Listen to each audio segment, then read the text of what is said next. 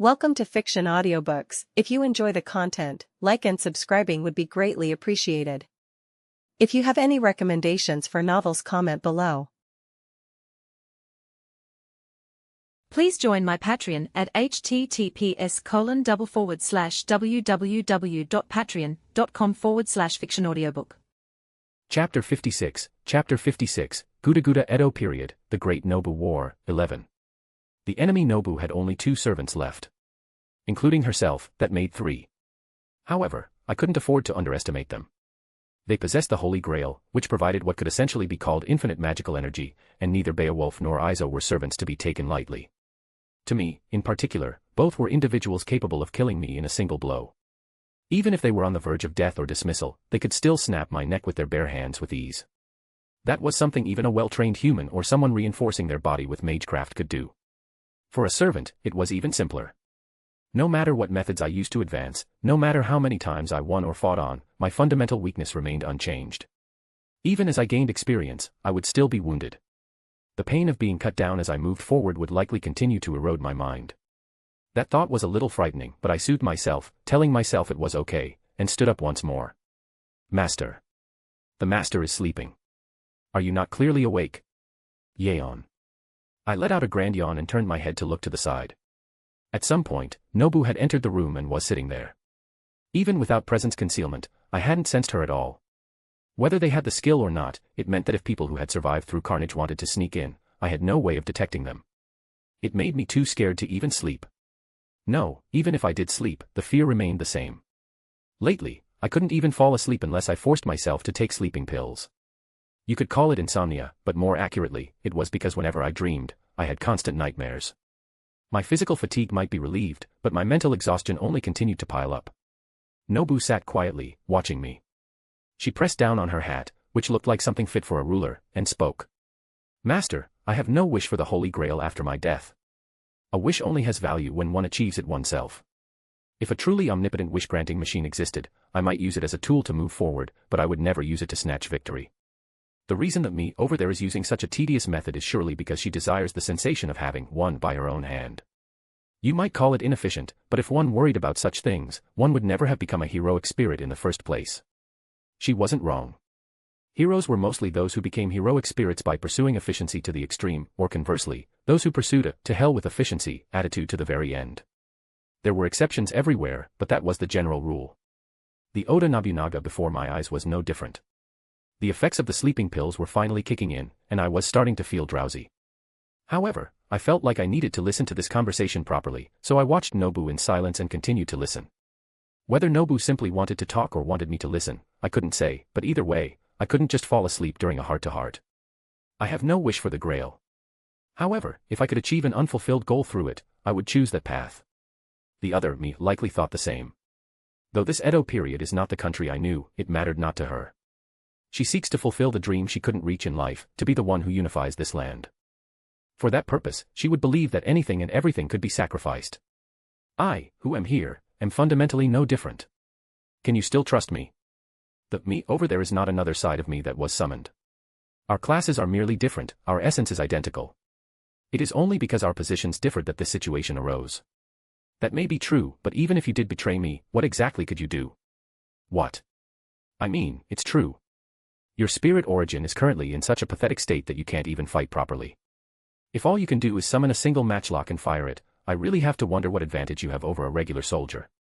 Besides, you didn't do anything during the consecutive battles against Assassin Okita and Berserker Hijikata Toshizo. You've just been coasting along, eating popcorn in the back, so I don't know why you're being so long-winded about this. If Marie, Kyoheim, Okita, or Kentoki-san had said this, I would have listened and thought about it seriously, but who even are you? Sigh, fine. You're not wrong. Nobu, who had looked incredibly indignant for a moment, quickly conceded. In this regard, she was surprisingly cool for someone of such high status. If I had dared to say something like this to someone like the King of Heroes, his Gate of Babylon would have turned my body into Swiss cheese by now. Though if it were his Wise King era, I might have kept my life. Master, listen well. What I am trying to say is that because you know your own weakness, you trust your servant allies. That is an indispensable element for a good master-servant relationship. However, if you continue to do so while ignoring the distorted negativity in your heart, you will eventually lower the value of your own life. I fell silent at those words. Far from worrying about what to say, I didn't even know what the problem was, so I couldn't answer. Nobu had likely been watching me during the battles, perhaps from the moment we first met. She had been watching me, perceiving me, recognizing me, and looking into my inner thoughts. Even while all sorts of emotions swirled chaotically inside me in extreme situations, Nobu saw me. She brushed aside the whirlpool of emotions as if they were meaningless and looked at the me hidden inside with those eyes. If you walk the path of Azura, that wouldn't be so bad. The road ahead of you is a harsh one that no human could possibly endure. I cannot even judge if it should be called a path, and even if a genius with several super prefixes attached were to take your place, unexpected events would constantly erupt, making it impossible to call it an easy road. Therefore, if you choose to take the path of Azura, I will not stop you. Nobu's red eyes, visible between her hat and hair, seemed a little kind. However, if you are walking it without realizing it, you should stop now. If you wish to remain human even after all this is over, you should turn back. Trust is surely a dependable ally that supports your back, but if that trust is betrayed, that ally will instantly turn into an enemy and break your legs to bring you down. Humans are not defined as good or bad from birth until death. A good person suddenly becomes bad, and a bad person becomes good. The emotions of the moment, the memories of the past, the reason called efficiency, various circumstances cause a shock in the mind and force a choice. Are you worried about me? Ha ha ha. You are the master of this Oda Nobunaga, after all. Even if our bond is only for this place, if the one who had me as a servant met a pathetic end, the name of Oda Nobunaga would fall to the ground. Choose your path well. Do not place blind faith in either trust or suspicion. Even if the tragedy caused by suspicion hurts your heart more than the tragedy caused by trust, you must do so. If you still wish to call yourself human, that is. If my heart becomes a monster, will I become stronger? In terms of not choosing means or methods, perhaps. But it won't make you suddenly stronger or more proficient in magecraft. It will only mean that the tiny bit of admiration and consideration you have for your servants will vanish, and you will turn into a true deviant. If you perform a bond summoning, wouldn't someone of the chaotic evil alignment surely appear? Someone who is always watching your back. That's scary. I understood to some extent. As Nobu said, I trusted my servants to a merciless degree. But it wasn't because I wasn't afraid. Marie, Kyoheim, and even Okita, though she was a different person then, had all threatened me before. 2 of them had actually killed me. Even if I tried to laugh it off, keep the conversation light, tell myself it couldn't be helped, or show my fear honestly to move past it smoothly, the cracks etched into my heart were not easily repaired. It wasn't that I decided to trust them, it was that I believed I had no choice but to trust them, a belief bordering on an obsession. If that belief were betrayed, could I protect the heart I was shielding with that obsession? Nobu was accurately piercing through and speaking of the feelings I hadn't even fully realized myself. A hero was indeed a hero. Nobu, what should I do? Ordinary as I am, I need a pillar. A pillar I can lean on when I feel like I'm going crazy. If I were to add one more thing, your current state is by no means bad. Do not label it as evil, do not deny it as a heart that must be eliminated, and do not force yourself to do something that doesn't suit you just because you were influenced by my words. I am saying this so that you can look back and recognize yourself. Always keep both trust and suspicion in your heart. Even if they are on the same side, even if they are servants belonging to the same organization called Chaldea. Heroic spirits are basically shadows of the human order and should be your allies, but, naturally, that might not be the case. There are those who prioritize their own goals over something like the human order. Look, am I not the same? Are you saying that about yourself? As I said, I am only on this side because of the situation. If the situation were different and I were summoned here with the Holy Grail before my eyes, I likely would have made the same choice. Nobu chuckled and stood up. This is the answer to your earlier question, though it's a bit awkward to say after all this. You just need to know it for yourself. And always agonize, suffer, worry, and think until you don't even know why you're doing this. Run while carrying all the things that would be easier to drop if you took the path of Azura. Choose the difficult path over the easy one. Choose the strategy even if it's inefficient. If you pile those choices up, before you know it, your humanity will become fixed, and you will gain a saint-like solidity that will never change. It would have been cooler if you said that while being helpful in battle. Ha ha ha ha. I have nothing to say to that. Right now, I'm practically just an empty shell. I could provide covering fire, but those 2 earlier were so fast it was hard to even aim. If I accidentally hit an ally, especially the master, wouldn't that be truly Guda? Thank you. At my thanks, Nobu turned back and looked at me lying down.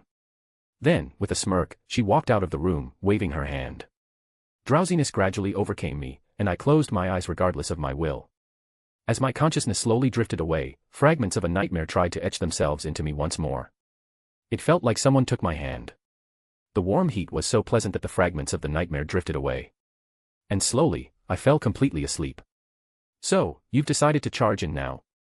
Yeah. I don't think anything else we do will matter, and dragging this out only puts us at a disadvantage.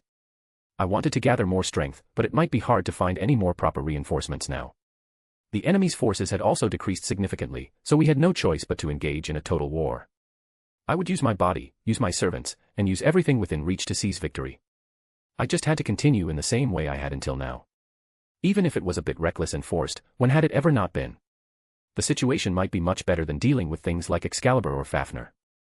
No, even if the era was different, Oda Nobunaga could be considered strong since she was summoned in Japan. In fact, even though it wasn't the past, not that much time had passed since Oda Nobunaga's death at this point, so wouldn't the fame boost be even greater than in the modern era? Then is our Nobu also receiving that boost? She's in that state even with a boost. How is she even still manifested? Wait a second, there's a servant reaction. I think it's a distorted one like before. King of Knights. Run. Wait, no. Let's try to win her over. If I just endure it, Excalibur will be on our side. She'll be invincible. Whoa, damn. Excalibur. That Excalibur. Excalibur, the sword of promised victory on our side.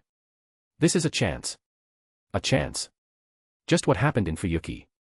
Okita said, looking at me as if she were fed up. Are you underestimating Excalibur? Right now, even if I had to choose between it and Enuma Elish, the star of creation that split heaven and earth, I'd pick Excalibur. The damage might be higher on the other one, but it's not like Excalibur, which made me feel primal fear. Anyway, let's go. If they're not an enemy, it would be great if we could somehow make them an ally. Even if it's a distorted spirit origin, if there's any goodness etched within, they might help me. I said we'd charge in, but I had no intention of throwing away a chance that appeared right before my eyes. With that thought, I headed toward the servant reaction and froze in place. Wahaha. That ear-piercing laugh, dripping with arrogance. As expected. To think that even after Toyotomi Gilgayoshi, owner of all these treasures, poured everything in, it still wouldn't appear. If it won't come out even after all this, I can't help but laugh. Indeed, there are things that are beautiful precisely because they cannot be obtained. However, beautiful things are still beautiful even when they are in one's hands. Arg, why on earth won't it appear? I did say Excalibur over EA, but what was that? I didn't mean it was better. I definitely didn't mean EA was weak. So, what I'm saying is... Ugh, I don't even know what I'm saying anymore. The one standing there was Gilgamesh. No, it was Toyotomi Gilgayoshi. Did you also fail your summons? Even with a broken skill like Golden Rule, the reason for your failure isn't because the original or was already summoned. If that were the case, all the Artorias might be holding out, saying, I'd rather die than be summoned by that guy. Gilgayoshi, who had a frustrated look on his face, went, and turned his gaze toward us. I am not a spectacle. Why are you so? Gilgayoshi spoke irritably as if he were about to attack, but then his eyes met mine. Why? The idea that EA is inferior to Excalibur is strictly my subjective opinion, and I never even said it out loud, okay. If you stare at me like that, I have no choice but to tremble like a leaf. Gilgayoshi's eyes widened for a moment, then he let out a ho, and approached me with a regained expression of composure. The servants were on guard, but Gilgayoshi didn't pay them any mind. Foolish things, do not bare your sharp fangs at an enemy you do not need to fight. Do not forget that there are those who feel unpleasantness from mere hostility. Like you, right in front of me. Ho, ho. I see. This is quite. I can't even bring myself to laugh. Gilgayoshi tapped my head, pulled my cheek, and pinched my mouth. What, seriously, what are you doing? I felt like I might die if I moved, so I stayed frozen and couldn't move. I wanted to swat his hand away and yell, what are you doing, but I felt like the hand I used would be cut off if I did. Whether it was a prosthetic or not, Gilgamesh's gate of Babylon would slice it like tofu. As I broke out in a cold sweat and turned pale, Gilgayoshi spoke with the laughter gone from his face. Mongrel, normally I might be in a position to mock you. If all your hardships and adversities had a proper end, I could simply watch and laugh at you, whether you be a hero or a clown. But I cannot even do that. Your choices certainly have meaning, but no one knows if they will be choices that have meaning for you. Yes, your life has been taken many times, and it will continue to be taken. Is it clairvoyance? Could he actually detect my regressions? Or did he read my memories just by meeting my eyes? I wasn't sure, but Gilgayoshi had recognized my regression. This was the first time I had met someone who recognized it. But I didn't particularly want to pull him to our side.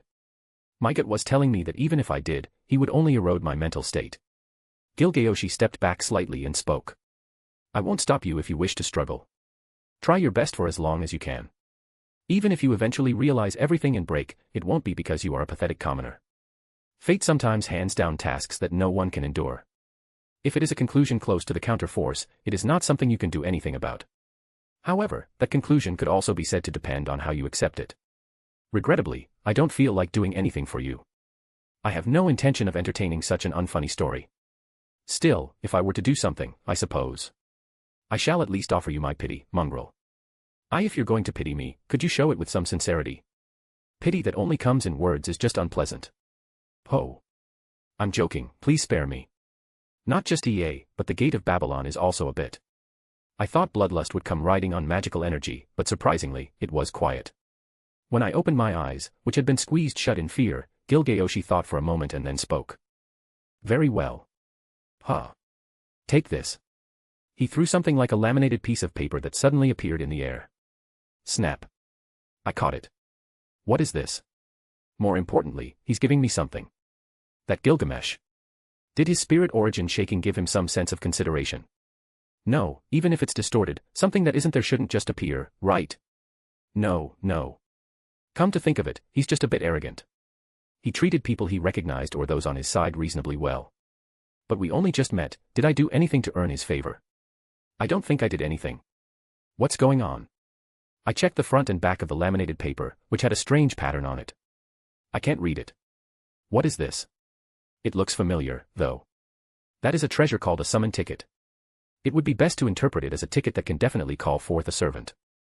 Thank you so much. You are the true hero among heroes, the king of heroes. Fwahaha. Truly an attitude faithful to one's desires. But choose where to use it well, that summon ticket will react to your heart.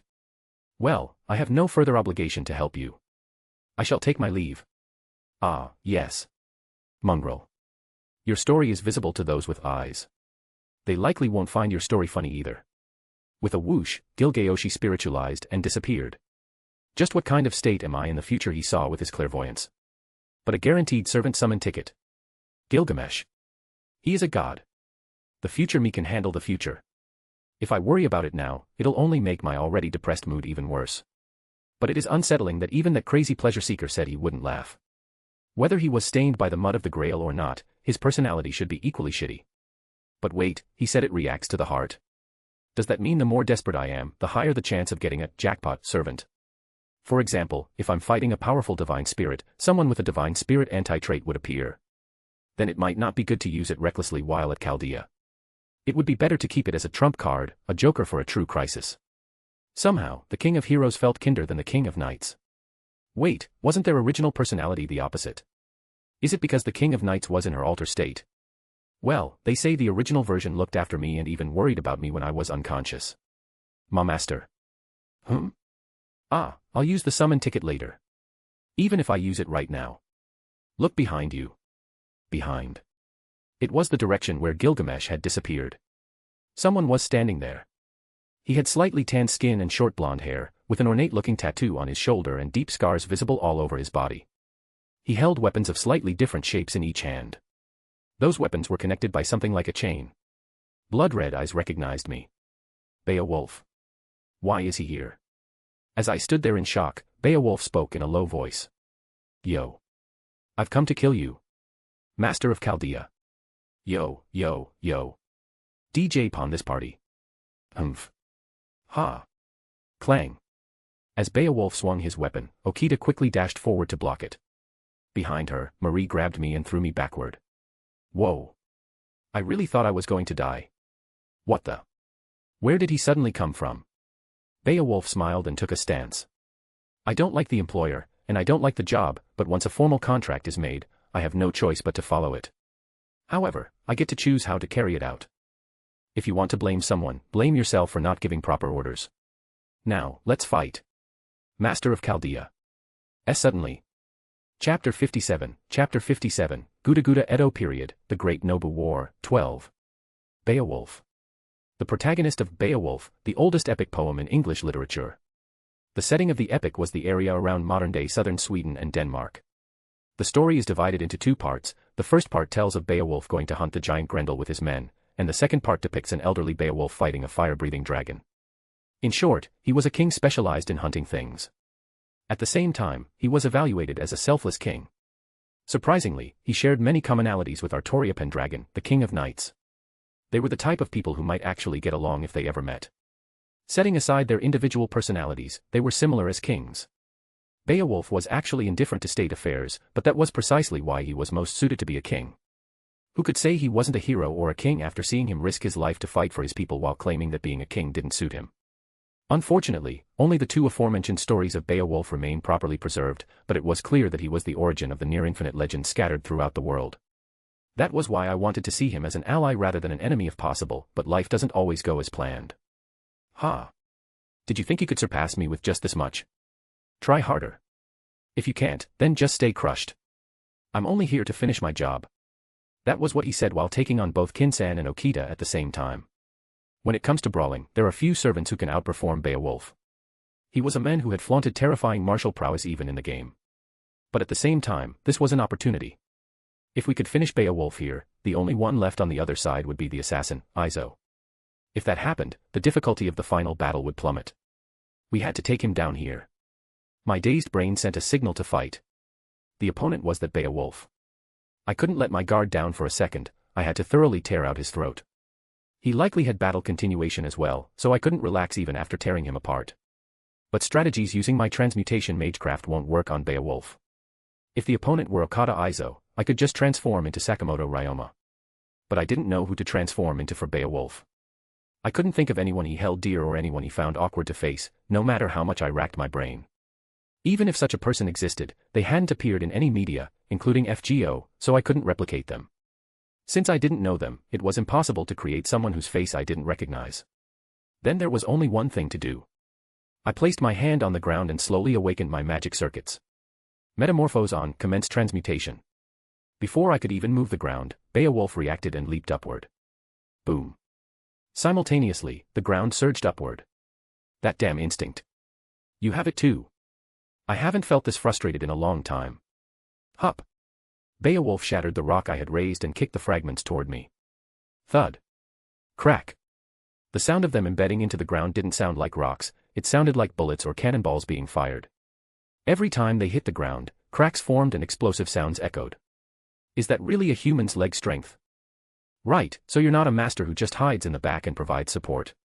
Fine. Let's fight. Not so fast.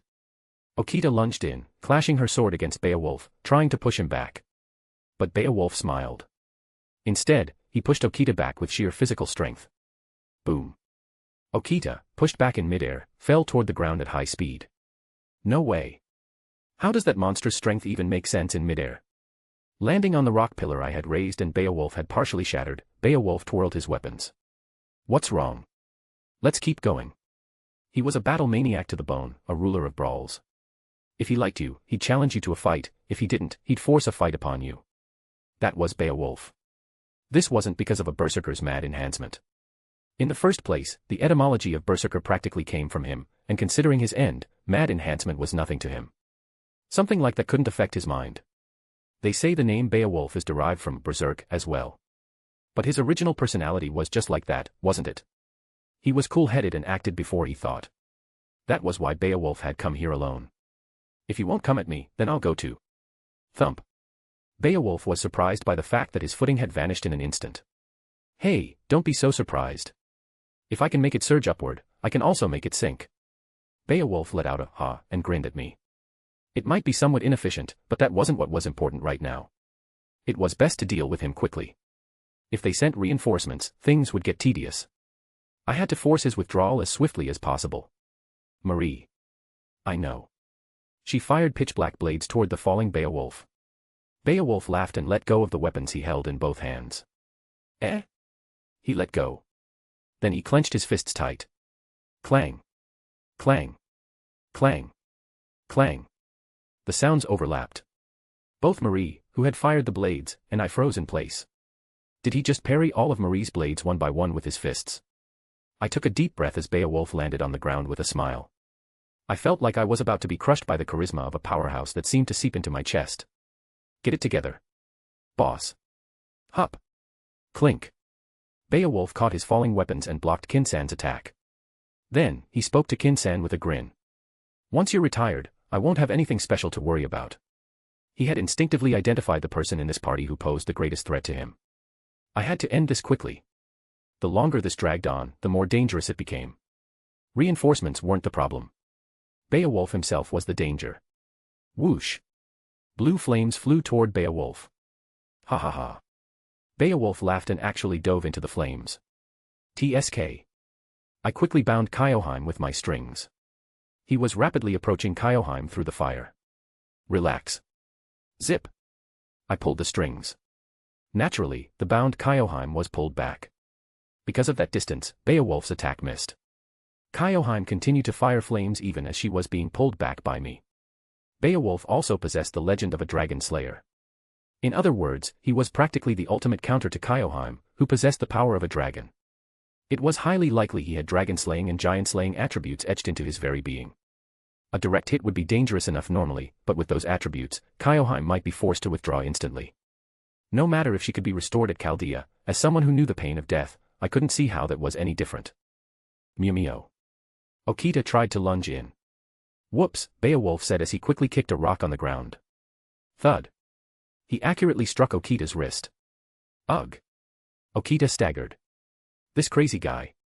He's truly insane. Even if his stats were reinforced by the Holy Grail, this is too much. Just how many people is he fighting by himself? Agitation. Is there any way to agitate him? If only I could create that dragon he caught. Damn it, no methods were coming to mind. Away. Right, that's it. Let's see you handle this. Selfless king. I'm not too fond of being called that. But fine. I, Beowulf, shall see what you can do with that body. I threw a bomb from my inner pocket. SSSSS. Simultaneously, thick black smoke covered the area. Beowulf probably thought it was pathetic. But I didn't care. I would win pathetically with a pathetic plan. It didn't matter. If a flashy plan was needed, I'd use a flashy one. If a pathetic one was needed, I'd use that. If necessary, I wouldn't hesitate to use gentle plans or cruel ones. I don't have many choices. I will do whatever it takes. Even if it meant insulting someone's heart and body, if it was necessary for me to move forward, I would simply do it. While carrying that karma and guilt in my heart. Here I come, Mr. Hero. Beowulf breathed slowly. Even inside the smoke, Beowulf was a natural-born warrior, and his experience was higher than anyone else's. There was a saying to be careful when meeting an old person in a battlefield or hell. Because that old person shouldn't be called a dying hag or geezer, but a survivor who had lived perfectly fine until that age. In such an era, Beowulf had survived until he was old.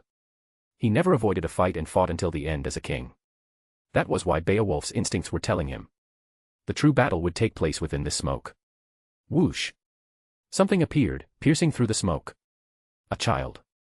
A small brat-like figure had appeared. He was momentarily surprised, but he couldn't feel any life force from the child. It was simply flying, it wasn't moving. TSK. He clicked his tongue and smashed the doll. Did they think Beowulf would hesitate for a moment if it were a child? He might have hesitated if it were a truly unrelated child, but he wasn't soft enough to be fooled by a mere doll. And according to Beowulf's instincts, the master wasn't low enough to throw a truly unrelated child. He could sense an inexplicable goodness.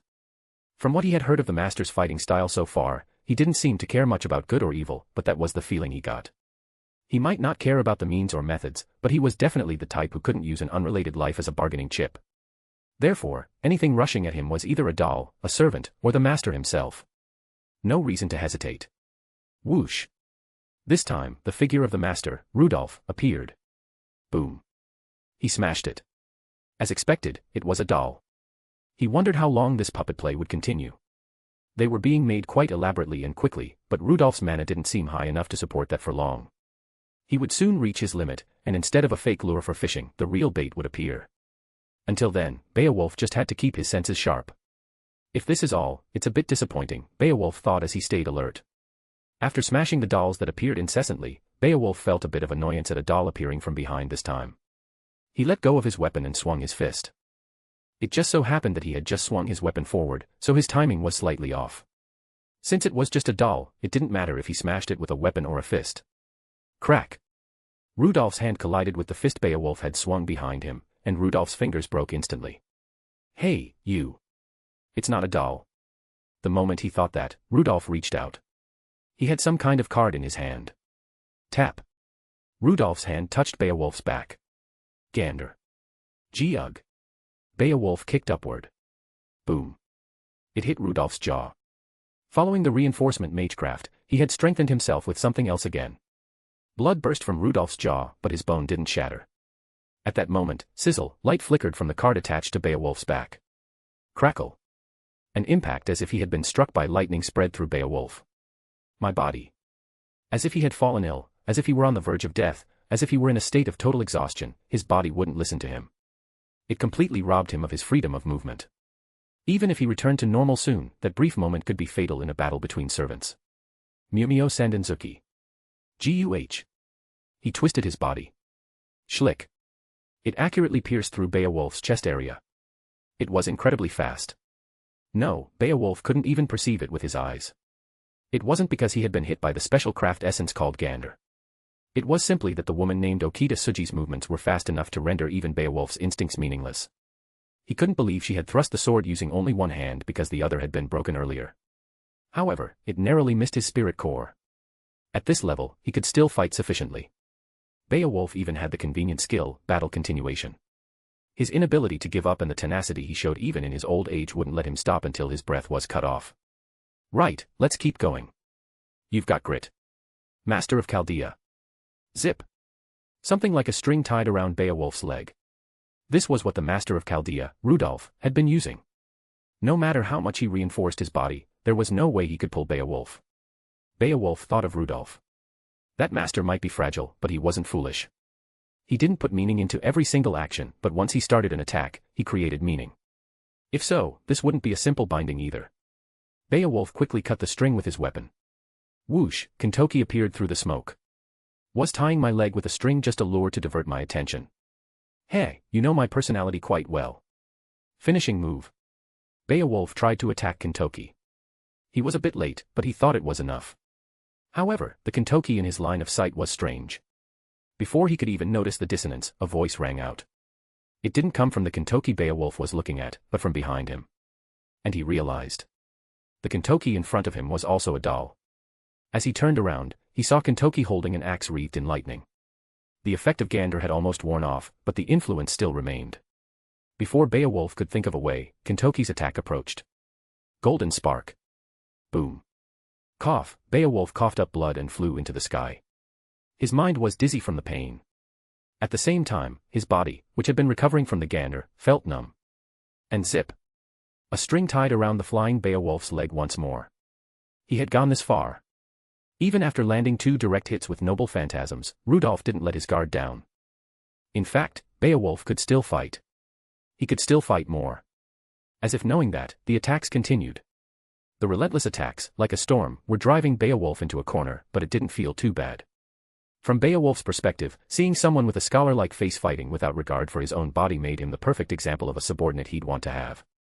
Listen up. It's my arm. My arm. Gently. But pull firmly. That's an unreasonable request. If it breaks, I, Kyoheim, shall nurse you back to health. Do I have to pull too? Let's go. Deciding that Rudolph's strength alone wasn't enough, the servants weak in close combat all grabbed Rudolph's arm and pulled down hard. Whoosh. No matter how weak their strength was, a servant was still a servant. Beowulf rapidly approached the ground.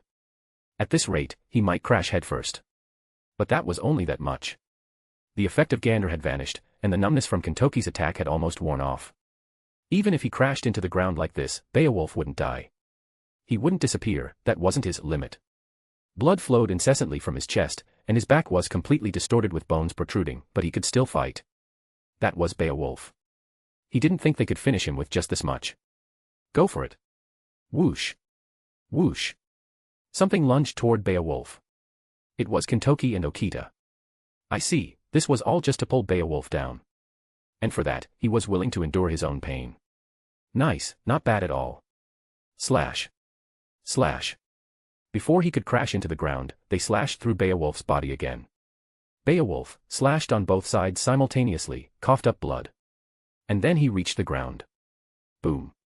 Beowulf, who fell headfirst onto the ground, didn't move and lay sprawled out according to gravity. Beowulf pondered for a moment and then laughed. Then, particles of light appeared around him, and Beowulf began to fade. As he stared blankly at the sky, Rudolf appeared. Yo, you did pretty well. I'll take the loss this time. You can boast about defeating me. No. I dealt 0 damage, you know. It was the servants who did it, so tell them. More importantly, you could have fought more, couldn't you? Oh, you noticed. In fact, Beowulf could have fought more. But the reason Beowulf had challenged them was that although he had to follow orders since he had a formal contract, he wanted to defy the side he didn't like. So, Beowulf had decided to move within the bounds of not violating the rules in his own way. First, he rejected the stat reinforcement from the Holy Grail and intentionally attacked Chaldea alone. First of all, he wanted to see the men called the Master of Chaldea. He was curious what kind of face a man who had come this far with a normal human body, albeit with the help of servants, would have. He had expected the cruel face of a magus or the face of a killer who had roamed battlefields, but the one who appeared before him was a man as green as an unripe apple. The fact that he could still have such a face after walking through hell left a rather good impression on Beowulf. So, curious about how far that master, Rudolf, could go, he had challenged them. If Beowulf withdrew here, that was fine, and if Rudolf lost, that was just how far he went, so that wasn't bad either. Beowulf had thought Rudolf was just a pillar for transmitting mana, but what about the Rudolf he saw while fighting? Like someone standing on a battlefield, he participated in the fight just like the servants, without sparing his own body. He was there as an equal. As a result, his whole body was a mess, but those wounds were as good as honorable ones. That was why Beowulf could have fought more, but since it was obvious he would withdraw once the fight was over anyway, he just decided to withdraw now. Struggling any more would be a futile effort that wouldn't even break even, and if it was something he didn't like, it was best to end it quickly. It turned out that he had used Chaldea for that purpose, and that wasn't entirely wrong. In fact, if they were the type to lose against him alone, they would have died a long time ago. He got to fight, he ended his contract fairly, and he got to see the Master of Chaldea, Rudolf. It was killing 3 birds with 1 stone. Ah, what was it? Sorry about the fingers. But you've got grit, don't you? I guess you're different from those masters who just give mana from the back. Such a fragile master couldn't survive in a harsh singularity. More importantly, what are you going to do? Look at my fingers. They're bent in a direction they shouldn't be. Once the adrenaline wears off, I'm probably going to cry from the intense pain. He suddenly changed like a different person. If he had the impression of being calm, cool-headed, and moving according to the situation during the battle, he looked to be in bad shape in many ways now. Turning pale, he was in agony, looking at his hand with a face that seemed ready to cry at any moment. This is that. There were people like this in my previous life too. Usually, they seem like truly useless humans, but for some reason, when they fall into a crisis, their brains work fast and their actions become brisk. And once it becomes peaceful again, they become useless humans. Clearly, the man named Rudolf Hawkeye was that type of man. That being said, even if Rudolf didn't notice, Beowulf felt a bit bothered by the fact that he had used Rudolf, so he said, "Fine, then let's do this. If we ever meet again, I'll help you unconditionally. How's that? Will that you I meet then have these memories?" Haha. Don't just laugh it off. Right, right. Then tell them I said this. Then the other side will react. Ah, if I'm to be summoned, I'd like a master like you. Then definitely come next time. To our Chaldea. Our Chaldea always welcomes you. Hey, you're going to be on the same side as the guy who broke your fingers, and even welcome him to your hideout. Over there, I have someone who hit me in the back of the head, someone who tried to burn me, and someone who put a hole in my chest. Well, that's quite an incredible combination, haha, I'm looking forward to it. Beowulf smiled and withdrew from the spot. A demonic beast. No, it's fine. After roughly treating my fingers and coming out, there was a large dog-like demonic beast. It's not an insult, it really looked like a dog. Wait, does that still sound like an insult? It looks like a puppy. No, that's a bit, it's too big to be called a puppy. Right, let's go with wolf. It was a wolf-like demonic beast. It was a demonic beast that looked like all of us here could fit on its back. Kinsan was stroking it, saying, there. Come to think of it, Kinsan had a skill called animal dialogue. So it works even with demonic beasts. I found it while patrolling the area. It followed me surprisingly well. Boss, let's have this guy fight with us. I'm sure it'll be helpful. Right, it's quite big, it won't bite, right? I told it you're my boss, so it should be fine. As I cautiously placed my hand on it, the demonic beast stayed still. Phew, I suddenly imagined a scene from a third-rate gag manga where it would open its mouth or something. Fortunately, it seemed to properly recognize me as an ally. I answered Kinsan's question about how my fingers were. I've fixed them in place for now. Whatever, if it only cost me 2 broken fingers to take down that Beowulf, it's a bargain. Good, let's move on. Let's go attack that Nobu right away. Wait. The director suddenly spoke to me. For some reason, I had a bad feeling. I don't think you should just go. There's a massive number of troops stationed around the castle. North, south, east, and west, it's practically an iron wall in the name of a castle. They've set it up so that even if you break through using soldiers, you'll definitely be spotted. Depending on the case, there might be traps on the way. It looks dangerous. TSK, did we give them too much time? But even so, we couldn't just not go. If we gave them more time, it would only become more disadvantageous for us. But if we just went, we'd 100% be caught. If we got caught by the enemy from outside the castle and ended up in a chase, our stamina wouldn't hold out. Correction, my stamina wouldn't hold out. It was also a problem for the servants to run while carrying me. If an assassin, especially Izo, who likely had presence concealment, came in the meantime, one of us would be retired without a sound. Our forces were already precious, every single one of them. I couldn't let anyone be used as a sacrificial pawn so pointlessly. Ah, there is a way. Just in case, I asked our Nobu-san if she had a method. And she told me a golden way. The preparations are already finished, so let's go, boss. Ah. Really? What is it? Wow, as expected of a heroic spirit. Nobu has a plan for everything. But what is it? How do they plan to get in without being caught when enemies are everywhere? Or can we warp directly to the center of the castle? That would actually be best. If most of the soldiers are outside, that method would be the best. As I followed Kinsan, there was a strange catapult that looked like it had been made in a hurry. It was incredibly huge. A catapult. Why a catapult? And it's incredibly huge. They actually made this while I was getting my fingers fixed. That's kind of amazing. More importantly, what is this? You've come, master. The area must be blocked by soldiers on all sides, right? That's what I would do. So I listened to Kentoki over there and thought about it with the others. And it led to an interesting idea. Hey, don't tell me. We're flying with this. You crazy bastards. I'm a human. Do you think I can handle that? Don't worry, you're the master of this Oda Nobunaga. You can handle it. Grit theory again. Now, boss. Before I could even react, I was put on the catapult along with the demonic beast. The other servants silently began to get on as well. Wait a minute, this isn't right. I don't want to. Don't do it. Stop. Ayarg. Are you crazy? There's no parachute. There's nothing. We're just going to fly with force and crash into the ground with force. Is this okay? Wait. The distance is far. Will it be okay? No matter how much you use various scientific forces, it's overweight. Let's think a bit more rationally. Everyone. For that, we can use Chaldea's mana as a booster. Ah, so that's why you wanted something like a mana booster. Ayarg. No way out. Master, they say if there's no way out, you should enjoy it. Enjoy it. You want me to enjoy this? I'm a bit afraid of heights. No, I didn't have it before, but I'll say I have it from now on. This isn't right. I'm scared. I'm scared. Damn it. I have to think of another way, a way to persuade everyone. Somehow, this method is primitive no matter how I think about it. Is there a better way? The best way to get through those soldiers. Damn it, my brain is admitting that this method is the best. My brain, try harder. I have to persuade them, but what am I supposed to do if I'm being persuaded the more I think about it? No good, my crappy brain can't think of another way. Boss, recklessness is the greatest characteristic of a hero. And they're called heroes because they make that recklessness succeed. Trust in the golden spirit of those heroes. Kinsan, right. You're right. Everyone is saying they'll do it, so I can't be the only one trembling. Wait. Why are you guys trembling? No, well, it's the first time for Okita-san. This is it, right? Those rides at the amusement parks in the modern era.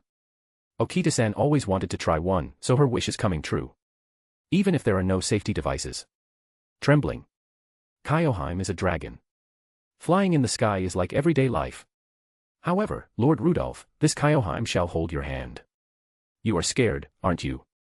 You have a face that looks like you're about to cough up blood right now, you know. This girl, she was accurately not lying, and using that to bluff her way through. Damn it, if it's come to this, then whatever. I just grabbed Kyoheim's hand. When Kyoheim looked at me with a slightly surprised face, I let out a sigh. Being afraid of something is natural, and I knew very well how reassuring it was to have someone by your side at that time. Well, after all is said and done, I receive a lot of help from them normally, so I could at least hold her hand. Okita was also fidgeting beside me, so I held out my other hand. Don't squeeze too hard, 2 of my fingers are broken. Marie, let me ask you one thing. Master doesn't have 3 hands, so you don't have to hold mine and I'm fine with flying in the sky. Yeah, you seem like you'd be fine. That makes me feel strange in its own way, so, why? That reality marble, can it be activated without taking damage? If not, the reason for pulling in everyone, not just the person who caused the damage, when the reality marble was deployed wouldn't hold up. Moreover, the condition of being attacked by an enemy was surprisingly easy to satisfy, so once attacked by an enemy, anyone pulled into the reality marble would become the target of the noble phantasm, whether they were the one who caused the damage or not. In other words, being damaged was just the activation condition for the guillotine inside the noble phantasm, not the condition for creating the reality marble. If so, it should be possible. It is possible, but... Then I have something to ask of you. When I whispered to Marie, she went, and then nodded as if she understood. Ayarg, I'm really terrified. Now. Then let's go golden. The target is the other Oda Nobunaga. We will win golden in this battle. Right. Boss. Why are you talking to me? My voice is trembling so much I don't think it'll come out properly. If I faint while flying, you're on your own. Why am I such a coward? You guys are the ones who chose this master. Deal with it yourselves with grit and determination. I wanted to scream that I didn't know anything about this, but I couldn't just show a pathetic side after coming this far. Fine, let's go. Piercing through the wall of disadvantage, we shall be victorious. Kyoheim. Yes. Whoosh. Kyoheim burned the rope holding the back of the catapult. I'd rather just faint. Slowly, Oda Nobunaga opened her eyes again. The numerous soldiers beyond the castle walls were checking everything around them.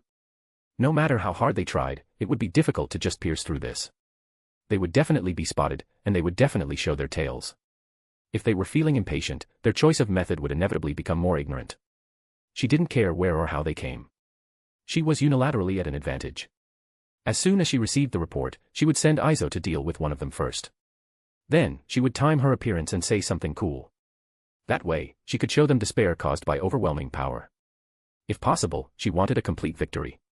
It was a complete victory only if she defeated Chaldea after making them despair. If that happened, there would be no more enemies of Oda in this country, in this world. Assassin, be ready to head out at any time. Assassin. Don't get it wrong, my class is Manslayer. No, I don't know such a class. Whatever. As long as we're in a master-servant relationship, you'll have to stick with me until the end. I'm not interested in master-servant relationships, but I won't forgive being deceived or used.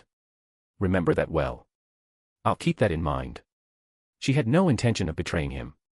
But she did have intentions of using him. She didn't plan to unilaterally discard him like a used tool, but if his work was unsatisfactory, she planned to treat him accordingly. No, in this case, it might be better to see it as handling rather than treatment. However, since everyone else was gone and only Aizo remained, she didn't want to do such a thing if possible. Ruling alone with elegance was fine, but she wanted at least one person by her side to see this. If he despaired and capture was possible, she wanted the master of Chaldea to see that sight as well. Now. Where will you come from? Come if you dare. The soldier's nerves are sharpened by the Holy Grail. You don't have the assassin's presence concealment. Even if you did, it's impossible to put that many people into the skill range of presence concealment at once. You will definitely be spotted. Where will you come from? The signal of that discovery is the beginning of our settlement. Come, Chaldea. Wherever you are, this Oda Nobunaga will accept. Boom. As she was laughing loudly, something suddenly fell from the sky onto the ground inside the castle. Making a loud noise as if a meteor had fallen, a thick cloud of dust rose up. What is it? What fell? As she stared blankly at the spot, the swirling dust thinned, and a figure appeared. What? A wolf-like demonic beast, and standing on top of it with his arms crossed was the master of Chaldea. The sight of him standing in the middle of enemy territory without trembling was enough to make one mistake it for him being frozen in fear. He stood bravely. Behind such a master was a large man. Not only that, but other servants were also visible. First, the blonde giant, Sakata Kintoki, twirled his weapon and shouted loudly and cheerfully. Now. Let's go cheerfully and goldenly. Boss. Golden. No, it's not golden time right now. It's super golden time. Marie. The time has come. Come forth, using my fresh blood as a sacrifice. Whoosh, around Marie, the surrounding world began to be encroached upon. Blood Crystal Palace, eternal hatred made of blood. It completely swallowed the area around the castle and enveloped the surroundings. Oda, standing still, stared at them with a dazed face. They had suddenly appeared from the sky and created a reality marble. With this, the soldiers guarding outside couldn't enter. Except for Oda, Aizo, and the few soldiers remaining inside the castle, everyone else was blocked off. Oda let out a hollow laugh at the strategy that seemed well thought out yet ignorantly aggressive. Looking up at such an Oda, the master of Chaldea shouted. Now. You're going to disappear again before you can get this country in your hands. Oda Nobunaga.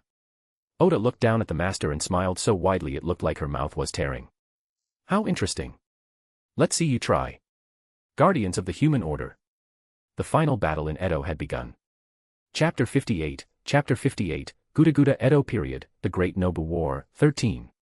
No, seriously, have some mercy. Right from the start, she began spraying bullets indiscriminately, attacking as if she had no intention of being considerate. What the? She's way too different from our Nobu. Our Nobu was the kind of girl who could barely manage to fire a single shot. Are you telling me this Nobu is literally in a different class? Even worse, the number of guns was increasing in real time. But that wasn't the most important thing right now. Oda Nobunaga alone was already a massive headache. I looked at the men rushing toward me through the chaos. Even with presence concealment, if you keep your eyes on them, the story changes. Presence concealment was, after all, just a type of recognition interference magecraft. Swish. My threads flew out and bound the legs of the assassin, Okada Aizo. I had to retire this guy first to leave Demon King Nobu alone. At this rate, our total annihilation was only a matter of time. What's this? A weakling master thinks he can take me on. Rip. He sliced through the threads and charged at me. The easiest way to introduce the man known as the Master of Heavenly Punishment, Okada Aizo, was as a Hitokiri, one of the four great manslayers of the Bakumatsu period, alongside Tanaka Shinbi, Nakamura Henjiro, and Kawakami Gensai. He was a killer who was cruel and thought nothing of taking a life. He was also a childhood friend of the famous Sakamoto Ryoma. However, their relationship completely fell apart due to Sakamoto Ryoma's betrayal, or so the lore goes, but seeing them bicker and get along in FGO, it might be closer to a love-hate relationship. Because there was both love and hatred, they were likely able to hold hands again, however awkwardly, in the unique situation of Chaldea. I'd have to be crazy to try and take you on. A weak master is just going to use a weak method to make you withdraw. How's that any different from taking me on? Fine then, I'll show you exactly what it means to be a Hitokiri. Whoosh, he lunged forward with incredible speed. But he was much slower than Okita. Not that I could actually do much about it, though. I pulled out a craft essence and materialized it. I drew a black key and threw it straight at him. WH. Aizo was startled. I was startled too. It was because the throw missed spectacularly and sailed through the empty air. In the middle of this great war where bullets were flying and servants were clashing, Aizo and I couldn't help but freeze for a moment. Even Aizo, the Hitokiri, the swordsman, the killer, tilted his head in confusion, not knowing what the hell just happened. Hey, you can think all you want, but you'll never figure it out. You definitely won't. You'll never know why I purposely threw a craft essence into the void as if wasting it. Because I just flat out missed. Wait, black keys are surprisingly uncomfortable to throw. I thought I could just chuck them by instinct. I wasn't a priest of the Holy Church, nor did I have any connections with those people, so I only knew the name and shape of the black keys. I had never actually used them. Naturally, since this was my first time using them in actual combat, it was difficult for me, even if they were designed for throwing. Aizo seemed to be trying to find some hidden meaning behind why I threw it in such a weird direction, but there was no meaning. Because it was just a scrub being a scrub. Ha! It wasn't the plan, but if I managed to distract him, I'd take advantage of it. Zip! Zip! Zip! Highly adhesive oil threads immediately bound Aizo's feet. Then, I pulled. Thud. His legs were forced together, and Aizo began to fall forward. TSK, Aizo broke the threads with brute force and stabbed his sword into the ground to stabilize himself as he was falling. Then, he spun around and lunged at me again. Cheap tricks won't save ye. Now, stay still and it won't hurt, wah. Aizo stumbled as the ground beneath him suddenly gave way. Sorry, but unlike you, I don't have the luxury of enjoying a fight. Our obsession with victory is on a different level. Even if I have a power that doesn't allow for failure, failing doesn't feel good. And I hate dying even more. Therefore, I can't lose here, and I can't let it end. Tisk. Aizo clicked his tongue again and kicked off the ground, charging at me. He rushed forward while minimizing the surface area touching the ground. From now on, I'm going to mess with Aizo's heart. I apologize in advance. I remembered the words Nobu said to me last night. Am I still human? Do I still fear death? Do I properly feel the stinging pain in my heart whenever I do something like this? If the answer to all of that is yes, then I can still call myself human. Even if karma piles up, the moment I give it form, I'm as good as finished. Thump. At the same moment I placed my hand on the ground, Aizo reached me. I don't know what you're trying to do, but it's too late. Now, Ryoma's sword stopped in midair. The figure I had summoned in front of me was Sakamoto Ryoma, Okada Aizo's close friend. He seemed momentarily bewildered by that sudden face. But he must already know about my puppet ability from transmutation magecraft. Even if he didn't, he was a heroic spirit who had crossed through countless battlefields, he would quickly realize it was a fake.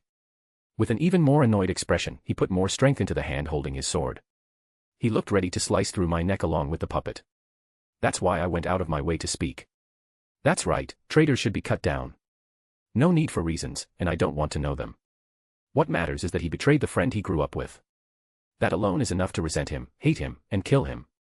That's what being a Hitokiri is, right? Mr. Aizo. Why, ye crazy bastard? Why are you getting mad? This person is the object of your hatred. He abandoned you, his friend. He betrayed you. So why are you making that face? It's a face that's even easier to cut. Shouldn't you be cutting it down with a laugh? You're putting the name of Hitokiri to shame. He was reacting. His eyes were bloodshot, and his anger was rising. Wow. I can hear the sound of karma piling up inside me.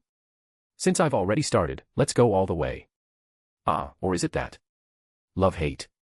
I understand. Even if he's a traitor from your perspective, he's still the friend you've been with since childhood. Amazing. Truly amazing. You're quite the man.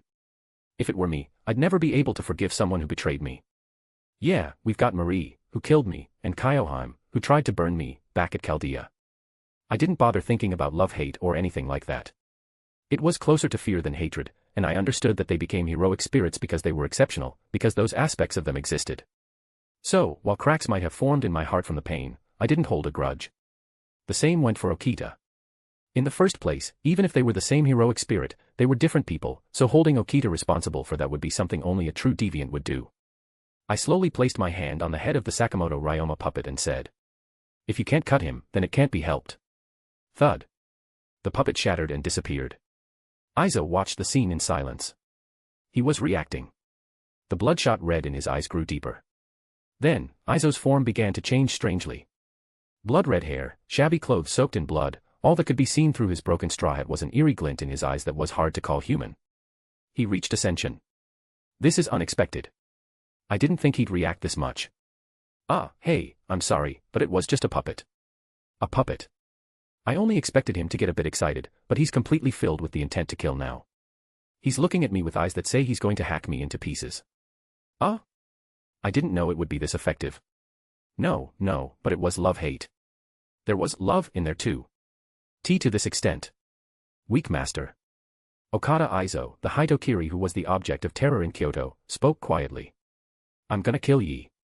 Swish. I grabbed the guillotine created by Marie's noble phantasm behind me. As I quickly retreated, Aizo lunged forward to match my movement.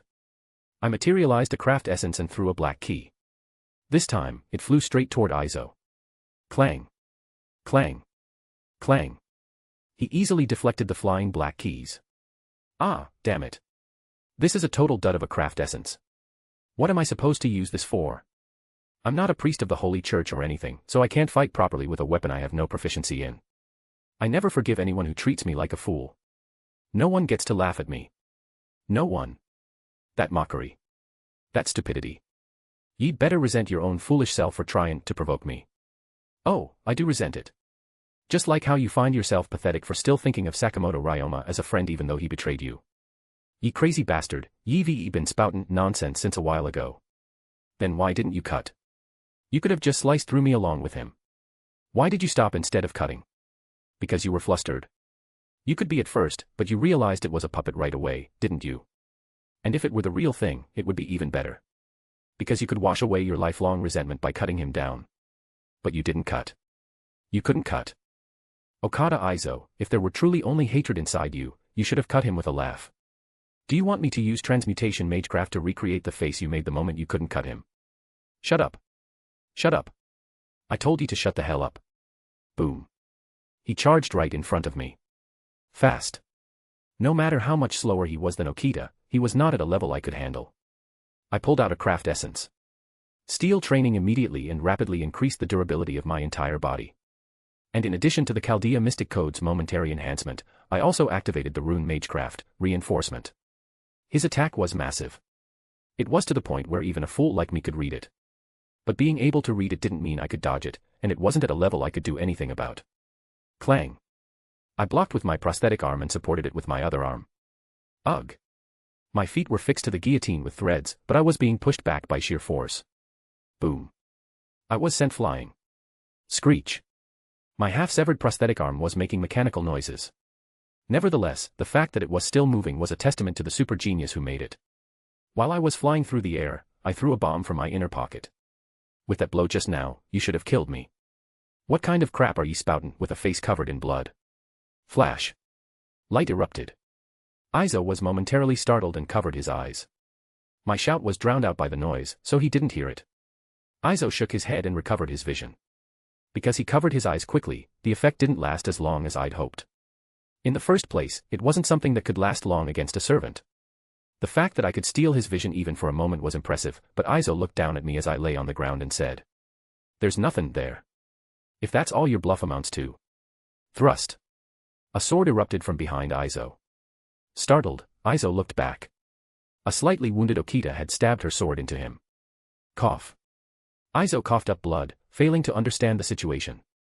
He seemed to be wondering why Okita, who should have been raiding Demon King Nobu, was here. I kindly showed him the back of my hand so he could see. He saw my command spell, with one stroke missing. My voice hadn't reached Aizo's ears because of the noise from the flashbang. The command I gave with the command spell was very simple. Okita, strike Aizo. Feeling the power of that command spell, Okita had immediately rushed here. No matter how far away she was, Okita would reach. I knew that because I'd been on the receiving end. That Mumio Sandanzuki doesn't care about distance. As long as she can see you, you're a target. And he didn't even perceive it. He had to be stabbed first. He had to be stabbed before he could think. I knew that because I'd been on the receiving end. That's a technique that truly defies physics. There's a reason Okita calls it a secret sword. It's a cheat, a total cheat skill. Ugh. Thinking about it again makes my stomach churn. Aizo stumbled and fell off the guillotine. Good, now I just have to do something about Demon King Nobu. Ah, damn it. My ribs are broken. Even after layering on craft essences, magecraft, and runes, this happens. Master. At this rate. Ma master. Ha. Hiya. Aizo lunged at me again. He charged at me while scattering particles of light. Even if Okita was faster, Aizo was still a high-speed assassin. Slash. The side of my neck was grazed. The bleeding. Thump. I used a mana boost to kick his abdomen with my prosthetic leg and retreated as if being pushed back. But only a tiny bit, Aizo lunged at me once more. Flicker. A puppet rose up. If he had cut me along with that puppet, Aizo would have won. He would have killed me.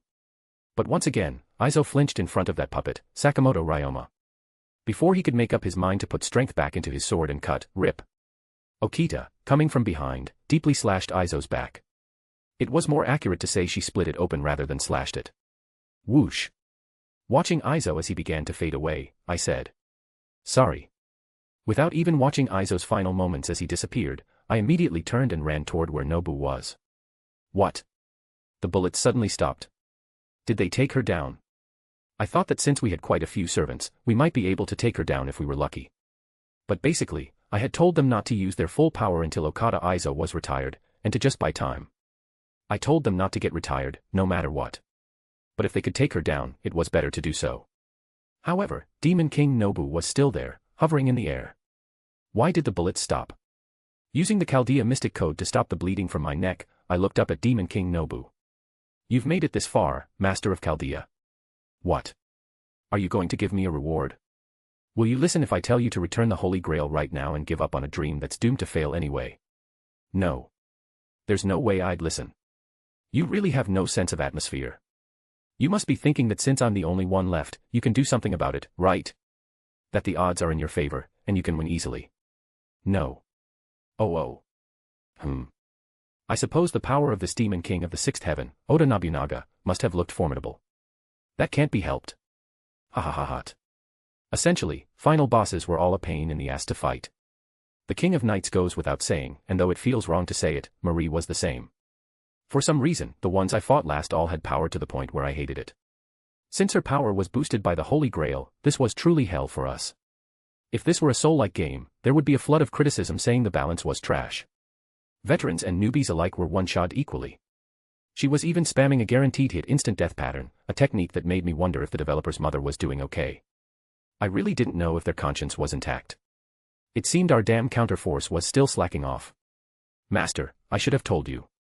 Never blindly trust or doubt either one. The Nobu behind me pointed her gun at me. Bang. Without hesitation, she fired at my head. Clang. A suddenly appearing jet-black blade deflected the bullet. Huh. Both Demon King Nobu and our Nobu let out dumbfounded voices with slightly surprised faces. Ah, I'm a good boy who listens to advice properly. Marie gave a somehow proud smile at my words. Yes, I was a good boy. For some reason, I had thought it might be the case. It was because a similar story existed in the game. And last night, when Nobu told me not to blindly trust or doubt either side, I was certain. Oda Nobunaga is an enemy. Nobu had told me that herself. She would surely laugh and say, well, if you noticed, it can't be helped. Because Nobu's concern for me was sincere, and her advice to me was sincere. That's why, because she somehow took a liking to the existence known as me, this Nobu gave me a hint. She was telling me, in a roundabout way, don't blindly trust me. So. I wonder what the teacher who gave me the advice is thinking. What's my score as a student? Heh. Ha ha ha ha. Ha ha ha ha. You truly are a master I like. It can't be helped. It just can't be helped. This is truly unavoidable. As long as I am Oda Nobunaga, last night's event was practically a mandatory event. Master, let me tell you in advance, there was no lie in what I said last night. I know. That's why I thanked you. I see, you knew. Ha ha ha ha. I had a feeling I'd laugh cheerfully and say, well, if you noticed, it can't be helped. But for you to actually notice. Ha ha ha, this is surely the timing to laugh. And Nobu. Did you betray us? For the record, I only told Marie about the betrayal. The reason was that I thought the other three would be terrible at acting. If I said that honestly, they'd be hurt, so I decided to keep that reason hidden in my heart forever. Anyway, since Marie was the best at acting, I told her everything. But the goal was surprisingly simple. I told her to never take her eyes off our Nobu. She had playfully replied, you want me to do that while fighting Demon King Nobu, but she was Marie after all. She did it properly. Betrayal? That is incorrect, Okita. Slowly, the archer Nobu approached Demon King Nobu. Then, the archer Nobu began to fade. I didn't know about this. We were one from the beginning. Archer Oda Nobunaga was merely a clone I created. I purposely made her weak to watch over your journey. Following the overlapping voices, their forms also overlapped. A truly perfect Oda Nobunaga, in the truest sense of being one, stood before us. Did she create her by fragmenting her spirit origin? In other words, she had been fighting with a fragmented spirit origin until now. No matter if she only cut off 1%, a spirit origin is a spirit origin. There was a decisive difference between 100% and 99%. But it didn't matter. Did she think I wouldn't have prepared if I knew she would betray us? Swish. Marie's blades appeared in the air and flew straight toward Demon King Nobu. Demon King Nobu's gun spat fire again, deflecting all the blades. That was fine, if her attention was upward, that was enough. I aimed my half-severed prosthetic arm at Nobu. Eat this. Super Genius Special Craft Essence Magecraft. Gander. Thump. An orb-like object fired from the prosthetic arm and reached Nobu. Crackle. Nobu gasped, what, and stopped moving. Unable to even stay in the air, she fell straight down. Compared to a Craft Essence Gander or a Mystic Code Gander, the power was a bit weaker, but it could stop her movement. You have to die in a Gouda Gouda way at the end. That way, I can laugh and say it was a good trip because it was an event story. Though it might be meaningless since I've already died twice. If I die any more than this, it's not an event. It's a singularity. Mumio Sandan. Finishing move, Golden Spark. Tenshin Kasai. Each of them lunged forward, preparing their noble phantasms. No, but if you use them all at once like that, the pipe, might break. I could already feel a chill through my entire body. I had a feeling my mana was going to be drained dry. But even before that, I saw the falling Nobu smiling. That smile made my body turn even colder. A red alert was ringing in my head, saying, I missed something. Your score as a student is 80. You knew of my betrayal and prepared. But that was only possible if I interfered. Do you think I wouldn't have anticipated that? Don't give me a Bleach-style plot twist. Don't make that face like you predicted that I predicted your betrayal. Immediately, the ominous feeling became reality. Demon King Nobu, who had fallen from the air, stopped and spread her arms. This is dangerous, everyone was already charging. Do they have the capacity to dodge? Surely, Demon King Nobu's noble phantasm, this will blow away even a reality marble. What should I do? In the moment I thought that, blue flames flickered, and Kyoheim stepped in front of me. Kyo. Before I could finish my sentence, Demon King Nobu spat out the end. Papia's Metamorphosis, 3000 Great Thousand Heavens Demon King. A massive skeleton appeared around Demon King Nobu. Susanoo. I was having such a stupid thought until then. It was an aberration that surpassed even the Demon King of the Sixth Heaven, dwelling in a body imbued with the fear and awe of countless sentient beings poured upon the Nobunaga of the past, present, and future. It was the true Demon King who crushed all gods and Buddhas. The crimson lotus that burned away even mystery, it took a long time to recognize that the things appearing behind the skeleton were guns. They were that large, and they were emitting such an ominous aura. It is my victory, Master. Clang. My vision spun and turned dark. Chapter 59, Guda Edo period, the Great Nobu War, 14. This damn prosthetic arm was incredibly sturdy. Huff, huff. I forced my body upright. Despite the impact, the wounds on my body weren't that deep. I knew why, so I didn't question it, nor did I celebrate. I rushed toward Kyoheim, who was scattering into particles of light before my eyes. A sharp, stinging pain shot through my legs, but I ignored it and kept running. But no matter how much you sharpen your mind, the body cannot always endure the pain. I collapsed forward just as I reached her. Half of her face was gone, and her body was riddled with holes. Even in that state, she must have still been conscious. Amidst the blue flames, Kyoheim looked at me and smiled. She smiled with a face that looked relieved just to see that I was alive. It was only a momentary reprieve. Everyone around us was scattering into particles of light. I lost this time. I lost again. I failed once more. Should I call this cursed power a blessing for someone as incompetent as me? Even those with less talent than me succeed on their first try, so why do I fail no matter how many times I try? Next time, can I win next time? Is there a way to stop that noble phantasm? Lord Rudolph. Just as I felt my consciousness slipping away, Kyoheim squeezed out her final strength to call my name. You'll win, won't you? My heart throbbed. I widened my eyes and stared at her. You're doing this to me again. I grit my teeth. I seized my spirit, which was plummeting into an abyss. Somewhere, it felt like another version of me was clicking his tongue in disappointment. Not yet. It's not over yet. My arms and legs could still move. The other servants were trying to move too. I grabbed Kyoheim's fading hand. It felt like it would slip away at any moment. Because of the holes, her arm looked like it was about to detach from her body. Don't worry. The man you fell for doesn't lose. I'll win right here. Trust me, Kyoheim. Kyoheim smiled and faded away. I clenched my fists and stood up again. Don't give up on life. Don't give up on the fight. Don't give up on my own worth. Use everything I have. Never back down. Fight with the mindset that there is no next time. See this power not as a blessing but as a curse. There is no such thing as an insurmountable wall. I've already climbed over countless walls I thought were impossible to overcome. I'll climb this one too. No, I'm not just climbing it. I'm going to smash right through it.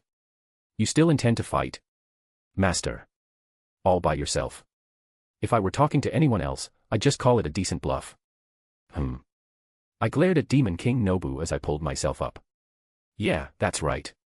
I've always been a man of grand bluffs and little substance. I could have just brushed it off as another one of my stupid jokes like always. If I'm laughed at for a ridiculous bluff, that's the end of it. It lightens the mood, and it lets us enjoy daily life. But, even I have my pride. Of all people, I can't be a liar in front of her. I won't lie to the girl who says she loves me. I won't bluff. If you want to call it a lie, then I'll flip the world upside down to make it the truth. I will not lie to Kyoheim. Even if I can't return her love, I will at least keep that promise. The feelings she gives me are never light. She overcame even the mad enhancement etched into her soul to speak of love to me. Kyoheim has been granting my ridiculous requests all this time. Then. That's why. I have to at least respond to that sincerity, that favor, and that devotion. She asked me if I would win. She asked me with her dying breath. I cannot refuse that. I will win. I must win. Not in some other world, but right here. I have to be victorious. No matter what. Phew. Kyoheim, was it? She certainly chose a man with spirit. Clack. Demon King Nobunaga pointed her gun at me. But there are things that cannot be overcome by willpower alone. Bang. She fired. If the bullet hit, it would have pierced my skull. Damn it, I. Clang. Okita stepped in and deflected the bullet. At the same time, she lunged forward. Slash. She cut through one of Demon King Nobunaga's arms as she passed. What? Both Nobu and I were shocked. I looked to the side and saw the demonic beast collapsed. Did it protect Okita? The wolf beast had shielded Okita, who was closest to it. It did so even though its own body was being torn to shreds. Thanks to that, Okita was in better shape than the others. Even so, there was no doubt her wounds were fatal. They were wounds that would cause her to fade away before long. As I stood there dazed, Okita shouted. Master. Let's go. To seize our victory. Seeing the blood-soaked Okita shouting, I moved as well. I threw a bomb. Whoosh. A powerful gust of wind blew. Marie's reality marble had also deactivated. If we dragged this out, the soldiers outside would arrive. If that happened, it would be game over. This event story would reach the realm of the impossible. Therefore, in a short time. Somehow. Even if I have to squeeze out every drop of my being. Cough. Okita coughed up blood and stumbled forward. Weak constitution. At this timing. Okita faltered. No, not now. Damn it. I need time. But showing no mercy, Demon King Nobunaga aimed her gun at Okita. She judged that in this situation, it was better to eliminate the servant first. Zip. I wrapped my threads around the building, using the weight of the castle itself. I extended the threads further, snagged Nobu's gun, and pulled. Vroom. I forced the gun aimed at Okita upward.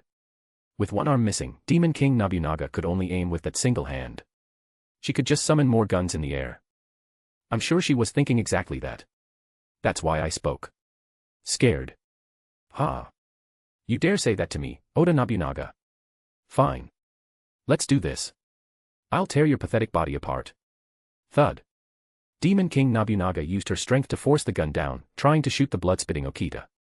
I guess that taunt works in any country. I tied the threads around my hands, feet, waist, and even my neck, bracing with my entire body. Seeing me like that, Okita tried her best to stand up. I knew it was a stretch. Her injuries were severe, and she was plagued by her weak constitution, but you have to stand up here. Kyoheim is already gone, and Kinsan and Marie are in the middle of fading. You're the only one who can do this now. Okita. Hreya. Hiya. Greaf. 3 screams of exertion echoed in the middle of the castle. My bones are breaking. My muscles are tearing. Hold on. Hold on. Hold on. Believe that Okita will stand. If it's not enough, if I've used all of today's strength, then scrape together all of tomorrow's strength too. If that's still not enough, then use a lifetime's worth. If even that isn't enough, convert mana into physical force. If even that is forbidden, then even if I have to use up my entire damn lifespan. I have to hold out right here. Crack, snap. The castle pillars shattered before my body or the threads did. Boom. At that same moment, Demon King Nobunaga fired her gun. And Okita lunged. She lunged while coughing up blood, resisting her weak constitution. Her speed had dropped. Her injuries and her illness were hitting her at the same time. In fact, just being able to run like that was a miracle. You have no speed or sharpness left. Okita. Hreya. Okita's Haori appeared. That was also a noble phantasm. It was a sort of trump card that increased her stats at the cost of heavy mana consumption, used to end things quickly. Okita was already half unconscious. Flash.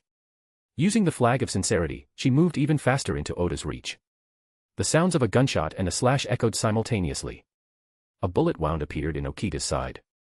She stumbled and sank to her knees. I felt the flicker of our mana path. I'm doing it. I'm going to do it. I have to do something. This is the end. Demon King Nobunaga, with one eye deeply slashed, aimed at Okita's back. But as soon as she finished speaking, she shifted her muzzle toward me as I was running. Master. Damn it. She's targeting me now. She expected me to do something. The moment I lunged to do something, she understood it was my final struggle and prepared to kill me. She decided she could ignore Okita, who was already scattering into light. Her priority had shifted again. No. I can't die. I can't die. I can't die. I can't be a liar. Never. If I'm loved by her. I absolutely cannot die here. Even if I have to sacrifice everything else. The one thing I can't do is die. If time rewinds again, how the hell am I supposed to look her in the face? A man who can't even keep a promise, a man who becomes a liar. How could I ever judge her love? Never. Bang. Clang. The moment the bullet flew, Marie's pitch-black blade struck it aside. Marie, you haven't faded yet. A faint trace of her presence still remained. Until the very end, you're protecting me. Thank you. I materialized my craft essence and threw the black keys. Pointless. I smiled as I saw her deflect them all with her guns. It's not pointless. Whoosh. She had focused too much of her attention on me. She grew careless, thinking I was the only one left. Demon King Nobunaga turned around at the intense, beast-like aura she felt from behind. Kin-san, with half of his body blown away, was gripping his weapon with one hand. He was taking deep, ragged breaths, or perhaps it was just the sound of air escaping his lungs. You. How are you still moving? Don't ask such a non-golden question. Not you, Oda Nobunaga. Kin-san's body crackled with lightning. It's willpower. Master. By my command spell, I order you. Kin-san. Blow her away. Boom. It was an attack that distorted space itself. Vroom. As he struck, Kin-san's body began to vanish. Demon King Nobunaga was blocking with her guns and skulls. Is that thing really Susanoo? How is she using that as a defensive measure? Is it some kind of absolute defense? No, if I don't end it here, I'm dead. Somehow. Somehow. I shouted again. Once more, by my command spell, I order you. Smash her to pieces. Kin-san. Meeting expectations is the job of Sakata Kintoki. Golden, no, super golden. WHWH, what is that even supposed to be? Crash. He smashed through the guns and skulls, landing a direct hit right on Demon King Nobunaga's chest. Hi-ya. Kin-san roared as he sent Demon King Nobunaga flying toward the castle. Boom. Kin-san's strike continued upward, shattering the castle and bringing it down. Wow, that's seriously insane. Was Kin-san's noble phantasm an anti-fortress type? Or anti-army? How is that even possible? Even if he was reinforced twice by command spells. Whoosh. As he faded, Kin-san looked at me through his broken sunglasses. He gave me a thumbs up and smiled. So, I forced my trembling hand to move and gave him a thumbs up back. That was super golden, boss. Yeah, it was super golden. Kin-san. With that farewell, Kin-san vanished completely. Only one reaction remained on the mana path. I stumbled toward Okita. She was gasping for breath and scattering light particles, but she didn't look like she was in an immediate rush to fade. At this rate, would there be enough time to take her back to Chaldea? Okita, are you okay? Ma master. Please forgive this useless Okita-san. What are you talking about? You saved me. Thank you. You really are amazing. So fast. So incredible. Won't you please come to our Chaldea? You're more than welcome. I could trust you with my back anytime. I'll entrust my life and my trust to you. Will you accept them? Is that a marriage proposal? Did your brain get rattled? Stop it. Kyoheim's jokes are more than enough. Anyway, I should probably connect the comms and head back to Chaldea. Just as I thought that, Okita's eyes widened. She forced herself up and stood as if to protect me. Huh? What is it? Someone was walking out from the ruins of the shattered castle. I'll never understand why final bosses are all like this. Persistent didn't even begin to cover it. Coughing up blood, with her internal organs visible, Demon King Nobunaga was walking toward us. Ha ha, ha ha ha ha. It is my victory. Master. But you did well. I truly thought I was going to die. If I were an archer instead of an avenger, I would have faded. Even as an avenger, it's nothing short of a miracle that I survived. So do not lament. Master, there is only one reason you lost. You were unlucky. Don't give me that crap. Unlucky. You're telling me to lose over something like that. Does it mean I absolutely lack destiny or whatever?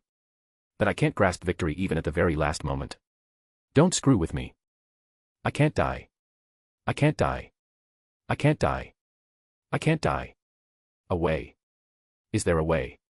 I've used all my command spells, and Okita is about to fade. What should I do? I have to think of something. My useless brain. Please, just for once, be useful. Papillas Metamorphosis, 3000 Great Thousand Heavens Demon King. I shall return the entire world to ashes. Ho ha ha ha. Flames that I doubted could even come from bullets surged toward us. How am I supposed to deal with that? How? Even with Okita in front of me, it wasn't something we could withstand. Is this really the end? Did I end up lying to her after all? That was the one thing I couldn't forgive myself for. I could accept defeat, I could accept looking pathetic, I could accept anything, but the fact that I promised victory as a lie weighed on me most of all. As I stood there, whoosh. Something passed by me and Okita at high speed. You. Why are you here? There is no time for conversation. A female warrior in armor. She was definitely in this world, but her spirit origin should have been distorted.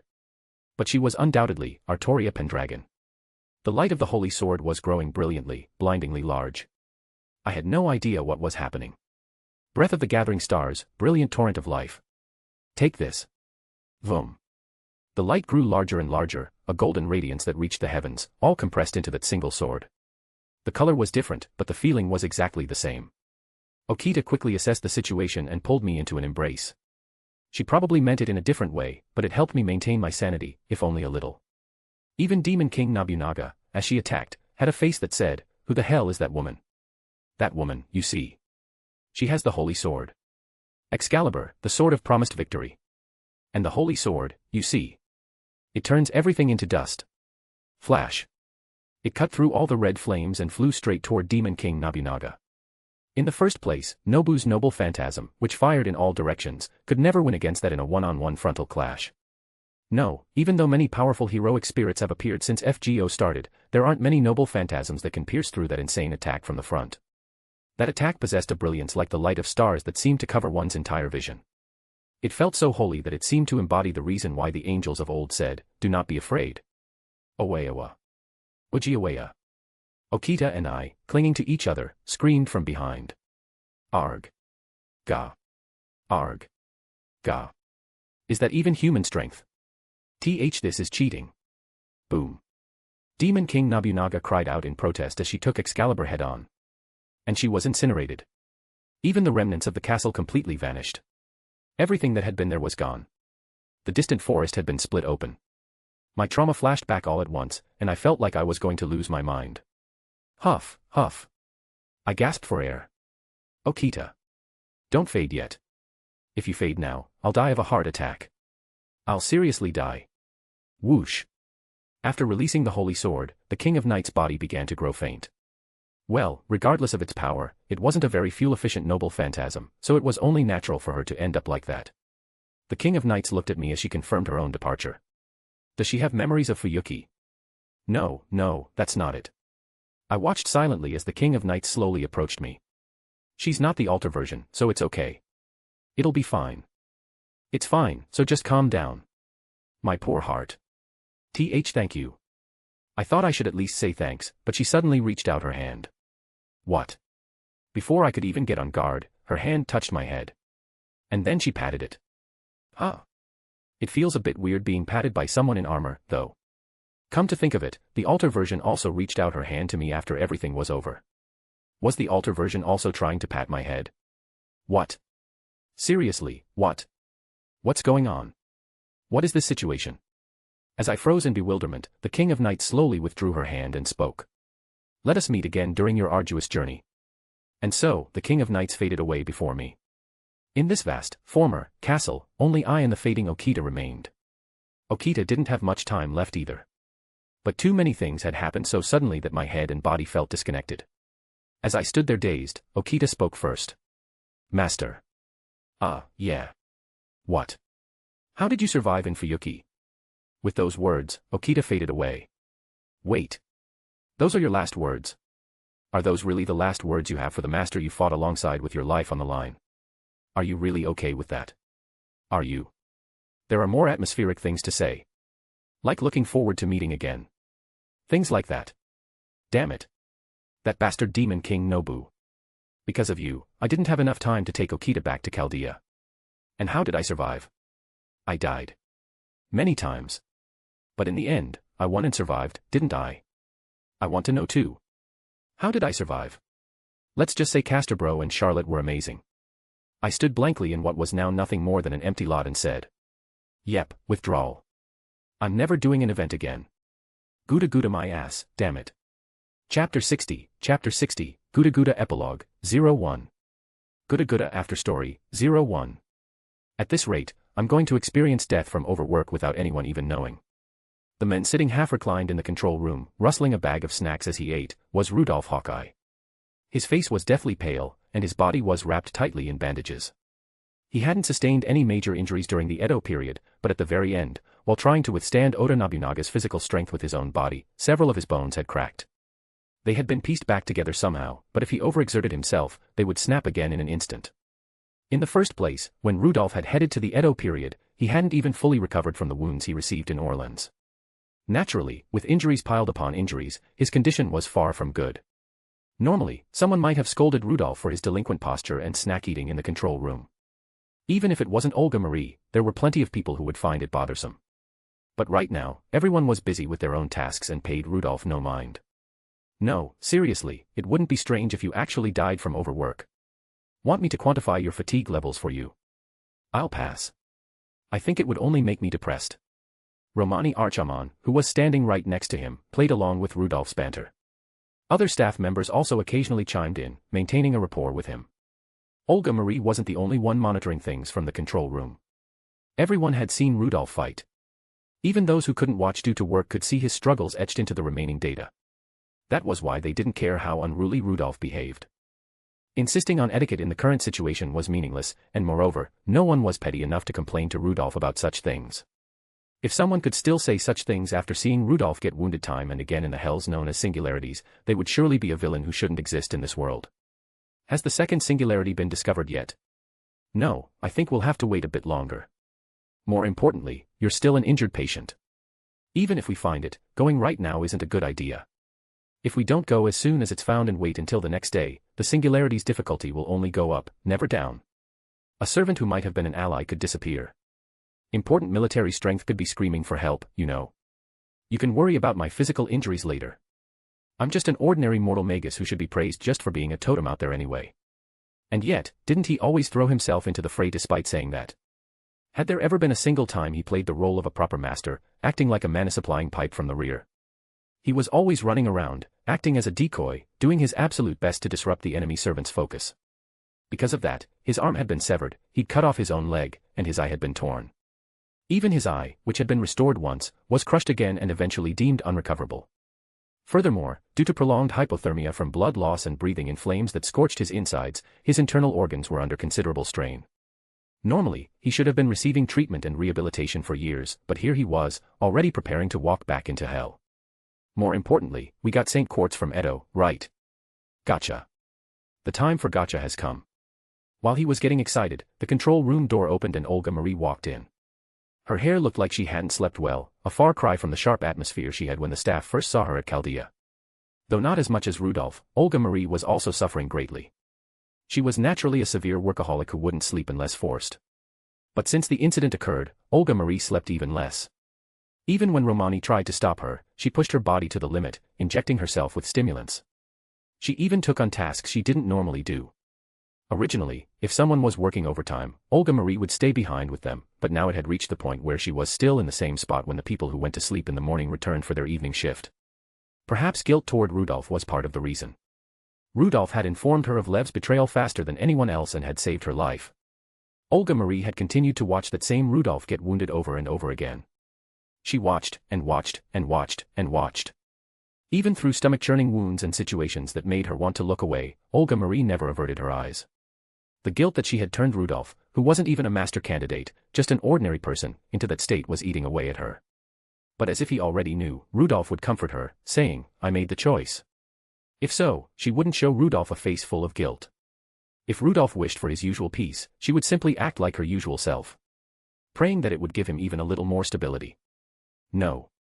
I just suddenly wanted some snacks. The haggard Olga Marie looked at Rudolph. He wasn't even in his assigned seat, and snack crumbs were scattered on the floor. Rudolph imagined a future where Olga Marie would start shouting immediately, but she only let out a small sigh. She lightly tapped Rudolph's head with a file folder used for holding documents as she walked past. "Don't eat only stuff like that when your stomach is in bad shape. You'll end up nauseous again like last time when you ate indiscriminately." Doctor. The director is being really kind. Am I about to die? Well. You know why, don't you? The human known as Rudolph Hawkeye was surprisingly quick-witted. Especially when it came to interpersonal relationships. At least, that was what Romani thought of him. Olga Marie naturally walked to her seat, sat down, and spoke. "Oh, so you'd prefer me to be strict? I can grant that wish if you want." "No. I'll pass. I won't scold you over something like that when you're working yourself to death in singularities. I might get angry if you suddenly blew up Chaldea, though." "Oh. I think someone already did that." "Indeed, someone already did." Maybe it's because I'm tired. I'm getting unnecessarily annoyed." Olga Marie frowned. When she first heard about the betrayal from Rudolph, she couldn't believe it. Even when it became reality, sadness took precedence over anger. But the sadness was gradually fading. To be precise, Rudolph's wounds, his scars, and the sorrow she felt for him had devoured all other grief. As a result, her sadness over Lev's betrayal cooled quickly. As a magus, Olga Marie was quite fast at processing her emotions in that regard. However, she must never forget a debt of gratitude or a grudge. She would definitely repay the kindness she received from Rudolph. And conversely, she would make Lev pay for his betrayal. Within Olga Marie, Lev remained only as an object of wrath. Perhaps Olga Marie was able to stand up so quickly because she had found someone to support her in Lev's place. He still tried to prop her up whenever she felt like falling, without even caring about the blood flowing from his own body. That was so sad that she couldn't find the words. In Romani's case, he looked at the data of Rudolph's physical and mental state and let out a deep sigh once every minute. His face looked even more crushed by guilt than Olga Marie's. "It might not be very satisfying, but I'll at least land a punch on that bastard's face for you." "Yeah, thanks. But that guy probably doesn't even realize he betrayed me. He likely never considered us on the same side to begin with. Still, since I was unilaterally betrayed and almost died, I'll settle my own score." That's a pretty cool resolution, but... Director, you can't reshift. Right, I can't. For now, Olga Marie thought, falling silent.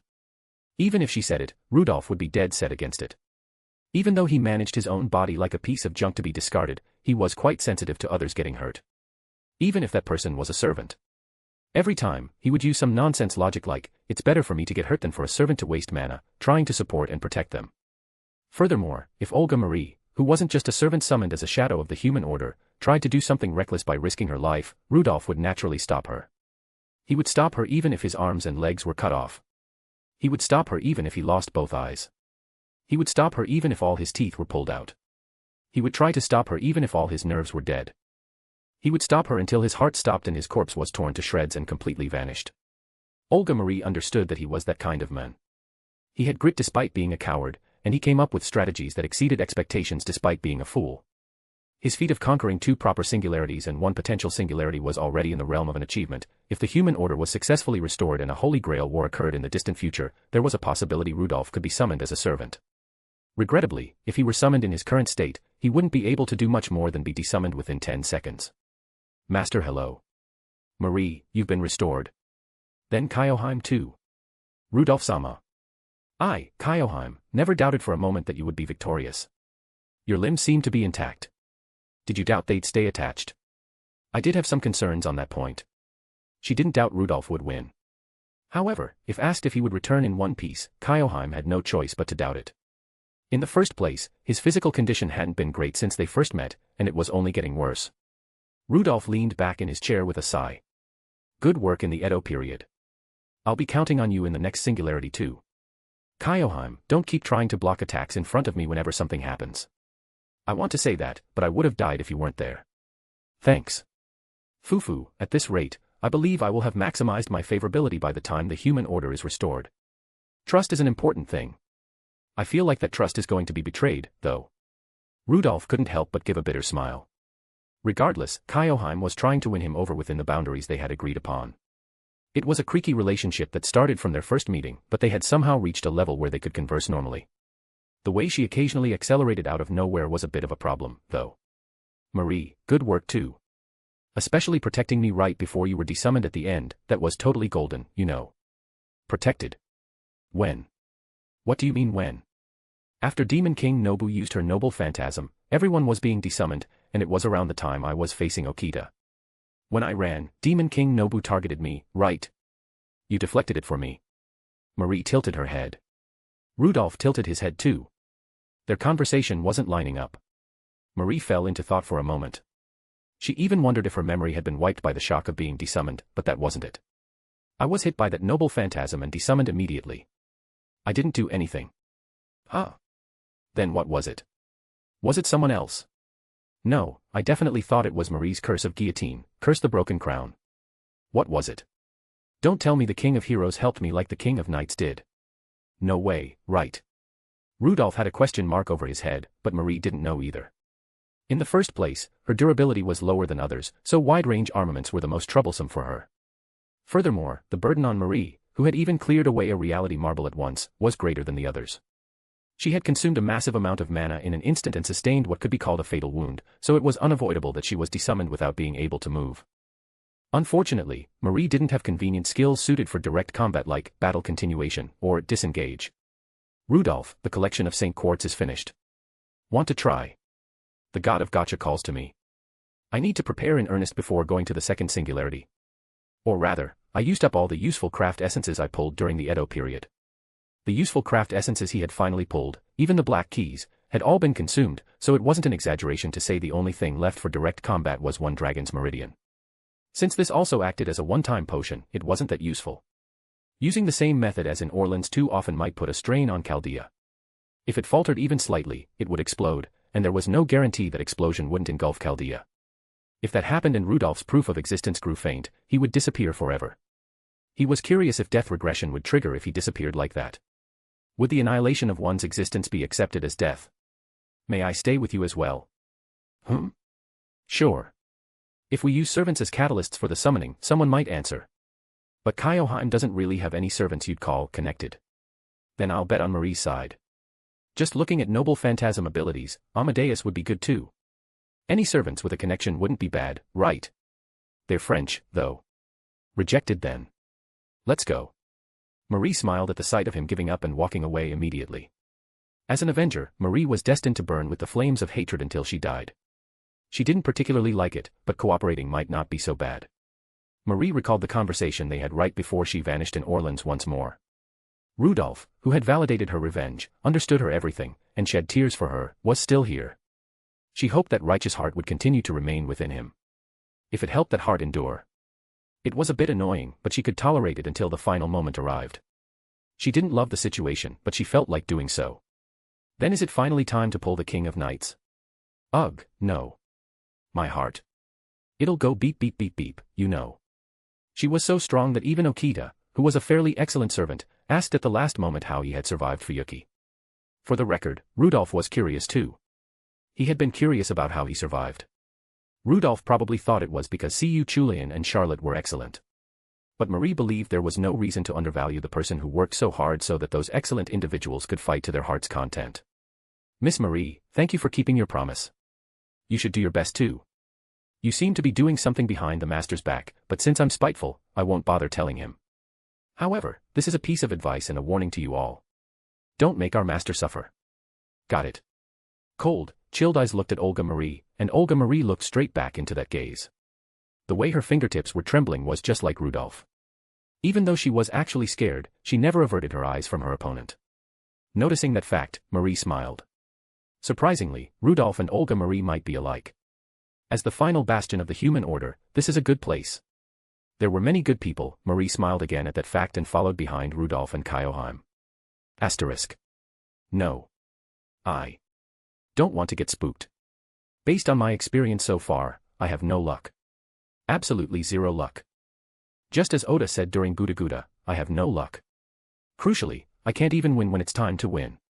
The gotcha didn't smile upon me either, as if matching that. Whether it was the counterforce or a grand berserker or whatever, I was having a miserable time.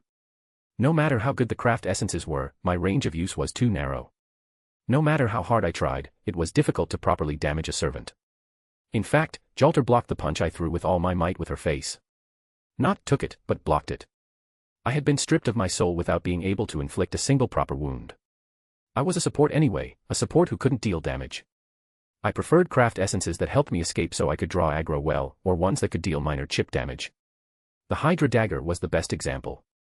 Ah, you can hear me, right? You should be used to this by now, so if you say something like, you don't have to come, I'll blow you away. If an explosion happens inside like last time, are you going to control it and lower the walls? I tried to say something, but the director shut me down completely.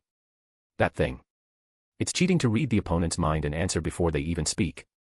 It's strange how you win verbal arguments against servants but lose to her. Marie, that's not a verbal argument, it's just one-sided trash talk. I didn't fight, I just beat them down one-sidedly. Using someone's precious person, their emotions, the things that happened, I utilized all that known information. I used it and used it. I criticized, rebuked, and tore them apart. The fact that it was the best I could do was a little painful, but I couldn't stop. If there was a way to win easily, I would choose that method. However, I wouldn't discard the guilt that occupied my heart uncomfortably. I would hold on to this forever. If I threw this away, I would surely go crazy in a weird way, just as Nobu said. I erased such ominous thoughts from my head and smiled. All right, let's do this. I hope it's someone with an anti-fortress noble phantasm. I shouted as I inserted the Saint Quartz. Yep, King of Knights. Ah, shut that mouth of yours. It's not that guy, though. Consider yourself lucky. I'm only putting up with it because I'm weaker than you. The King of Knights is good too. Yeah. The original King of Knights would be fine. It'd be a bit painful, but not enough to kill me. She did help at the end, after all. Oi, I'm counting on you. Come to think of it, am I in a position to be picky because I'm scared? The King of Knights is fine too. But if you're coming, please come in a non-alter state. Azoth Sword. There must be a reason you're doing this to me. Dragon's Meridian. Now I have two. Dragon's Meridian. If this were Pew-Pew, they would have popped. What? What? What is this? Oh, God. No, there's no such thing. Is there even a proper God in this world anyway? Everyone seems to have a screw loose somewhere. Origin Bullet. It's here. The caster specialist. This is something at least. With this, if the enemy is a caster, even I might be able to desummon them. Of course, it won't work on casters who are too strong, but from my perspective, a grand caster with clairvoyance or a regular caster are both monsters anyway. It's much better than nothing. Good. I've caught the wind. Projection Magecraft. Projection Magecraft. Trace on. This can even copy noble phantasms depending on the situation. Since it's a craft essence, it won't be able to copy cheats like Excalibur, but it'll be plenty helpful. Even if it's a degraded version, for me, it's as good as a trump card. Furthermore, if I think about the ability of the noble phantasm rather than its destructive power, it could exert a fatal effect depending on the case. Oh, what's this? Am I lucky? Let's go for a servant like this. Dragon's Meridian. You son of a bitch. Marie was laughing silently behind me. She was laughing without a sound, but somehow I could tell.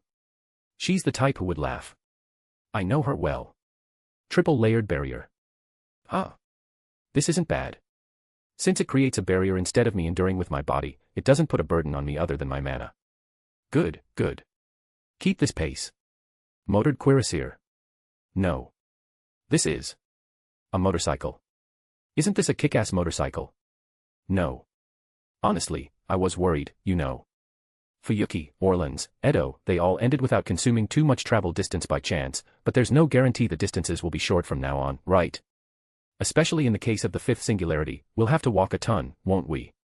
In that sense, this is no different from salvation for me. It'll even be useful when running away. As long as my mana holds out.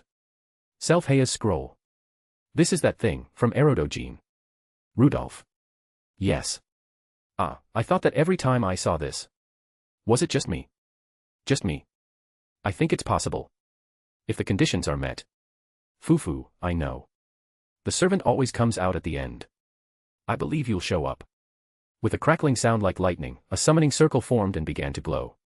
It's here. It's here. It actually came. Who? Who is it? Please avoid France if possible. Our Avenger bites. Could it finally be Casterbro? I want Charlotte to come, but our Avenger might bite her. Or finally Jean. Holy Maiden. If I have you, my survival rate will seriously skyrocket. Our absolute defense saint. The circle soon took a human shape, forming the figure of a young girl. Compared to Marie, who came out blowing up the summoning room, and Kyoheim, who came out tearing and burning craft essences, it was a rather quiet appearance. It was a face I had seen somewhere again. I smiled at the face I thought might come. Welcome, ah. Perhaps you don't remember me. Okita. Okita Tsuji appeared before me with a somewhat expressionless face. She looked at me and recognized me. With a slightly subtle expression, she glared at me a little. Ha ha ha, yeah. Okita is here. I'd take Okita in a heartbeat. I'm counting on your Mumio Sandanzuki from now on. Ha ha ha ha, ha ha ha. Ha ha. Ha. Why is it so quiet? Something strange. If it were the Okita-san I know, she should immediately say, that's right. Just leave it to this Okita-san. I'll protect you with my absolute, invincible secret sword, while making a slightly boastful comment and bantering with me. The Okita I knew was someone I could banter with. While I was tilting my head wondering what was going on, the director's voice suddenly came through the microphone. Rudolph. Rudolph. The class. Look at the class. Class. I checked with my master authority at Chaldea. Assassin, assassin. Assassin. Assassithan. No. I did tease her asking if a saber who can't fire beams is really a saber.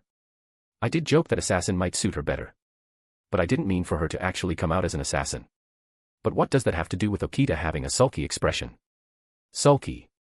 Sulky. My body began to tremble as I broke into a cold sweat. Marie was leaning against the wall of the summoning room, laughing her head off. That woman definitely lives off my misfortune. Kyoheim was muttering, another woman. Is that what's important right now? Assassin, Okita Tsuji. I see. Just for reference, Okita. Do you remember that we were enemies in Edo? Only then did Okita smile at me. Oh, is this the, I don't remember, pattern? I will fight properly until the very end this time. Mas. It's not. It's the, I'm going to screw you over, pattern. Okita continued to let out a slightly cold laugh toward me, as I stood completely frozen. If you wish, with that body right now. I'm so sorry for acting out of line when I didn't know my place. You see. I wasn't being serious either. It was for the greater good. It's not that. No, I mean. So, anyway, I'm sorry. I think there's an error. This isn't a bond summoning, it's an ill-fated summoning. Chapter 61, Guda Guda Epilogue, 02. Rudolph went to see Da Vinci-chan for maintenance on his prosthetic eye and arm, as well as for various checkups. Actually, while in Chaldea, servants are guaranteed freedom of movement. This was something Olga Marie had stated at the beginning and something Rudolph himself had wanted. Since they were already devoting themselves to a useless master and working hard for the sake of the human order, they deserved at least that much treatment. Or so he said. So, as soon as Okita arrived, she was shown to her room and given an orientation, not on what she was allowed to do, but on what she was forbidden to do. Olga Marie had listed off rules that sounded like they came straight out of a basic ethics textbook, ending with a smile and the words, terrorist bombings are punishable by death. Okita wondered why she had to go that far, but she didn't voice the thought. Okita stood still, watching Rudolph as he engaged in banter with Kyoheim. She gripped her sword tightly. Thump, thump. Her heart began to race. Flickers of memory made her head feel hot. The memories of being insulted were pushed aside, replaced by the image of Rudolph's face as he dove toward her while she was falling off a cliff. Even though he was terrified, even though he was scared, even though he was trembling so hard he couldn't help it, and even though he couldn't even manage a proper smile, she remembered how he reached out his hand to her, saying he would believe in her. Ah. Calm down. Okita-san's heart. Please, calm down. Yes, this Okita Tsuji was certainly an assassin. But she was still Okita Tsuji. Whether she was the Saber Okita or the assassin Okita, her essence was not different in the slightest. The only reason Rudolph saw her differently was simply because of the position she had stood in. If Rudolph had first met the assassin Okita as an ally, they would have built the same relationship and forged the same bond as he had with the Saber Okita. And that bond was sticky and flexible, making it difficult to break. In the end, both sets of memories had been transmitted to Okita. She possessed the memories of the assassin Okita who had fought Rudolph in the Edo period, and the memories of the Okita who had become Rudolph's servant and fallen in love with him, all at once. What is with that? That expression. That face that looks so glad to see Okita-san. Cute. He's so cute. The way his reactions change moment by moment is also cute. Being so honest with his expressions is cute. The way he makes a face like a child who doesn't want to go get treated because he hates pain is also cute. I might as well just call him lovely. Possessing all her memories, Okita still held the feelings of being in love with her master, Rudolph. At the same time, she remembered how hard the Rudolph she met as an enemy had struggled. She knew both the Rudolph who was an ally and the Rudolph who was an enemy. When she was first summoned, she had no memories. But the moment she saw Rudolph's face, everything that happened in the Edo period came flooding back. For some reason, she felt so embarrassed that she unconsciously scowled. Ah, what is this? This. My heart won't listen to me. What is this? A new chronic illness. If Hijikata-san were here, I could have asked him. Someone I can consult with. That's right. There are professionals here, so it would be best to ask them, right? First, after Master's checkup is over. Hey, Okita. Yes. Marie-san, is that what I should call you? Yeah, that's fine. Rudolph entered Da Vinci's workshop with a reluctant expression. Apparently, the moment the nerves are connected to the prosthetic arm or leg, the pain is agonizing. That was something Okita couldn't do anything about. Furthermore, Rudolph was someone who had somehow survived even that intense battlefield, never giving up on the fight until the very end. Okita remembered it well. Though it ended up being the King of Knights who saved him, she had seen the emotion in his eyes, something bordering on obsession, that refused to give up even before the King of Knights arrived. Unfortunately, that emotion wasn't for Okita's sake, but for Kyoheim's. In front of her, he had declared that he would overturn even a lie into the truth. That was certainly a very cool scene to Okita, but seeing him work so hard for another woman gave her a fuzzy, unpleasant feeling. Just as a feeling she had never felt once from birth until death was swirling inside her, Marie, who was also Rudolph's servant, spoke to her. There's something I want to ask. Yes, please ask. She spoke coldly on purpose. Actually, how long should she keep up this concept? The Shinsengumi mode Okita fell into thought. How long do I have to keep this up? Does Okita really have to treat her master, Rudolph, coldly until the human order is restored? Okita wouldn't be able to stand that. Just imagining Rudolph with a tearful face like a dejected puppy made her heart feel like it was tearing apart. She had run through countless battlefields and cut down many people with that blade without hesitation. Her heart had never wavered then. But just thinking about Rudolph making a tearful face made her heart ache. Okita was in a state of confusion over this unknown emotion. You have your memories as a saber too, don't you?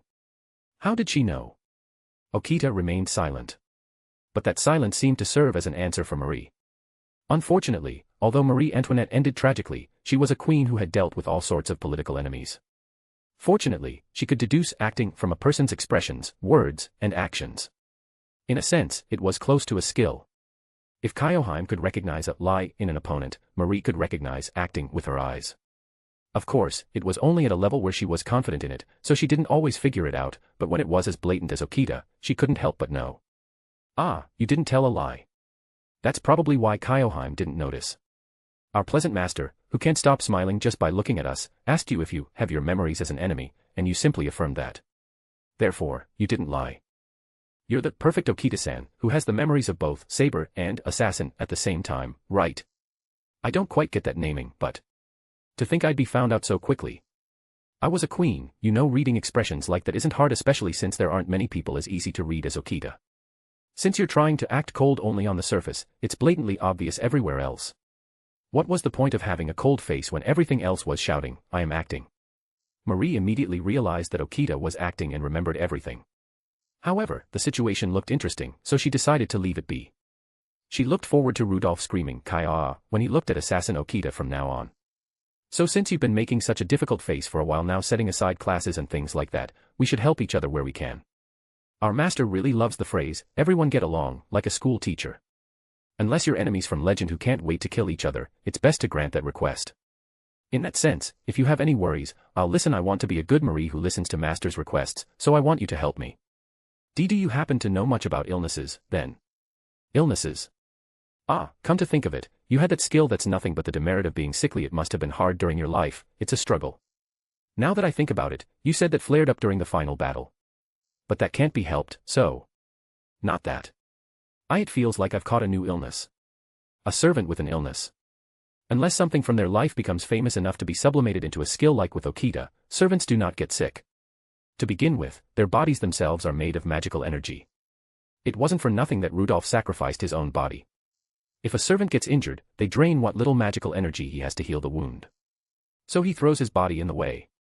Although he used that as an excuse, the truth was that he was just insanely soft-hearted toward his own allies. Whether they were servants or whatever, if they were on the same side, they were precious. He had a heart like that of a young boy. Perhaps that was why both Kyoheim and Okita had fallen for him. Well. Every time I look at Master, I feel relieved, or rather, my heart thumps. I didn't have these symptoms even in life. But the feeling of a rising fever is similar. This shouldn't be happening. To protect Master. Marie-san. Marie looked at Okita with a thoughtful With an attitude like a loyal dog, there was no worry of her betraying Rudolph like Kyoheim might. If she had been summoned only as an assassin, there might have been a small possibility of that, but because the saber Okita had come along as well, it seemed even the memories of being insulted had been lovingly rewritten in her head. Her spirit origin was that of the assassin Okita, but in reality, it was no different from the saber Okita being summoned. Well, she was Okita either way. It should be fine. Yes. What is? Because the most dangerous thing for that boy isn't a threat, but betrayal. Getting stabbed in the back by someone you trust hurts, you know. No, that hurts even if you're just stabbed normally. Okita should be fine, Marie thought. As for Marie herself, she was starting to get worried about Rudolph. His sense of responsibility to do his best in his assigned task was quite admirable, but he was increasingly neglecting his own body. At this rate, another part of his body might go flying. Next time, he might actually die. It was all too easy to imagine the death of Rudolph, who had never died before. That was why she worried even more and took care of him even more. If it was Okita, she would take good care of Rudolph without placing too much of a burden on him. Besides, from Rudolph's perspective, a servant who followed him well regardless of strength would be better than a powerful heroic spirit who was difficult to handle. For example, like the king of heroes, Gilgamesh, whom they met in the Edo period. His strength was beyond words, but he was a troublesome servant. The king of knights might be okay. She seemed to care about Rudolph, and as long as Rudolph's heart could hold out, she was more than enough as a fighting force. It's just that she didn't know if Rudolph's bad luck would actually allow the King of Knights to be invited to Chaldea. In the first place, why did the King of Knights help at the end? If she intended to help, she could have just traveled with them from the start.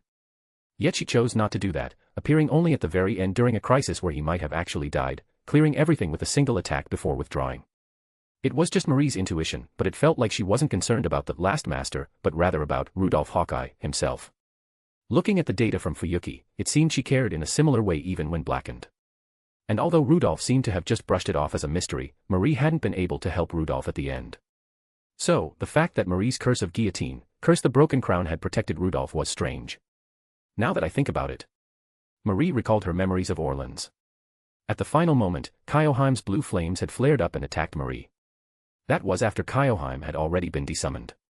At the time, she didn't have the luxury to think deeply about it. Later, she had just considered it a miracle caused by a woman who lived and died for love. But what if it wasn't? What if it was power directly produced by Rudolph, not Kyoheim? The Rudolph Marie saw might have grit and sharp intuition, but he didn't seem to have talent. People with strong potential give off a strong feeling of it. But she didn't feel that from Rudolph. His combat sense wasn't bad. However, it was only at the level of someone with good reflexes occasionally seen among ordinary people. Unfortunately, that alone was of little help against servants who had gone through many trials and tribulations. It was a level of sense that was merely better than having none at all. Seeing as even Chaldea didn't particularly think much of Rudolph's talent, it was highly likely that both Chaldea and Rudolph himself were unaware. Let's stop, continuing to worry about things I don't know will only give me a headache. For now, it seemed better to stay cheerful while thinking about how to tease the cute girl before her who had just awakened to her first love. The solution is very simple. Really. Yes, just stay by Master's side. It's not an illness, nor is it a curse. It might be a first for you, but many people become stronger because of it. There are those who become weaker, but you are surely someone who can become stronger. So, just welcome Master normally. Just being by his side with a smile will make that Master happy. And when it's hard, just supporting him will be enough for him to express his gratitude. That's the kind of person our Master is. He was an ordinary person who didn't forget to be grateful for small things and whose heart ached over unavoidable evil deeds. After listening to Marie, Okita thought for a moment and then spoke. I understand. Okita-san will definitely protect Master. First, after I tell him that I also have my memories as a saber. Wouldn't it be better not to tell him that? Why is that? Because I think it'll be fun. I don't want to continue this frustrating acting for such a reason. Are you really an Avenger after all? For a brief moment, I actually thought you were a good person. Ah, Marie realized. The servant named Okita Tsuji was, like Rudolph, a servant who was fun to tease. She had to maintain a proper line with Kyoheim. Otherwise, they might end up in a real, bloody fight. But Okita, like Rudolph, seemed to be a servant who was insanely weak toward her own allies, so she could tease her without worrying too much about the line. Marie smiled, thinking that at least she wouldn't be bored while in Chaldea. Ah. Seriously. I'm never coming back. You have to come back tomorrow. Walk around with the prosthetic eye, and if there's a problem, come back immediately. I told you it's fine. A super genius made it, so how could there be a problem? That makes me quite happy to hear. Before they could even enter, Rudolph and Kyoheim came outside. Marie felt a bit disappointed since she had wanted to see what kind of expression Rudolph would make when the nerves were connected. Since there would be plenty of opportunities in the future anyway, she decided to see it next time. Rudolph aside, Kyoheim behind him was holding her nose with a displeased expression. As Marie and Okita tilted their heads in unison, Rudolph said, "Ah. She's been like this for a while. What's wrong?" "Well. I didn't notice while I was outside that room. The smell of chemicals is too strong." For Kyoheim, whose sense of smell is stronger than others, it was torture. "Ah, well, that makes sense. Since everything was manufactured and even medical treatment was done there, it couldn't be helped if the smell became strong. Romani would be very used to that smell, and in Da Vinci's case, since she was always in that room, her nose would be fatigued and wouldn't be able to smell it properly anymore. They say that because smell is a strong stimulus, if the olfactory sense continues to pick up the same scent for a certain period, it eventually feels as if there's no smell at all. It was a mystery of the human body, if anything." "Huh." Rudolph tilted his head for a moment. "Chemicals. Smell." And then he immediately burst out laughing. "Ha ha ha. Well, it might have been a bit too stimulating for Kyohei, who's half-dragon. Rudolph-sama, I am a full dragon." Just because she turned from a human into a dragon didn't mean she was half-dragon. She was a real dragon. Having already become a servant, Kyoheim's human form was more like a mimicry. Her essence itself had become a dragon. As they stood there, Kyoheim quickly looked back at Rudolph. "KKK Kyohei. Ah, it's just a nickname in my own way. You don't like it? I love it. From now on, my name is Kyohei." "No, then it's not a nickname, is it? It becomes your real name." Despite everything, Rudolph took quite good care of Kyoheim. In fact, the reason Rudolph didn't give up and fought until the very end in the Edo period was because he had told Kyoheim he would win. For the sake of such a simple promise, a promise no one would remember if Rudolph died, Rudolph had burned through his life, yet somehow endured so as not to turn to ash. Marie thought that perhaps there might really be a future where he accepts Kyoheim's feelings when everything is finally over. While she was off in her own world, Rudolph looked at Okita, leaving Kyoheim behind, and said, "Now that I think about it, Okita. There's a ritual that every servant who comes to our Chaldea must go through. We're going to do that now." "Eh? What is it? Are we doing that again?" I don't have good memories of it." Rudolph looked at the two of them and whispered. "You scared? I'll do it, since it would be frustrating to lose. Fufu, to provoke an Avenger. Master is quite brave. Don't underestimate me. Do you think I'd crumble under that level of threat?" He was saying this while hiding behind Okita. When Rudolph suddenly got close, Okita's face turned red and she began to stammer. Seeing that, Kyoheim realized through woman's intuition that Okita also possessed her memories as a saber. Rudolph looked at Okita for a moment, then smiled and said, "Then let's go." "Why yes. Where to? More importantly, to do what?" "Tiken." "Why?" The question popped into Okita's head. Rudolph pulled Okita along, saying they should play together, even if it wasn't that specific game, as there were many others. There was no need to wonder if he should be working. In the current situation, making Rudolph do anything other than singularity-related work, whether personal or official, was beyond foolish. It was something one could be hit for and have no right to complain. Olga Marie herself had said he could do whatever he wanted except when going to a singularity. In the first place, for Rudolph, playing now could be considered working. "Master, I want to play that car game. I want the gun-shooting game." As a side note, no matter what game they challenged him to, Marie and Kyoheim lost every single time to Rudolph. They couldn't even win at games Rudolph was playing for the first time. According to the man himself, he had been good at games since he was a child. One couldn't help but think of the possibility that it might have been better for his future to go down that path rather than combat or magecraft. Yeah. Okita was dragged away with a look of total incomprehension. And the servants lost to their master again. A new singularity was discovered. The second singularity had finally been found. I stood in the command room, letting out a tense breath. Unlike yesterday, the atmosphere was heavy with tension. Well, it was a new singularity, after all. I had fun playing games for the past few days. In the end, I lost once to Okita. Okita had struck a fighting pose and shouted, "Okita-san's Grand Victorii," showing a victory shout I hadn't even seen in the singularity. It was practically a fluke, so she lost immediately in the next round, but she seemed very happy to have gotten one win. I won way more, so why does it feel so annoying that I lost once? It felt like I could hear her saying, "Wow, you're trash." To lose at a game, of all things, how humiliating. The director was in front, introducing the singularity. It was all information I already knew. Second singularity, Eternal Mad Empire, Septem. It was definitely titled, Emperor of Roses, right? The Umu Emperor was the protagonist. And the story evaluation was the absolute worst. They say there are 2 walls of suffering in FGO. Those are chapters 2 and 4, famous for having incredibly bad story evaluations. But actually, that didn't matter much to me right now. Does the story evaluation matter now? From the moment I'm participating in that story, whether it's good or bad is no longer a concern. What matters is whether it's easy or not. The final boss was Altera, whether it was for Extella promotion or something. I think Lef showed up too. First, the thing to do as soon as I get there is to cooperate with the Emperor of Roses, Nero Claudius. With that, I could rest in the castle as a sort of base camp. Unexpectedly, the difficulty could be said to be lower than previous singularities in that I could receive a considerable amount of help from the people of that country. The problem was the final boss, Altera. Based on the patterns so far, I was certain she wouldn't let me off easily. For example, Altera suddenly awakening as a giant, or Boudica appearing as an avenger, or Nero awakening as a beast, I'm predicting everything right now. My brain is currently working very negatively, so I'm prepared to accept any negative outcome. Of course, predicting it doesn't mean a solution comes with it. It just means if that happens, I can just cry because we're doomed. At least the second scenario was the most plausible and manageable one. The first and third were at the level of, what do you want me to do about it? No, more importantly, there's no Velber, so how do you awaken Altera? So don't say some nonsense like, I'll make a Velber for you. F. Rudolph. Yeah. As I was lost in such ominous thoughts, the director called me. When I finally looked at her, she let out a short sigh. Oops.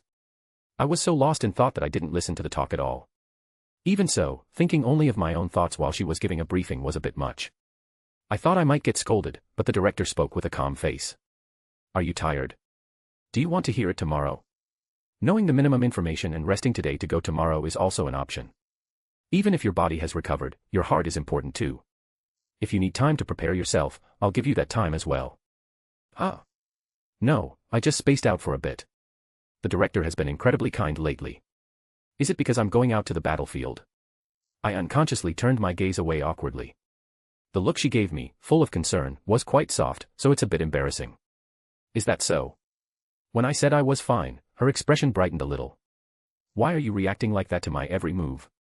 I'll get the wrong idea, you know. A stupid virgin like me might really get the wrong idea if you react like that. Then I'll start from the beginning. You probably didn't hear the early part anyway. Ahaha. Can't be helped, I should listen this time. There might be something different. This singularity is America in 1783. Based on the era, it seems to be the time of the Declaration of Independence. 10-1, it's related to that. Wait. I object. W, what's wrong? All of a sudden. W, where did you say? WWW, which era? Wait. This is strange. Very strange. The second singularity isn't there. It can't be. The second singularity is Rome. Rome in 60 AD. The Eternal Mad Empire, Septem. So why is America coming up here? You shouldn't be appearing there. You're supposed to appear much later. As I was panicking, the director said, yeah. America in 1783. That's where this singularity is. HAAA. America, you said America. I staggered and leaned against the wall behind me. This isn't just an emergency, it's a major emergency. There were too many problems to just accept this. The second singularity hadn't disappeared. The fifth singularity had been discovered first. I don't know the reason. The difference in time, the existence of the director, there were many possibilities, but like the term butterfly effect, it might be because I am here in this position without Fujiwara Ritsuka. I breathed slowly, racking my brain to properly grasp the situation. And I placed my hand on my chest to calm myself down. The order of the singularities has been scrambled. I was the only one here who knew that this wasn't a matter that could be settled by simply saying the order of conquest had changed. Chapter 62, North American Myth War, E Pluribus Unum, 01. Master, your face is deathly pale. I guess my Western blood has finally awakened. I feel dizzy. The order of the singularities has changed. Simply conquering America quickly isn't a huge problem in itself. In fact, looking at America alone, there were several advantages for our side. We could make an ally out of Rama before his heart is pierced, and the enemy wouldn't have time to bolster their forces. There were many benefits. However, the bigger issue was the remaining singularities. If their order is also scrambled, things might get complicated. For example, what if Captain Drake has already passed away in the third singularity? What if the Umu Emperor died in the second singularity? It would become an irreversible disaster. Losing our most important allies is never good. It would be no different from losing Castrebro in Fuyuki or Jean in Orleans. While it might not make the conquest impossible, the already high difficulty would skyrocket. The sixth and seventh singularities were always going to have insane difficulty regardless of when we went, so they weren't the primary concern. The problem was the rest of them. If the order is twisted and the story no longer proceeds like the game, the small advantage I have, knowledge of the game, becomes null and void. But it's already turned out this way. There was nothing I could do about it. No matter how much I agonized or despaired over what had happened, the American singularity in front of me wouldn't turn back into the Roman singularity. I have to do it. I must. The difficulty might have changed slightly, but the task remained the same. No, but seriously, couldn't things just go smoothly for once? If you're going to kill me this many times, you should at least have the conscience not to take away my few advantages. There really are nothing but villains here. From the mastermind to the one who gave me this power, and even this thing called destiny, they're all bad guys. I let out a small sigh and checked the condition of my prosthetic eye, arm, and leg. I also checked the medicines I had smuggled past the doctor and the state of my mystic code. The boss of the fifth singularity is definitely the Mad King, Cu Chulayan. Unfortunately, he wasn't the bro I knew. It wasn't just a matter of having a different class. Cu Chulayan Alter is essentially a fanfiction character created by Medb, who holds the Holy Grail in that era. He's almost the same as the Jalter I met in the first singularity, Orleans. Well, to be precise, it's a bit different since she magically modified the alter aspect of Cu Chulayan, but they're the same in the sense that they were both remodeled to suit someone's personal taste. The cruel, cold-blooded king created by Medb, that was the Mad King. Since he's barely even Cu Chulayan anymore, he wouldn't remember me, and since he isn't the real Cu Chulayan, I didn't need to feel any hesitation. Conversely, he would kill me without hesitation, too. Actually, even if he did have his memories, I doubt Castrebro would hesitate to kill me if we became enemies. He was a cool-headed person in that regard. If we met as allies, he'd welcome me with a smile, and if we met as enemies, he'd probably just laugh and say, "Can't be helped," before fighting. I wish I had that kind of coolness. Are you really okay? If it's too much, you can take a day off. I've been resting for the past few days. That's part of the job for an injured person. You've only just started feeling better. I felt a slight awkwardness at the director's worried words. It felt like she had finally, truly acknowledged me, which wasn't a bad feeling. Her eyes still seemed to flash when she snapped at me, but fundamentally, she was trying to respect and look out for me. She was being considerate, trying to make things as comfortable as possible. It probably still weighed on her conscience that she was sending me alone into the hell known as a singularity. After all, in terms of talent, it would be much better if the director went instead of someone like me. If she had the ray shift and master aptitude to match her talent, I wouldn't even need to lift a finger. The things I've achieved by dying over and over again, the director might have cleared in a single go. Even the protagonist of FGO, Fujiwara Ritsuka, who supposedly had less talent than me, managed to go all the way without dying once, even if he did have MASH. The more I thought about it, the more pathetic I felt. It's fine. I'll be going with Marie again this time. And just in case, a parachute. All right. I clasped my trembling hands together. I know I'm weak. Whether physically or mentally, there are people far greater than me. Conquering this might not even be my original role. I was sitting in a seat that didn't fit me. Entrusting the vital task of saving the human order to an ordinary mortal magus like me. It might sound like a romantic story, but it was madness. Come to think of it, the game entrusted it to someone with even less talent. FGO was a crazy game. Lord Loop, as soon as you find a ley line, call for this Kiyohi. You must. Since I called her by a nickname once, she'd been using it as if it were her own name. Well, if she likes it, that's fine. Please call for Okita as well. I will surely finish them with my Mumio Sandensuki. You're not planning to stab me, right? I'm trusting you since you supposedly have your memories as a saber. Seriously. I've been stabbed in the back twice in a row recently, so I'm starting to get a bit paranoid. Alright, I'll respect your will. As I entered the coffin, the director spoke. Her concern warmed a corner of my heart. First, I thought about what I needed to do as soon as I arrived. Since I'm arriving much earlier than in the game, I first need to find Rama before he gets hard-caught. And Nightingale could also become an ally. Since she's a berserker, she might be a bit dangerous, but her core stems from the noble purpose of saving people.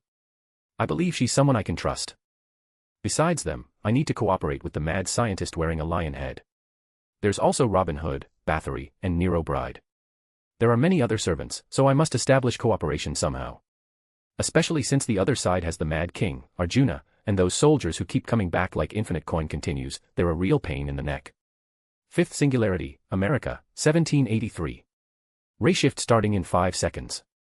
I dream of succeeding without dying even once this time. Normally, that would be the natural way of things. Everyone only has one life. I was in a state that slightly deviated from that natural law of the world. I don't know if I was chosen because I had this power, or if I received this power because I was chosen.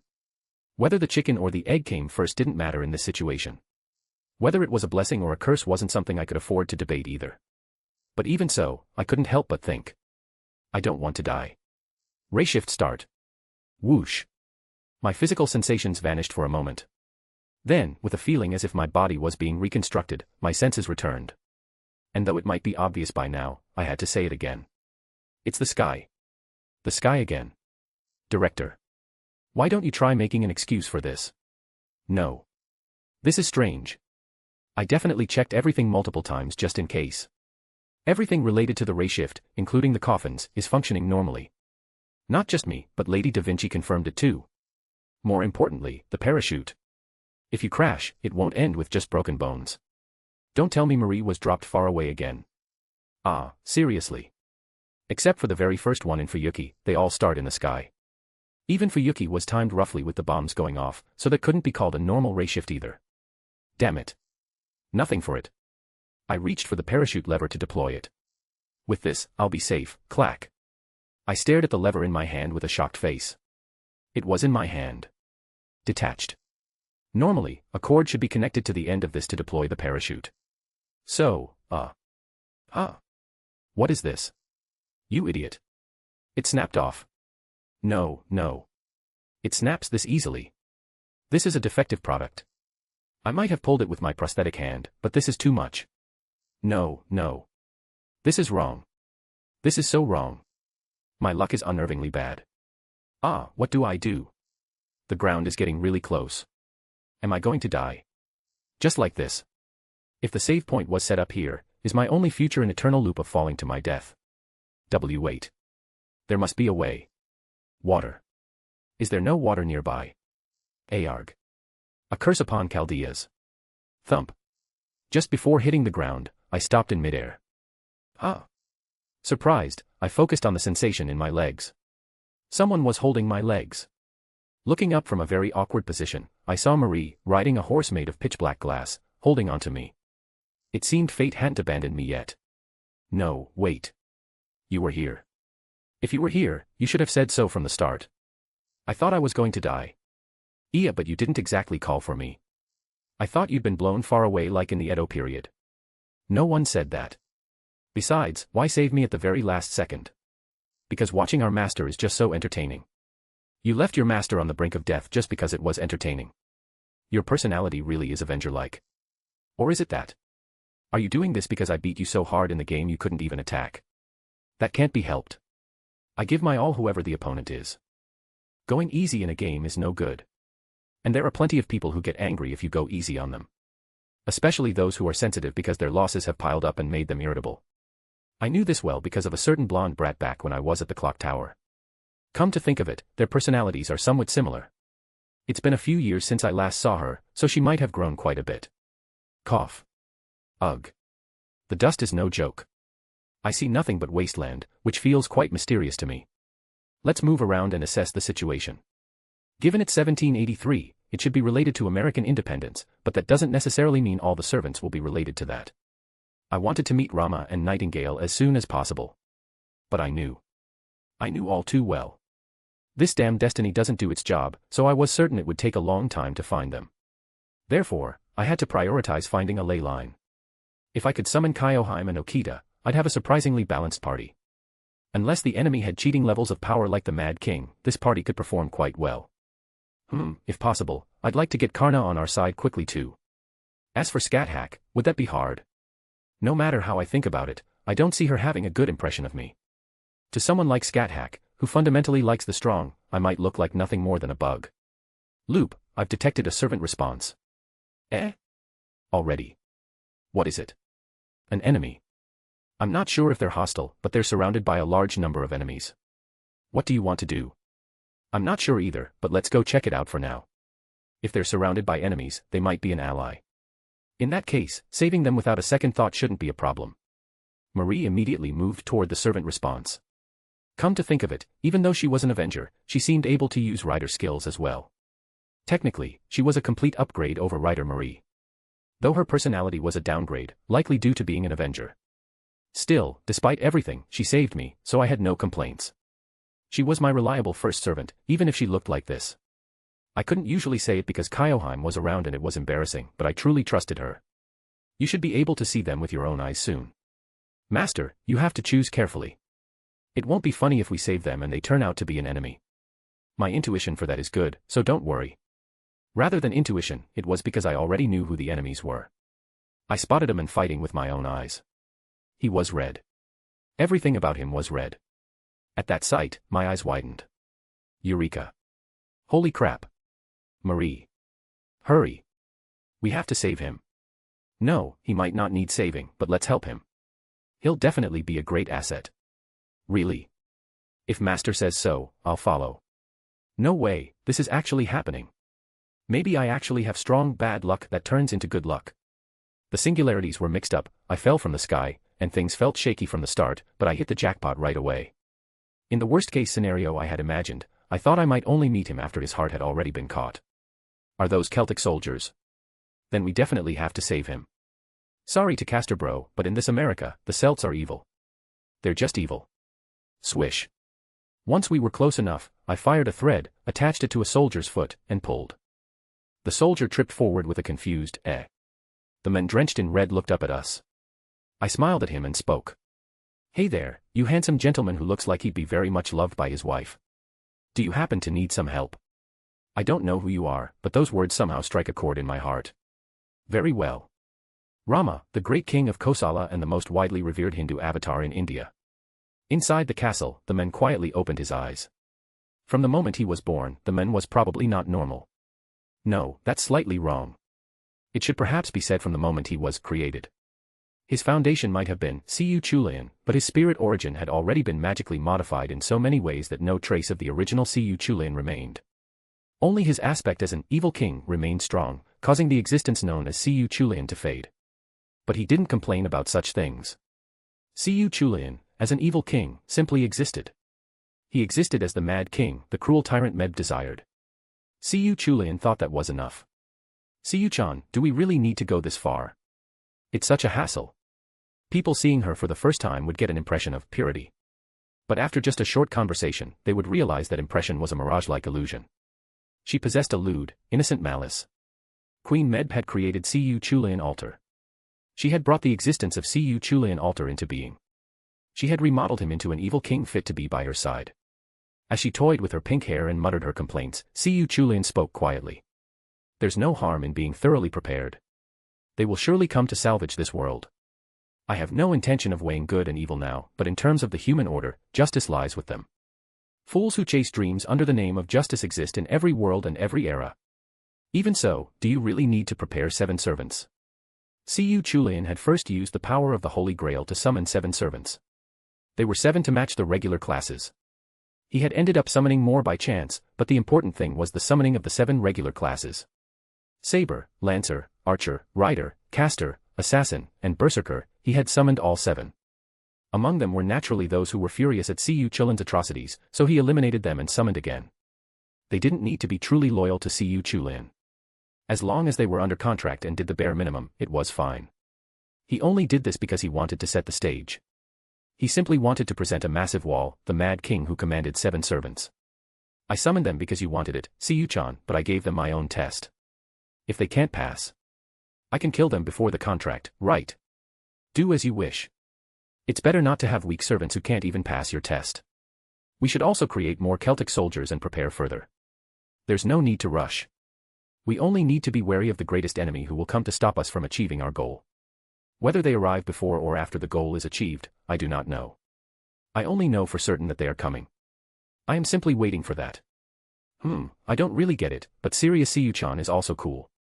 But even if they're the final bastion of the human order, or whatever, they're just a few servants and one human, right? They say a cornered rat will bite a cat, but a rat can never kill a cat. Your caution is a very attractive trait, but I don't quite understand it. Med didn't know the reason for this level of wariness. But Siyu Chulin had his reasons. He didn't feel the need to explain, and even if he did, Med probably wouldn't understand. If he had to say, it was a type of wariness that came from knowing. If a man who was thought to be capable of nothing had made it this far, it meant he had performed deeds worthy of that progress.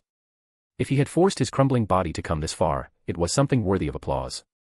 That was why Siyu Chulin waited for that man as an arrogant and evil king, without letting down his guard. A strange state where, not letting down one's guard, and arrogance coexisted was currently occurring within Siyu Chulin. He would offer sincerity instead of applause to the men who made it here, and courtesy instead of praise to the men who hadn't given up. If the struggles of a man who was lacking in every way had reached this point, it was already an achievement. He had to be recognized as an enemy. He intended to acknowledge him without looking down on him, without treating him like a fool, and even accepting his unsightly side. The way he moved forward like that wasn't a bad sight at all. Siyu Chulin stood up at a faint premonition. Siyu-chan. I'm going out for a bit. Where are you going? Should I come too? Focus on preparing the soldiers. Yes, where is it? To me, who has become the Mad King and lost the sense of enjoyment. I'm going to take the one remaining pleasure left to me. Med tilted her head, but Siyu Chulin, deciding further answers were unnecessary, stepped out of the castle and stood on a high vantage point. A strong wind blew from a direction where nothing could be seen. But he felt it. They were here. He could tell for certain they had arrived. That unremarkable man had come this far. The warrior who had won his victories at the cost of his eye and even his own leg was here. Holding his demonic spear, Siyu Chulin looked in one direction and wore a twisted smile. A smile, an interest, that a mad king should not possess, graced his face. You've come. Gripping the demonic spear, Gi Balg, Siyu Chulin muttered. Normally, he shouldn't have these memories. A Siyu Chulin magically modified by Med could hardly be considered the original Siyu Chulin anymore. If asked if he wasn't Siyu Chulin, that wasn't true either, but if he had been remodeled by someone, the original Siyu Chulin would say, that isn't me. He would say it was just another person with the same face and name. The Siyu Chulin here was the same. The Siyu Chulin here was Siyu Chulin, but not Siyu Chulin. Therefore, it should be normal for him to have no memory of participating in something like a Holy Grail war as Siyu Chulin. But for some reason, there was one thing he remembered. In a burning city that had become a singularity, he had fought alongside a certain weak man until the very end. At the very end, they had fought as a trio. That battle was desperate, ugly, and the word salvation didn't suit anyone involved, but they had truly fought with their lives on the line. Burning their lives, strengthening their hearts, and resonating their souls, the three of them had pierced through a win rate that should have been impossible and seized victory by creating a miracle together. That memory was quite a pleasant one. It was true that it had been difficult, but the time spent together had been enjoyable. That was why the Siyu Chulin with those memories believed he would surely come one day. He is weak, but he is never a man one should let their guard down against. Having been his servant once, he knew.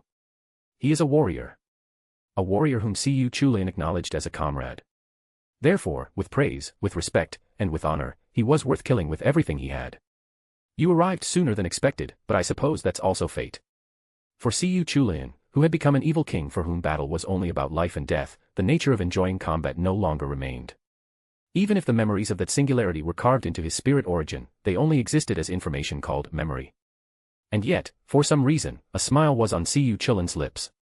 As soon as he was summoned as the Mad King by Medb, he had thought that this time, it was his turn to stand in his way as his enemy. It was certainly a tragedy and not a very pleasant thing, but this time, as an enemy, he could witness his deeds. That man never disappointed. He showed many sides, strong yet fragile. Yes, to put it simply, he was human. That was why Siyu Chulian ran swiftly toward the direction the wind was blowing from. He felt nothing, but he knew it was here. He's here, he's come to this place. He felt that he had finally arrived. Siyu Chulian ran fast. There was no need to use subordinates. He would meet him personally at least once. He would meet him right at the start and give him a greeting. If he died from that greeting, then that was that, it was simply the end of the story. And if he survived, Siyu Chulian could maintain his amusement while looking forward to the next time. Amidst a situation where all his senses were strangely distorted by Medb, Siyu Chulian lunged toward the one pleasant sensation he could feel. Let's enjoy the joy of our reunion, kid. In that moment, it felt as if he smiled not as the Mad King, but as Siyu Chulian. Chapter 63, North American Myth War, E Pluribus Unum, 02. Rama. The protagonist of the Ramayana, one of India's two great epics. Though Rama was considered brilliant from birth, he was stripped of his position as heir to the throne and exiled from his country due to a conspiracy by his relatives. After his queen, Sita, was taken from him by the demon king Ravana, Rama resolutely decided to fight. He was subsequently gifted various weapons and led an army that included the famous Hanuman, continuing the struggle to reclaim Sita for approximately 14 years. In the end, with the help of sages and divine power, he succeeded in rescuing her. If the story had ended there, it would have been a fairy tale, a happily ever after. However, no matter how extraordinary, it was a story of a living being. Naturally, the tale did not end with a happy ending but continued onward. It was here that Rama's sole mistake occurred. He intervened in a conflict between Vanaras, and to save his ally Sugriva, he used deception to slay the opposing Vanara, Vala. Unable to forgive this, Vala's wife cast a curse upon him. Even if you reclaim your queen, you shall never share joy together. That curse persisted even after he defeated Ravana and rescued Sita. They could never meet, they could do nothing but yearn for one another for all eternity.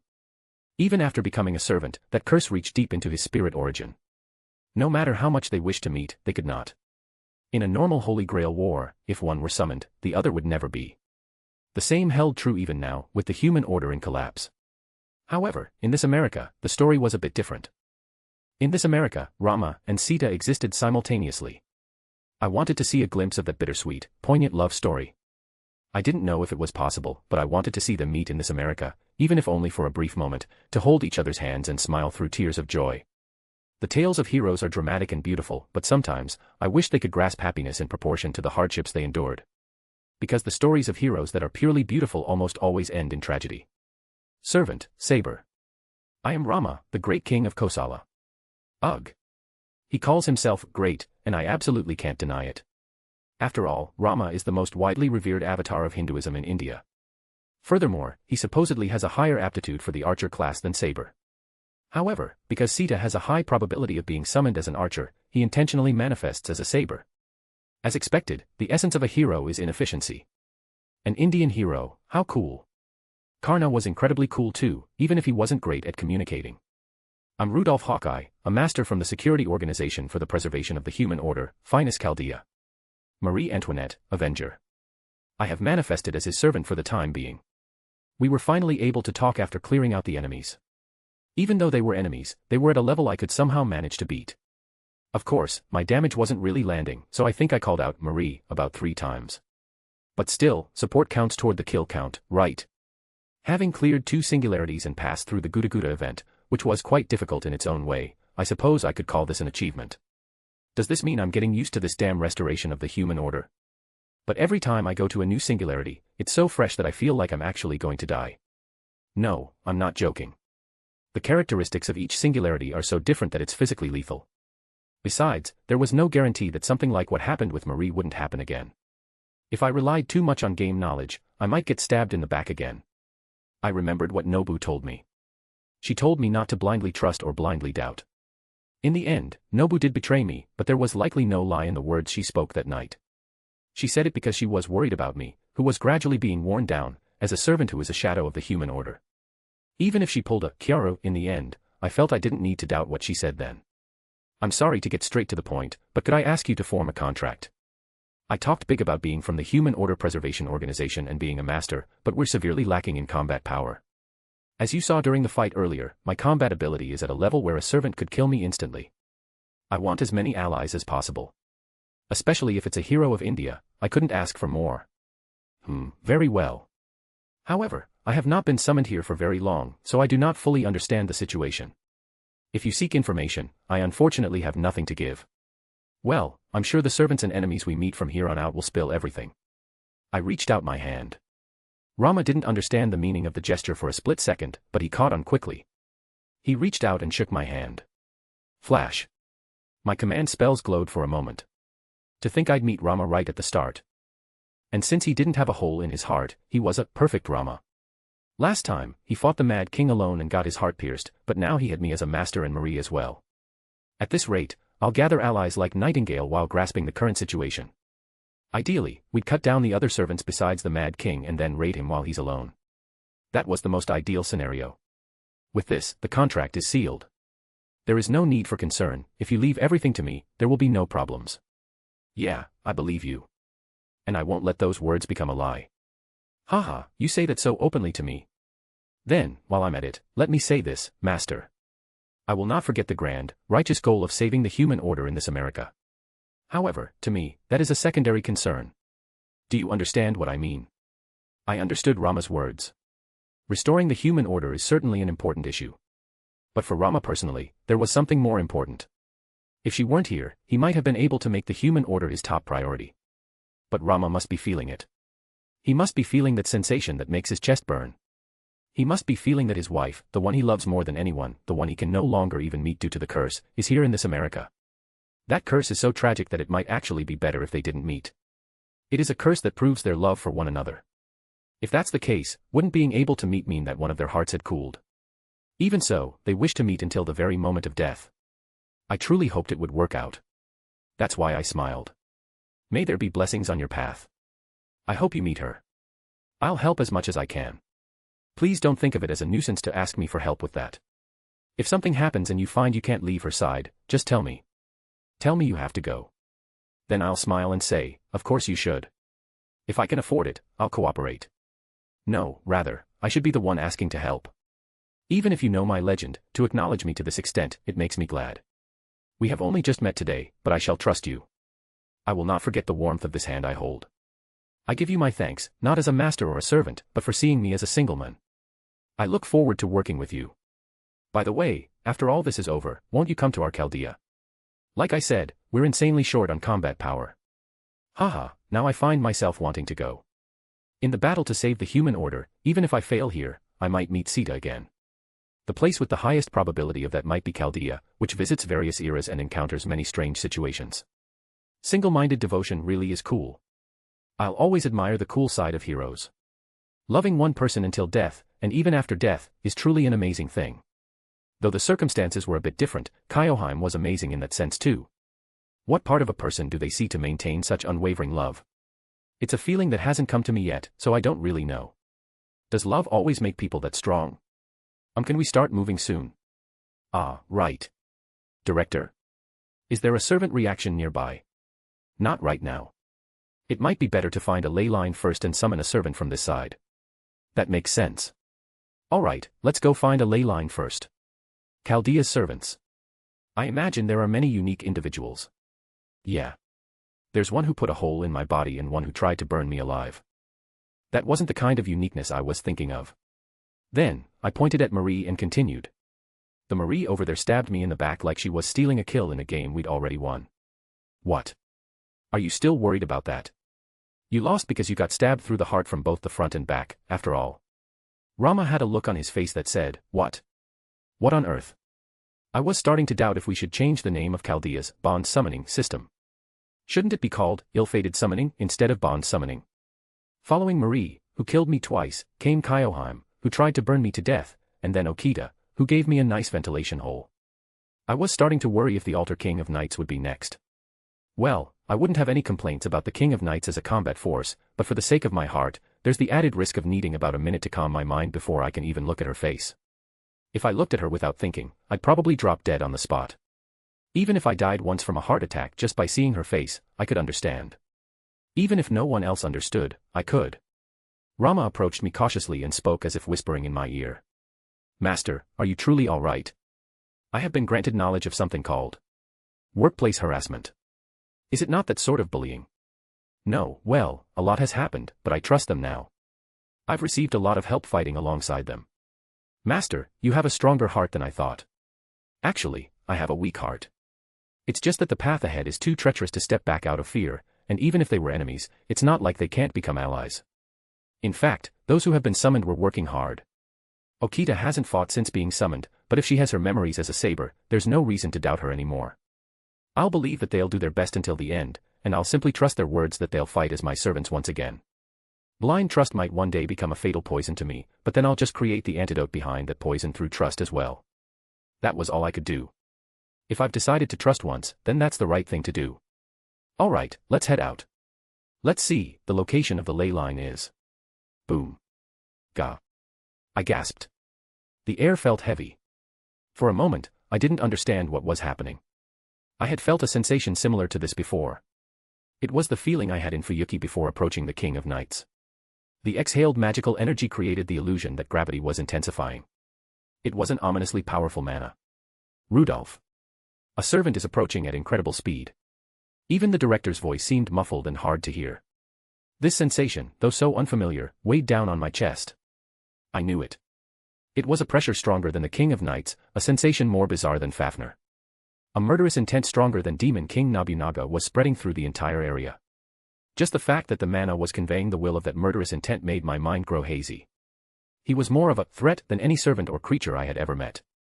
By the time I felt it, it was already too late. As soon as my eyes recognized that something was there, that existence was already in front of me. He had leaped before me in a single instant.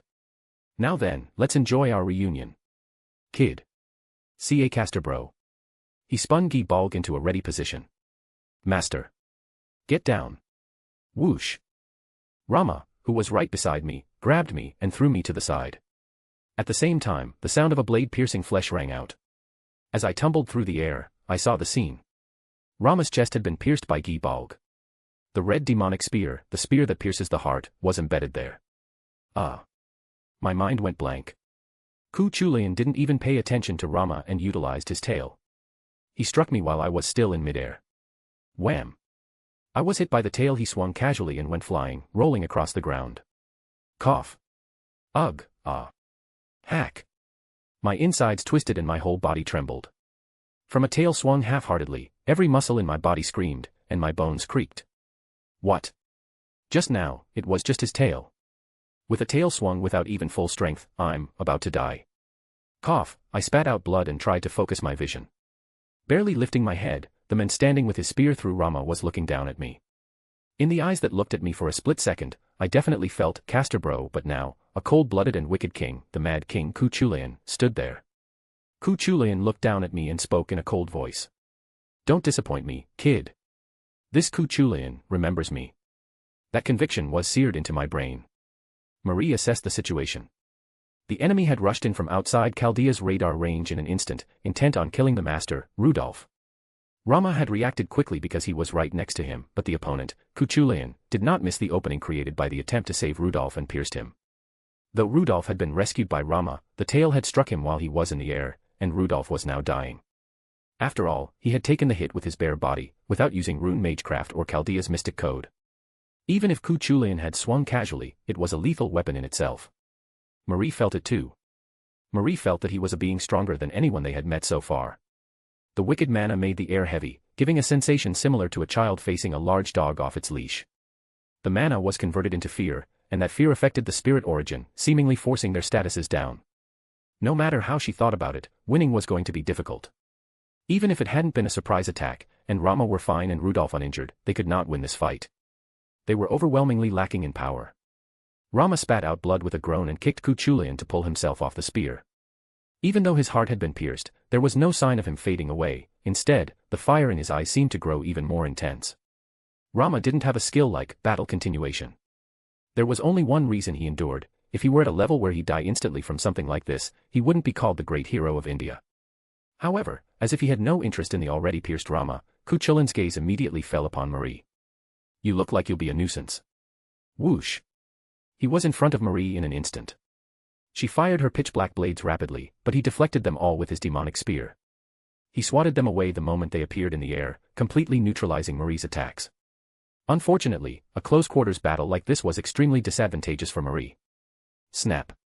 Threads caught Ku Chulin's demonic spear. Tug! It was only for a split second, but Ku Chulin's movement stopped. Marie didn't miss the opening, she summoned glass and retreated. She didn't stop there and fired blades from all directions. I have to escape. Somehow. Thwack. Ku Chulin struck a boulder with his tail, sending it flying toward Marie. Crunch. It arrived at incredible speed, slamming hard into Marie's eye and abdomen. Crack. One of her eyes was torn, and blood poured from her stomach. Cough. Marie fell straight out of the air. This was truly dangerous. There was nothing she could do. Hi-oa. You bark well for someone with a hole in their heart. Clang. Ku Chulin blocked Rama's attack and kicked him away. Not missing the chance, Rudolph threw a flashbang upward. Flash. Light momentarily dominated the space. Judging that she couldn't miss this chance, Marie ran toward Rudolph, and Rudolph did the same. Rama was also trying to pick himself up, but his body was no longer in a state to fight. Marie wasn't in good shape either. She had to save Rudolph no matter what. She had to protect Rudolph. As if the light meant nothing, Ku Chulin reached the standing Rudolph. Marie gritted her teeth and rushed forward. Squelch. Marie was stabbed deeply through the shoulder. But she didn't care, she grabbed Rudolph and ran to the side. Ma Marie. Ha, ha, ha. This might be impossible. She created a horse made of glass. Rudolph stared blankly at the horse. She knew he wouldn't listen even if she said anything. He wouldn't choose the option to abandon them when he could barely move his own body anyway. He wouldn't even try to choose it. Even if she told him to trust her in this situation, he would surely refuse. Because he was that kind of master, all the servants trusted him. But depending on the situation, good and evil must shift, and a path must be chosen. Marie thought that for a master who couldn't do that, this was the only way. Bleeding, Marie smiled at Rudolph. I'm handling a mischievous servant, surely a little mischief like this is fine. What? Marie. What are you? Thud. Marie forcibly placed Rudolph on the horse and fixed his arms and legs with glass. It would have been hard to break anyway, but there was no way the wounded Rudolph could break it. Having done that, she made the horse move at high speed. Ku Chulin, not wanting to let him go, readied his spear to throw. Ping.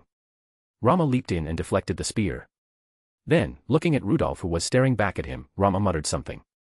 Whether those words would lead to a blessing or despair for Rudolph, no one could know. Rama simply spoke. He believed that this master would surely fulfill Rama's final words. Even though they had only met today, Rama had been able to learn many things about the man named Rudolph. Ha, ha. Marie panted as she thought. Ku Chulin had mistaken the order. What Ku Chulin should have done first was not destroy the flying glass horse, but kill Marie. The time has come. With my fresh blood as a sacrifice, come forth. Marie was already mortally wounded. The conditions were already met. Everyone would be wiped out if they stayed like this anyway. In that case, someone had to stay behind to buy time. Normally, she would have wanted to send Rama with Rudolph, but she didn't have the luxury. Before that Ku Chulin, not even a shred of leeway was allowed. Even sending Rudolph away was a kind of fluke, made possible by the tiniest opening. The red moon in the sky illuminated the three servants there. I'm sorry, great King Rama. I wanted to send you along with him. Since it has already come to this, I am of little help. And I have said what needed to be said. I hesitated for a moment, fearing those words might become a curse to the master, but I shall trust the brilliance I saw in him, however briefly. To think I would become a stepping stone. But it is not a bad feeling. To entrust things to another, that is. Rudolph treated everyone with his full strength and an honest heart. Once he became an ally, he never said anything he didn't mean. His words affirming Rama's wish, acknowledging Rama's long-held desire, and supporting Rama's path had left a strong impression on him. For instance, he gave Rama a strange brilliance, a feeling that even if he disappeared here, Rudolph would somehow resolve this singularity. Because Marie knew that brilliance too, she panted as she looked at the mad king Ku Chulin.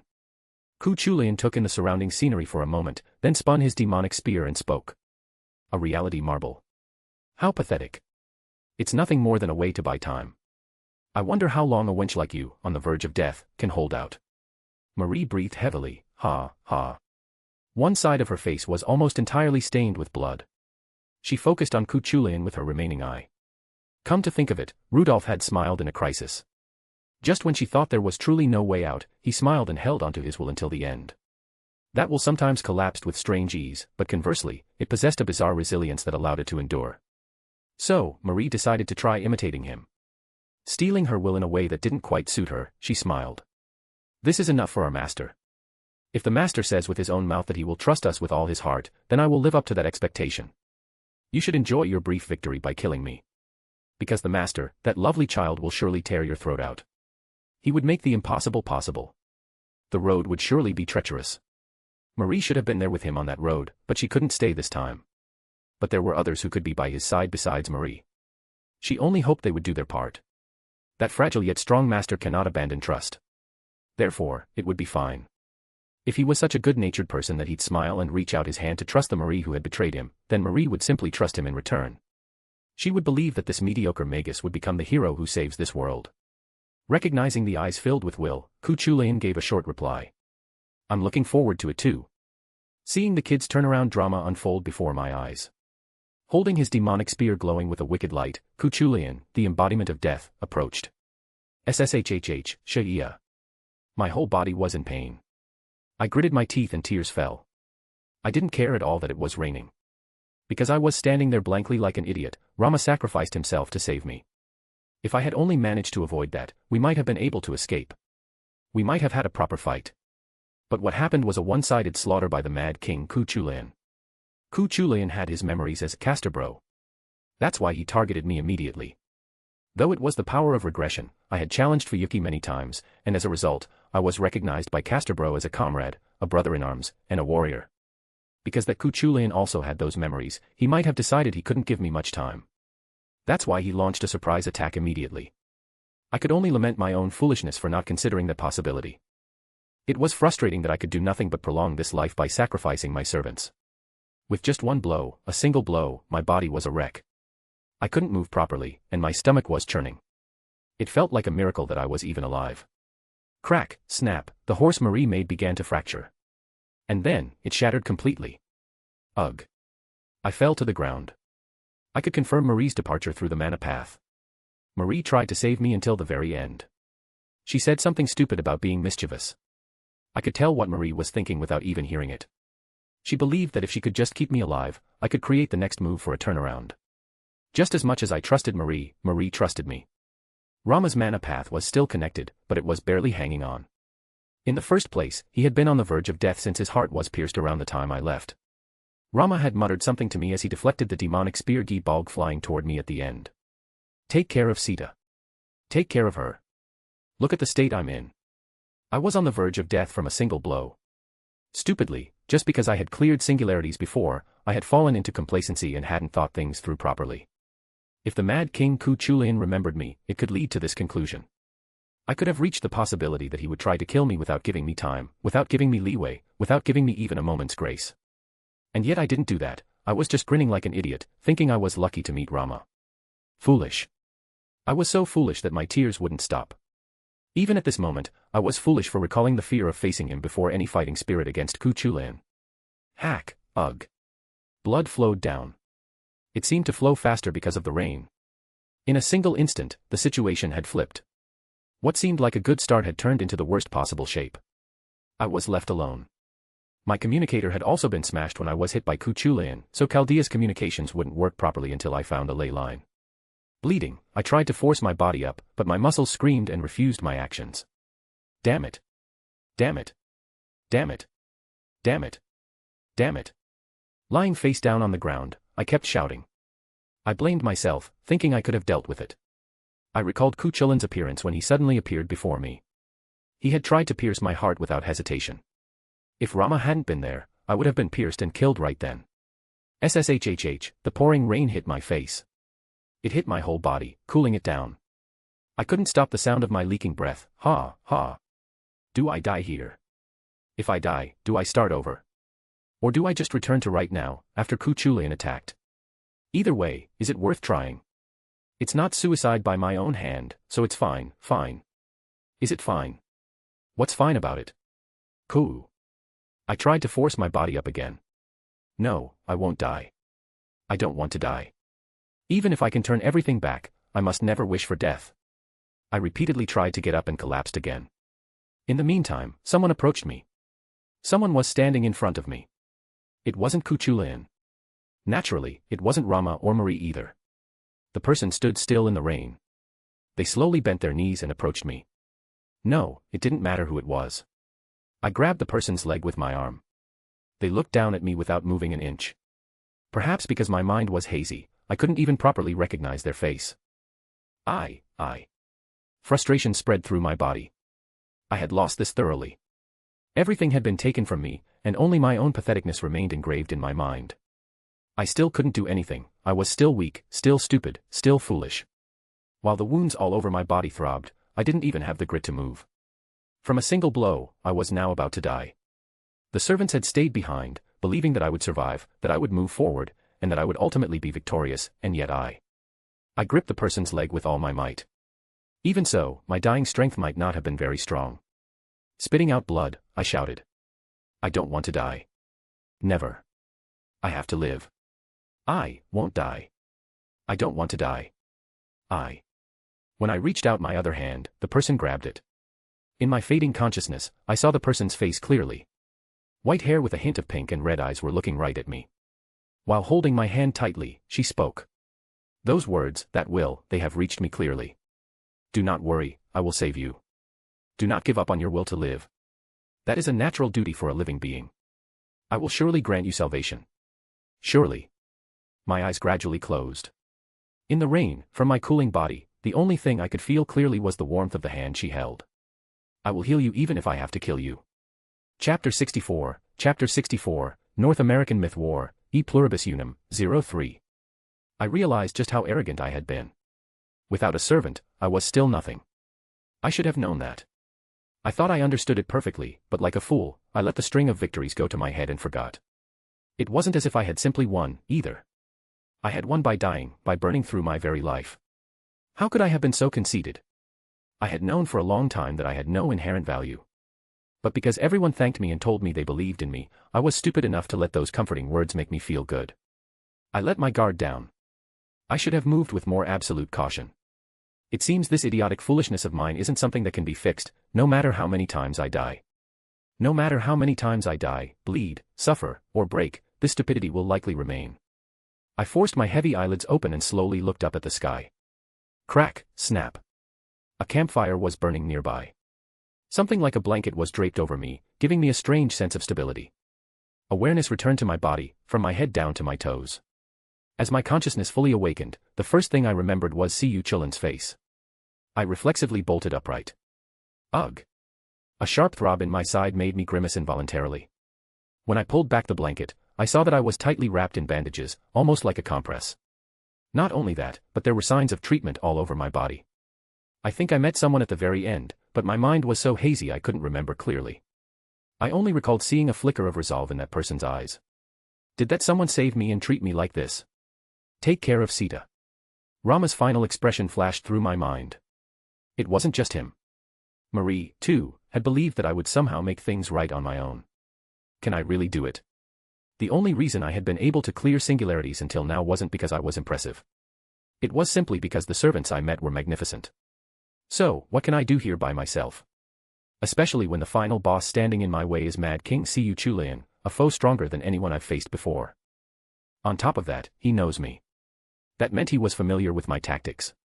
Even if he didn't know them, Siyu Chulian, in his current state, generally has no interest in anything other than slaughter. No matter how much I try to provoke him by digging up the past, he won't budge. Because he is Siyu Chulian and yet not Siyu Chulian at the same time, he simply doesn't react to such things. I had no idea how to win. No, was it even possible to win in the first place? I had lost Rama, who could be considered one of our greatest assets, in an instant. The mana path connected to Rama, which I had felt clearly before losing consciousness, was now severed. Damn it, I cursed under my breath, and the bushes rustled. I instinctively trembled and went on guard, but as soon as I saw the person who emerged, my tension vanished. Given the medical treatment, I should have thought of her first. You've opened your eyes. That is a relief. Ah, you saved me, right? Thanks. I'm alive because of you. That being said, the treatment was surprisingly normal for something done by Nightingale. I expected her thought process to be closer to, your arm is bleeding, so I shall amputate it, but there were signs of very meticulous care. She was holding branches to use as firewood. After checking my condition with a brief glance, she sat down in front of the campfire and began tending to the flames. Originally, she should have been treating wounded soldiers on the battlefield. The fact that she was here meant that because I had come to the second singularity instead of the fifth, Nightingale hadn't encountered those casualties yet. I'm Rudolph Hawkeye, a master of the Human Order Continuity Guarantee Agency, Chaldea. You're a heroic spirit, right? If you don't want to say, that's fine, but could you tell me your name? Actually, I already knew without asking. Her class was Berserker. Considering her achievements, one might ask, what kind of nonsense is that, but given her personality, it might not be such an odd fit after all. There was a theory that if there isn't a perfectly matching class, a heroic spirit is forcibly squeezed into one, anyway. She spoke as she added the firewood to the fire. It is not a name worth hiding. Florence Nightingale. I have treated your wounds for now, but it would not be strange for them to reopen at any moment, so do not overexert yourself. Florence Nightingale. The main supporter of the fifth singularity and a nurse evaluated as an angel descended upon the battlefield. She was famous enough that even those outside the medical field would know her. In an era where wars were fought under abysmal sanitary conditions, her medical reforms and thorough attention to hygiene achieved the feat of reducing the mortality rate from nearly 40% to 5%. Not only that, she underwent multiple reforms and even analyzed records, leading her to be called a pioneer of statistics. While other heroes made their names in battle, she made hers by fulfilling her duties in her own position. For the record, while she was called the Angel in White, she was said to be a quite radical and strong-willed person, contrary to that name. During the war, even the officers, including the military surgeons, found her difficult to handle.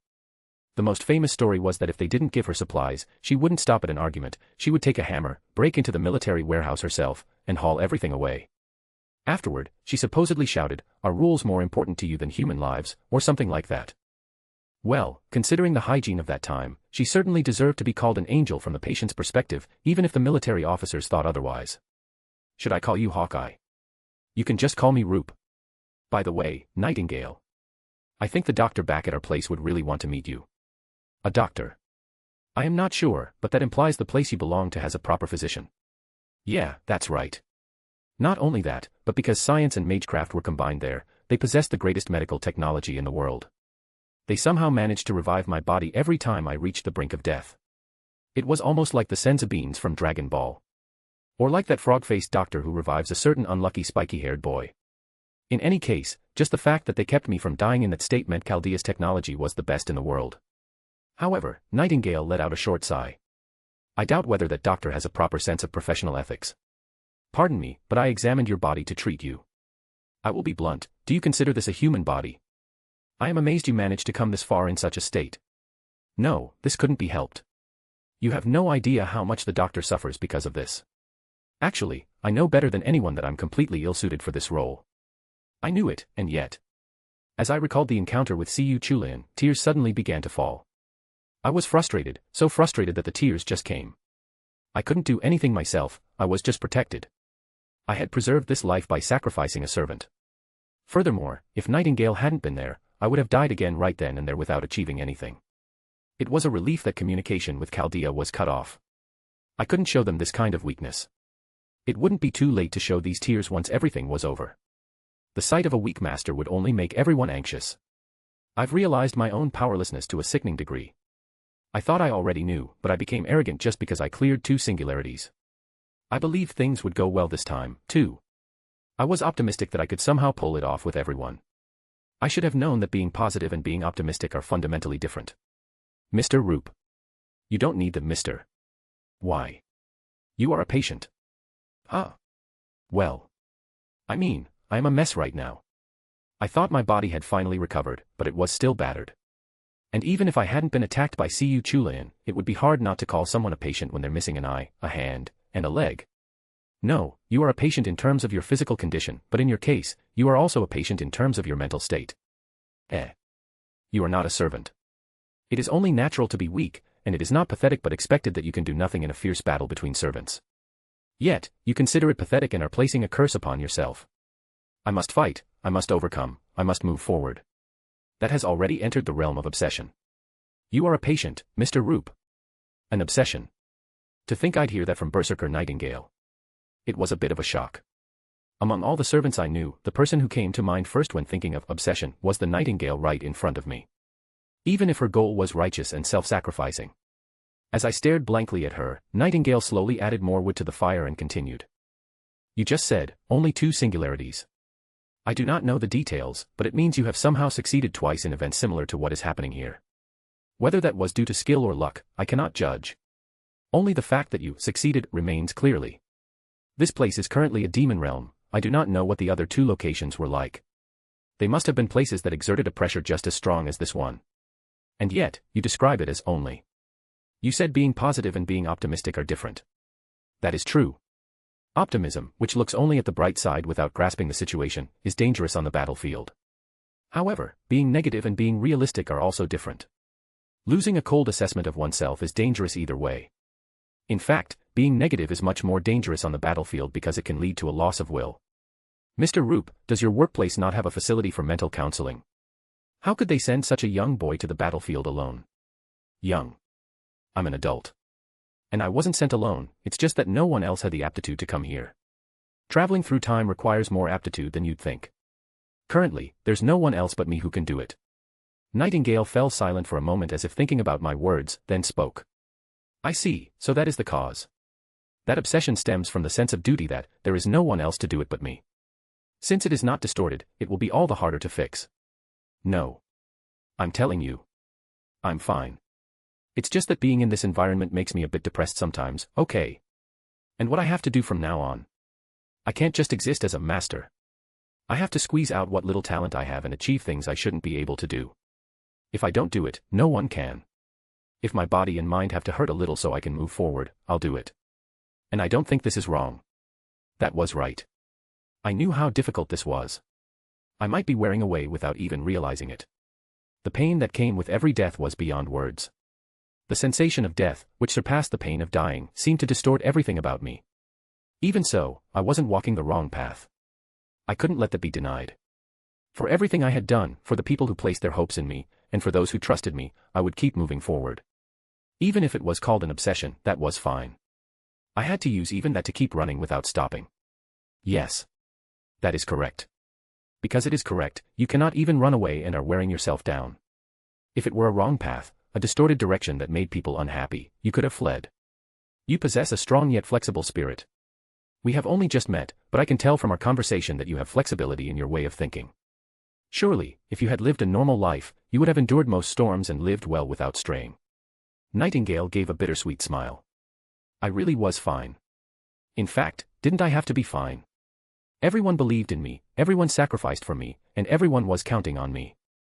Therefore, I was fine. If I stopped being fine, the world would end. Everything would vanish like bubbles. I couldn't just let that happen. I didn't want to be the villain who just stood by and watched. I had already let many people die once because I knew everything and yet did nothing. Someone might hear my story and comfort me, saying it wasn't my fault. But the fact that I didn't move in that moment wouldn't change. If I had moved, things might have changed. If I had alerted them to the situation just a little sooner. If I had even pretended to be a terrorist and claimed I had a bomb. Those regrets swirled inside me. Before I knew it, Nightingale had approached right in front of me. Hey. My immunity to women isn't that high. Damn it, seeing her in reality instead of an illustration, she's an incredible beauty. Plus, she's strong and dependable. She wasn't a blonde, but that wasn't exactly a problem. In a sense, she was exactly my type, a cool older sister figure, which made my heart race quite a bit. For someone moving for the sake of the human order, you have a very shadowed face. That may be some kind of pain, or perhaps guilt. It felt like she was seeing right through my heart. Why was she so rational despite being a berserker? The only way to treat you now is for this series of incidents to end quickly. I do not think anything else can be done about that righteous obsession. Mr. Roop, do not forget this at any moment. When you feel like crying out at your own patheticness, cry. There is no need to swallow the tears that force their way out, like you did earlier. Chaldea may be a place for you to lean on, but in exchange, you have killed your fragility. Thanks for worrying about me. You really are someone who deserves to be called an angel. I thought you'd be terrifying, but you're speaking so kindly. An angel? What is that? Are you referring to me? Fufu, you say strange things. But I suppose you are right. An angel is not one who scatters beautiful flowers, but one who fights for those in distress. With those words, Nightingale reached out her hand to me. Since I was usually the one to reach out first, I was a bit flustered. Therefore, I shall fight for you, Commander. I awkwardly took Nightingale's hand. I felt the command spells glow with a hum as the mana path was established. Since communication had been cut off and Marie's dismissal must have been reported to Chaldea, they would be worried. I had to find a ley line quickly and summon Kyoheim and Okita. Even though Marie had returned to Chaldea, it would take quite some time before her spirit origin was restored. It would likely be impossible to expect Marie's help in this American singularity. Still, I didn't expect you to accept me so readily. You may not remember, but you asked to be saved.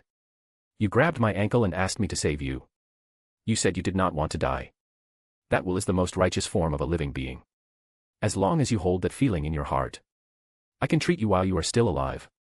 Even if you were to forget that feeling, do not worry. I shall save you, even if I have to kill you to do it. Hic. I let out an involuntary hiccup and trembled. I guess no matter how rational she seems, a berserker is still a berserker. The resolve in her eyes at the end was so genuine that it completely shattered the atmosphere we had going. Scary. I slowly let go of her hand and shivered, even though it wasn't cold. Ahem, first, let's move. We need to find a ley line. Huh. Nightingale, who was beside me, grabbed me and laid me back down. While I was wondering what was happening, she pulled the blanket over me again. Excuse me. Wait. What are you doing? We don't have time. I need to find a ley line and call my cuties to bolster our strength. If that mad king guy comes back while we're doing this, radiating bloodlust through his mana, I'm 100% dead this time. And since that save point in this world is so damn diligent, I'm sure it'll reset to right after Rama and Marie were taken out. As I agitatedly tried to get up again, Nightingale's red eyes glowed as she spoke. Lie back down. You are to rest and sleep soundly at least until dawn. It is because you overexert yourself that your body is in a state worse than a rag. But as long as I am here, I cannot simply stand by and watch that happen. No, no. I'm telling you, we don't know when the Mad King will show up. We don't have time for this. I need to secure our forces as soon as possible, grasp the current situation, and move. Thud. Nightingale placed her hands on my shoulders as I tried to rise and said. Lie down. Yes, ma'am. It wasn't because her eyes were terrifying that I couldn't say anything. Definitely not. Ugh.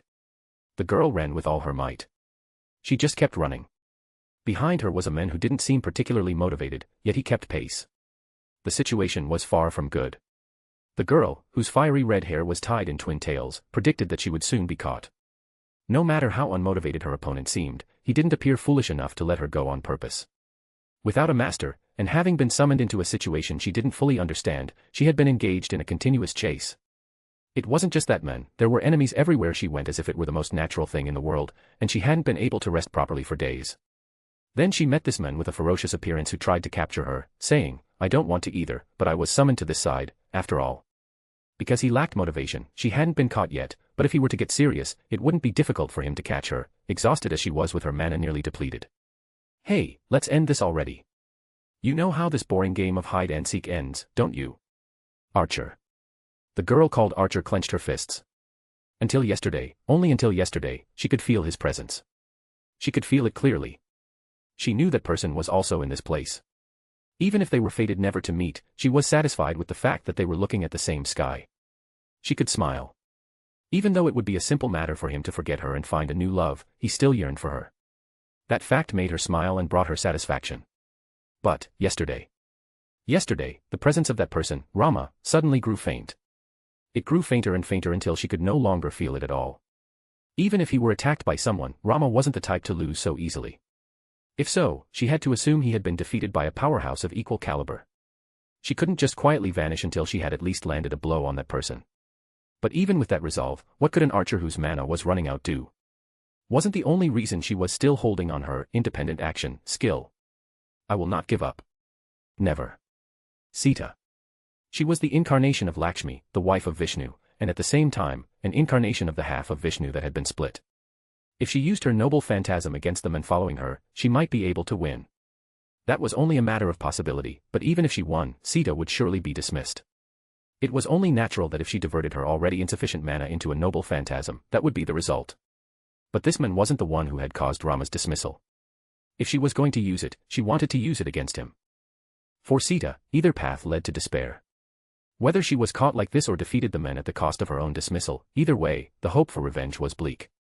However, if she gave up the fight and let herself be captured, perhaps an opportunity for revenge would come. The fact that they were trying to capture her without dismissing her meant they wanted something from her. Whether it was information, manpower, or something else, she might be able to find an opening. But it was doubtful whether they would treat Sita with any humanity once she was a prisoner. Rather, this choice might be between a peaceful dismissal or a painful one. Sita swallowed hard at that thought.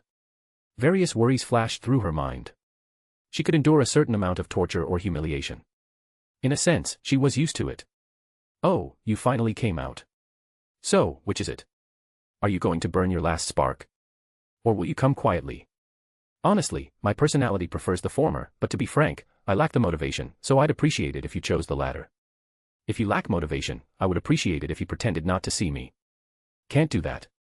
No matter how much I dislike it, a servant follows the side they were summoned to, right? Don't take it personally. Defeating that ferocious man would be difficult. It would be hard even at full strength, but for Sita, who was already exhausted, it was impossible.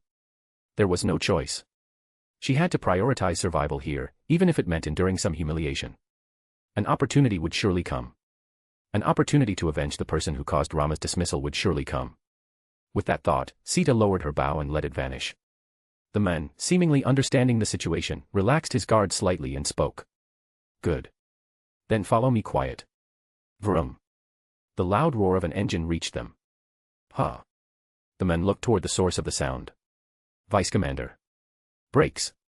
Brakes. What? Crash.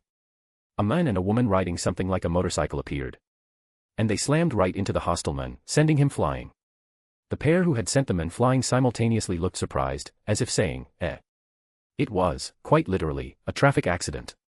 She wondered what they were thinking, riding a motorcycle in a place that was practically a forest, but perhaps they used it because they had no other means of transport. The man, who looked somewhat haggard, shouted at the woman who was holding the handlebars. That's why I said I'd do it. The commander does not have a license. Do you have one? You don't even have the riding skill.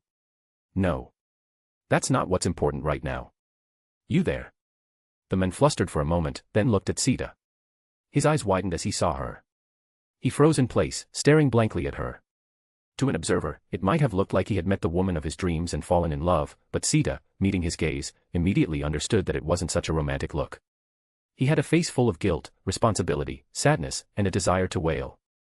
The man, barely holding it back with gritted teeth, shouted. My name is Rudolph Hawkeye. You can call me Roop for short.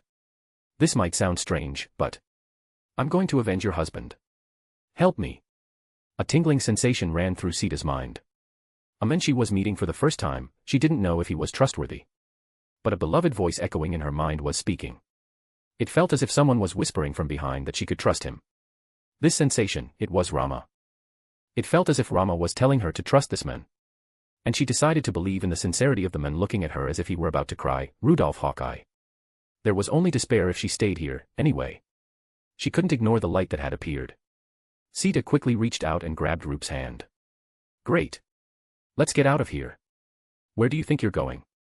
Charging in all of a sudden, that was quite something, quite something. Ah. The ferocious men and Roop locked eyes, both looking surprised. While Sita was panicking, wondering why they weren't running, Roop pointed at the ferocious men and shouted with great joy. If you have a conscience, betray that side and join us. Beowulf. Eh. Sita was bewildered. This was the man who had just said he followed the side he was summoned to, even if he didn't like it. There was no way he would join their side just because of those words. By the way, so that man's name was Beowulf. She was overwhelmed by the sudden influx of information. But one thing was certain, that Beowulf wouldn't be moved by such a thing. Just as she was about to say they should use this motorcycle to escape, Beowulf scratched his head and spoke. If I had a formal contract, I wouldn't have been able to do anything about it, but I guess I'm lucky. I'll work off the debt for those broken fingers. Yeah. Why was this working? Sita was thrown into confusion. There's interest, so work enough for your life, too. That's a total ripoff. Was Sita the strange one here? No matter how she thought about it, wasn't this bizarre? Roop had told Beowulf, whom he had been fighting until just a moment ago, to betray his side and join them, and Beowulf had nodded as if he had no choice. It was strange no matter how she looked at it. They were enemies until just now. Roop must have understood that, too. But was it okay for him to become an ally so easily? Shouldn't they be worried about betrayal or him being a spy? Then, the woman holding the handlebars spoke up. You there, sir, that is quite enough. That's right. How can you so easily accept someone as an ally who was hostile just a moment ago? This whole situation is strange to begin with. We should be running away right now. Fortunately, I wasn't the one being weird. The woman pointed at Beowulf, just as Roop had done, and shouted. Put some clothes on. No matter how warm the weather is, the temperature drops at night. How can you be so negligent? That's the part you're pointing out. Wait, is it actually me who's the strange one right now? Sita stopped thinking. Chapter 65, North American Myth War, E Pluribus Unum, 04. Ha ha ha ha. You're a lucky one. Seriously, for our paths to cross like this. Beowulf laughed boisterously. I had suspected it from the moment he first locked eyes with me and looked surprised. And the moment he mentioned the price for the broken fingers, I was certain. This Beowulf was the same one who had been my enemy in the Guda Guda loop. He had used Chaldea to dismiss himself simply because he didn't like his master. He had seen my face as the master of Chaldea, enjoyed the fight in his own way, and left after getting exactly what he wanted. Perhaps Beowulf felt a bit guilty about using me, because he had promised to definitely be on my side if we ever met again. As soon as he made that promise, I thought of the fifth singularity, thinking there might be a future where we'd be allies then. I had brushed it off as something in the distant future. But I never imagined the fifth singularity would end up becoming my second one. To think you survived that mad king. I knew you had it in you. Ever since we fought in that Edo period, I had a feeling you were the type to pull through when it counts. Not everyone has the guts to stand tall when the chips are down. I don't know if survived is the right word for it. I had been caught in a surprise attack and suffered a crushing defeat without being able to do a single thing. In fact, if the vice commander hadn't been there, I would be dead. Considering that, I wasn't sure if saying I survived was truly accurate. After finishing the brief exchange, I looked at Sita. Sita had every right to condemn me. Perhaps they could have met. I had plucked that possibility out by the roots and cut it away. Sita could have held me responsible for that fact. Even if she used me as an emotional punching bag, it would have been justified. Unfortunately, the difference in our physical abilities was so vast that I couldn't even serve as a decent sandbag. If she told me to bow my head, I would do it 1,000 times, I didn't care how humiliating it was. But I couldn't give her this life. After hearing the whole story, Sita looked at me. I will tell you this in advance, I have no intention of blaming you, Master, for the sequence of events. As if reading my mind, Sita crouched down in front of me to meet my eyes. The warm, flame-like quality in her gaze overlapped with the Rama I had seen at the very end. The same face was etched into my eyes, and the same voice echoed in my ears. My helplessness had been branded into me by the sacrifices of Rama and Marie. No matter how hard I tried, no matter how much effort I put in, no matter if I burned this life to cinders, without a servant, I was just a powerless human who could achieve nothing. Toward such a powerless human, Sita simply gazed at me with a straight expression, a righteous face, a face untouched by any malice. Lord Rama made his own choice. Protecting Master from the surprise attack was Lord Rama's choice, and deciding to buy time instead of running away at the final moment was also Lord Rama's choice. So please, do not make such a pained expression. Even if Lord Rama had survived that battle, the curse deeply rooted within us would have prevented us from even perceiving each other. Even if a miracle occurred where we were summoned to the same place like this, the moment we tried to recognize each other, one of us would have been blown far away. But the possibility existed. I took away the chance for a reunion. No. Lord Rama let go of it himself. Lord Rama chose saving you over reuniting with me. I am not the least bit disappointed by that choice. In fact, if he hadn't done that and had abandoned you just to meet me, I would have been disappointed in him. Thank you for showing me that he is the Lord Rama I know. Thank you for letting me know once again that even though he could find someone new, he is still searching for me. Why were servants all so strong? She could have complained to me a little, or vented the emotions rotting inside her at me. Or was she really not angry with me at all? Even if it wasn't hatred, wouldn't it be natural to feel some annoyance or resentment? And yet, Sita was actually comforting me. She was saying it wasn't my fault. I clenched my fists. I didn't know why Rama helped me even at the cost of giving up the possibility of reuniting with Sita. In a normal Holy Grail war, Rama and Sita are treated as the same person, so they could never be summoned in the same place. It was only because of the singularities, the incineration of the human order, and various coincidences that the two were summoned here simultaneously. It was a miracle, a truly rare opportunity. Rama, who had thrown that away himself, had told me to take care of Sita with an expression that held not a shred of regret. It hadn't even been a day, not even 24 hours. It was a short time, less than 12 hours, let alone 24. The conversations we had shared during that time were few. And yet, Rama believed in me. He didn't believe in a modern human as a shadow of the human order. He didn't believe in a master because he was a servant. He believed in me as the men who stood there. Phew. I took a deep breath and looked at Sita. Sita was still crouching in front of me, watching me with kind eyes. As if reading my resolve from my eyes, Sita smiled and spoke. My name is Sita, a heroic spirit summoned as an archer. From this moment on, I shall follow you, Master. I will trust Lord Rama's eyes, and I will trust that I see with my own. From now on, my bow is yours. Though my strength is modest, I hope to be of help. When I turned my gaze up to Beowulf, he uncrossed his arms and shrugged. I'm the type to pay back my debts.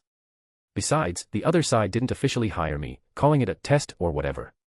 There's no better opportunity than now to repay the debt from the Edo period. Since I used you back then, it's your turn to use me this time. Use me well and conquer this singularity, Master. Hey, don't glare at me like that, young lady. It's not like we actually fought, right? We were on opposite sides, but no fatal damage was done. Let's try to get along as servants under the same master. I find it somewhat repulsive to suddenly act friendly with someone who was just aiming for my life. Ha ha ha ha. I heard the servants serving your master were all people who used to be his enemies. What was it? The one who betrayed him, the one who put a hole in him, and the one who tried to burn him. Archer, why don't you follow the example of this cool master of yours? At any rate, my forces were replenished. Once we found a ley line, Kyoheim and Okita would be added to the mix. It was certainly not a weak party. The balance wasn't bad either, so we could be efficient regardless of which servant we faced. But why was it that even with this party assembled, I couldn't envision a future where we defeated that damn mad king? My head still felt like it was trapped in a fog, and a strategy wouldn't come to mind. I needed to get Skathak or Karna on our side. But Karna had an enemy on the other side that could be called his destiny. And I wondered if Skathak would actually help me willingly. Given that the probability of making him an ally was higher, it might be better to find Karna first. Beowulf, can you tell me about the Mad King's forces? You know something, don't you? I suppose I've unintentionally ended up playing the spy. Well, since we never had a proper contract to begin with, he should have expected a situation like this. That Mad King Siyu Chulian over there summoned 7 servants. Among those initially summoned, there were some who sensed Siyu Chulian's malice and opposed his actions, but as you know, Siyu Chulian already possesses power rivaling a divine spirit. Naturally, they were deleted. 7 servants. This was a development that hadn't been in the game. If there was one thing different about this Siyu Chulian compared to the game, it was that he remembered me. Judging by his words and actions when we fought yesterday, he seemed to be looking forward to fighting me. As a mad king, as a villain, as a boss, as a wall blocking the path, was he enjoying testing me? Did the Mad King still have such emotions left? Was he not just Meb's wicked king who only knew slaughter? Beowulf continued his story while leaning against a tree. He said he was preparing for his greatest enemy. At first, I thought he meant some kind of resistance organization, but looking back now, it's safe to say he was talking about you. It feels like Siyu Chulian is preparing specifically to fight you. That's why he summoned 7 servants. Do you know their true names? It wasn't exactly a Holy Grail war, so there was no reason to hide them. Those guys all know my true name, too. Beowulf began to unfold his fingers one by one as he explained. The one summoned as Saber was Fergus Mac Roich, this was the same as the game. The one summoned as Archer was Arjuna, this was also the same. The one summoned as Lancer was Diarmuid Ua Dubni. Normally, Finn Mac Cumhale should have been summoned too, but is he not here? Or has he already been killed by Siyu Chulian? Either way, Finn Mac Cumhale's name didn't come out of Beowulf's mouth. But up to this point, it wasn't much different from the game. And next, the one summoned as Castor is a crazy clown named Mephistopheles. He didn't look like he'd get along with me, so I didn't even talk to him properly. After that, the one summoned as Rider was Medusa, she was a quiet woman, so I didn't talk to her either. The one summoned as assassin was Sasaki Kojiro, who looked like a Japanese samurai. And the berserker was, well, me, as you can see. There are a lot of servants related to Fuyuki, aren't there?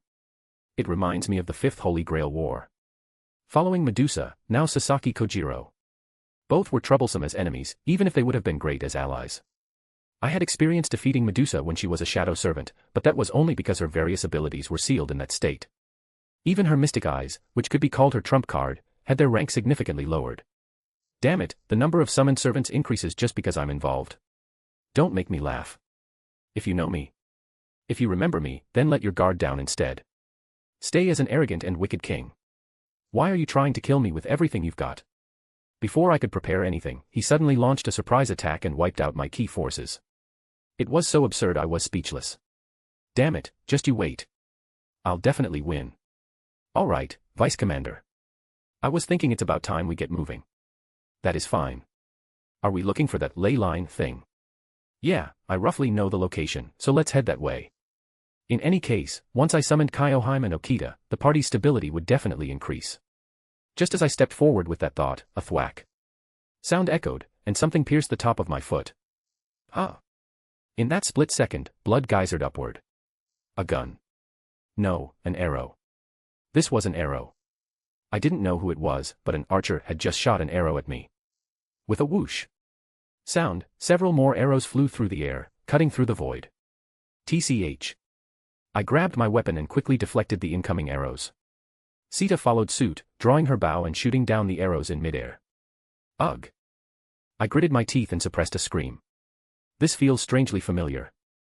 Back in Fuyuki, my leg had been pierced by heroic Spirit Emiya's attack out of nowhere. Do all archers have a habit of piercing legs first? Or are they prioritizing taking out the most important thing, mobility? Beowulf and Sita were neutralizing the attacks flying in at random. If it was an archer at this timing, only one person came to mind. It was Arjuna, whom I had just heard about. Commander. The bleeding. Wait a second. What? I quickly applied pressure to the top of my foot with a bandage and tied it tight. Closing one eye, I looked in the direction the arrows had come from using only my prosthetic eye. The view zoomed out, then pulled in close as if looking through a telescope. Arjuna's figure began to come into view. Good grief, just how far away is that crazy bastard sniping from? Is it a hobby for all archers to shoot from such a distance? The archers I knew were the kind of class that got teased if they actually used a bow. Why are all the archers I meet purely good at archery? Except for Nobu, I think they've all shot their bows honestly. Arjuna is alone right now. Good. Charge. Charge. With that leg. I stood up after applying pressure to my leg. If there were other servants, I would have had to retreat. Running away was the best option. But if Arjuna was alone, this was an opportunity. In a situation where we already had to use all our allies just to deal with the Mad King, it was better to reduce the enemy's numbers by even one. The ideal situation was for us to fight Mad King Siyu Chulain like a boss raid. Since that bastard put a hole in my foot, if I don't put a hole in his chest.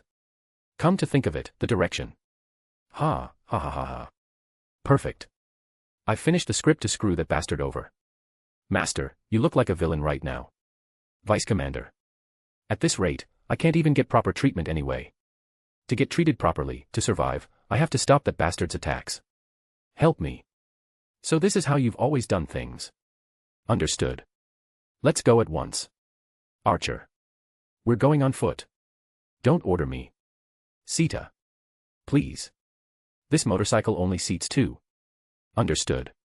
Sita made a slightly pouting face for a moment before saying she understood. Hey, try to get along. It might feel weird since you were enemies until just now, but is this the time to be picky?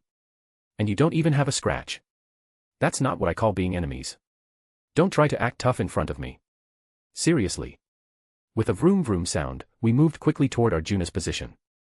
The fact that he shot even though Beowulf was there meant he either didn't see him as an ally or realized he had betrayed them. Well, since he was chatting with the master of Chaldea, an enemy, instead of capturing Sita as ordered, it wasn't strange to draw that conclusion. Seriously, what kind of arrows are on fire like this? Arjuna is a man blessed by the fire god Agni. It is not strange for him to shoot those flames as arrows. I believe his capacity as an archer is far greater than someone like me. Then let's go turn the tables. In a fight, the winner takes all anyway. It won't feel too bad to take that bastard down and prove you're stronger. Master, you are more radical than I thought. Being in this environment made me this way. Arjuna frowned despite himself. He thought they would run away, but instead, they were charging straight toward him. Using two servants to deflect the arrows, they were approaching at high speed. At this rate, they would reach him in less than a minute. They were now within a distance where they could be seen with the naked eye. According to reports, he had heard the master had already lost two servants and was critically injured. He thought the master's will would have been broken by now, but it seemed the master from the future was more resilient than expected. At first glance, he didn't feel any sense of pressure. Rather than the beauty or nobility of a genius, he only felt a violent yet undignified aura, like something you'd find in a scrapyard. He couldn't understand what Mad King Siyu Chulain liked so much about that man. When asked what to do if he found him, Siyu Chulin had simply laughed and said, "Kill him if you can." There wasn't a hint of affection in his tone, but to Arjuna, it sounded like he was mocking him, as if saying, "He won't die anyway, so give it your best shot." Even though he had just crushed him with overwhelming power, it seemed as if a rematch was already a foregone conclusion. The king, who was always expressionless, always wicked, always cold-blooded, and always moved only for the purpose of slaughter, was smiling cheerfully for some reason when it came to that man. So he had been a little curious, but no matter how he looked at it, the man seemed average, not much different from an ordinary person. He could give him credit for charging at Arjuna instead of running away, but that was all. With a vroom sound, they drew closer. Now that they were within earshot, Arjuna stepped back. He continued to fire his bow, but the servants on either side were reacting quickly. If there had been only one protector, he could have found an opening somehow, but with two protecting at once, he was definitely at a disadvantage. Retreating might be the right answer here. There was no value in risking his life to catch him, after all. Why can't you hit a single shot? A provocation. A cheap one. There was no reason to fall for it. Thinking that, Arjuna was about to withdraw. I wish you'd missed Karna like that. Did you hit him with an even stronger obsession than you have now? Whoosh. Flames flickered, and 3 arrows simultaneously flew toward the frivolous man. Beowulf stepped in between and deflected them. In that case, he would just shoot harder than before. He would shoot so violently that they wouldn't even think about deflecting them. It seemed they were under some kind of delusion because he had been taking it easy on them. They seemed to be under the delusion that they could defeat Arjuna. That was a dream that could never be realized. From mana supply to everything else, there was a massive difference. They seemed to have become arrogant just because they had 3 servants in hand, but Arjuna could definitely kill the master. A whoosh sound came from behind, and Arjuna unconsciously looked back. What? His eyes widened. Karna. No. He was momentarily flustered, but he immediately realized it was a meaningless doll. Arjuna gritted his teeth. That man was insulting him. He was insulting him over and over again. It was stimulating Arjuna's brain so strongly it was unbearable. The thought of killing spun even more powerfully, triggering his murderous intent. No matter how much he knew of history, he didn't know how the men could stab so accurately at the insults Arjuna couldn't stand. The mere fact that he had been insulted was what mattered. Just as he was about to turn back toward the men, something had already reached him. Hup! Nightingale's fist reached Arjuna. He felt pathetic for being flustered by a Karna doll. To think he would act so clumsily. Barely blocking with his arm, he stepped back and aimed for the men from the air. Unlike before, he poured in clear magical energy and killing intent. The bow of fire, granted to Arjuna by the fire god Agni and originally impossible for a human to handle, was the bow Arjuna now held. It was time to show the true power of that bow. That man, at least, he would definitely kill. Why are you so worked up? You won against Karna. So what if it was cowardly? So what if it was a victory like a surprise attack from behind? The important thing is that you're the one who shot Karna dead, and you're the one who survived. As the winner, you must have felt quite cheerful, refreshed, and very good, right? How did it feel? Arjuna gritted his teeth so hard they nearly broke. You bastard. Insulting himself was something he could endure as mere annoyance. That would have been enough. But he could not allow the men to insult the one person Arjuna, who had gained a second life as a heroic spirit, was obsessed with. That was a sin, and that battle had been no victory for Arjuna. Absolutely not. Even if, as the men said, there had been a pleasure that surpassed guilt in that moment, it was an evil thing. Karna had not been defeated, and Arjuna had not won. He did not want such a victory full of lies. That was why Arjuna was here. Wow, you really only have eyes for me, don't you? As soon as he shot the arrow with a whoosh, he looked to the side. Along with Beowulf, Sita's arrows were flying in. But the men couldn't dodge the attack either. Thump. He transmuted a rock to strike his own side hard. He had moved with the expectation that Arjuna would target him from the start. Whoosh. But before that, the man's left arm was caught in the flaming arrow. The arrow passing by hit a rock far away, causing a massive explosion. The man's left arm was a prosthetic, but it wasn't that long. With a sizzle sound, even though it had only touched for a split second, the part connected to the man's prosthetic was charred black. Aag. Arg. Damn it. The man rolled on the ground, clutching his arm tightly. The prosthetic was quite well made. It was still moving even after being caught in Arjuna's arrow. The flesh part that wasn't the prosthetic was charred black. It wasn't an ordinary body. He was strengthening it with something beyond the concept of magecraft. If he hadn't, his arm should have melted off, no matter how brief the contact with Arjuna's arrow had been. TCH. Snap. Arjuna fired an arrow, prepared to be injured, and forced Beowulf to stop. Sita's arrow struck his shoulder and knee. Next, he jumped up to dodge Nightingale's attack coming from behind. With this, he would finish the man who was in pain.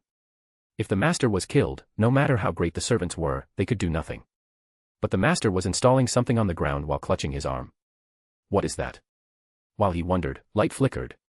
For a moment, he thought it was a technique to steal his vision, like a flashbang. But no, the light wasn't that strong for that. Ah, right. Hey, why don't you try putting a hole in him properly? Before he could even react to the words, something burst out of the light. Or so he perceived. With a pierce sound, something went through his chest. It was a thrust at a speed far exceeding Arjuna's range of perception. Gah! Arjuna coughed up blood. Mumio Sandanzuki. This is dangerous. Did he use Arjuna's retreat? The man knew by some means that there was a ley line nearby. That was why he approached Arjuna and intentionally made him step back. And as soon as they reached the ley line, he approached even faster and executed the plan. He bound Arjuna, who might run away, with the chains called words, and then took advantage of a split second of carelessness to activate the ley line and summon his servant. I see. Arjuna quickly retreated and looked at the man lying face down on the ground. He was in pain, breaking out in a cold sweat, even though only a single arrow had grazed him. He could tell the man was fighting while shaving away his own life force. That weak master had achieved the feat of piercing Arjuna's chest. He had to acknowledge that.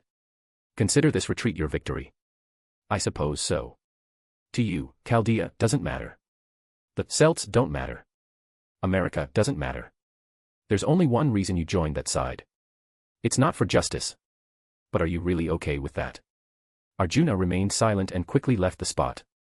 He thought there would be a pursuit, but feeling a sense of incongruity at the fact that there was none, Arjuna covered the wound with his hand to stop the blood flowing from his chest. The man's face came to mind before he left. It was a face that asked if he was truly satisfied with this. It was absurd, considering he knew nothing. Arjuna gritted his teeth and muttered. Karna.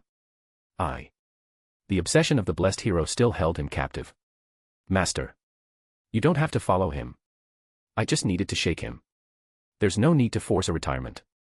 In the fifth singularity, Arjuna had joined our side at the final moment and helped. I didn't know with what emotion he had done that. But he hadn't fallen into evil himself, nor did he like the actions of the Celts. His obsession was simple in a way, so it wasn't hard to shake him. I only hoped that the result of the shaking would lead to a good outcome later. Besides, if we followed Arjuna and he met up with other servants in the area, it would be hopeless. Furthermore, his noble phantasm, Pashupata, hand of the god of destruction, was perfect for sending a whole group across the river Styx together. There was no guarantee that a cornered Arjuna wouldn't use it. There was no need to risk total annihilation just to catch a guy who might become an ally later. It was enough to make a strong impression and shake the righteous heart that existed within that obsession. Ugh. Lord Rudolph. Oh, no. Your arm. Step aside. What foolishness is this? To use yourself as bait against a servant. To jump into death while saying you want to live. Do you not know how fragile you are, how easily you can die? The vice commander barked at me while grabbing my arm. The burn on my arm was so severe that my skin was in agony. I quickly tried to treat it using the Chaldea mystic code. As the pain subsided slightly, I smiled weakly at the vice commander and said, Yeah. I know very well. I know I'm so weak that I die easily. Then why? How can you burn that body when you clearly feel the fear of death? How can you try to oppose fear when you haven't even overcome it? The vice commander muttered as she looked at the charred skin on my arm. Looking around, the awkward atmosphere seemed to persist. I was fine. I was even thinking that if I had shaken Arjuna with this burn on my arm, it was actually a good thing. If things went well, I could get a powerful force like Arjuna on my side. Even if he didn't join us, I could at least make sure he wasn't on the Mad King's side. So it was fine. This was close to an act of laying a foundation. Because I believe that this is how I can win. Even if I protect my body and my mind, if I lose, it's over. To me, defeat must not be permitted in the first place. Thanks to this cursed power of mine, I was permitting defeat, but that was a fact no one here knew. Therefore, I had to think of defeat as the end. I had to think that my death would end everything. It wasn't a matter of whether that was a right mindset. If I didn't think that way, I might end up calling this curse a blessing. It would slowly eat away at me without me even realizing it. Perhaps I had already been eaten enough. I slowly stood up and looked at the vice commander. I want to fight more, and I have to. My arm can still move, right? Then that's enough. Help me so I can fight more, Vice Commander. That righteousness is already in the realm of madness. But if your anguish does not stop, then that life must move forward while being treated. I understand your logic well, Commander. You move for the sake of victory. Thank you. However, Nightingale said, grabbing my arm tight. Ayakak. Wait. The burn. I have a burn. Sister. I'm dying. I'm really dying here. The pain seared through my brain, making my mind hazy. I eventually couldn't withstand the pain and lost consciousness right then and there. I shall move for the sake of your survival. As I was losing consciousness, I felt like I could hear the Vice Commander's voice saying that. Chapter 66, North American Myth War, E Pluribus Unum, 05. Nightingale thinks to herself. This man is a critically ill patient. She isn't talking about his physical state. Physical wounds eventually heal, and time is on the side of the living. However, mental matters transcend such things. Time does not necessarily side with those who live. Nightingale felt a powerful sense of righteous madness emanating from Rudolph Hawkeye. He was doing the right thing. That much, no one could deny. His actions, the emotions he voiced, the goals he pursued, none of it was wrong. The human order must be saved, the world must be protected, and the enemy must be defeated. There was justice in it, and there was rightness. It was not wrong. And that was exactly why it couldn't be cured. If the direction he wanted to go was wrong, or if he possessed at least an average sense of righteousness, she might have been able to fix him. She would have made the effort to fix him. She would have used any means necessary to cure him. But everything weighing down on him was simply right. He maintained a high-purity righteousness, without a single flaw or error. Because of that, he had no choice but to keep moving forward, even as he broke apart. For him to stop would mean the death of the world. Nightingale could only lament. Even if she were to tie him down, imprison him, or institutionalize him by force, he would not stop. He would find a way to escape and fight by any means. There was no way to block that will. The eyes that looked at her and declared a desire to fight contained a resolve so strong it rivaled Nightingale's own devotion to her patients. That was why it was a righteous madness. Nightingale, who had always strived to live rightly, recalled her past. I want to do the right thing. Caring for hygiene, saving people, protecting lives, struggling by any means. It was certainly not wrong. But the people around her slowly began to grow exhausted. Without noticing that, she had charged ahead. To save even one more person, one more. She reached out her hand to save people with eyes burning with intensity. She had no interest in being an ally of justice or achieving great deeds. She saved people. Regardless of what those around her said, she saved them. She would save them without fail. No matter what happened, she saved them. That was the right thing to do. Certainly, Nightingale was respected for doing that right thing. But, that righteous heart was too firm, and she walked a path of thorns that ordinary people could not follow, simply because it was the right path. It wasn't that there were never people around her, but within that prison called righteousness, Nightingale had been alone. The eyebrows of Rudolph, whom she had physically forced into sleep, slowly furrowed. It was a sign of a nightmare. Though he was asleep, he could not truly rest. His mind was slowly being eroded, and his dreams invariably took the form of nightmares. The narcotic sleeping pills and tranquilizers in his inner pocket might worsen his current condition. But if he didn't take them, he was forced to have nightmares like this every time. His body might recover while he slept, but his mind was being worn down by the nightmares he had every night. That pace showed no signs of stopping, it only accelerated. Commander, that righteous madness will consume you one day. Or perhaps, it has already consumed you. She had been told once before that even if a path is right, it is not necessarily the path for oneself. Even so, Nightingale had shouted back. What is wrong with walking a path to save people, a path for the sake of others? But now, as if he were a cautionary tale, Rudolph was dying within that same righteous madness. Rudolph's words, his expressions, and all his actions felt so much like seeing her past self that her body stiffened. Even when she tried to force him to stay put, those eyes overlapped with her younger self. Sacrificing everything for one's own righteousness is certainly a beautiful spirit. However, it was not easy for those watching from the side. How is Master's condition? Okita entered the emergency tent they had set up for the night. They were currently keeping watch and building a fire for camping. They were also preparing food after procuring supplies, just in case their master, Rudolph, woke up. Okita slowly but surely approached Rudolph, took his hand, and looked at him with sorrowful eyes. A clear aura of affection could be felt in those eyes. She might have already reached the stage of love. Though it hadn't been long since they met, Okita's feelings were understandable. Judging him as a shadow of the human order, one couldn't help but feel favor toward him. Though he was being worn down, he possessed a clear humanity, trusted his allies mercilessly, and never gave up on the fight. Even while feeling fear at reaching out, he did not hesitate. The servant named Kyoheim was displaying even more affection than Okita. He acted in a way that any heroic spirit would find favorable, and if his actions truly touched their hearts, it was only natural for them to develop romantic feelings. You don't need to worry about the burns on his arm. Fortunately, most of it was his prosthetic arm being scorched, so not much flesh was burned. However, it's only a form of first aid. I've barely managed to realign the burned cells using Chaldea's medical craft essences.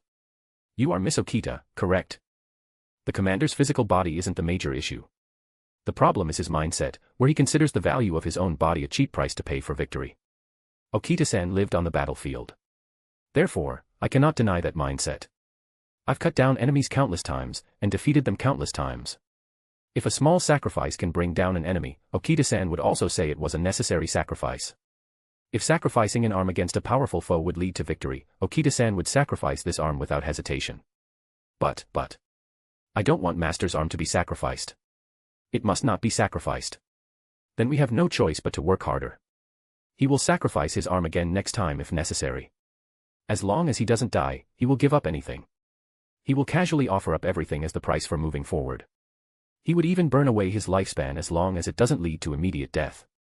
Even though he is an ordinary man, he is working this hard.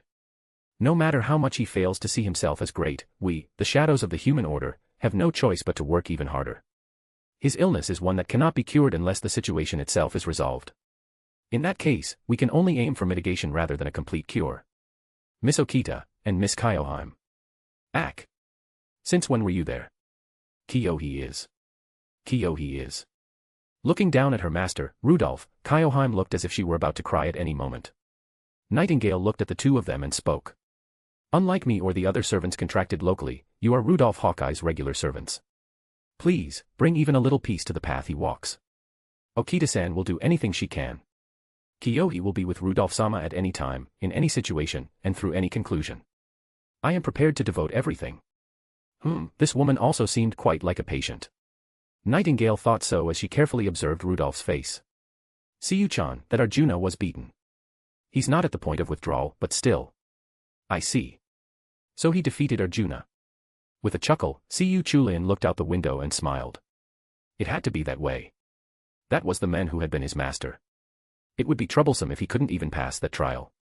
The Celtic soldiers were being summoned continuously, and now most of the servants were ready. It was almost time to move.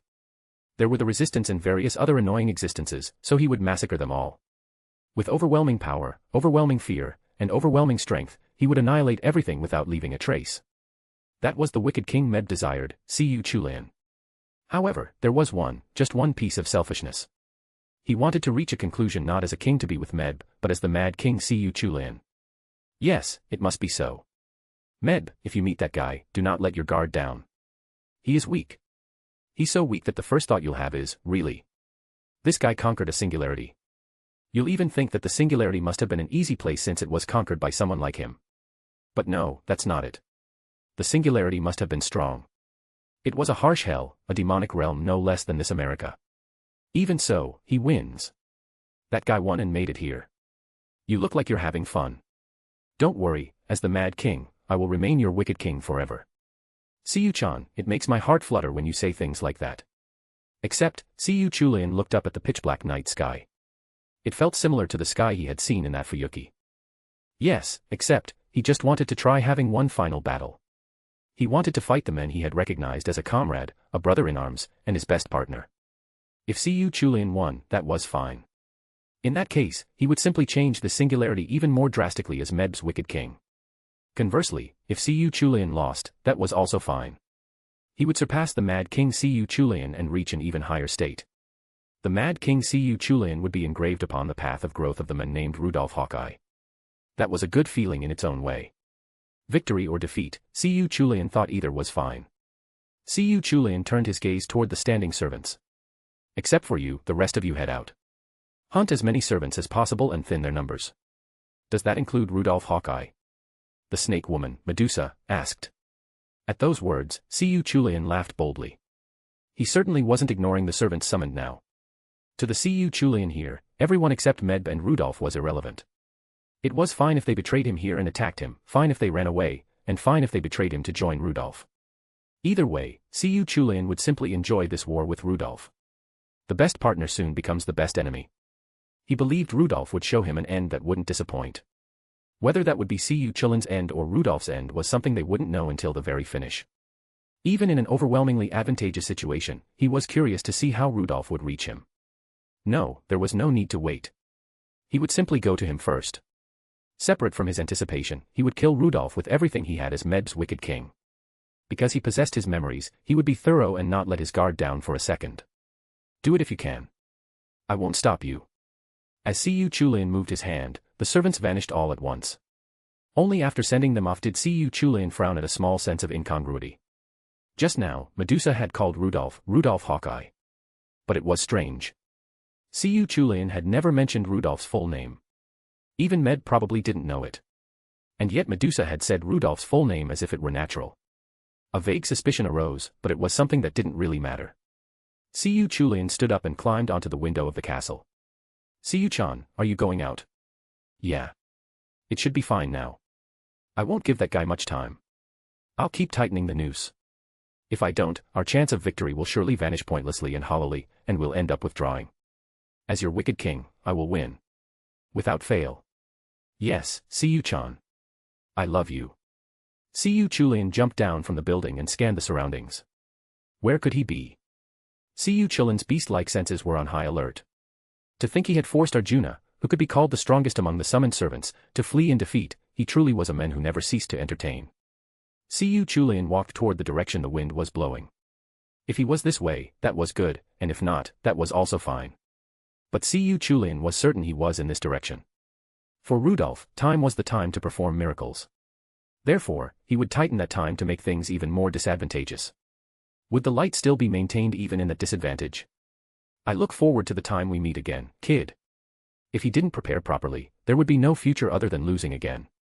To think I'd get knocked out by my own servant. You've been betrayed by your own servant before, so isn't this fine? How is this fine? More importantly, why do you have such a refreshed expression? Because it feels like the stress I've accumulated thanks to a certain someone has been relieved. The director said that with a smile. Yesterday, I had basically been knocked out by Nightingale due to the pain. And when I opened my eyes, it was the next day. I slept well thanks to that, but I didn't feel great about losing another day. Well, since it's come to this, I'll just have to move harder to make up for the rest. Besides, the current members aren't half bad. Since the ley lines were properly connected, Kyoheim and Okita have joined my side. Marie, she played her part well. When I go back, we can greet each other with smiles. More than that, this situation, isn't it extremely defensive? We were moving at low speed while riding the motored cuirassier. The vice commander was driving in front of me. Unfortunately, despite having so many servants, none of them had the riding skill. If she were summoned as a saber, Okita would have it, but the one here was Assassin Okita, who gave up her beams to further strengthen her secret sword. If it were Marie, she could obtain the riding skill using Innocent Monster, Mutation, but she wasn't here. In the end, the vice commander ended up taking the wheel again. When I tried to take over, he said, "You don't even have a license," and I wanted to ask if he had one. Besides, since my defeat was already decided by his will anyway, I quietly sat in the back seat. With me at the center, Sita and Kyoheim were following behind, and Okita and Beowulf were on either side of me. It was a formation solely for defense rather than attack. In this situation, the top priority is your safety, Commander. No, rather than my safety. Okita-san is also in complete agreement. Kiyohi thinks so too. My regular servants were the first to betray my opinion. I believe it's correct to prioritize Master. Ha ha ha, just give up at this point. The servants I met locally didn't seem to have any intention of supporting me either. Low-speed travel. No matter how I thought about it, the efficiency was poor. But if no one is on my side, it must mean I'm the one who's wrong. Except for Kiyohi, whose story ended as a single tale, everyone here was someone who had experienced hell in their respective legends. Therefore, their words had weight, and I could trust them. If such people were all ignoring my opinion, they must have their own reasons. It doesn't make sense to me right now, but the words of veterans often make a newbie think, what are you even saying? It's the same logic as how my servants can't beat me no matter how much I explain the game to them. Director, so what about the servant reactions? I've tried expanding the range as much as possible, and there are places where reactions are gathered in the east and west. Which one do you want to go to first? One side is probably the United States centered around Edison with his lion mask. Then is the other side the resistance? If meeting up is the priority right now, it would be the United States side. Setting aside Edison and Helena, Karna was in that camp. As a great hero of India, he was practically the strongest ally force in the fifth singularity. Since Rama, who could be called another top-tier force, got hard-caught right at the start. Rama's image momentarily flashed through my mind. Damn it. I looked around. Who would be good to ask for an opinion? The vice commander and Kyohi were automatically disqualified. I also set aside Okita, who was more of a soldier than a leader. Still, Beowulf or Sita, who were in positions of king and queen, would be good, right? If Marie were here, I would have asked her. Beowulf, Sita. If it were you two, where would you go? If it were me, I'd go to the place on the right. There are more servants there than on the left, right? Since Master's goal right now is to bolster our forces, there will be more guys who can become allies in a place with many people. I would go to the left. If we have to prepare for the possibility of hostile servants, the side with fewer is naturally more advantageous. They each spoke while pointing at the map I had laid out. And then they gave completely opposite opinions. A brief silence followed as Sita and Beowulf's gazes met.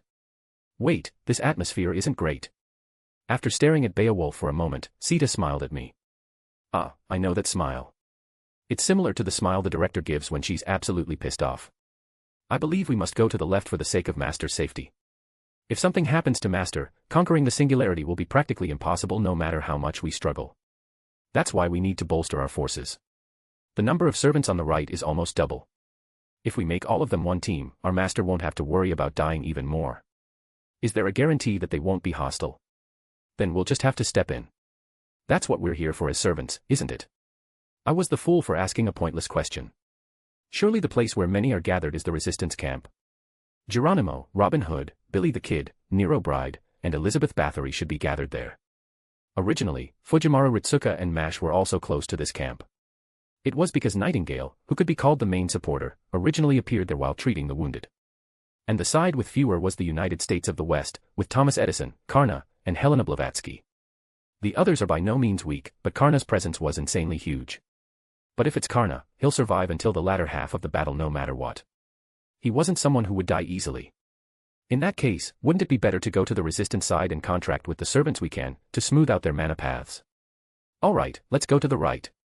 Beowulf had a face that said, I won, and Sita bowed her head as if she had lost. No, it's not a competition. Why are you guys getting so competitive over this? But the reality was that even if we gained these forces, it would be difficult to defeat just one person, Mad King Siyu Chulan. It would be great if Scathach joined our side, but I don't even know where she is, and the question of, would she help, kept swirling in my head. Do I have no choice but to bet everything on Karna? It would be nice if there were a good strategy, but nothing comes to mind right now. I naturally leaned against the vice commander and fell into various thoughts. The vice commander, who bore my weight as if it were nothing, was impressive.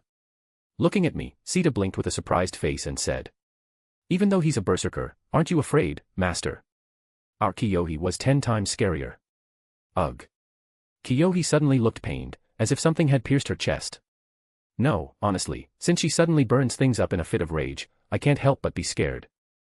Just worrying about the enemy is stressful enough, but having to worry about my allies too makes me feel like I'm going crazy. As Kyohi approached me with a dejected face, I stroked her head and said, but I trust you now. Rudolph-sama. And even if they are berserkers, they are actually quite easy to communicate with, except for specific parts. Kyohi was like that, and so was the vice commander. As long as you didn't trip that trigger, normal communication was possible. In that sense, they were surprisingly easy to handle. I'm starting to get used to Kyohi's trigger, and since she herself has had an awakening, honestly, it's safe to say there's no longer any danger of Kyohi going berserk and attacking me. Rudolph.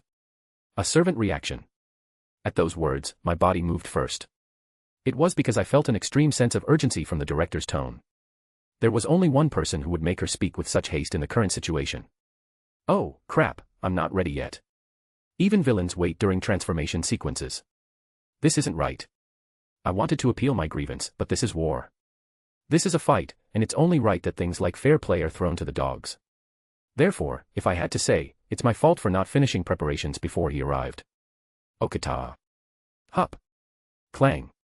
Clang. Okita pushed aside the spear of the giant man charging at high speed. At the same time his attack was deflected, the man backed away. Thud thud thud. An arrow struck the ground right as he dodged. Without stopping there, he backed away once more. Whoosh. Following that, blue flames flickered. For a guy without instinct, he's dodging quite well, isn't he? He was dodging purely with physical ability. I felt instinctively just how terrifying a God-class servant was. I was already starting to worry about the seventh singularity, where things like this come out in droves. Say, don't you think using the same method for 2 consecutive ambushes is a bit shameless? Caster bro. Spinning the demonic spear, Gibalg, Mad King Siyu Chulian looked at me and spoke. I'm no longer a caster. But I'll say this anyway, well dodged. I heard you made Arjuna flee. As expected, I should say. You always surprise me. That's why. Siyu Chulian's eyes began to thicken with murderous intent and hostility. This is bad. Preparations aren't even finished. I haven't even met the servants of the resistance, let alone Karna. And yet, following last time, Siyu Chulian has launched another surprise attack. What I needed was time. But Siyu Chulian wouldn't give me time to prepare. He was admitting to himself that he might lose if he let me prepare. He wasn't underestimating me, he was trying to kill me with everything he had. As if that was the fastest way to remain Medb's wicked king. I won't give you time, I won't give you leeway. I'll corner you until even breathing becomes difficult. I don't underestimate you. I let you slip away last time, but I won't let you slip away this time. Vanish along with those servants. Kid. I won't vanish. I won't die. I haven't gathered all the cards in my hand. I'm not ready. The situation is disadvantageous for us. In that case, I must use what's in my hand right now to somehow complete the path to victory. Then the servants will walk that path. I believe that. The final images of Marie and Rama flashed through my mind once more. I have no intention of losing so absurdly again. If I have no choice but to fight, I must be prepared to win. Seriously. Making it hard to even breathe. In this America, I suddenly found myself clashing with Siyu Chulian once again. Chapter 67, North American Myth War, E Pluribus Unum, 06. Dust and grit swirl through the air. Okita and Beowulf were engaged in close-quarters combat, but their opponent was handling them both with ease. In fact, he was overwhelming them. Beowulf clicked his tongue, spun his weapons, and lunged back in. Characters began to etch themselves into the empty air at the tip of Siyu Chulian's tail. What? Startled, I slammed my hands onto the ground. Boom. He whipped his tail upward. Siyu Chulian smiled at me, looking almost amused. He had been about to use a rune. It was likely the same fire-starting rune he used when he was a caster. The situation was already desperate enough, if he started adding runes into the mix, we were at a dead end. The equation for victory hasn't formed in my head yet. But the die was cast, and Siyu Chulian had no intention of letting me go. Losing Marie and Rama was already a devastating blow. If I lost the servants here as well, there would be absolutely no chance of victory, no matter how I looked at it. No matter how strong Karna might be, he was naturally weaker than the combined force of every servant present here. I decided to view this as an opportunity. Ideally, I wanted to take down Med first, but if things had turned out this way, the order didn't matter. I had to take him down, one way or another. Kill him, and kill him again. If I could retire the Mad King right here, this singularity would be downgraded to the level of a mere event. I just needed to defeat Siyu Chulian, the men who accounted for the majority of this singularity's atrocious difficulty. That alone would make everything manageable. I shouted as I spun out my threads. You're in the way. You're going down right here. Ah, I see. I was a bit worried you might be unable to fight due to some misplaced sentiment, but it seems that worry was unnecessary. No matter how strong Siyu Chulian was, he shouldn't be able to perceive Assassin Okita's Mumio Sandanzuki. That technique was closer to a challenge against the very concept of space. Speed is the ultimate weapon. If she could pierce his spirit core, no matter how powerful Siyu Chulian was, he would have no choice but to vanish on the spot. I had to distract him somehow. As many of us as possible had to draw his attention. Then, Okita would strike with her noble phantasm. Seizing the opening would be difficult, and even then, it would be a fleeting, flickering chance. The moment we missed it, the situation would flip, the chance of victory would vanish, and only the shadow of defeat would grow. And that shadow would soon become the Reaper's scythe, severing my neck. You don't need to defeat him. Just draw his attention. Dive in. Do not let yourselves be desummoned. I will make the path. Walk it. Because it was a sudden ambush, I hadn't been able to communicate a proper strategy. In that case, we had to fight with improvisation and mutual intuition. If only I had the strength to fight, the power to actually land a blow on that Siyu Chulian, the Mad King, Siyu Chulian altar, was another version of Siyu Chulian born from Meb's wish.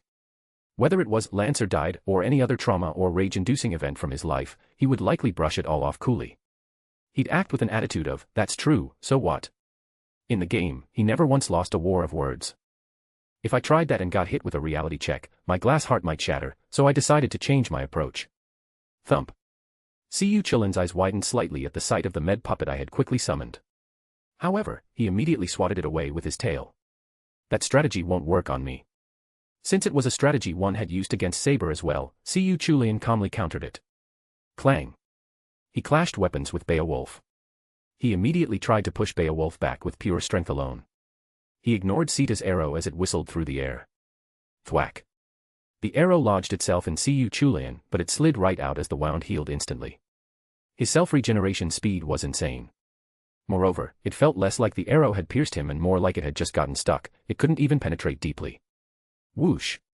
Kyoheim unleashed her flames. Siyu Chulian immediately kicked Beowulf away and reached out his hand. Kenes. Roar. He consumed Kyoheim's flames. I tied a thread around Kyoheim's waist and pulled her back. Form. Fire was engulfing the spot where Kyoheim had just been. I pulled a smoke bomb from my inner pocket and threw it. PSHHHHH.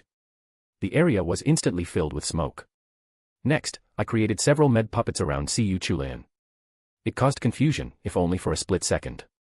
I intended to bet everything on that moment. He already knew I could make med puppets, so he might not fall for it. Upon spotting the med puppets, Siyu Chulian prioritized destroying them. At that moment, I used Transmutation Magecraft and shouted. Siyu-chan. Save me. Siyu Chulian, who had been lunging forward, skidded to a halt and looked back. He couldn't see through the smoke, but he would have clearly heard Meb's voice. Thinking about it, it was a simple trick. I hadn't realized it until now. Vocal cords are part of a living being, so I can't interfere with them. But the voice coming from those vocal cords is just a vibration of sound. That, I could interfere with. The moment the sound left my throat, I used Transmutation Magecraft to alter it. Into Meb's voice. Meb and I had never met. That was why Siyu Chulian was even more shocked. Because there was no way I should know Meb's voice. In other words, the possibility that it wasn't my doing but that Meb was actually there, had to arise within Siyu Chulian. Beowulf charged through the smoke. He was barehanded, a fact I noted. I closed one eye, and my prosthetic eye told me everyone's exact positions. But I couldn't use it too often. My body is that of an ordinary man.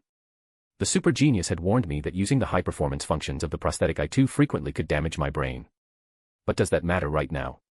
If we win this battle, we've practically cleared a singularity. I will win. I'll defeat the Mad King here.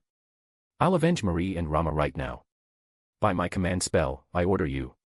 Crush him. Beowulf. Grendel Buster. Boom. Beowulf's fist slammed directly into Siyu Chulian's face. Without stopping, Beowulf began pummeling Siyu Chulian relentlessly. It was a scene reminiscent of a certain Aura rush. However, Siyu Chulian's eyes gleamed as he endured the noble phantasm with his body and thrust his demonic spear. Slash. Beowulf, his side deeply gouged, clicked his tongue and swung his fist again. Crack. After punching him in the face, Beowulf grabbed his shoulder and moved behind Siyu Chulian. The wounds inflicted by Beowulf were already regenerating. That regeneration is the most annoying part. If we didn't do something, he'd become impossible to kill without an instant death level attack. Beowulf grabbed his tail and threw him. Whoosh. At the same moment he was thrown, Siyu Chulian hurled his demonic spear. Thump. It pierced Beowulf's abdomen with precision. Sita's arrows flew rapidly toward the airborne Siyu Chulian. Clang.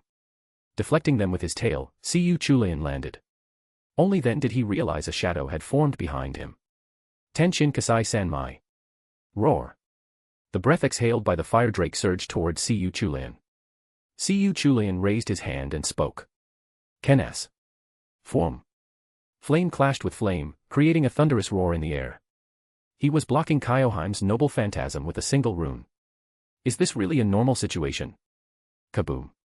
The heat of the clashing flames finally caused an explosion. It didn't matter, as long as the end result was the same, the process wasn't that important.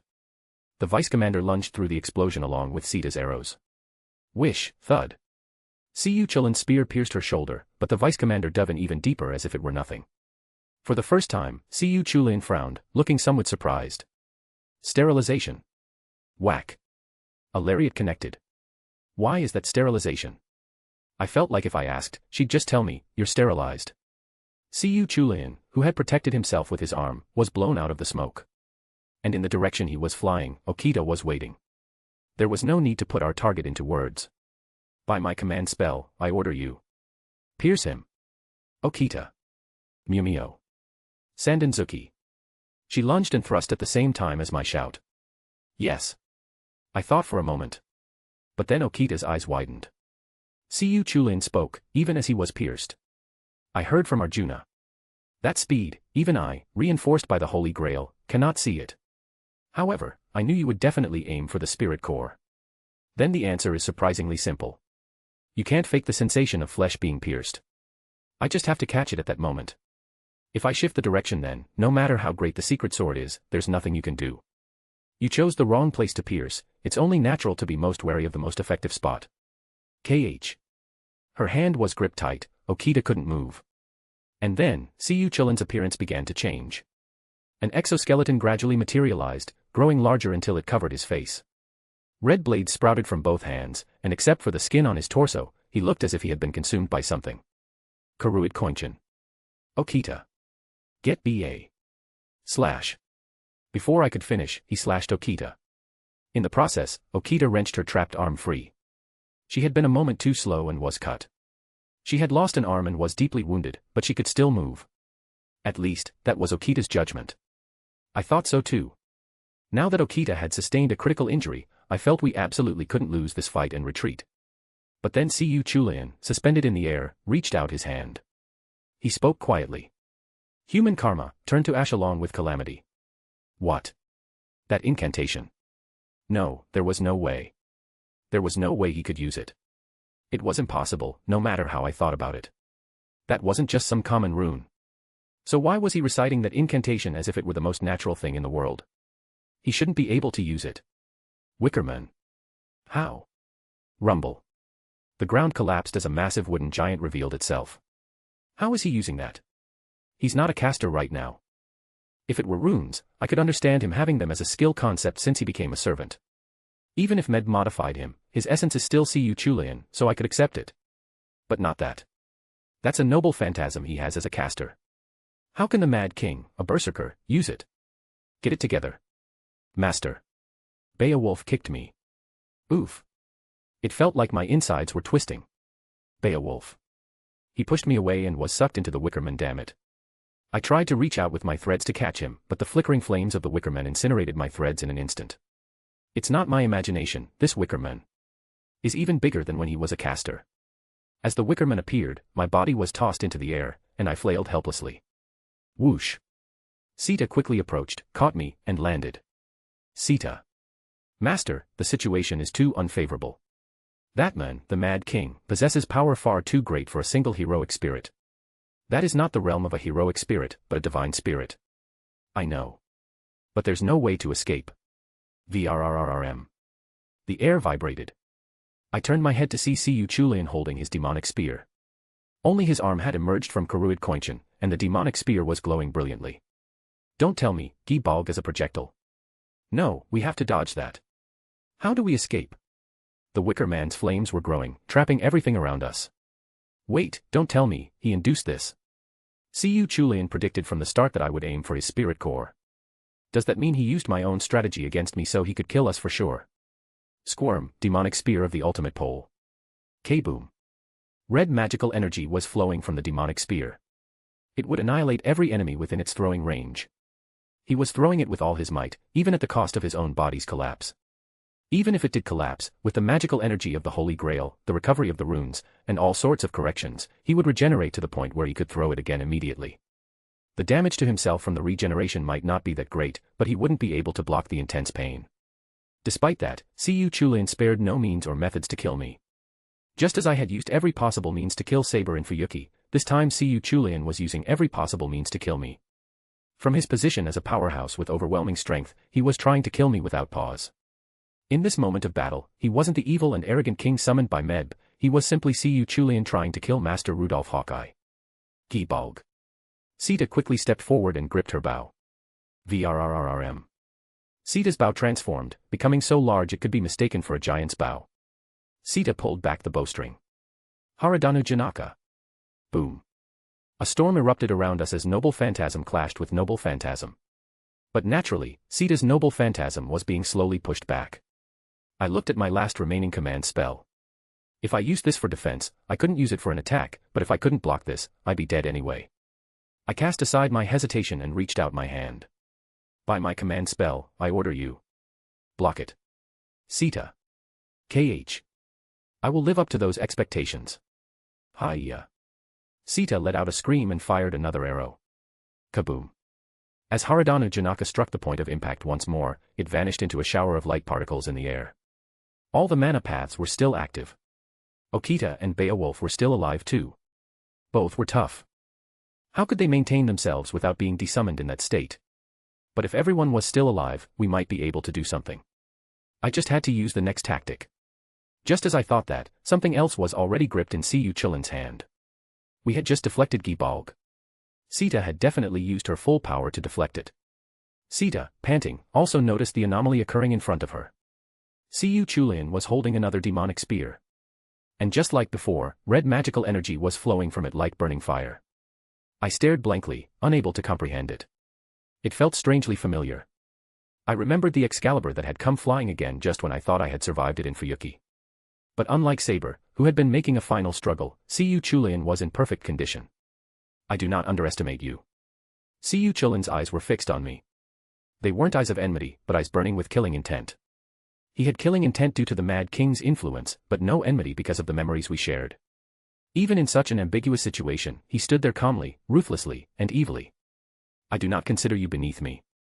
I recognized you as an ally, I recognized you as a comrade in arms, and we entrusted our lives to each other. Therefore, regardless of the time we spent together, I trusted you as a comrade. So. VRRRRM. The light of the demonic spear grew even more intense. The light was even more violent than before, and I let out a deep breath in spite of myself. It was close to a sigh, a breath exhaled because no means of dealing with this came to mind. That is why I will kill you with everything I have.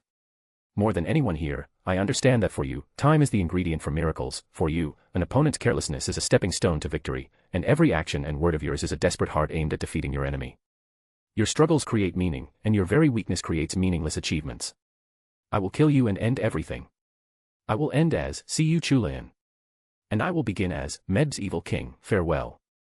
Kyoheim was lunging toward me again. You again. But this was beyond the level of what Kyoheim could protect me from. With all that magical energy, power, and obsession combined, this was already trying to surpass the realm of an anti-unit or anti-army noble phantasm. Gibalg. T-Tension Kasai Sanmai. Kyoheim stood as if to shield me. But it was a meaningless struggle.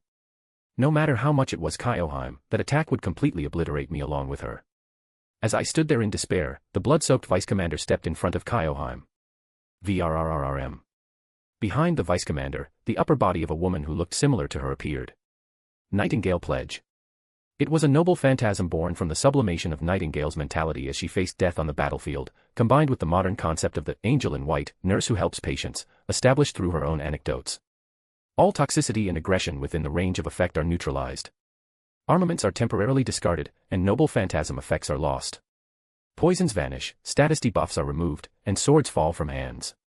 Guns cannot spit bullets, and bombs cannot undergo chemical reactions. Magecraft is not realized, and noble phantasms cannot have their true names released. The forced zone of absolute stability also had a healing effect. However, Siyu Chulin's Gibalg was pushing back against that Nightingale Pledge. KHHHHH.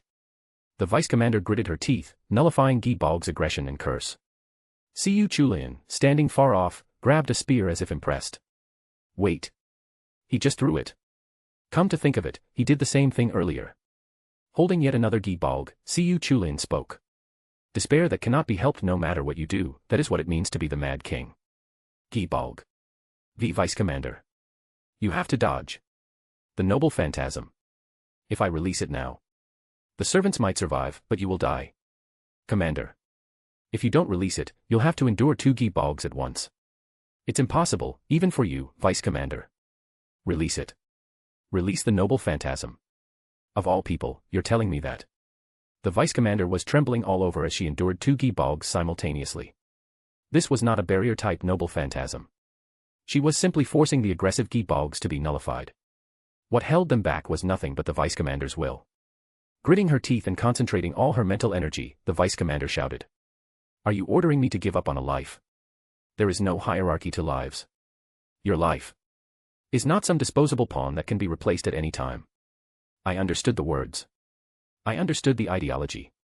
But in this situation, what on earth was I supposed to do? What could I do? What was I supposed to do? What could I do? Nothing came to mind. No matter what, the moment I left the range of this noble phantasm, I would be hit by Gibalg and my entire body would be torn to shreds. Wickerman. Rumble. The Wickerman appeared beside the noble phantasm's range. What was he trying to do? I thought attacking with the Wickerman now wouldn't, but then. Boom. It slammed its hands onto the ground and flipped it over. Crack. The ground fractured, and the vice commander stumbled. That noble phantasm responds to all life and all aggression. But to put it another way, it has no effect on things that aren't alive and don't possess aggression. Knowing that, he intentionally caused secondary damage from outside the range. KH. Master. Zip. Zip. Zip. I caught Okita and Sita with my threads as they fell, unable to hold on with only one arm. What on earth should I? Lord Ryuyuyu. I realized it from Kyoheim's scream. I was outside the vice commander's range. But Gibalg had already been sufficiently nullified and didn't have a large impact on me. The problem didn't lie there. Someone was standing on the crumbling rock fragments.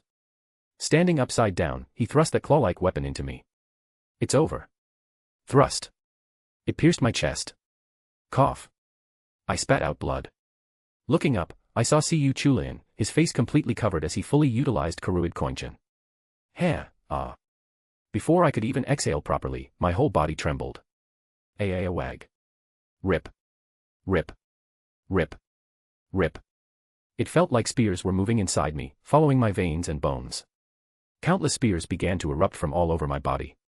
Cough. I couldn't even scream properly anymore as blood poured out. Whoosh.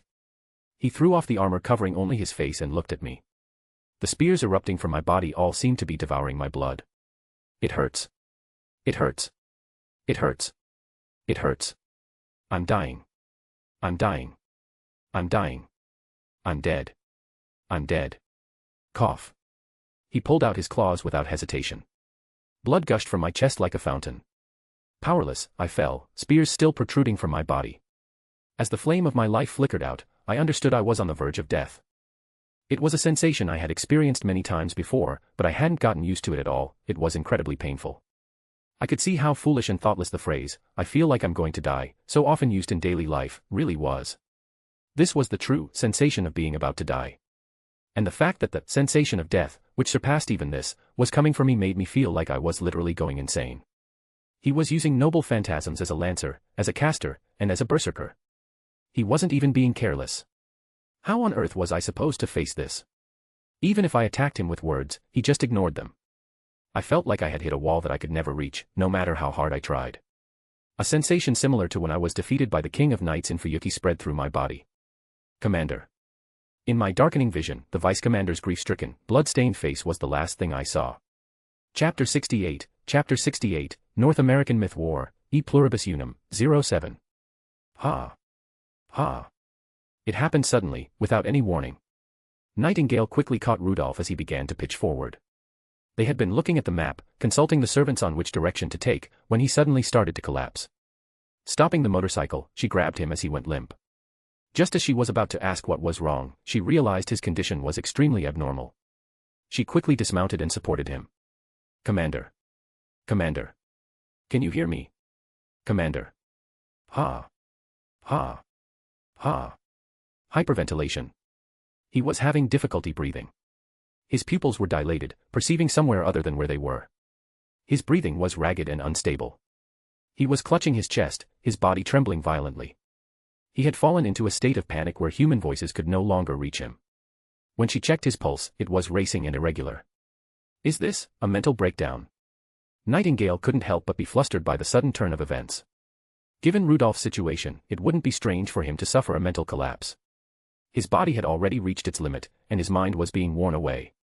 Even if he had endured until now, there was no guarantee he could continue to do so. Yet, just seconds ago, he had been conversing normally. His psyche, while not peaceful, had been in a stable state. This was less a seizure and more a breakdown caused by sheer pressure. In other words, he had reached a breaking point due to some form of overwhelming stress. Normally, there should have been warning signs. Even a flashback of trauma doesn't occur in a stable state without a trigger. If someone is afraid of cockroaches, they might be startled by a black speck on the wall. But they don't fear a blank wall. If Rudolph's condition had reached the point of hallucinations and auditory delusions that distorted reality itself, he wouldn't even be able to stand here. But Rudolph had been barely maintaining himself through a flexible will. It shouldn't have crumbled this suddenly. Something had happened. In that brief interval, in those few seconds, something had occurred that pushed Rudolph's mind over the edge. Lord Rudolph. Kyoheim approached and stood before Rudolph, taking his hand. Rudolph's eyes failed to recognize the Kyoheim right in front of him. He was looking elsewhere. His unfocused gaze was fixed on a completely different place. He couldn't even breathe properly, he was on the verge of a total mental collapse.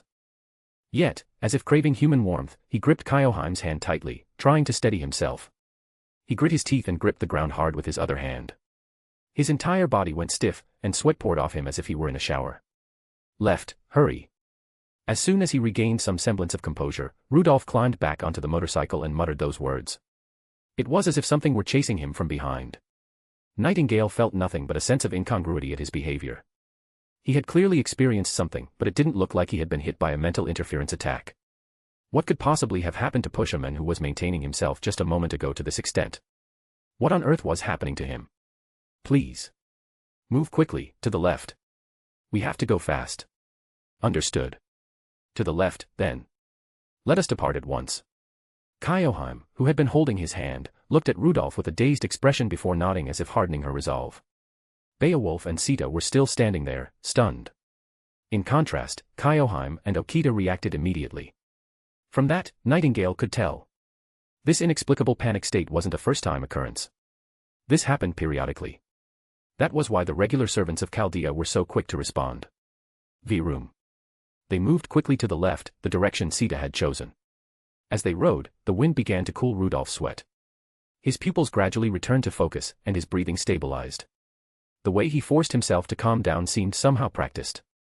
The trembling remained, and his face, even more haggard than before, looked like that of someone who had seen something that should never be seen. Nightingale glanced at Rudolph while gripping the handlebars and increasing their speed. I'm okay. I'm okay. I'm okay. There was a phrase that patients burdened by something said most often, and it was the phrase one should trust the least. It was the words Rudolph was muttering now, I'm okay. Nightingale had seen many such people. They would say they were okay even after losing a leg, or after losing an eye. They would stand up while coughing blood from disease and say they were okay. They would say they were okay even with a fever of over 40 degrees. People with a sense of responsibility or duty, those who carried a burden on their backs, always said those words. They turned the lie of I'm okay into a truth that deceived even themselves. Those sophisticated lies pierced through the reality and took its place. Rudolph wasn't saying it to calm himself down right now. He was saying it to deceive himself. He was desperate to make his unwell body and mind somehow okay, to trick himself into believing it. Normally, he would need immediate rest and treatment. But she thought. He was currently holding on through responsibility and a sense of duty. If that were taken away from him now, the support holding him up would instantly vanish. It must not be taken from him until a new support could be found to replace it. And a new support couldn't be made until the singularity was resolved and the situation stabilized. A righteous madness was rapidly consuming Rudolph, eating him alive. He was in a more dangerous state than she had thought. She had to find the culprit behind this panic first. At the very least, it was this panic that was tormenting Rudolph the most. Without this, he possessed a mental strength strong and flexible enough to endure. Commander, what are you looking at? Where is the place you are seeing? I couldn't think of a way to win. Cu Chulian Alter hadn't even gone all out. He was serious, but he wasn't at full power. He hadn't allowed the situation to slip even slightly, he had literally toyed with the board. He possessed that much power. If the board was flipped, he flipped it back. If he didn't like the board, he swept it away and created a new one. He possessed the most crucial element in battle, raw martial might, more strongly than anyone else. I felt like I was facing a wall that no means could breach. While gaining the aggression of a berserker, he retained the utility he would have had as a lancer or caster, which should have normally been lost. He could even use their noble phantasms just the same. Because he was reinforced by the Holy Grail, the power of his noble phantasms was even greater than when he was summoned normally in those classes. Furthermore, while Meb should have been by his side, he was alone. Alone, he overwhelmed the servants on this side, and alone, he killed me. Guy Balg normally possesses power comparable to an anti-army noble phantasm when thrown. But the power he showed then surpassed a mere anti-army noble phantasm. It didn't quite reach anti-fortress level, but its power was somewhere between anti-army and anti-fortress, with an incredibly wide range that seemed to incinerate everything within it. The Wickerman was also much larger than the one I had seen, and its flames burned even more fiercely. His memories of Fuyuki shared with me had made him wary of me to the extreme. As much as that wariness stung, I could understand that the words of recognition he gave me in Fuyuki weren't just comfort or empty talk, but sincere. For that alone, I was a little happy. Karna and Scathach. I have to get their help. Getting Karna's help wouldn't be that difficult. As long as my goal took the righteous form of resolving the singularity, he would surely try to help. At the very least, I didn't think he would be hostile. But I wasn't sure about Scathach. Even in the game, she only directly helped at the very last moment. She likes those who are brave and possess potential. I didn't know if she would like the current me. It might be better not to expect too much from Scathach. To put it bluntly, she had to be viewed as a joker I could play at the final moment of my own volition. In the game, she even said she would kill Meb along with the Holy Grail because she didn't like what Meb had done to Siyu Chulian, so at least she wouldn't be hostile toward this side. Phew. I let out a breath and slapped my cheeks hard with both hands. I slapped them hard enough to leave palm prints. As the sharp slap echoed, all the servants running nearby looked at me. Every time I return, I think about how awkward it is to regress while surrounded by people. Even if I wanted to mind my surroundings, my mind was half gone, so I couldn't. Once I finally calmed down, I had to deal with the looks of people seeing something bizarre. But they weren't in the wrong. Just by waiting for me without saying a word, they were being more than considerate enough. Listen well, everyone. Even with this much strength gathered, I'll say this with certainty. We can't beat Siyu Chulian Altar. We're nowhere near enough. Before clashing directly, I thought it would at least be a fight. I thought there would be a chance. But Siyu Chulian was stronger than I thought, and he was more wary of me than I expected. For some reason, he was more wary of me, who couldn't even land a decent hit and was just flailing around, than the servants who could actually kill him. That was why he moved to kill me as a priority over the other servants. His stance toward the others was that if they died, fine, and if they didn't, that was fine too. In contrast, I felt a will as hard as iron that he would absolutely kill me. Even in his wicked Mad King mode, it seemed he retained memories of me and judged that killing me was the most rational course of action. This is tough. We need allies. Even one more person, even one stronger person. What, am I not enough for you? Beowulf, you're doing great. But let's be honest. Do you think this group can beat Siyu Chulian Altar? There's no such thing as absolute in a fight, but statistically, the odds are very low. His way of speaking was somehow like Casterbro.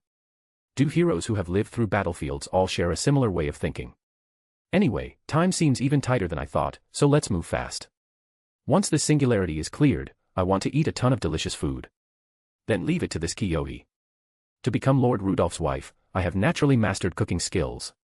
As the old saying goes, if you want to conquer someone, conquer their stomach first. That's true, but is that an old saying even by your standards? I fell into thought for a moment. Fundamentally, there was no way to beat Siyu Chulian.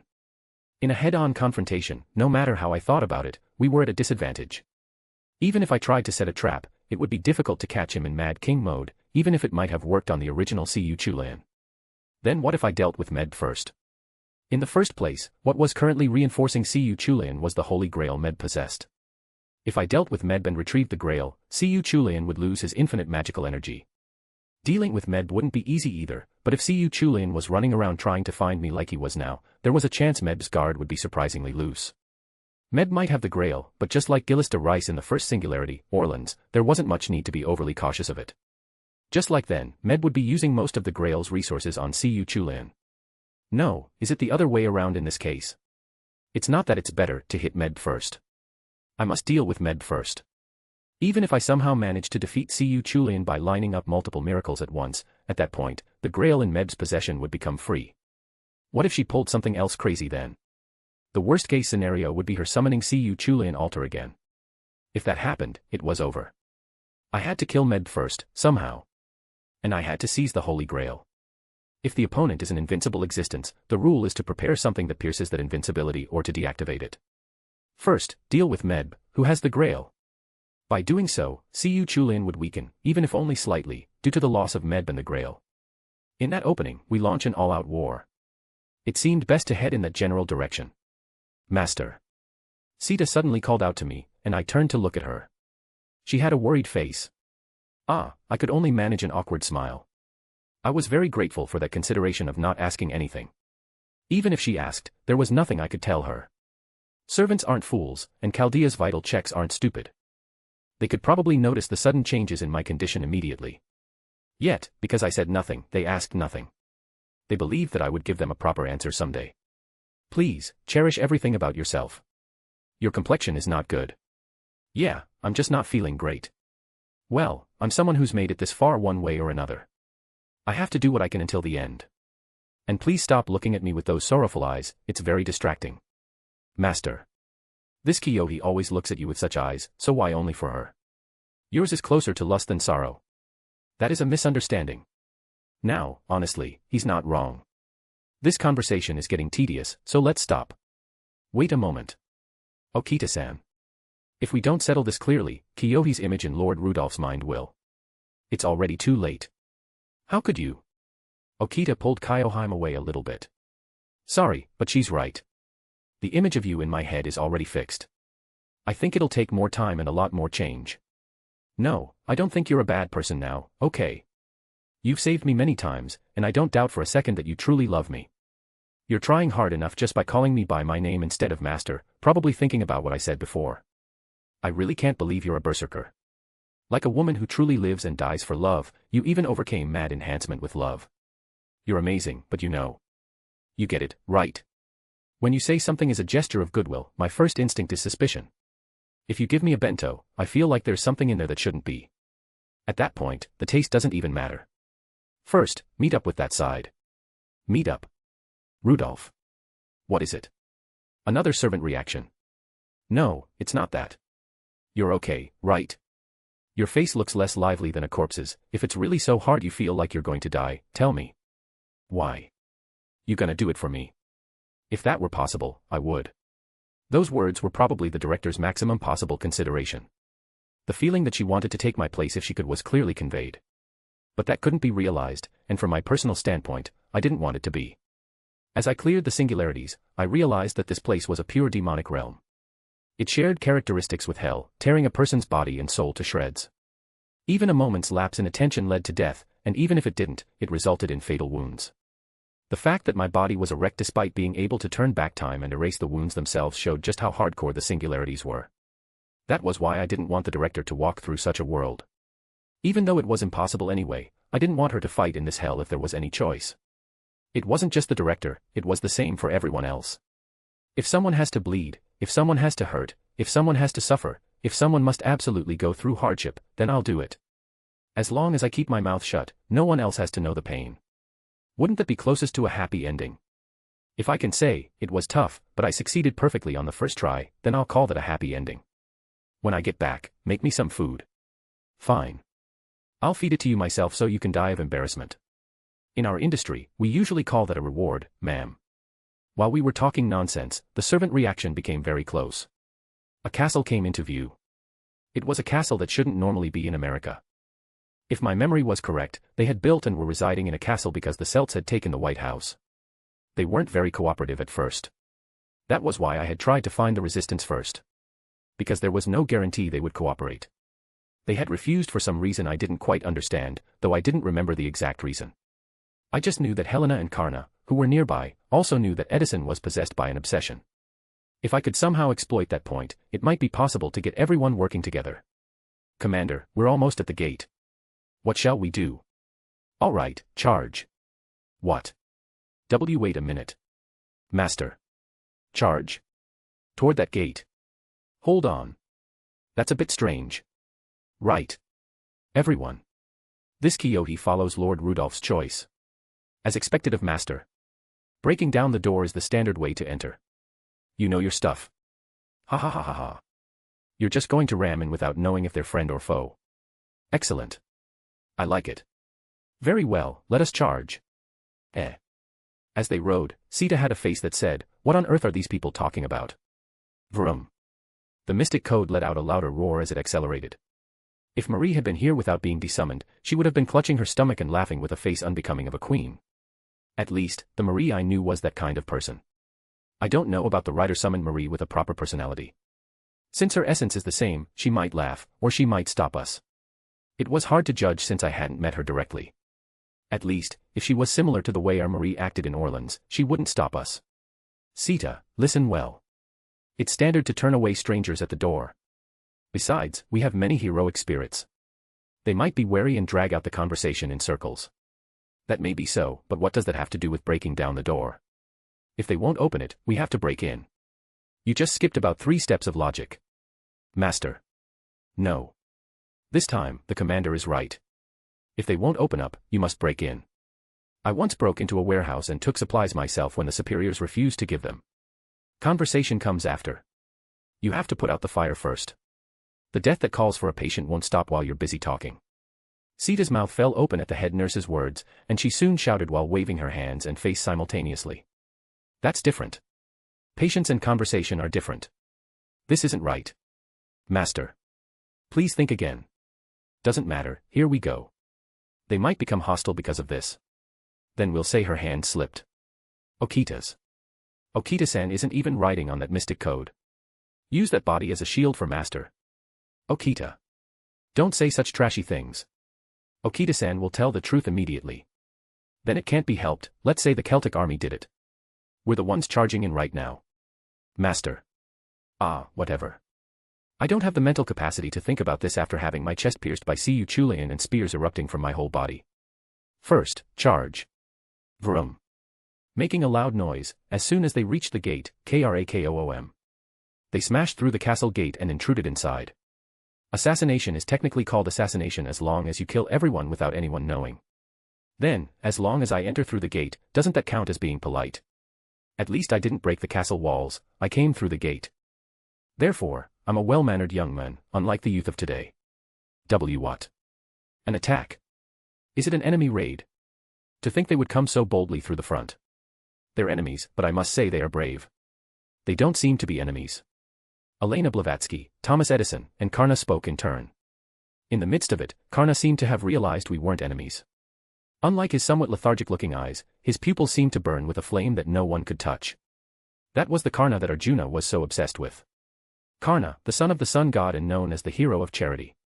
Why is my heart racing? As expected, the moment of meeting a great hero is exciting, isn't it? I know the general info, but meeting him in person is definitely different. I want to hear Karna's stories. I want to hear his heroic tales with my own ears. There must be heroic tales not even written in the materials. Receive your guests. I thought you wouldn't open the door, so I broke in. Silence followed. Behind me, Sita was letting out a dumbfounded sigh with her face buried in her hands. For a while, an ambiguous silence, neither heavy nor light, continued. Edison and Elena seemed to be in a daze, unable to comprehend my words. Come on, you're heroic spirits, you should be able to follow along. As we stood there, Karna, who was beside them, thought for a moment with a and then spoke. Edison, they are guests. Let us prepare tea. While Edison failed to react properly, I shouted, feeling like I should ride this flow. Great, thanks. Let's fix the door. Wait a minute. Master. If you're going to fix it anyway, don't break it in the first place. Why did you break in? You're clearly being peaceful. I believe it would have been a good idea to at least try calling out once to resolve things through dialogue. Do you have anything to say? Iya. It's not Iya. And the rest of you. Wait a second. Why are you naturally grabbing tools and trying to fix it? Look. The lady over there and the person wearing the lion mask are frozen in shock. Sita, that's not a lion mask, it's his actual head. When I said that, Sita checked Edison's appearance once more and then shouted with a face full of accumulated stress. Is this singularity holding some kind of party for eccentrics? Eccentric. Sita proceeded to shove damage into Edison's heart far more effectively than any of our attacks. She's surprisingly fiery. Chapter 69, North American Myth War, E Pluribus Unum, 08. Then, shall I introduce myself? I am Rudolph Hawkeye, the one and only master of the Organization for the Preservation of the Human Order, Finus Chaldea. Feel free to call me Roop. Of course, I'd appreciate it if we could form a contract quickly so you can call me master. After repairing all the doors, we sat down to talk. Edison and Helena were still staring at me blankly, their faces practically screaming, "What the hell is this guy?" Only Karna watched me with an unreadable expression. In any case, since we had managed to arrive here without interference from the Mad King, I wanted their help. Even if Edison himself was a lost cause, I definitely wanted to contract with Karna. If I did, I might be able to use a command spell to summon him at a critical moment and turn the tide of a losing battle. There were 4 individuals in this singularity who could truly be called strategic assets. The first was, of course, the Mad King, Siyu Chulian. That guy isn't even human. Just look at him. He looks like he's been fused with some kind of vermin. It's a cool look in its own way, but since he's an enemy right now, it just looks hideous. If he were an ally, he'd look awesome. The second was Karna, right in front of me. The third was Arjuna, Karna's nemesis and eternal rival. And finally, the fourth was Skathak, the queen of the land of shadows and Siyu Chulian's mentor. Those last 3 are so powerful that if they joined forces, they might actually be able to defeat Siyu Chulian. But Karna has a communication disorder, Arjuna is possessed by a lingering obsession, and Skathak is basically a loner who prefers to act solo. Getting them to cooperate was extremely difficult. Therefore, it was better to bury that possibility entirely. Besides, making Arjuna an ally would inevitably lead to a battle with Karna. To remove that obsession, the best way was to resolve the root cause. But if that happened, both would be incredibly exhausted, and there was no guarantee Siyu Chulian wouldn't exploit that opening. In fact, I remembered that in the game, he backstabbed Karna just as the fighting was settling down, forcing him to retire. If that was the judgment of the game's Mad King Siyu Chulian, the one here was even more troublesome. I had no idea what madman thought it was a good idea to add the utility of both Lancer and Caster to the Mad King. For some reason, he was a perfect Siyu Chulian, who could use his powers as both a Lancer and a Caster. To be honest, he wasn't just in the realm of divine spirits, his power was equal to 1. Well, I've never actually met a divine spirit, so saying this might be pointless. But Sita did say he was on that level. Master of Chaldea. Yeah. Karna, who had been standing still, looked at me. What is it? No. Wait. Karna is the type who says, well, he lacks words. Therefore, you shouldn't take his words literally. Even if I look like this, I'm pretty good at reading the room. I knew I had to distinguish between the surface and the true meaning of Karna's words, so I believed we could communicate without major issues. As I looked at him, Karna tilted his head as if he were puzzled himself. Have we met somewhere before? Huh? No, we haven't met until now. Is that so? Then it must be my imagination. For some reason, you feel strangely familiar to me. Does that mean there was someone like me in your epic, the Indian myths? I'm curious. I'm dying to know. I want to hear it. No, are you really just going to drop a teaser like that and leave? I can't stand this. Ugh, but that's not what's important right now. Wait, isn't it more important? This is Karna we're talking about, the hero of charity.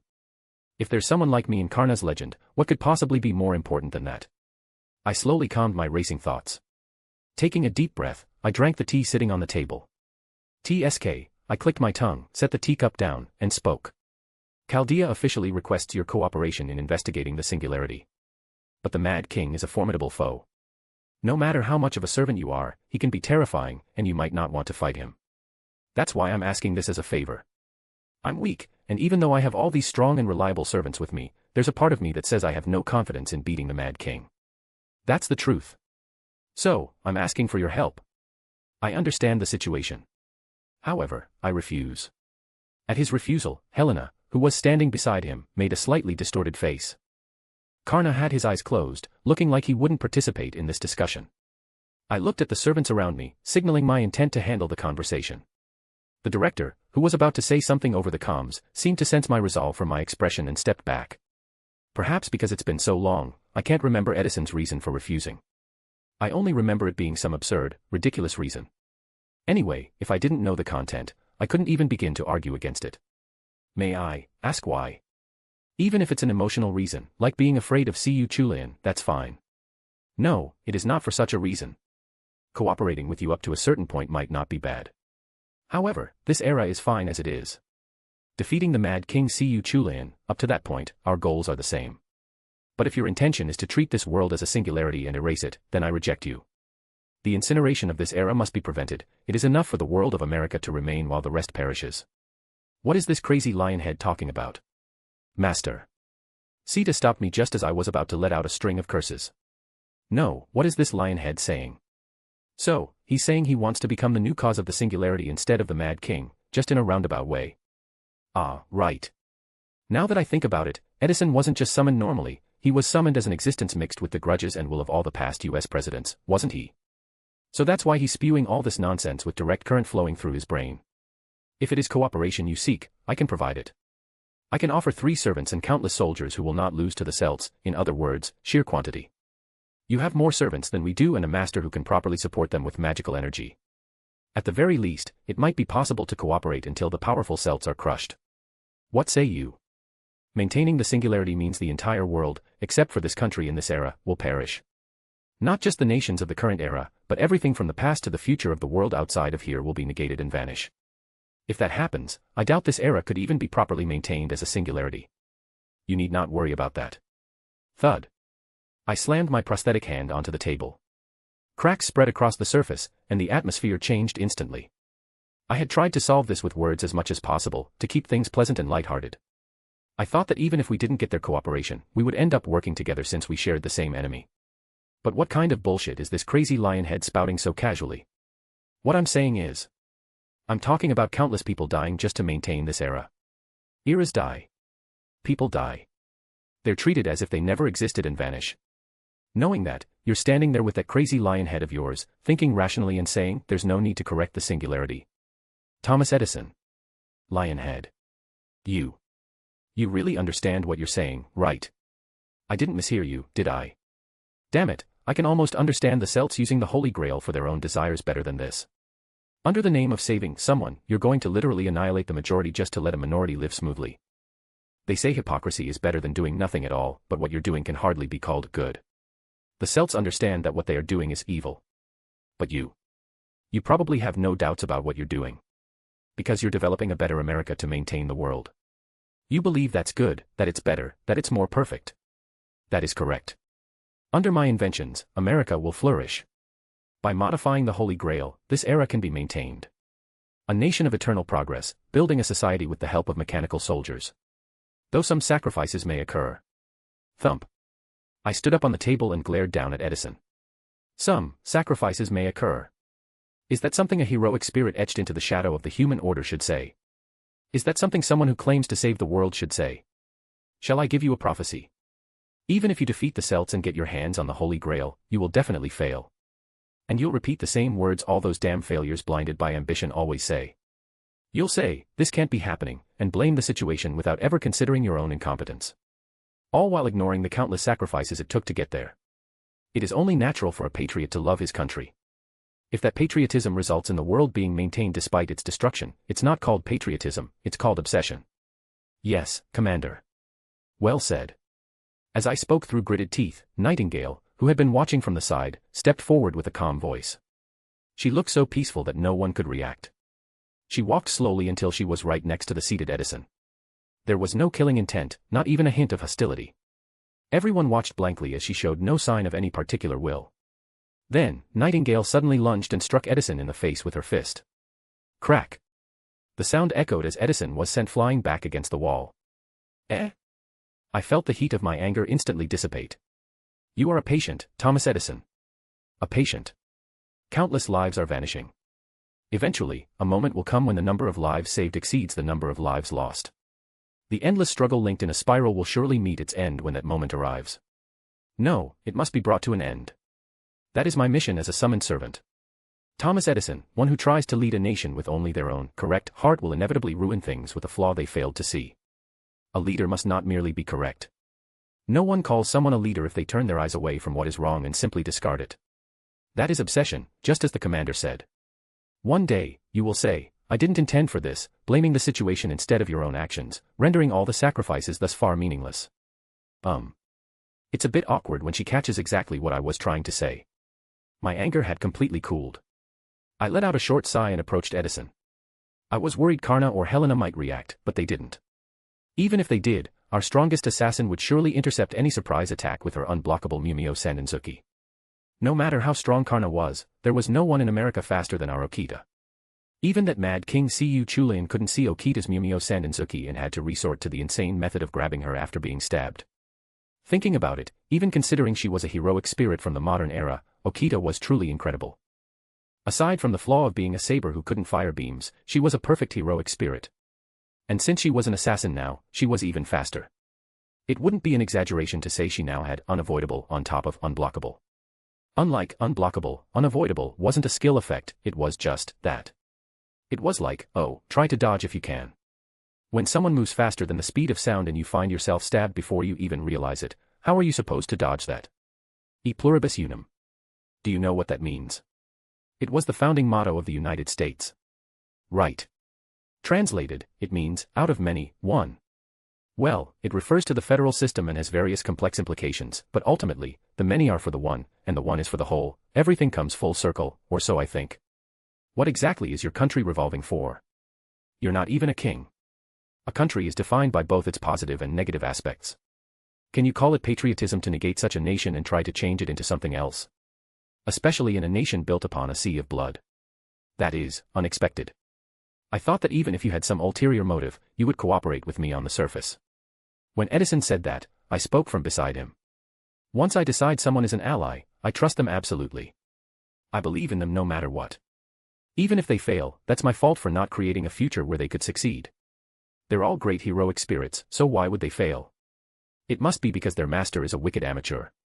That's why I only form alliances with people I can trust.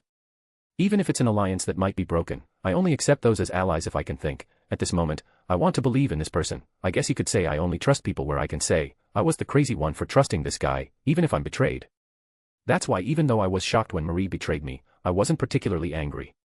Well, I did think, that crazy woman, on the inside, but I didn't resent her, might be a more accurate expression. In the first place, they are heroic spirits who exist as shadows of the human order. They were people who reached that position because they pursued their own unique traits, ideologies, beliefs, and something extraordinary to the extreme. Naturally, betrayals can happen, and communication or coordination can fail. I was working hard to maintain the balance Nobu talked about, not blindly following either trust or suspicion. To do that, I first make allies out of people I can trust. Suspicion can come later. For a weakling like me, trust was the only weapon I could wield on equal footing with others. In the first place, is that ideology even yours? It sounds more like something a king from somewhere would think of rather than the king of inventors. You're a lionhead, but you're not a beast-level idiot, are you? You have quite the guts for someone who looks so timid. I hear that a lot. Honestly, is this why you're always losing to Nikola Tesla? Because you're so pathetic. What? Are you saying that I am inferior to that man? Looking at you now, that man I've never even met seems much more impressive. If you're so annoyed, prove me wrong. Do the one thing even Nikola Tesla couldn't do, save the world. Although, an idiot who tries to win with numbers against someone who has the Holy Grail probably doesn't stand a chance. What did you say? I have never suffered such a humiliation in my life. Were you a lionhead from birth? Why you? Edison glared at me, then suddenly clutched his head. The will of the past presidents was swirling inside his mind. I thought if he could just control that, he would be a great asset. That said, I really was pissed off earlier.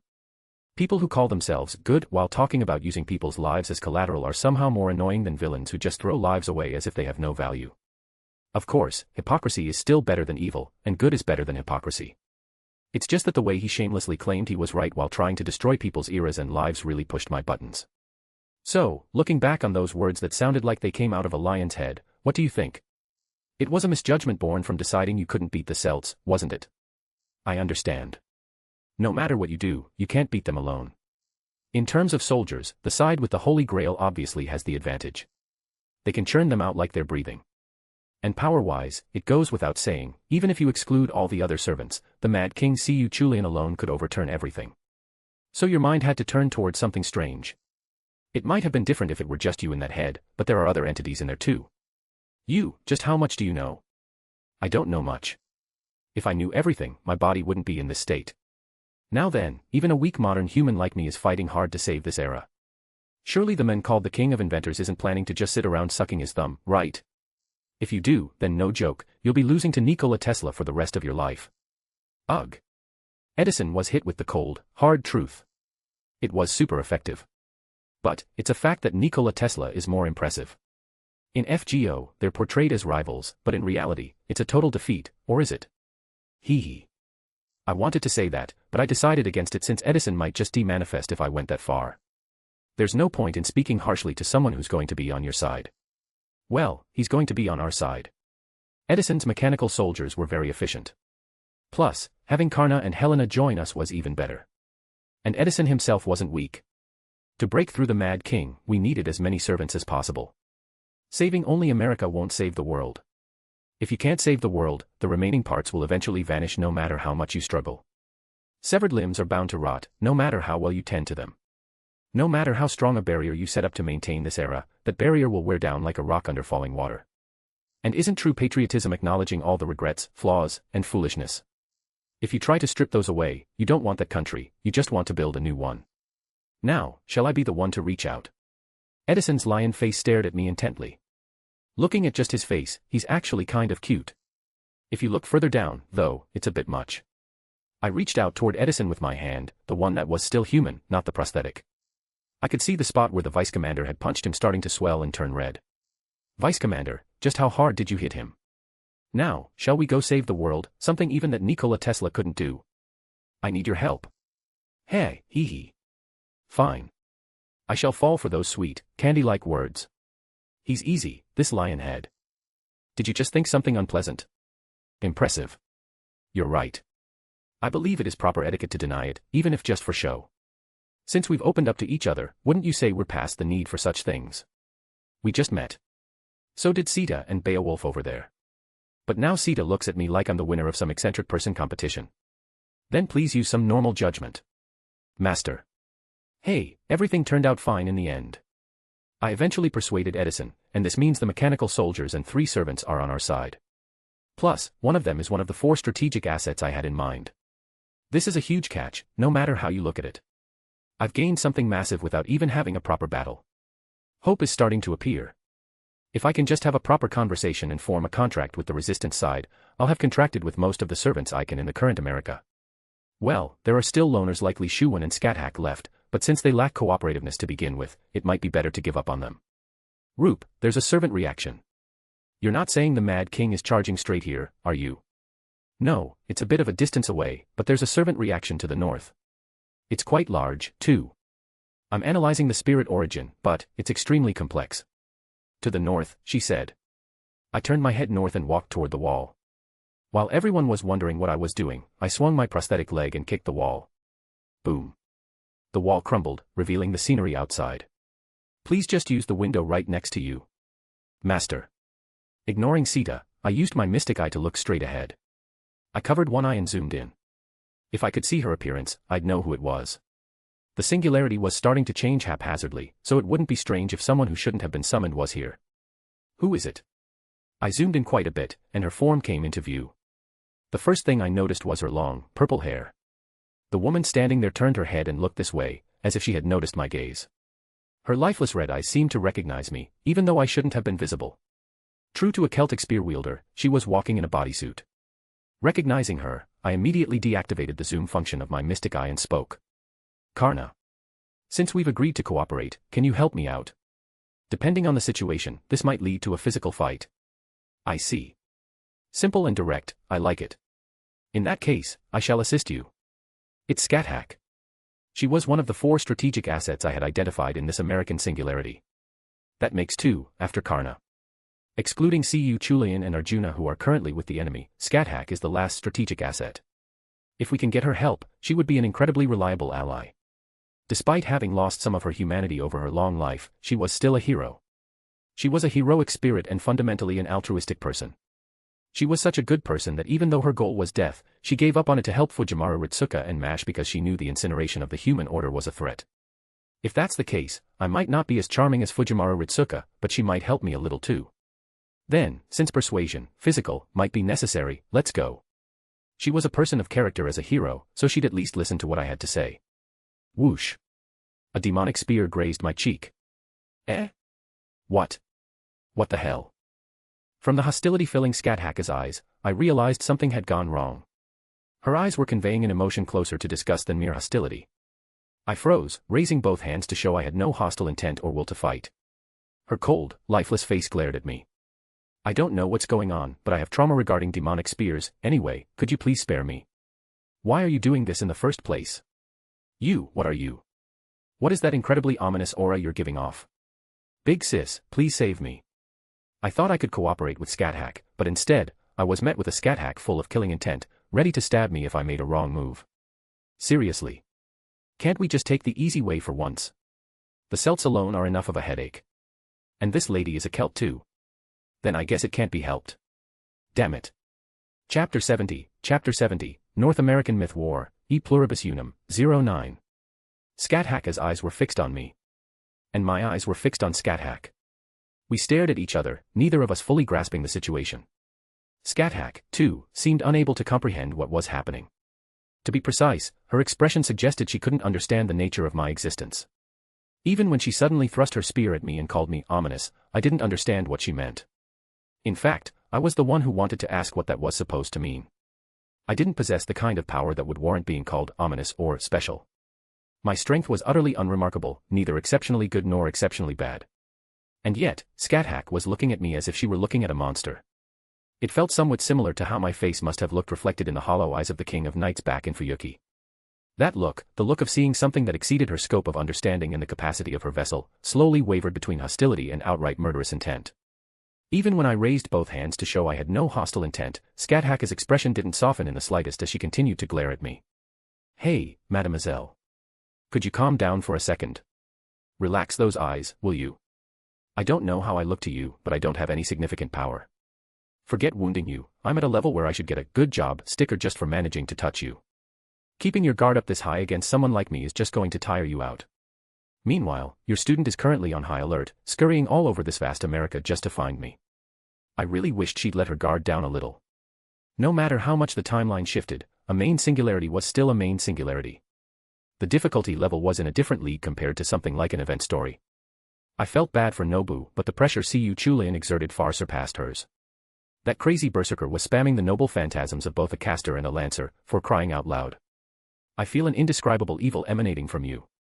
I sense something like a fragment of the existence known as the evils of humanity. That is not an aura that should come from someone claiming to protect the human order. If I had to say, you feel similar to the one who brought about the incineration of human order. I ask you, is your final goal the restoration of human order? Or is it the incineration of human order? The incineration of human order is happening anyway even if I do nothing. Do you think I'm crazy enough to sacrifice my arms, my legs, my eyes, and even my entire body just to get here for that? Of course it's the restoration of human order. I don't know how I look to your eyes, but I'd appreciate it if you never said something like that again. I'm putting everything on the line here. Is she seeing the power of regression? She couldn't detect the regression itself, but could she sense the power of regression dwelling within me? But the evils of humanity. Was she saying my power was granted by a beast? But there was no reason for those lunatics known as beasts to give me power. The mastermind is a beast, yet they're helping me. No, was this power given to help me? It was a power I didn't even know the reason for receiving. Since Merlin was involved, I figured it couldn't be all that bad. I assumed it was given because I absolutely had to succeed, no matter what. But why me, of all people? If it had been given to someone else, they might have succeeded without even using it enough for it to gather dust. Why me? I have no interest in your true intentions. I only answered because you asked, I wanted to say, but I held it in. The aura of the evils of humanity is so repulsive that just being near it makes me grimace. Begone at once. In consideration of your efforts in clearing the previous singularities, I shall do nothing to you. Wait. It's fine if you don't like me, but will you at least listen? Your student is running wild, and he's extremely dangerous. Honestly, even for you, winning a one-on-one might be impossible, right? To clear this American singularity, we need every bit of combat power we can get. If you don't like me, you don't have to form a contract. So please, lend us your strength. Whoosh. Once again, a spear grazed my cheek. SSSS. A shallow cut opened up, and blood began to trickle down. Kyoheim's eyes sharpened as she prepared to lunge forward, but I raised my hand to stop her. Scat-Hack wasn't even looking at me. Her eyes weren't on me, but on the wicked aura behind me. The circumstances might be different, but was I like the Kyoheim I saw in Orleans? She clearly had no intention of cooperating. Her face said that if I spoke one more word, whether it was nonsense or the voice of a sage, she would run me through without a second thought. I thought that even if I couldn't get her active cooperation, I could at least build a favorable relationship, but I never expected her to be this hostile. I will not say it twice. I have no intention of cooperating with you. The fact that I am not asking you anything or attempting to purge that rotten aura right here is already enough of a courtesy. Oh, is that so? Fine. Let's go. Are you sure? She's refusing that stubbornly. What else can I do? If I keep pushing, she's going to put a hole in my neck. There's one thing I want to say, though. You're going to fight the Mad King eventually to save the human order too, right? Then whether you like it or not, you're going to run into us on the battlefield. You don't have to cooperate with me. Just cooperate with my team. What nonsense. With those words, Scathach vanished from before me. Wow, she's a much more stubborn old lady than I thought. No, she's easily over 2,000 years old, so is she a grandma? No, at 2,000 years, should I be calling her an ancestor? Either way, she seemed to have zero intention of working with this side. Should I just be glad she isn't hostile? At least she won't be siding with the Mad King, so let's count that as a win. Damn it, things are going to get annoying if I can't get any help from Scathach. There are very few people who can cover that Mad King head-on besides someone of Scathach's caliber. Rudolph, I've caught Arjuna's reaction. There's a Celtic legion with him, but the only servant is Arjuna. What do you want to do?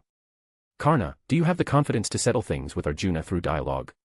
It would be quite reassuring if Arjuna became an ally, but I wonder if such a thing is truly possible. Well, it's like that saying, you might as well try poking the persimmon you can't reach. That is a nuisance, master. No, it's just a figure of speech. Let's meet him first. He probably wants to meet you too, and you want to meet him, don't you, Karna? I will not deny it. If the persuasion goes well, he becomes an ally. And if it doesn't, he was an enemy we had to fight anyway. Mad King Cu Chulayan alone is complicated enough.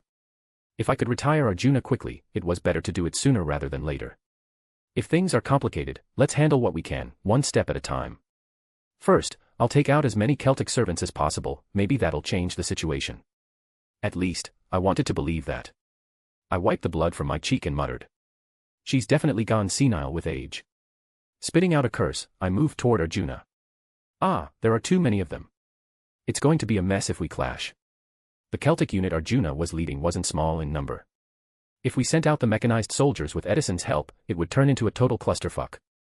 And in that mess, Cu Chulayan might catch our scent. The scent of blood, the scent of battle, he might pick up on that scent that exists in the form of instinct and appear before me once again. Even so, I wanted to check Arjuna's condition rather than just leaving. If he was in a cold state where he didn't care at all about what I said last time, dialogue would be meaningless. But if he showed even a slight reaction, like a frown when he saw me, it would be worth trying to talk to him. Because that would mean he still had the awareness that he was walking the wrong path. What would you say if I said we should go as a small elite group and just have a quick tea with Arjuna? Master, I believe your first priority should be to recover the common sense you seem to have dropped. Sita, who was beside me, politely told me to stop talking nonsense. But it would be troublesome if we made too much of a mess and created a literal war scene. If that happened, Cu Chulayan would definitely come. He would sweep through that storm-like battlefield in one go, and the spear meant to kill me would arrive. I had to avoid that at all costs. I pondered for a moment and scanned the surroundings. A small elite force was better to avoid a mess. It was best to either bring Arjuna to our side or decide to retire him, but if that failed, just checking his state was enough. I searched and confirmed the direction Arjuna was heading. As expected, he was heading toward the location of the resistance. Is he planning to wipe them out? It's dangerous if our side's servants are reduced, so I have to do something. Edison, you and Helena go meet the group of servants on this map, tell them about Arjuna's advance, and request their cooperation. In the meantime, we'll somehow block Arjuna's advance. Now, listen carefully. If I see so much as a shadow of the Mad King, I'm throwing a flashbang immediately, so everyone run. With our current strength, I don't think we can beat Cu Chulayan even if we grew wings and flew. Even with Karna added to the mix, we might be okay, but we had to be prepared. Just in case, it was better to join up with the resistance and fight together. I also wanted to meet Li Shuwen, the God Spear, if possible, but I'd have to know where he was and what he was doing first. I had to move assuming what we didn't have simply wasn't there. A short-term battle, it would be great if I could decide what to do with Arjuna and reach a conclusion within that time frame, but things rarely go easily. I just hoped Edison and Helena could persuade them quickly to buy us some time. It is time to show the power of the mechanized soldiers. They will surely be of help to you. I just hope the mess doesn't get too big. Alright, let's go. Since Arjuna was an archer, he might sense us before we sensed him. We approached quickly using the craft essence. I kept my eyes on Arjuna using my prosthetic eye. When we got close enough, our eyes met. I don't know if he actually saw me, but he turned his head toward us. The wound he took from Okita seemed to have already healed. he looked perfectly fine. Considering Arjuna's characteristics, he wouldn't be such a difficult enemy if Scathach were here. Scathach's basic skills were formidable, but because she possessed a special attack against divine spirits, Arjuna, who possessed the power of a god, would have no choice but to die if he were hit. But as expected, life never goes the way you want it to. I really wished it would, just once. Cooperate with me so Karna and I can get to Arjuna while you handle the Celtic soldiers. Wait a moment. I can understand Lord Karna, but there is no need for you to go, Master. This guy needs a translator. What? You probably don't know because you haven't seen Karna SA in person yet. The destructive power of this guy not adding a single extra word is immense. He either says one word too many or one word too few. Karna tilted his head, looking like he didn't even know what I was talking about. In times like this, the first strike was key. I turned the craft essence back into a card and used my threads to grab the head of a Celtic soldier, propelling myself forward. The altitude was low, which made me uneasy, but since there were many things to grab onto, it wasn't that difficult. Besides, even though they were called Celtic soldiers, they were half-mad enhanced, charging until they died without a shred of reason. Defeating a massive horde one by one was scary, but if I was just passing through, they weren't that terrifying. Slash. Slash. Okita quickly cut down those who lunged at me as she passed. As expected of an assassin. Ugh. A Celtic soldier grabbed my foot. I quickly severed the soldier's arm with a thread. He had grabbed me so hard it left a mark. I could kill them, but they could also kill me. Whoosh. An arrow flew rapidly toward me. Ting. It was neutralized midair by Sita's arrow. When I looked up, Arjuna was glaring at me with a scowl, and when he spotted Karna, his scowl deepened even further. Right, he's scowling. Fortunately, it seemed he understood that what he was doing wasn't right. If only I could flap my gums here and somehow bring Arjuna to our side. But there wasn't much time. If things went south, I had to retreat quickly and join up with the resistance. In our current state, if Cu Chulain suddenly appeared, we'd have to face both him and Arjuna at the same time. It has been a long time, Arjuna. Karna. I truly missed you, Arjuna. What are you? No, seriously, he's saying he missed you. Arjuna aimed his bow at me and fired. Humph, don't do that. Even if you fire with all your might, I can't see it at all. Karna stood in front of me and rapidly deflected the arrows. I didn't even see Karna move. You damn great heroes. Try to move like a human being for once. No, considering the time we fought the Mad King, it would be troublesome if they couldn't at least do this much. I looked at Karna, and Karna looked at me for a moment before turning back to Arjuna. Why are you siding with the Celts? Have you perhaps been brainwashed? He was saying, a man of your caliber wouldn't become an enemy of the human order of his own will. Therefore, did the Celts tinker with your spirit origin and put you under some kind of hypnosis? Hearing this in person, the number of missing words is truly astonishing. At those words, Arjuna gripped his bow tighter. Whoosh! Blue flames erupted.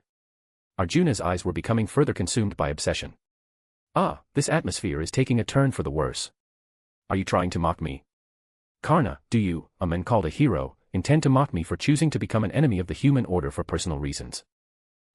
I have no reason to mock you. I simply do not understand. Master said that Arjuna did this to have a proper match with me. Even after becoming a heroic spirit after death, fighting against the strong is not a bad thing. Arjuna, if you are the opponent, I am willing to accept at any time. However, I do not understand the part about having a proper match. Karna. I had a feeling that anything further would be a landmine. This time, he was definitely saying one word too many. Before I could stop him, Karna spoke to Arjuna nonchalantly, in a tone as if he were stating something obvious, like how water flows, the sky is blue, or there is grass in a meadow. After all, you should have already defeated me. Grind, Arjuna grit his teeth. He bit down so hard it sounded like they might crack. Whoosh.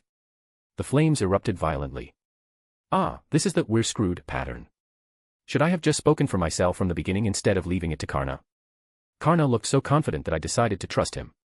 But as expected, you shouldn't leave communication to someone with a communication disorder. Knocking several flames onto his bow simultaneously, Arjuna roared. Karna. Twang. Twang. Twang. The arrows fired simultaneously, incinerating the surroundings as they passed. The Celtic soldiers were also caught in the flames and burning, but Arjuna no longer saw them. I moved quickly to the side and shouted at Karna. You just slammed your fist right onto the landmine. In a way, it's a talent. I do not understand the meaning. Why is Arjuna so agitated? Even if it was a surprise attack, it would still be my defeat. Isn't that exactly what hurts his pride? You wouldn't want to call hitting Arjuna in the back of the head with a surprise attack of victory either, would you, Karna? Certainly. Perhaps my words were a bit lacking. It's already too late. Arjuna is already in a state of total frenzy. Whoosh. Whoosh. Whoosh. Boom. Boom. The moment they touched the ground, the arrows caused massive explosions. No, seriously, are you insane? I thought, is that really an arrow, when I saw heroic spirit Emiya's arrows in Fuyuki, but looking at Arjuna's arrows, I wondered how they could even be called arrows. No matter how I looked at it, they were closer to cannons or missiles. They even set everything on fire, dealing solid damage over time to the surroundings. This is driving me crazy, seriously. Arjuna. You don't have to stay on that side just to fight Karna. You might be obsessed only with Karna, but Karna isn't focused only on you. Even if he has to give up the fight with you, this man will move for the sake of the human order. You should know that too. No matter how much you struggle as an enemy, you're just a servant summoned by Medb. You can't voice your own will at the decisive moment. Don't make me laugh. I have already fulfilled my duties as a servant. I shall achieve my long-cherished wish. Even if I become an enemy of the human order.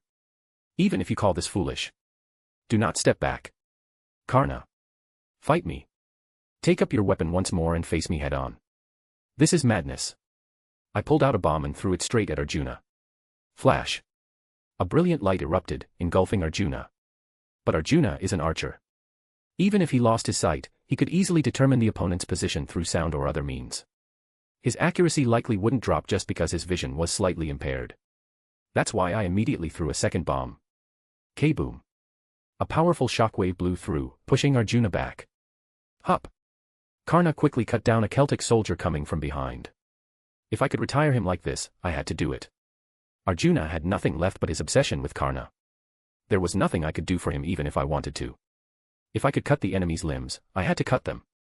Fight. Fight me. Karna. Something was forming in Arjuna's hand. A blue light was swirling. Master. Get back. And give me permission to use my noble phantasm. Ah, yeah, you can use it. In fact, please use it.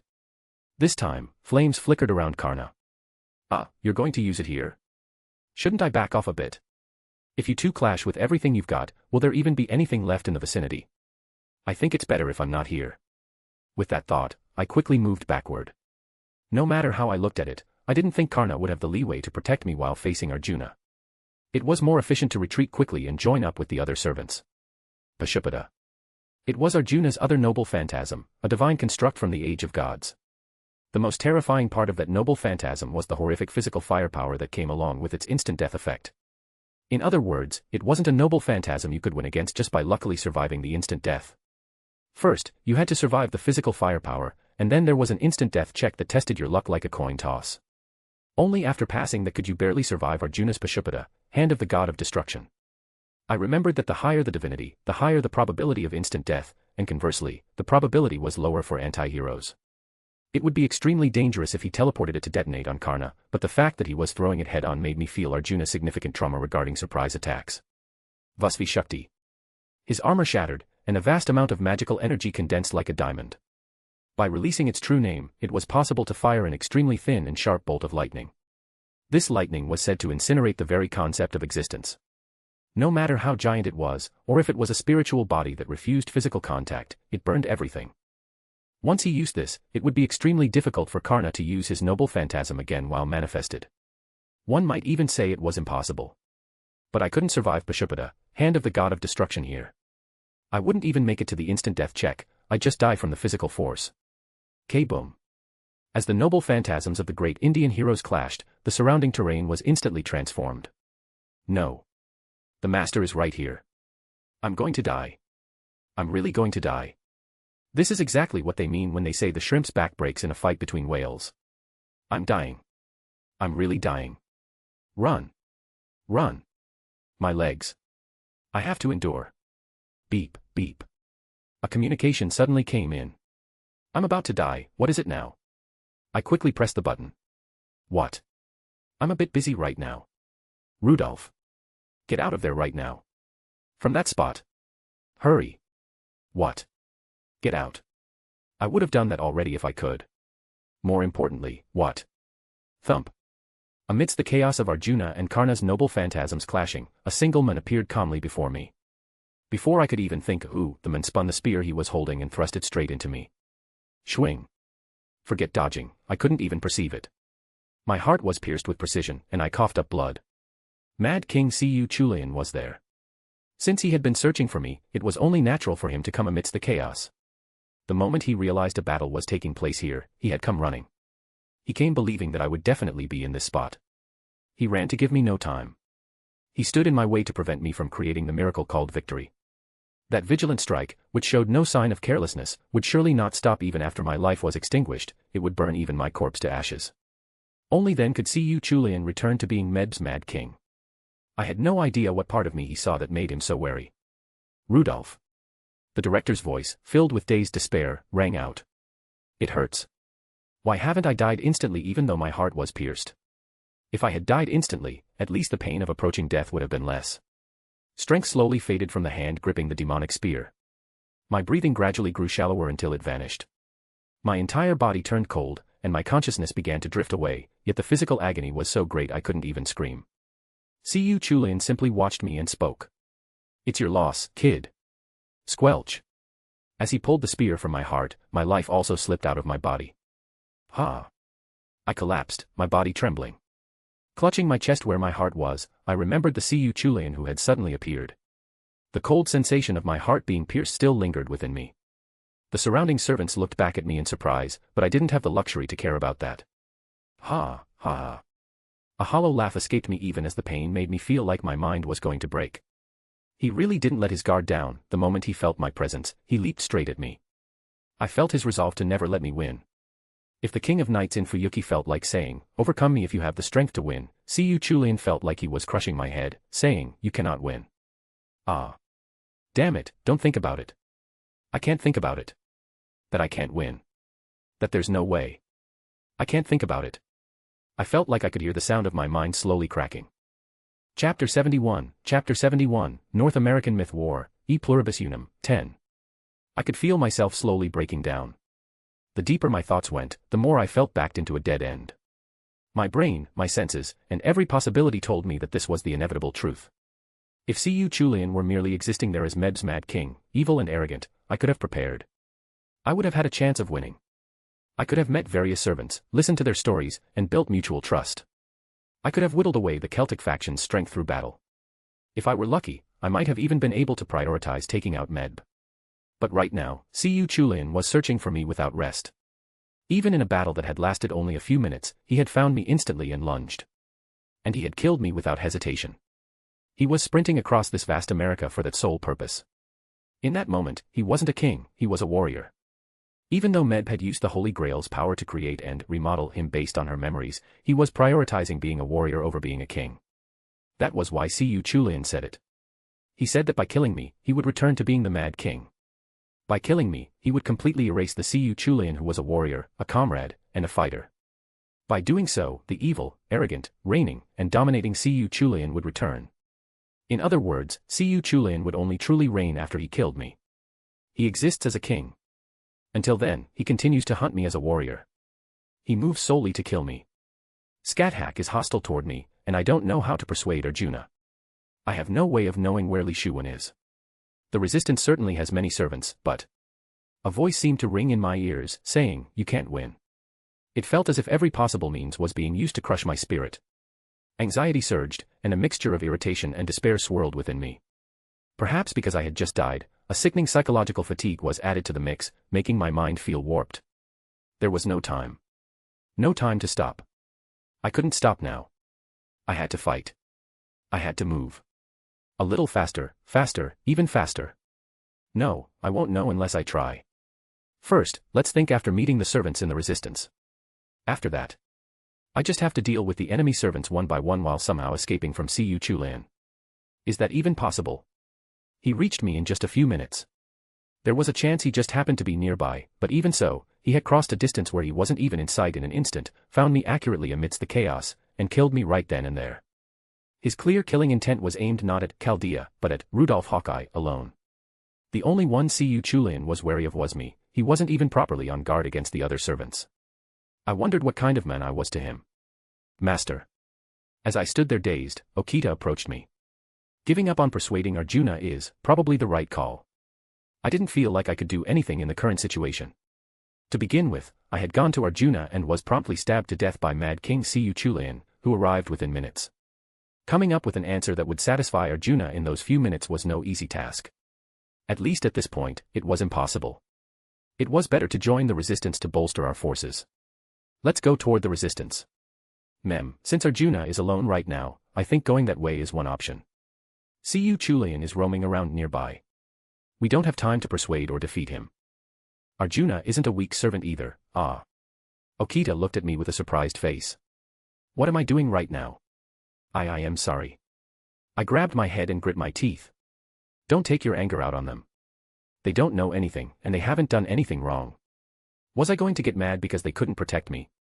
That was an unavoidable situation. If I hadn't gone to meet Arjuna last time, I would have nodded and accepted her suggestion as reasonable. It was just that my heart was worn down and I was anxious because I had suddenly died to Siyu Chulayan again.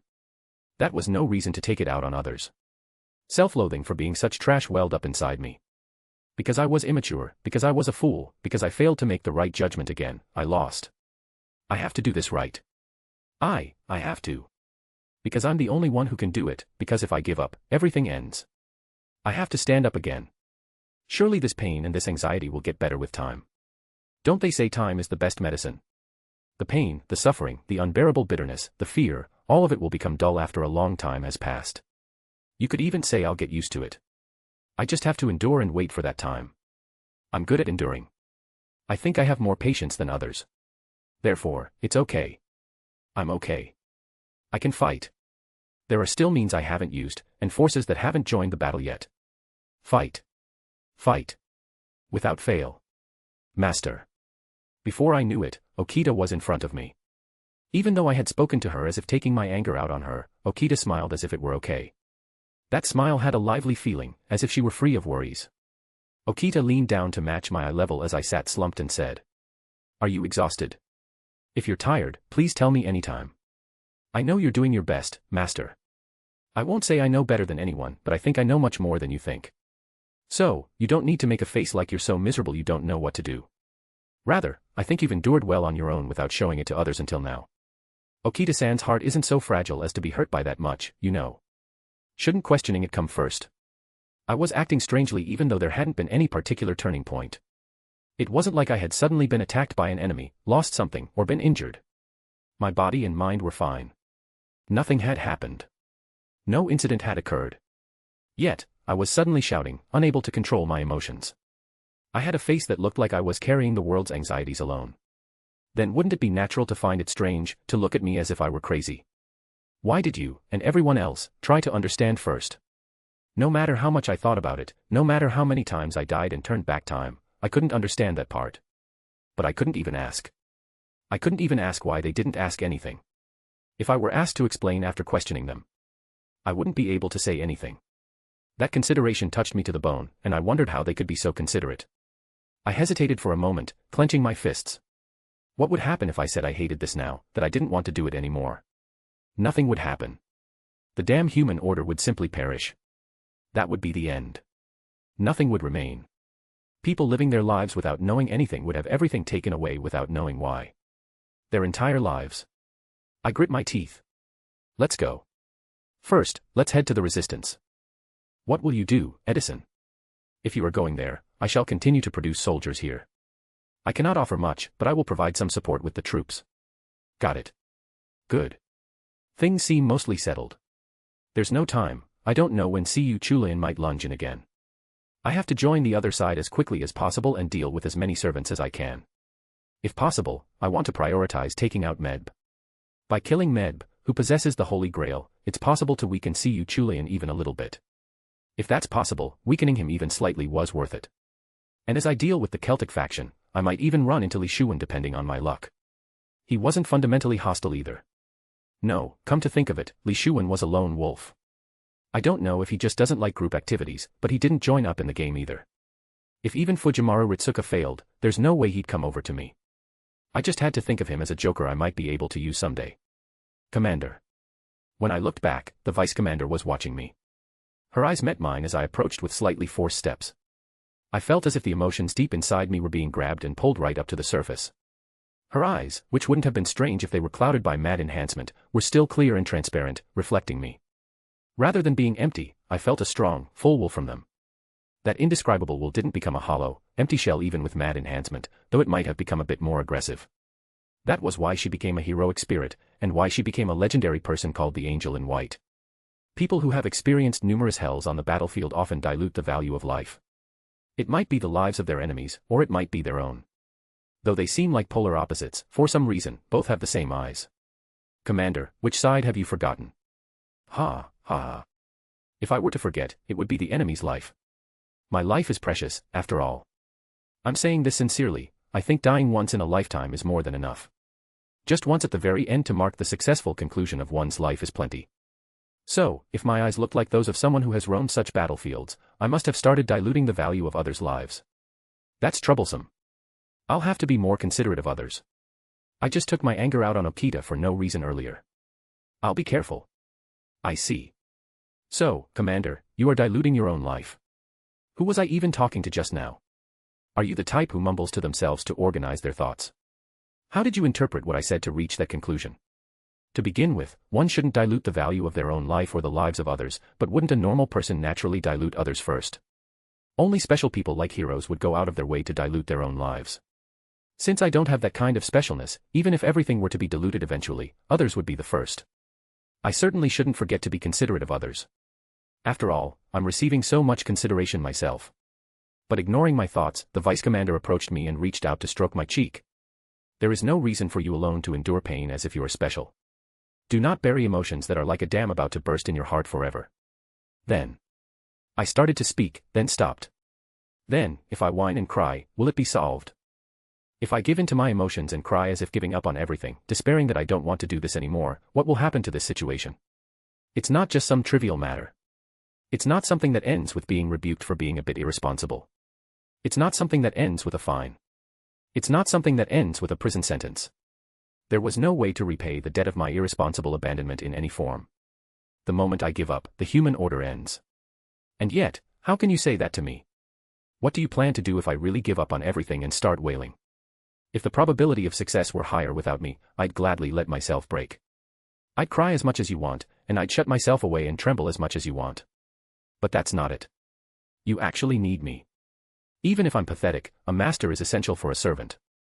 Therefore, I will keep enduring. It's okay. Time is all-powerful. Someday, this suffering will become dull, and I'll be able to look back and think, that's how it was. I believe that. I barely managed to swallow the emotions trying to leak out and smiled. The vice commander just stared at me with a stoic face. Then let's play a game together later. I'm sure it'll be fun. That's how I relieve my stress. What was the vice commander discerning from my smile? At some point, I had started forcing myself to smile. At some point, I had begun to forget how to smile naturally. I still remember for now. I'm still distinguishing between them. But how long will I be able to remember? How long will I be able to tell the difference between a forced smile and a real one? If the day comes when I can't tell them apart, will I completely become an Azura, just as Nobu said? Even that is scary, so I turn my head away. I'm running away even in this situation. I'm so pathetic it makes me sigh. If possible, once this singularity is settled, I would like to go to that place called Chaldea. You need someone by your side who can properly hold on to you. Miss Kyoheim and Miss Okita may be reliable allies to you, but they have a somewhat submissive side toward you. I haven't met Miss Marie, so I wouldn't know.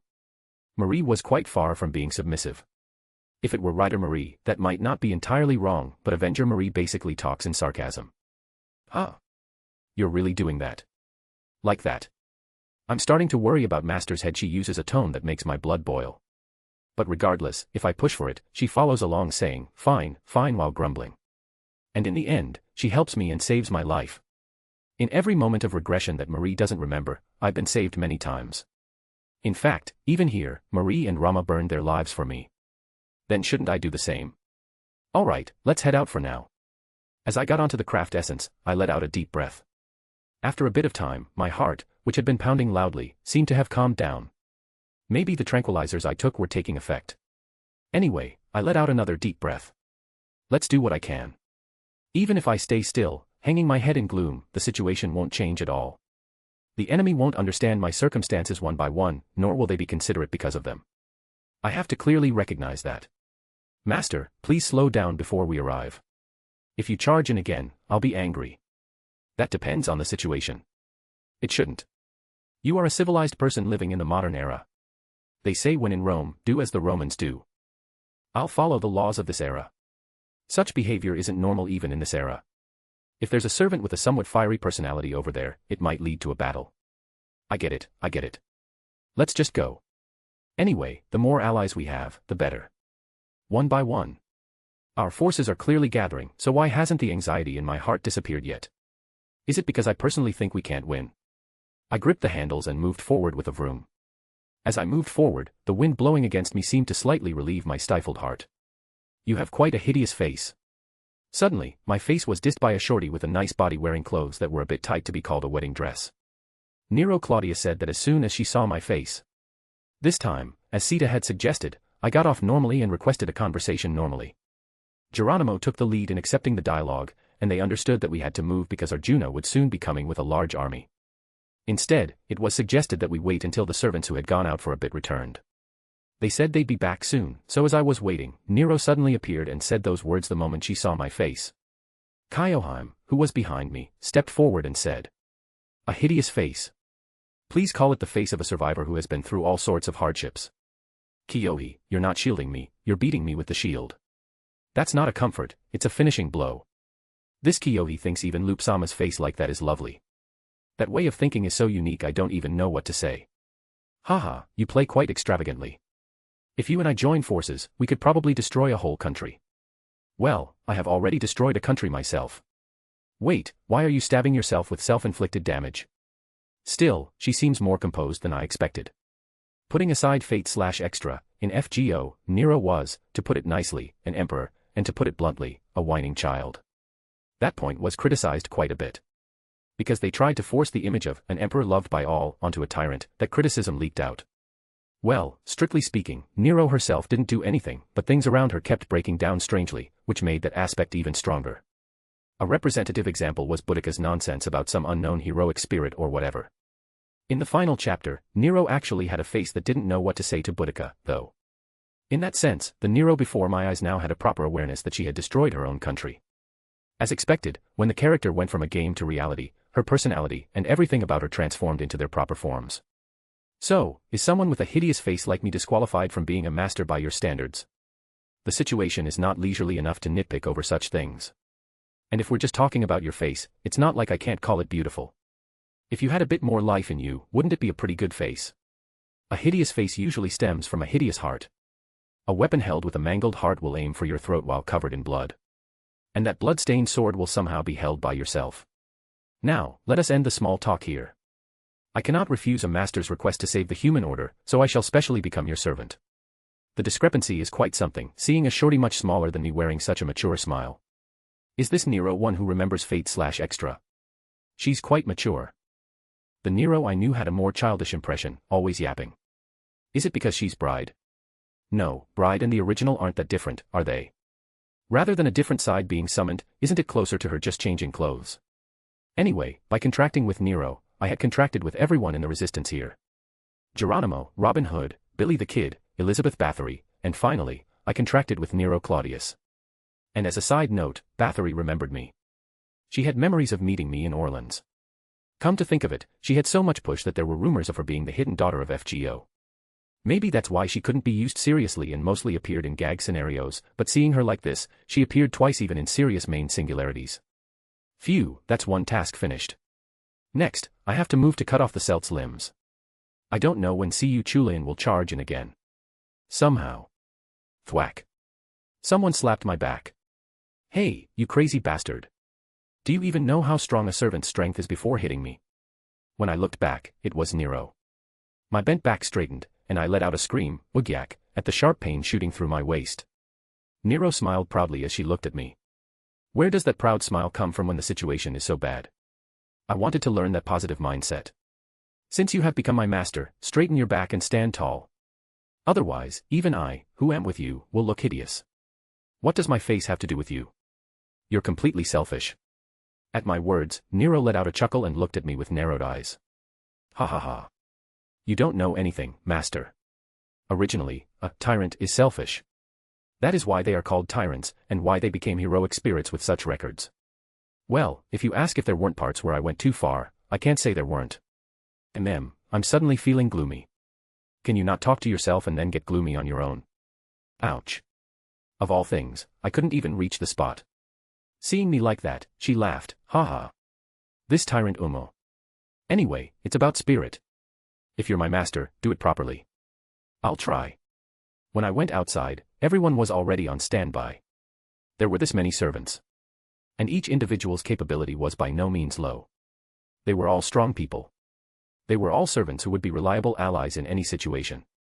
And yet, the opponent was the Celtic faction led by Mad King Siu Chulian. That fact weighed down on me again. Nero watched me quietly from the side. What? There's nothing interesting to see. My face probably isn't Nero's type either. Then, beep beep, the communicator rang. Before I could even think, someone pulled me. Nero pulled me away. Ting. Nero blocked an attack that was swung accurately at me. I immediately regained my senses and took a stance. Siu Chulian, holding his red demonic spear, looked at me. As soon as he found me, he tried to kill me again. Even in a game, sniping like this would be grounds for reporting. I wish someone would just ban Siu Chulian. There's no one. Then I had no choice but to ban him myself. Siu Chulian looked at me and smiled, not as an evil king, but as a comrade who had been with me. You've done well to gather this many servants in such a short time, kid. You've even gotten your hands on a quantity of mechanical soldiers, though they're lacking compared to the Celts. As expected, this was the right move. For you, time is the ingredient that creates miracles. But kid, everyone being gathered together also means it's an opportunity to deal with everyone at once. Whoosh, Siu Chulian's demonic spear was spewing red curses again. Originally, I wanted to kill you as a comrade, but it seems things won't go that easily. At Siu Chulian's words, I wondered, huh? Then Nero, who was right next to me, kicked me. Boom. The ground where I had been standing was gouged out. An attractive, feminine, high-pitched voice rang out, saying, "Oh my.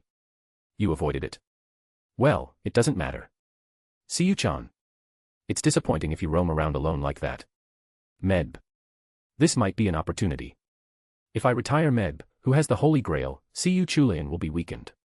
Until now, I hadn't had the chance to meet Meb to execute that, but this time it was possible. Meb is right before my eyes. Most of the Grail's resources would be used for Siu Chulian's reinforcement and the production of Celtic soldiers. In other words, Meb herself isn't receiving that much reinforcement from the Grail. There's even a possibility she's not receiving any at all. Now is the chance. With most of the American forces gathered here and only the Mad King and Meb duo present, this was a golden opportunity. If we drag this out too long, Arjuna will come with the Celtic soldiers. I had to kill Meb before then. As I looked at Meb, Siu Chulian walked into my line of sight. He gave me a bitter smile and said, "The one who kills the others, king, first wins. It's a simple game. Isn't it, kid? I don't even remember how many times we've clashed already. Even if I can't win, I'll at least gain a glimmer of light toward the finish line here." Chapter 72, North American Myth War, E Pluribus Unum, 11. Beep. Beep. Beep. The warning chime continued to ring incessantly. The situation was spiraling out of control. Though they had gathered many servants, the overwhelming, bottomless power of Mad King Siu Chulian rendered their numbers meaningless. They were rushing Marie Antoinette's spirit origin restoration, but no matter how much they hurried, it seemed impossible for her to rejoin the front lines in this American singularity. Even with almost all of Chaldea's and the local servants deployed, the path to victory remained elusive. Mad King Siu Chulian was troublesome enough on his own, but Queen Meb was with him as well. Furthermore, if the battle dragged on too long, Arjuna would soon arrive leading the Celtic soldiers. This was the worst-case scenario. For some reason, Siu Chulian possessed memories of being summoned as a caster in Fuyuki. Perhaps because of that, unlike the enemies they had faced before, he didn't show a shred of carelessness and was intent on crushing Rudolph. In fact, he was personally scouring the vast landscape, searching every possible hiding spot for Rudolph.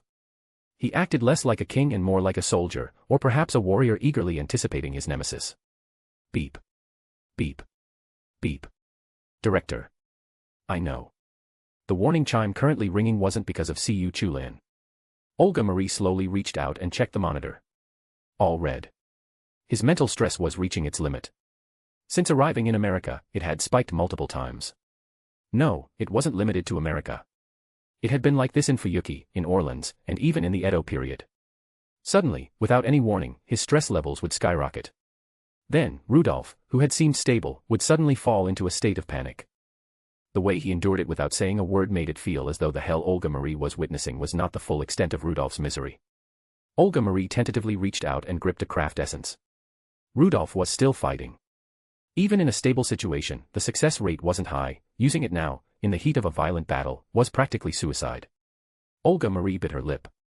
She should have tried sooner. She should have moved faster. Even if Rudolph fought tooth and nail to stop her, she should have just ignored him and used it. Currently, Rudolph's opposition held great weight for Olga Marie. Because she knew he would object, she hadn't said anything until now. But once this battle ended, regardless of the outcome, it might be best to use it. If there was someone to hold his hand in that hell, Rudolph might be able to pull off the same miracles he had in previous singularities once again. You have to survive, Rudolph. That desperate prayer was no longer for a master meant to restore the human order, but for Rudolph himself. I have to kill Medb. If I kill Medb, who holds the Holy Grail, Siyu Chulian will be weakened. If that happens, I can grasp even a slightly higher chance of victory. I have to move now. Siyu Chulian immediately took a stance and lunged at me. Clang. Okita and Beowulf leaped in simultaneously, pushing back against him. I had no choice but to hope they could buy me some time.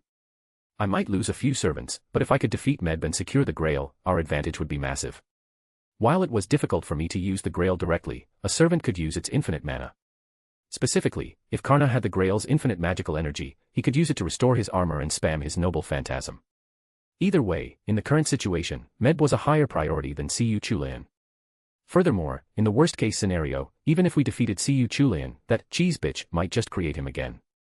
As soon as the resources occupied by Siyu Chulian vanished, she would just fill them right back up with another Siyu Chulian. If that happened, defeating him with such difficulty would be meaningless. Therefore, the priority was naturally Medb. Before Arjuna arrived, and before Siyu Chulian used every means at his disposal to dismiss all my servants, I had to defeat Medb and force her withdrawal. That was the primary goal, but if I could seize the Grail and escape the area, that would be the best outcome. I didn't dare hope for that much, though. Medb's defeat, that had to come first. Hey, so you're the man Siyu-chan was so concerned about. You don't look like much. You feel so fragile, like you'd break if I just tapped you. Whatever, you bitch who died from a piece of cheese. Hey, so this is what they call, all bark and no bite. Having only met brave warriors, I suppose I've never seen your type before. I won't let you die easily. Karmic retribution, is it? Then why did you go so easily after getting smacked in the head with cheese? Swish. Medb's whip came flying at me. Zip. I moved by anchoring my threads to the buildings. Most of the servants were busy fighting Mad King Siyu Chulian. But why isn't he spamming his noble phantasms like last time? If he did, he could wipe out the troublesome servants in an instant. The reason he isn't, is it because Medb is nearby? Because of Medb's wish, Siyu Chulian currently exists as an evil king befitting her. Therefore, Siyu Chulian must always exist arrogantly as a king. I am not among the enemies he is currently fighting. Thus, he was fighting not as a soldier, but once again as the evil king Medb had wished for. If I were to intervene in that fight, Siyu Chulian would likely rejoice and start spamming his noble phantasm as a soldier. A master is originally a servant support, but right now, I was more helpful by not fighting alongside them. It was right for me to handle Medb. If Siyu Chulian recognized me as his opponent, a spear rivaling an anti-army noble phantasm would come flying instantly. Since it would level the entire area, it might be better to keep some distance just to avoid that. I could only hope they would hold out. I had to deal with Medb, who was quickly pursuing me. Master, are we taking care of that woman? Sita. Why did you come this way? My arrows don't seem to be of much help against that mad king. I judged it wiser to assist you here instead. Rudolph-sama. This Kiyohai just came because she felt like it. Right, I figured you would. Looking down, I saw the vice commander running toward us as well. Everyone else was busy dealing with Siyu Chulian. They probably wouldn't be able to defeat him. But just keeping him occupied was enough. I would defeat Medb here and seize the Grail. Queen Medb was by no means a weak servant. But even so, it was 4-on-1. Or 3-on-1 excluding me. Since she wasn't receiving much direct support from the Grail right now, we would win. The question was how long that victory would take. As soon as I realized the singularity was America, I had prepared something. I pulled it from my inner pocket and threw it straight at Medb. Medb swatted it away with her fist, looking annoyed. Then her expression soured at the sticky sensation. In her original legend, it was said that hard, aged cheese was what killed Meb. Even so, the fact that it was cheese, even melted and soggy, was enough to make Meb's blood boil. Indeed, Meb stared at the cheese dripping from her arm and then glared at me. You seem quite intent on making me angry, you mediocrity. Seriously, starting from that damn Gillis de Rice, why does everyone call me that? Did they decide on it? Did they have a meeting? There are plenty of other words like small fry or third-rate, but they all call me mediocrity as if they've synchronized. It's a fact, but it feels weird when everyone calls me that. No, damn. It's such a 100% pure fact that it's hard to even argue. Meb charged at me with fire in her eyes. It was fundamentally different from how Cu Chulayan targeted me. Unlike Cu Chulayan, who calmly believed killing me was the path to victory, Meb was acting on emotion, wanting to remove the annoying me from her sight. Losing composure, stopping thought, letting reason grow stagnant. That was exactly what I wanted. A powerhouse's rampage becomes excellent prey for the weak. Still, Meb herself doesn't have high pure combat power. Fortunately, none of the servants currently with me are male. Ah, wait, I'm a man. She probably won't go as far as using her noble phantasm on me. Judging by her attitude, she might want to strangle me, but she certainly wouldn't want to do it with me. Still, since she could be considered the incarnation of anti-male special attacks, it was best if I didn't get hit by anything. But as I said, Meb's pure combat power isn't that high. It wasn't that her threat level was low, but compared to someone like Cu Chulayan, she lacked sheer pressure. I couldn't waste too much time, so even if I had to use a command spell, I had to defeat Meb here. Stay right there. You mediocrity. Fergus my love, rainbow sword of the beloved. Ha. Fergus Mac Roich's noble phantasm, the demonic sword Caladbolg, was summoned. You had a noble phantasm like that too. Whir. Caladbolg spun rapidly. It churned the heavens and the earth, spinning the very air. That was Caladbolg. That vortex-like rotation completely dominated the surroundings. Even if its power was limited compared to when Fergus used it, Caladbolg was still Caladbolg. Kiki Yohai. Tenshin Kasai Sanmai. What is that? A dragon. Technically, it's a giant serpent. Well, it's not that different, so whatever. Whoosh. She stood her ground, breathing flames against the Caladbolg charging with rotational force. Rumble. Sparks flew, and the surrounding buildings began to catch fire. Now. I placed my hand on the ground, using transmutation magecraft to tunnel inward. Then I moved rapidly toward Meb. There's no time. I don't know how long the others can hold out against Cu Chulayan. Even if I weaken him here, Cu Chulayan isn't weak. I don't want anyone to be dismissed until we've formed a proper plan. Metamorphose on, commence transformation. Thud. I raised a puppet behind Meb. Meb, who had been watching the collision between Caladbolg's storm and Kyoheim's flames, turned around in surprise. She instinctively swung her fist and smashed the puppet. I mean, I made a scat hack puppet, but I didn't expect her to react that violently. Thud. I rose boldly in front of Meb and placed my hand on her shoulder. Gander. Crackle. Meb instinctively grimaced. Normally, it wouldn't have been strange for her to blow me away, but Meb couldn't move properly. My prosthetic arm's Gander had two types. One that could be used multiple times despite low efficiency, and one like the Chaldea Mystic Code that took a long time to recharge but had an incredible effect. Naturally, I used the latter. I wouldn't be able to use it for a while, but it could stop Meb's movements. Without stopping, I raised the ground to launch Meb into the air. As Meb panicked, I reached out. By the power of this command spell, I order you, Sita. Shoot her down. Haradanu Janaka, the unparalleled bow. Sita pulled back the massive bowstring and fired directly at Meb. Yes. A hit. Just as I thought that, an arrow suddenly flew in from the side.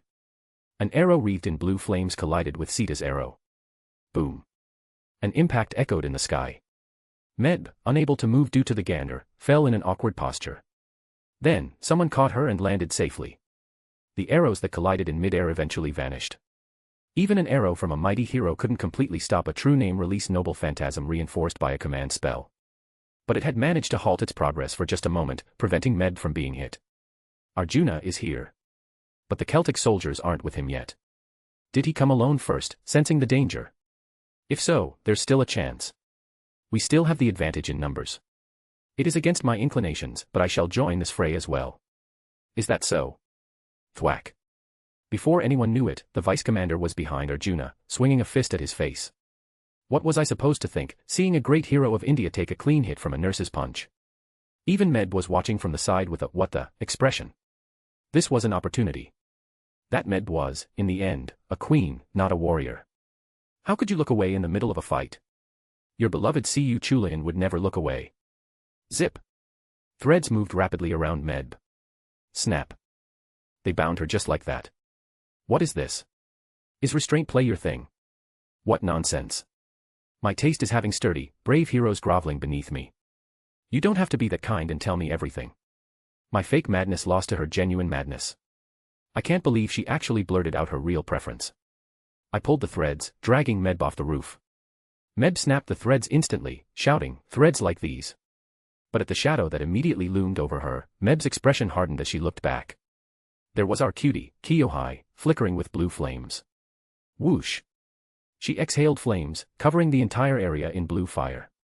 At the same time, I materialized the Azoth sword craft essence and ran. Kiyohai. Don't worry about me. Rudolph-sama. Whoosh. Medb escaped through a gap in the flames. My prosthetic eye accurately perceived Medb's form. I leaped into the blue flames and kept running. It's hot. Hot. Hot. It felt like the burns all over my body were seeping into my very bones. I felt like my insides would cook if I took a breath, so I instinctively held it. Whoosh. When I suddenly burst through the flames, Medb's eyes widened in shock. You. What? I openly showed her the Azoth sword in my hand. Medb's gaze focused on it. At that moment, I let go of the sword. Medb's eyes naturally followed the falling sword. This strategy seemed to work on everyone. I raised my prosthetic arm and caught the Azoth sword. Medb clicked her tongue and grabbed my wrist. Then she tried to throw a punch with her other arm. At that moment, I moved my leg. I kicked the falling Azoth sword with my prosthetic leg. I kicked it faster, more accurately, and harder using a mana boost. Slash. It sliced deep across Medb's eyes. Hey, you're an eyeless loser now too. Me too. You. A mere mediocrity. A man who doesn't even look worth anything. What does it even matter if I'm worth anything to you? What? I quickly leaned my body back as if lying down. Then, arrows flew through the flames. Thwip. Thwip. Thwip. They pierced through Medb's body. Disappear. Disappear. Disappear. Following the burns, the arrows had pierced her body. These were wounds enough to force a withdrawal. Is she still not disappearing? I quickly pulled out a craft essence. Trace on. Trace on. Ah, but Excalibur won't work. Then what do I do? I naturally thought of the weapon that had been most impressive recently. Using the projection magecraft craft essence, I created a spear. Gi-balg, piercing death-thorn spear. Wish. Thud. The thrown spear embedded itself deep in Medb's chest. Coughing up blood, Medb finally began to scatter into particles of light and disappear. Good, she's fading. Fast. Fast. Disappear quickly. The mana path is still connected. No one has retired yet. You're all holding out well. Arjuna was a problem, but for now, the priority is seizing the Grail and escaping. Priority. Master. Are you? Master. Sita, who had come to check on my burns, looked at me with confusion. But I was the one who was more confused. Medb was disappearing. Normally, by this point, the Holy Grail should be visible. That shining substance that seemed to distort space should have appeared. But even though Medb, lying there bleeding, was almost transparent, the Grail was nowhere to be seen. I couldn't feel a trace of it. It wouldn't have been strange for it to materialize now that it no longer recognized Medb as its owner. A sinister possibility flashed through my mind. Medb slowly raised her head and smiled at me. It was a sneer. It was as if she were saying the possibility I had imagined was real. You, don't tell me. Boom. Someone appeared behind me. Chaldea Mystic Code, Emergency Evasion. Rip. It pierced deep into my shoulder as it passed. I rolled on the ground, screaming in pain. Ayakak. Commander. Where are you looking? Your opponent is right here. They clearly wanted to come help me, but Arjuna was keeping them pinned down. In fact, it was impressive enough that they were holding their own against the great hero of India. Clutching my shoulder, I looked up at Cu Chulayan from the ground. He crushed the demonic spear I had created with projection and began to heal Medb. I still couldn't feel the Grail's presence from Medb. Siyu Chulian had ignored all the servants he was fighting and leaped straight to Medb. Medb's eyes were closed, and she seemed barely conscious. Arjuna, take Medb and fall back. Understood. Arjuna hesitated for a moment but immediately left the area with Medb. Looking down at me as I lay fallen, Siyu Chulian spoke. That surprise attack, you dodged it well. Don't look at me like that. Lies and deception are the way of the battlefield. Aren't they? Earlier, Siyu Chulian had said that whoever killed the other's king first would be the winner. I thought that king was Medb. I thought killing Medb meant we could seize the Grail. I thought that was what he meant. I had arrogantly assumed that Siyu Chulian, who overestimated me, thought he would surely lose if I got my hands on the Grail. But I was wrong. I had made a massive mistake.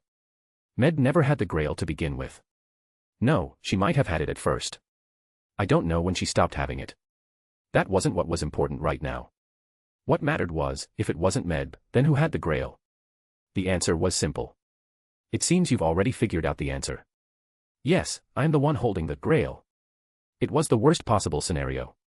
Mad King Siyu Chulian himself possessed the Holy Grail. In other words, there was no way to weaken him. If the person receiving the Grail's backup carried it within their body, we would have to deal damage close to dismissal to force the Grail to materialize. But if we could do that, we might as well just dismiss him and win. There was no reason to go through the trouble of wounding him to the brink of dismissal just to take the Grail and then give him time to fight again.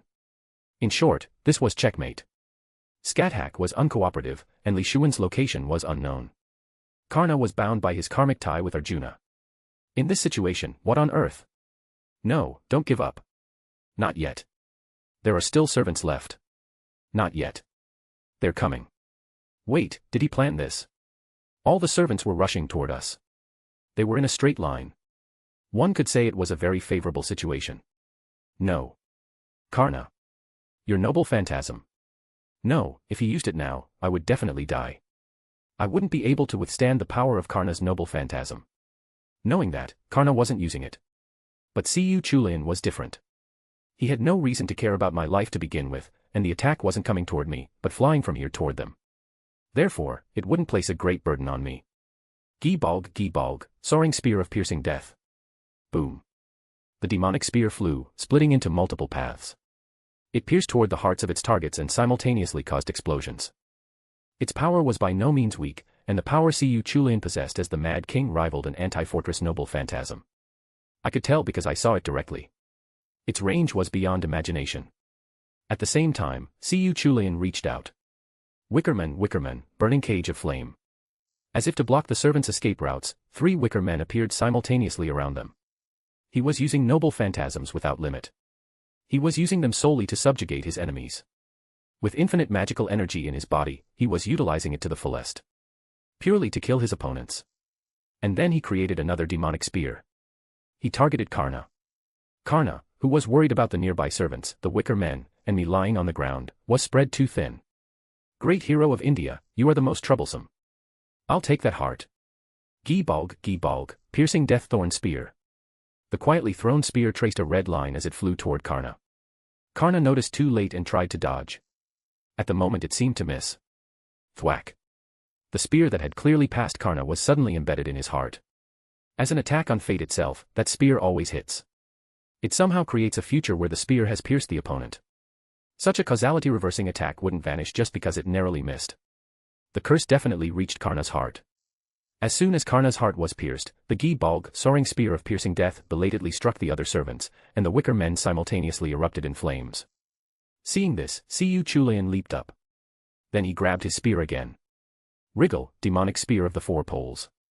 As soon as Medb was gone. No, was it as soon as I came within range as an enemy? He was recklessly using techniques he hadn't used until now. The Siyu Chulian here now was not a king, but a soldier. Or perhaps calling him a warrior would be more appropriate. He moved solely to kill me, whom he had judged to be a worthy opponent, with all his might. To me, that had already become something close to a curse. Stup. Kyoheim lunged at Siyu Chulian in her dragon form. No. Don't get close. Kyohai. Run. I said run. What a troublesome reptile. In the hand not holding the spear, he gripped a sword. A sword. Drawing it from its sheath, Siyu Chulian murmured quietly. He moved simply, as if swatting a bothersome bug he'd met on the road, as if he felt no threat whatsoever from Kyoheim in her dragon form. Croydon Satanta, slash and cut blade of the four hues. Rip. Kyoheim's entire body was sliced to pieces. Does he even have the noble phantasm of his younger self, Satanta? That's ridiculous. He immediately glared at me. I just sat there, watching him glare at me from midair. My heart gave a heavy thud. What more could I? I couldn't even take the grail. The grail I had to seize was inside Cu Chulainn. I couldn't persuade Arjuna, and I couldn't seek Skathaka's cooperation. Even if Edison and Helena were added here, it wouldn't change much. Would things have been different if Rama and Marie were here? Had I made the wrong choices from the start, making a fatal error? Had I been foolish enough to choose a world of certain defeat for myself from the very beginning? Gi-balg, gouging spear of carnage. Ah, I'm dying. That's what I thought. Commander. Vice Commander. The Vice Commander rushed in and stood in front of me. Gi-balg had already been fired. Furthermore, that attack possessed power rivaling an anti-fortress noble phantasm. It was barely even a spear anymore. The Vice Commander would only die with me. She quickly reached out with both hands. Nightingale pledge, I will eradicate all that is poisonous and harmful. Kaboom. Before the Vice Commander could even activate her noble phantasm, the world flipped upside down, and my vision momentarily went dark. My consciousness momentarily faded. Everything felt so futile that even the final drug called will couldn't help move my body. Very slowly, my vision began to return. I wish it hadn't. I wish I had died without knowing anything. Then I might have been able to grasp some vain hope again. Nothing remained of the town. The surroundings were completely devastated, to the point where not even a trace of the buildings remained. Not all the servants had been dismissed. There were certainly servants who had survived. But it didn't matter. My heart was broken. My soul was shattered. My mind was worn down. Before my eyes, the Vice Commander was being dismissed, scattering into particles of light. She had thrown herself in front of me, protecting me even as she faded. Yet, no will ignited within me. It felt as though it had cooled and frozen solid. It felt like nothing I did would work anymore. The pressure crushed me. With a heavy step, Cu Chulainn landed on the ground and looked down at me.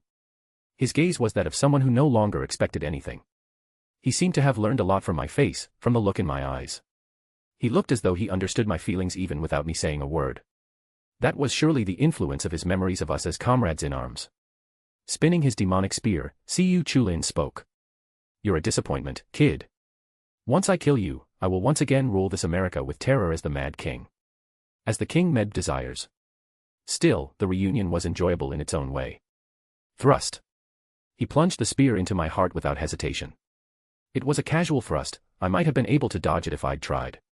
But Cu Chulainn, realizing I had lost even the will to dodge, that the will to fight had vanished, simply thrust it slowly without any precautions. As soon as it went in, he pulled the spear back out without hesitation. Blood erupted from my chest like a fountain, and I collapsed forward. As the spear's curse spread throughout my body, before I could even think of anything, I met death once again. Ha! Master. Sita looked at me as I returned. Not just Sita, but the other servants were also looking at me with concern. But I didn't care. I didn't have the luxury to care. I just collapsed and lay face down. My body shook. The shaking wouldn't stop. Not just my body, but my mind and soul were trembling as well. Fear dominated my body, loss dominated my mind, and despair dominated my soul. I defeated Meb. I managed to defeat her somehow. But after that, Cu Chulainn stood there as if to say, so what? Even the Grail wasn't held by Meb, she had shoved it into Cu Chulainn's body. What more was I supposed to do? There was no way. Soon, Cu Chulainn would appear and kill me again. Those cold eyes were etched into my mind, and my limbs shook as if paralyzed. I felt the illusion of my senses dulling. The single hope I had tried to grasp had been extinguished meaninglessly. I hate this. Commander. Sitting there, I muttered in a trembling voice, not even knowing who I was talking to. I can't do this anymore. What am I, even, how? From the start. I. Co-commander. Muttering like that, I collapsed sideways. My consciousness began to drift away. The other me telling me I couldn't stay like this grew smaller and smaller, while resignation and despair hollowly filled my chest. After dying 3 times at the hands of Cu Chulainn in America, my heart had completely surrendered. Chapter 73, North American Myth War, E Pluribus Unum, 12. I slumped down, dazed. Normally, I would have recited the magic words, "It's okay," over and over to force my trembling body to stand. A magic spell that made me stand even though things weren't actually okay. No, I already knew that was just a deception. I had known for a long time. I am not okay. Looking at my mechanical arm and leg, I was forced to recognize how far I had strayed from being normal. Whenever I looked through my eyes, which had slightly different focal points, a bitter smile escaped me. Even after the human order is restored, I won't be able to live a normal life, I thought. The hope of everything was concentrated on me. But my own hope was becoming tattered and worn. Right now, everyone is relying on me. So I'm doing my best. But after doing my best, and my best, and my best, what comes next? If I actually succeed, will I still have value to them? I know they aren't trash. They would try to help me somehow. But I also know that human emotions are volatile. Unless you provide constant new stimulation, they cool down quickly. They vanish into the empty sky. Even a scent that stings the nose becomes unnoticeable once the senses grow tired of it. If I manage to return everything to normal, how long will it take for me to live a normal life? Even if I throw everything away for the hope of the world, will my own hope remain intact? Can that even be called hope? I deceive myself, pretending to be righteous, telling myself it can't be helped. But I'm not that kind of person, am I? I'm the selfish guy who left people to die in an explosion because I assumed someone else would handle it. And now that my own life is in danger, I cry out for justice. It's so pathetic I can't even find the words. Why do they believe in me, someone so foolish, so stupid, so selfish, a piece of trash who's too busy looking out for himself to care about others? The heroic spirits surely see right through me. They must be able to grasp the one true emotion amidst the swirling vortex inside me. They must see it with their own eyes. So why do they believe in me? The most plausible answer was that they believed because I was the only one left, but for some reason, that answer didn't feel right. I'm tired. What am I doing this for? For what? For what on earth? I have to save the human order. I have to, but it's so painful. My heart hurts. It felt like I was gradually going insane. No, I had already gone insane back in Fuyuki. I stepped forward, bluffing, pretending to be okay, pretending it was nothing. I heard them say they believed in me, and I worked hard because I wanted to live up to those words. I worked hard because I didn't want to betray everyone's expectations. Gillista Rice and Meb were right. I was just an ordinary man of no great consequence. I have no innate power, no great reserves. The quality and quantity of my mana are perfectly average. If you asked if I had great intuition, the answer would be no. If you asked if I was smart, I'd tilt my head in doubt. If I work hard, I might reach the level of excellent. But for someone like me, who wasn't born with a decisive destiny, there was no way I could achieve a grand undertaking like the restoration of the human order just by being excellent. Fujimaru Ritsuka is different from me. He might have less talent than me, but he was born with a decisive destiny. That was why he could keep moving forward forever. Fujimaru Ritsuka, who awakened MASH from the very beginning, was completely different from me. Wouldn't he have done a better job if he were in this position instead? Even if he had failed to awaken MASH, wouldn't he have done better than a selfish piece of trash like me? At least he has an innate goodness. Unlike me, who thinks selfishly no matter what.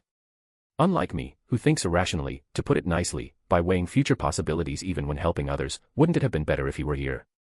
If Fujimaru Ritsuka wasn't an option, couldn't they have given it to someone with overwhelming talent who could just crush everything? There was a guy like Kirsteria, a literal jackpot choice. Why not him? Why choose me, who has nothing? It feels like a curse now. It feels like a farce designed to torment me. I have nothing. Please, don't expect anything from me. It's too hard now. I hate the pain. I feel like I'm going crazy every time I die. This is only the second singularity. What about the future? Mad King Siyu Chulian is a formidable foe, but surely there will be even worse enemies ahead. Stronger enemies will appear. Since there was a Guda Guda event, there must be other event singularities too. There are events that could become massive walls if left alone. Since the order of the singularities is messed up, there's no guarantee the order of the events won't be messed up too. How many more times do I have to die? How much more pain do I have to endure? How much? I'm done. I'm tired of it all. I hate everything. I don't want to do any of it. Just leave me alone. Let the human order perish for all I care. Why should I do this for the sake of the human order? Who's going to thank me? Even if I succeed, all I'll get are suspicious glares. Will the people of the world thank me? They won't do anything. If anything, those crazy bastards at the clock tower will just try to catch me and give me a ceiling designation. If you have nothing to say, just get out. I want to be alone. She just looked at me without saying a word. Kyoheim just stood there. She didn't say anything to me. I didn't need words of comfort or encouragement. If I needed anything, it was perhaps a final blow of criticism. If she said something to push me back just one step, I might finally be finished. I could just collapse and comfortably blame someone else. If that happened, I wouldn't have to care about the human order. Maybe it would be easier.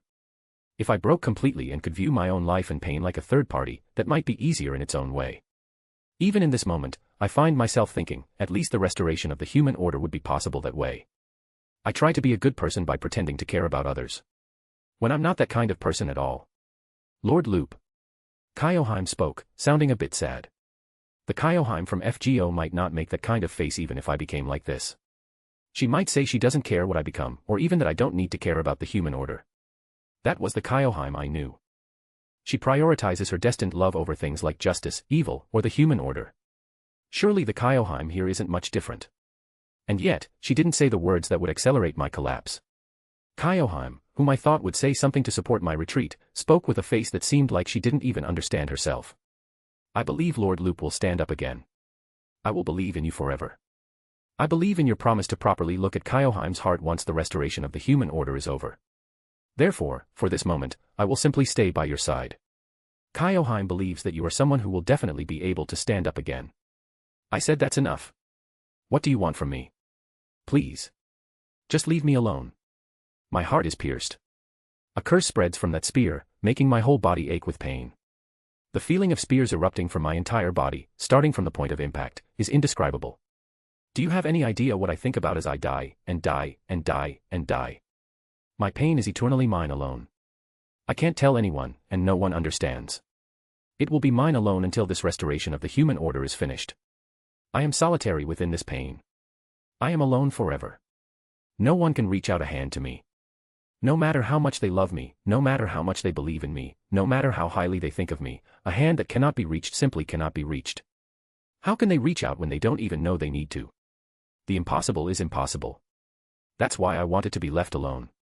I didn't want them to reach out as if they understood when they didn't understand at all. I'm tired now. I'm so tired. My heart is tired, and my soul is tired. Both my mind and body are telling me to give up. The despair regarding the Mad King caused a total exhaustion throughout my body. I didn't want to get up, and it felt like I couldn't. I'm already finished. Not my body, but my heart is finished. Let's just close my eyes. Let's close my eyes and end everything. If the world is going to end anyway, it's better to end it here. There's no way someone like me can make it to the end. Isn't it better to end it before I suffer more? If only Medusa had, back in Fuyuki. No, if only I had died in that explosion before that, it would have been so much easier. I hate this now. I don't want to do it. They must find this ridiculous. A person who was desperately trying to think of a way to win just a moment ago is suddenly acting like this. They'll suspect I've developed a mental illness. Actually, I probably have. It wouldn't be strange if I did, right? Then let's just say I have. I'm a mentally ill abnormal person, so just leave me be. Don't expect anything more from a leftover like me. I can't do anything for you. I'm powerless. So very powerless. Burning my life away isn't an infinite resource. My mind was bound to hit its limit eventually. And that time is now. That's all there is to it. I'm already like this at only the second singularity. I'll probably die many more times. No matter how many hellish singularities I overcome, my power remains that of a low-tier magus who doesn't even rank as third-rate. It's debatable if I can even be called a magus. I don't think I can do this anymore. I'm so powerless because I have no physical talent and no mental talent. Kyoheim was looking at me with a face that looked like she was about to cry.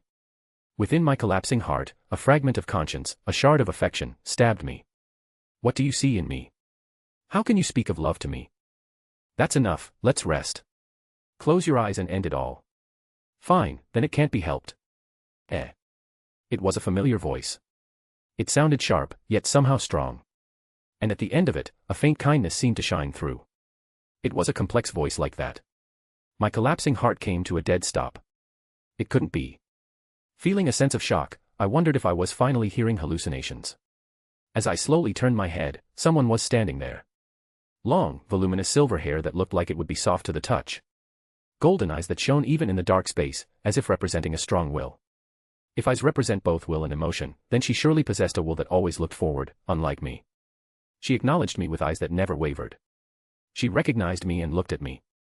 She was looking at me, wearing clothes that were primarily black with hints of yellow and white. The thought of how came before the thought of why. I couldn't understand how she could be here. I just stared at her blankly, utterly dazed. Director. Olga Marie Animosfere was standing right there. How? The director didn't have ray shift aptitude. She didn't even have master aptitude. How was such a director standing before my eyes right now? Am I dreaming? But the phantom pain still lingering in my heavy chest told me this was reality. Clinging to my drifting consciousness, I spoke. How are you here? I used the craft essences I received from you, the vessel of the saint in heaven's feel. I extracted my soul from my body and transferred it into a body with aptitude to ray shift. I think I deserve to be called a super genius. Even using Chaldea's technology to make it this sophisticated. Actually, my original body is still back at Chaldea. Before I could think, that's amazing, I scrambled to my feet and shouted. What kind of idiocy is that? No matter if it's heaven's feel or whatever, those are craft essences. Their effects are minuscule compared to the real thing. And no matter how sophisticated you made it, that body isn't your original one, director. Do you realize what you've done? Ray shifting in that state. If something went wrong, your very existence could have vanished. How could you? It was a gamble, and a low probability one at that. Why would you do something so insane? It's what you've always been doing. This time, the director leaned in close, grabbed my collar, and shouted. Her beautifully shining golden eyes didn't show the weakness I'd seen before, back when she looked haggard and dependent on Leviticus. Her face, which seemed to have reached some sort of resolution, looked even stronger than the director I knew. Or was it just that I had become so weak that I perceived her that way by comparison? Do you have any idea what it felt like, watching you comfortably from Chaldea? I know how dangerous this is. If something goes wrong, my existence will be erased. If aptitude is something carved into the soul, I might have died right then and there if I failed. But you've always crossed dangerous bridges. You came this far by sacrificing your body, consuming your heart, and wearing down your soul. You conquered singularities using methods that could be called reckless or even foolish. So how could I hesitate because I'm afraid for my own life? I don't want to hate myself. To sit comfortably, doing nothing, even when there was a clear method. Even if the probability was low, if there was a way, she took it. There must have been hesitation. There must have been fear. Her mind must have gone blank the moment she finally ray-shifted. She pushed through all those emotions and bad thoughts to reach me. That was courage. It was a monumental decision, one that anyone would applaud. Slowly loosening her grip on my collar, she looked at me with eyes that were kinder than ever before. She moved her hand from my collar and caressed my cheek. You did well. You've really done well. If you don't want to do it anymore, if you've decided you can't go on, then I'll take over. Don't say such stupid things. That body could hit its limit at any moment. No matter how sophisticated it is, it's still someone else's body. That's true. I might hit my limit someday and self-destruct. It might even happen before the human order is restored. No, statistically speaking, given the number and duration of future singularity investigations, it's highly likely to happen. Then you'll be there. I just stared at the director, dazed. There wasn't a trace of her former sharpness in her gentle smile. Excluding her naturally fastidious personality, she had been strangely kind lately. But now, she looked like a parent praising a child's growth, or a teacher celebrating a student's success. She had a face that simply acknowledged me. The part of me that wanted to fight, the part of me that was already in pieces, was screaming. You are a stronger person than you think. You saved me once. My life was just a bonus. I won't forget the grace of the hand you reached out. So this time, I'm going to reach out mine. You don't have to take it right now. But don't doubt yourself. Don't feel ashamed of stopping here. I believe you'll be able to stand up again. Until then, I'll do it alone. You can rest. You don't have to suffer. When you want to stand up again someday, please do. I won't ignore you now. Why? As a magus, you might certainly be third-rate, but that doesn't tarnish the achievements you've made so far. Don't worry. Even if you give up here, I won't abandon you. If there are any inconveniences after the restoration of the human order is complete, I will take full responsibility. As the head of the Animosfere family, I will not leave you behind. I won't let anyone touch you. Good job. You can leave things here to me, at least. Why? The emotions that had been piling up met something incomprehensible and exploded. Why do you believe in me so much? It's all wrong. It's weird. No matter how I think about it, I'm weird. I was just fighting. I was working hard to win. My will was burning. But my selfishness knows no bounds, and now I've just given up. I'm shut away, hating everything, crying like a child. Then you should find it strange. You should hold me responsible. You should be berating me to stand up right now. Why do you believe in me? Why isn't anyone angry? Why won't anyone let me just break? Just let me break already. Let the remaining parts of my heart collapse completely. Don't repair it, don't try to fit the broken pieces back together, just let it end. I wish I could become a doll that feels no emotion. That would be so much better. If I had no senses at all, it would be easier. Why am I so overflowing with both? And why do all of you believe in me? And why do you ask nothing about this strange state of mine? Is that consideration? I was grateful, but isn't it too naive? It's suspicious no matter how you look at it. It's weird. Shout at me, ask me, what do you think you're doing, and curse me. That's all I need. With that, I can finally end. Please, do that. Don't be kind to me. Don't try to make me stand up again. I hate the pain. I don't want any more. But the director's kind eyes absolutely refused to let me run away. Eyes that let me lean on her, let me lie down, let me be at ease, eyes that seemed to accept everything about me, they possessed a sternness that would never forgive me for breaking. I couldn't understand that sternness hidden within the kindness. I just wanted to shout, to be emotional, to foolishly make another mistake. I shouted because I wanted to shift the responsibility onto someone else for something that wasn't anyone's fault.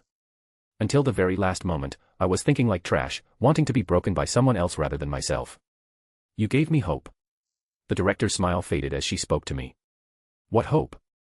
What did I even do to deserve such gratitude? I just told you about Lev's betrayal beforehand because I didn't want you to get hurt. That's all. Saving you from the explosion. So what? Does that justify this much trust? Is that a reason not to doubt my bizarre condition? You always fought while trembling with fear. That was an amazing thing. And to me, that was hope. If someone like you has been driven this far, then there must be a reason for it. I believe that. I believe in you. I'll believe in you forever. You've shown me enough to justify that. In moments where I thought it was all over, you stood up again and again to perform miracles. What else would you call that but hope? I'm sure you'll stand up again. When I'm struggling, when I'm in a situation I can't handle, you'll stand up again and help me. Maybe I'll be gone because you were a little late, but even so, I'm at peace. You'll stand up again and save the human order. All your words and actions until now say so. Just as you look like hope to me, I want to look like hope to you. It doesn't have to be me. If you just reach out your hand, you can reach anyone. It's okay to rest. It's okay. I'm here. You haven't even met the Mad King. You don't know how violent that power is, how it makes things like strategies meaningless. Even the one thing I thought was a weakness wasn't, and now I can't think of any way to beat Siyu Chulayan. I can't even imagine winning. I can't see a future where the singularity is conquered. At that point, I'm finished. I've already lost at a decisive moment and tucked my tail. There's no way. No matter how excellent the director is as a magus, the Mad King is. Is there really no way? Because you didn't answer immediately, everyone believes in you, Rudolph. Go back to Chaldea and get some rest. When you open your eyes, you'll surely hear that I've succeeded in restoring the singularity. Then, if only out of spite, you'll challenge the next singularity. I wondered what kind of person I was inside her mind. Stupid, just stupid. There was no way to beat the Mad King. He fires his noble phantasm continuously with infinite magical energy. He does that just because Med disappears. No, more accurately, he does it as long as I exist as an enemy. A master is normally nothing more than a sidekick to a servant, but because the Mad King has memories of me, my existence actually becomes a hindrance. Because I make Siyu Chulayan, who would otherwise just reign as a king, step down from his throne and become a warrior who fights. Static, something seemed to ring in my brain. I looked at my arms for a moment. Why am I trying to pick up the heart I was going to throw away?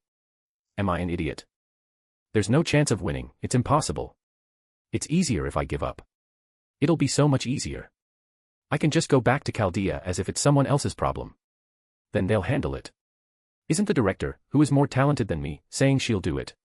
I can just run away, run away. It felt like countless voices were ringing in my ears. The words saying they believed in me, and all the other words, picked up the pieces of my shattered heart with trembling hands and began to fit them back together. This might be meaningless. I might not be able to win. I might not be able to move forward. Even if I do move forward, another massive wall might block my path. Even so, I looked at the director before me. I slowly took the hand that was on my cheek. What are you going to do with this hand that's shaking so much? Ugh. That's not for you to say. I have nothing I can tell you. You don't have to. Surely, as you walk this rough path, a day will come when you'll understand even if you don't want to. And even if you don't know until the day it ends, it doesn't matter. No one can deny the hardships you've endured to get here. I won't let anyone deny them. Only now did I realize that I had become quite a significant person in the director's eyes. To feel hope while watching me run around to save the human order, when I thought I was already finished. It was a bit questionable whether I had enough positive qualities to inspire hope. I gave a bitter smile and slowly stood up. I'm still shaking. If I close my eyes, the Mad King's face passes by.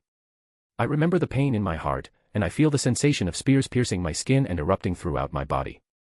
I remember myself being left in tatters by a single strike from his tail. Chance of winning? None. 0. But it's always been like that. I've always fought battles where there was no chance of winning. Damn it, damn it. Damn it. Chaldea is a black company, they won't even let me give up when I want to. At this point, it's not that I'm leaning on their backs, it's that they're forcibly propping mine up. I took a long, deep breath. The trembling didn't stop at all, but I felt just a little bit calmer. I approached Kyoheim, who was standing nearby, and spoke. As you can see, I'm a pathetic man, but do you still want to follow me? Lord Loop is not pathetic. And that is a foolish question. Kyoheim's answer will always be, yes. Rudolph, you. I'm an idiot, you see. I could just choose the easy path. I could just think of it as someone else's problem, close my eyes, and wisely say, then I'll leave it to you, and step back. But because I'm an idiot who only likes hypocrisy, I don't want to step back. It feels like I shouldn't. Something inside me is shouting that I have to fight. It's even screaming, so it's annoying as hell. Why am I so stupid? I did have a method that had come to mind. But there was no time. Because I wasted time here, there was even less of it. Siyu Chulian isn't finding me with some kind of radar. He's finding me through a sense of smell, so the time he appears won't be the same as before. Think. Remember every statement, every action until now. Record everything. Observe every world without forgetting, that is the one thing only I can do, that no one else can. I pressed my palms together and gave a bitter smile. I calmed myself down. Even though the fear hadn't vanished, I decided to at least pretend it had. Slowly, very slowly, I opened my eyes again. Let's go try and grab that star of victory, before my heart gets physically pierced. Aha. Why yeah, let's. When I said that with a smile, the director stared at me blankly for a moment. What? I know. I seem weird, right? Being so negative just a moment ago and now trying to win again. I know. I understand. But what can I do? I can't just stay stopped after hearing a woman call me her hope. Not as a man. Even if I patch up my shattered heart, it'll only be an emergency repair. But at least for now, I can stand. For now. I can fight. In this extremely limited time, I must not let all my previous deaths be in vain. I must construct the equation for victory. Chapter 74, North American Myth War, E Pluribus Unum, 13. I organize the thoughts in my head. I don't let my thinking stop for even a second. I grasp the memories of everything that has happened so far. I was able to hold on to memories that no one else should be able to retain. They aren't delusions or nonsense, they exist as another set of possibilities that the current me can access. Any one of those possibilities could have become reality. In fact, it was more natural for those possibilities to be the reality, and the future where I win is nothing more than grasping at a tiny, improbable chance. If I need a straw to clutch at, I'll use it. If I can borrow anyone's hand, I must borrow it. Exceptional powers. To defeat Siyu Chulian, I must gain their cooperation. Is Arjuna's cooperation difficult as long as Karna is around? Is it truly impossible? Could it be feasible? Even if I try to persuade him, how would I go about it? Even if I get the materials for persuasion in my hands, where is the guarantee that Mad King Siyu Chulian won't come for me in the meantime? The moment he senses even a hint of battle, he charges straight at me. That wasn't a technique based on logic like radar or mana detection. It was pure olfactory instinct. That's why his timing was always erratic, without any discernible pattern. I just happened to be in the place where Siyu Chulian instinctively reacted, thinking, the brat is probably over there. A way to stop Siyu Chulian. Does it exist, or not? No matter how many times I run the simulation in my head, I cannot defeat the warrior, Siyu Chulian, in the current situation. Even Karna or Beowulf cannot win. He is several times stronger than the Siyu Chulian that appears in the game. Draped in all sorts of noble phantasms, that Siyu Chulian already possessed power far too excessive for a single heroic spirit to hold. I picked up pebbles scattered on the ground, treating them as pieces on a board as I moved them. If I encountered a large rock, it was an instant dead end. At least, that was the case for now. Problem number 1, Siyu Chulian, who could pop out at any moment. Next, I placed a small pebble next to Siyu Chulian. Queen Med does not have the Holy Grail. That raises a question. Are the countless soldiers appearing now not using the power of the Grail? Thinking about it, most of the Grail's resources are likely being funneled into Siyu Chulian. There might be zero allocation for Medb. And yet, it's as if she's procuring magical energy from somewhere. Robin. Could you tell me the movement routes of the Celtic soldiers? HM. Ah, sure. Let's see, is it okay if I mark it by hand? It doesn't matter. Robin marked the routes on the map displayed on the screen. Most were coming down from the north. In other words, they were being produced at a point in the north. I could guess the approximate location, but the only way to find the exact spot was to go there myself. I pondered for a moment. I had moved quickly to join the resistance and escape from Arjuna. It wasn't time to meet him yet. In the worst-case scenario, Mad King Siyu Chulian might have ambushed us, but whether it was because we moved swiftly or because we were lucky, we fortunately didn't encounter him. But the important thing is that he could appear at any moment. Even as I think this, a shadow might suddenly form behind me as he appears. My hands trembled at that thought. Master, I hate to say this, but you don't have to overdo it. Even if it's a bit of a workaround, there's someone more capable than you here, right? Right, it might be useless for an ordinary guy like me to step forward. No, I didn't go that far. I'm just saying you can back off if you're scared. I placed one more pebble on top and smiled at Robin. I didn't mean to be mocking. But I couldn't help but laugh. You can back off if you're scared, those were words of consideration that could only be said because I was no longer the last one left. If I were still the final master, the words, let's give up because there's no one else but me, wouldn't even come out, no matter how much I hated it. The suggestion that I could step back wouldn't exist. It was something that could be said because the director was here. But I think I know the person called the director quite well. That person, you see, she's even more of a coward than I am. She packages herself well to look strong, but inside, she's more fragile than me. She has talent, drive, and courage. She tries to step forward greedily into any situation. She tries to move actively in everything. That's why I respected her from the bottom of my heart. But, she's still human. A human who trembles in fear, sheds tears in pain, and can only watch hollowly as things slip through her fingers. No matter how much she tries to remain arrogant, nothing changes. That person called me her hope. So I won't back down. I don't want to back down. And I'm the one who has to defeat Siyu Chulian, specifically. Should I interpret that as revenge? I deliberately didn't answer. Revenge for Marie and Rama, it's not like I haven't thought about it at all. But there was something more important to me right now. Suppose I run away here. Suppose I take a little break as the director said, then stand up again to conquer the singularity. Would I really be able to move forward? With a heart that's already been broken. I must win. If I want to keep conquering singularities from here on. If I don't want to see that cowardly director dying alone in hell, I have to win. I have to defeat Siyu Chulian and overcome the me that was shattered by him. Otherwise, I will definitely fall again someday. So hard that I won't be able to stand up again. Come to think of it, I feel like the number of soldiers has suddenly surged. Starting a few days ago. Possibilities. The number of soldiers began to spike recently. Those few days ago were the key card. I could understand if Medb had received the Holy Grail from Siyu Chulian. The owner would certainly be able to utilize more resources. But the current situation was the opposite. Medb had given the Grail to Siyu Chulian. In that case, she obtained something. She got her hands on a magical energy resource.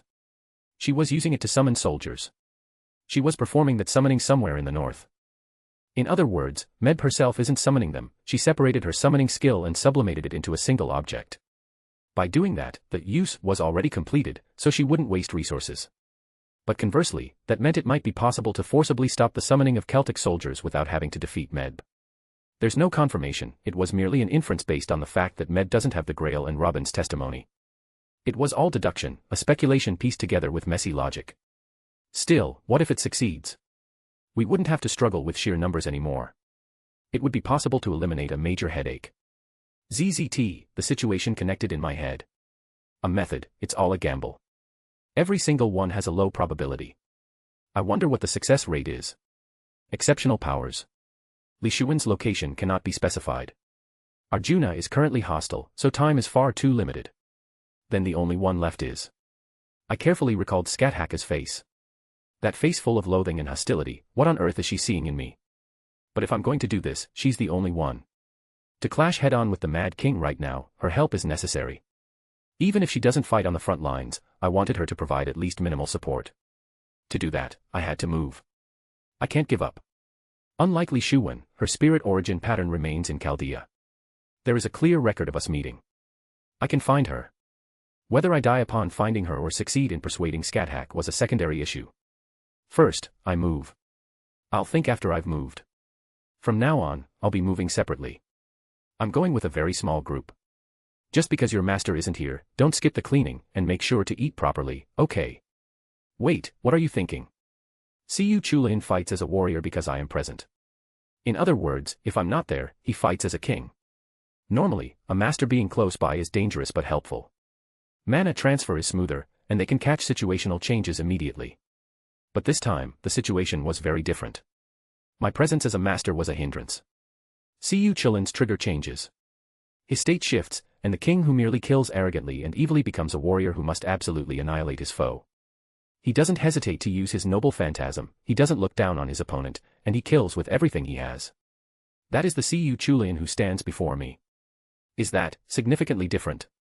If he considers me an enemy because I'm there, he'll just consider them annoying prey if I'm not. That difference is bigger than you think. From now on, I'm going to find the pieces of the puzzle for victory. But right now, the Siyu Chulin in America is working himself to the bone just to kill me. Luckily, right now, Siyu Chulin isn't using some kind of radar to find me. He's finding me with combat-honed scent and innate instinct. While that's correct with a high probability, in other words, if he doesn't have the leeway, he won't be able to find me.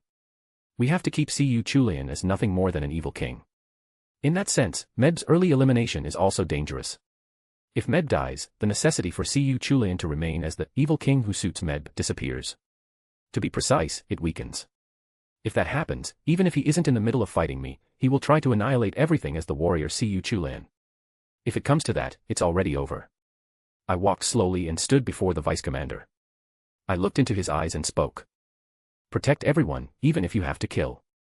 I'll leave everything to you, from the timing of noble phantasm usage to everything else. To say such things to me, of all people. It's only been a short time, but I feel like I'm starting to understand what kind of person you are. The vice commander gripped the hand I extended. Then he looked me straight in the eye. His beautiful red eyes held no hesitation whatsoever. Righteous madness, this was surely what that meant. Yes, I will protect them. Without fail. I will protect them, even if I have to kill. That's reassuring. If Siyu Chulin breaks through the servants and reaches me, it's already a defeat at that point. In that case, it's not right to allocate Karna to me. I have to consider what-ifs, but if he gets that far, the battle is as good as over anyway. While the servants burn their very lives, I will prepare. I'm preparing to win. If there is no time, if I can't prepare time, then I'll just have to create it. If, as Siyu Chulin says, time is the ingredient for me to work miracles, then I'll use it. I'll use Siyu Chulin's trait of being wary only of me. Robin Hood, follow me. You seem like you'd be very helpful for escaping in an emergency. If you don't want to, I can't force you, though. Nah, it's fine. To be blunt, I'm not that confident in direct combat anyway. A guy like me is better suited for setting up gloomy traps to protect his master. Alright, since we've already signed a contract, there's no need to hesitate. Rudolph-sama. What about Kiyohi? Master. Me too. I pushed back Kiyohi and Okita, who rushed at me simultaneously, with both hands. What are you saying, you two? One of you has an important AoE attack and the other is a direct combat specialist. You guys are obviously on the time-buying team. Don't make faces like that. I'm counting on you. My words might lack weight since I was making such a pathetic face until just now, but I will win. Without fail. I can still feel it. The sensation of being pierced by Siyu Chulin still lingers. Nevertheless, I speak. I declare. I say I will win. This is a restriction I place on myself. It might not have the binding force of a Hayas, but it's a constraint that shackles me. I didn't want to be a liar, at least not in front of Kiyohi. I didn't want to declare a false victory to her. I didn't want to make the woman who says she loves me and will stay by my side forever cry. I will win. Definitely. And. Ga. Of course you're taking us along, right? Rather, take us. That sounds much more entertaining. The Emperor approached rapidly and expressed her opinion, almost as if she were headbutting me. I thought my nose was going to bleed. Nero, huh? It might not be bad. It was better to have someone capable of direct combat. Even excluding Nero and Robin, the other side has direct combat specialists like Karna, Beowulf, and Okita. If they join forces, they should be able to buy time against Cu Chulainn while he's in his king state. If they fight the Celtic soldiers, he will definitely come that way. There was no way he would miss the scent of battle. And if they seem like they're being pushed back, Edison and Helena will join in too. The mechanical soldiers should be used to prevent other Celtic soldiers from interfering, rather than buying time against Cu Chulainn himself.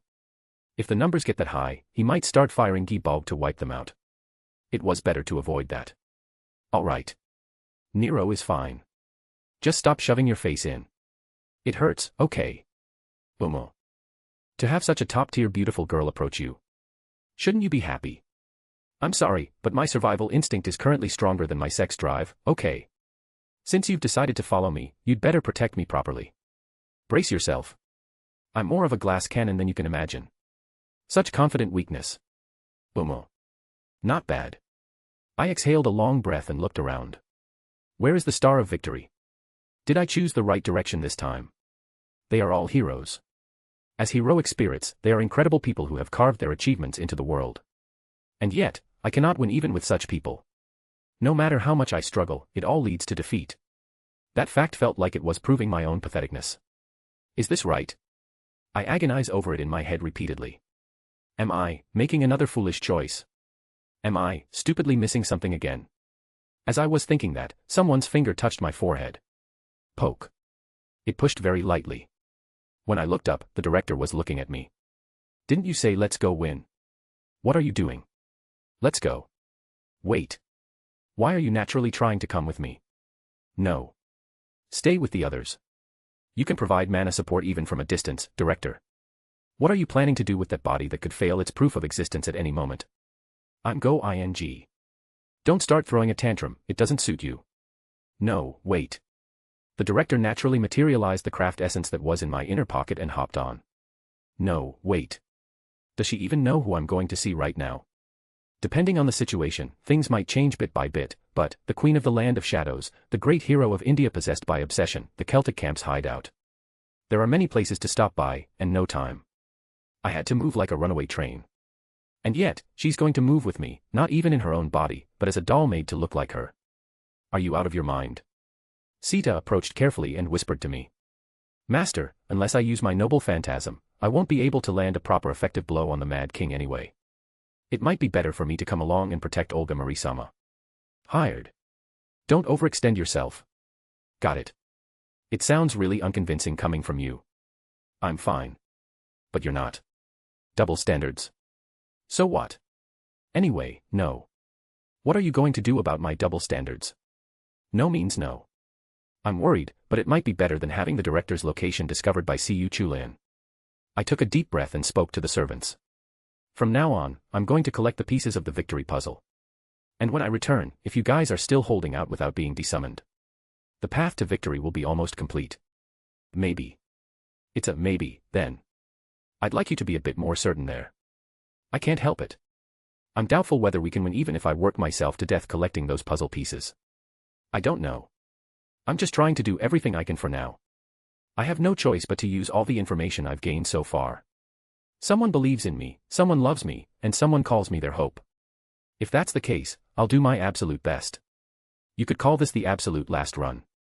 If we can't win even like this, there might be no other way left.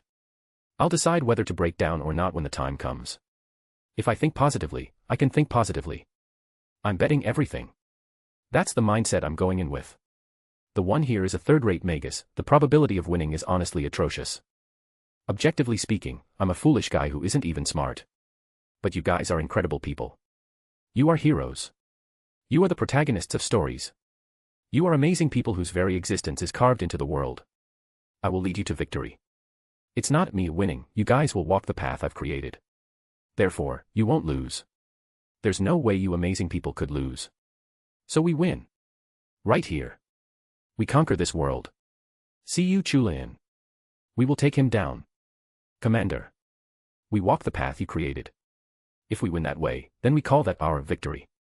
I stared blankly at the vice commander for a moment. It wasn't because a berserker was saying something rational. The berserkers in this killer app story were more level-headed, intellectual, and the embodiment of composure than anyone else, as long as you didn't trip their triggers. I smiled at the vice commander's words and hopped onto the craft essence. We will win. Let's go. Nero, Robin, and Sita ran after me. The servants behind us watched me for a moment before moving immediately. The task at hand does not change. Finding Cu Chulin's location wasn't difficult if we measured magical energy using Chaldea's power. That ridiculously massive clump of magical energy was actually a disadvantage for him. It was hard to hide. It's just that he kept doing crazy things like leaping from beyond radar range. Vroom, I checked the radar as we sped across the desert-like wilderness. The goal was only one, Scat Hack. I chose her first because I judged her to have the lowest risk. You might ask if the risk is low when she's trying to kill me, but one is a great hero possessed by obsession, and one is the Celtic camp's hideout. Looking at them again, she was like an angel in comparison. That was the level of difficulty.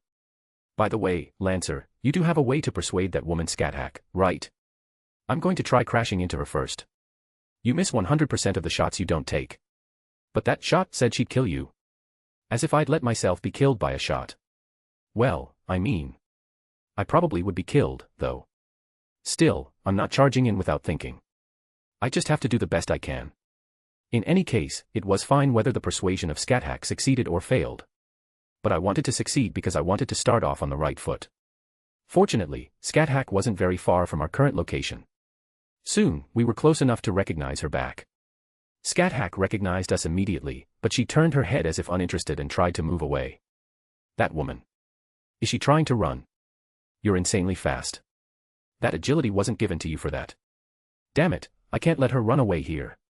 Even if I wanted to shoot a gander, I doubted if it would even hit, or if it would even have an effect if it did. Rudolph, she seems to be running away. You legendary Pokemon wandering around this crazy field. Where do you think you're going? I can't spend much time on you. I have a ton of things to do. Time is ridiculously short. And if anyone asks if those tasks are easy, I'm confident enough to punch them in the face for asking. Ah, damn it. She can't run away. Capturing her by force is obviously impossible, right? How? I remembered the thing Scat Hack did to me last time. She said she felt something like an aura of the evils of humanity from me, or something like that, right? I took a breath and shouted. Scathach. You said there was a disgusting aura coming from me, right? As I said that, I somehow started to feel wronged. No, thinking about it, I'm already doing things like the restoration of human order without even knowing why, so do I really have to be suspected like that? What? Am I not someone on the side of the incineration of human order?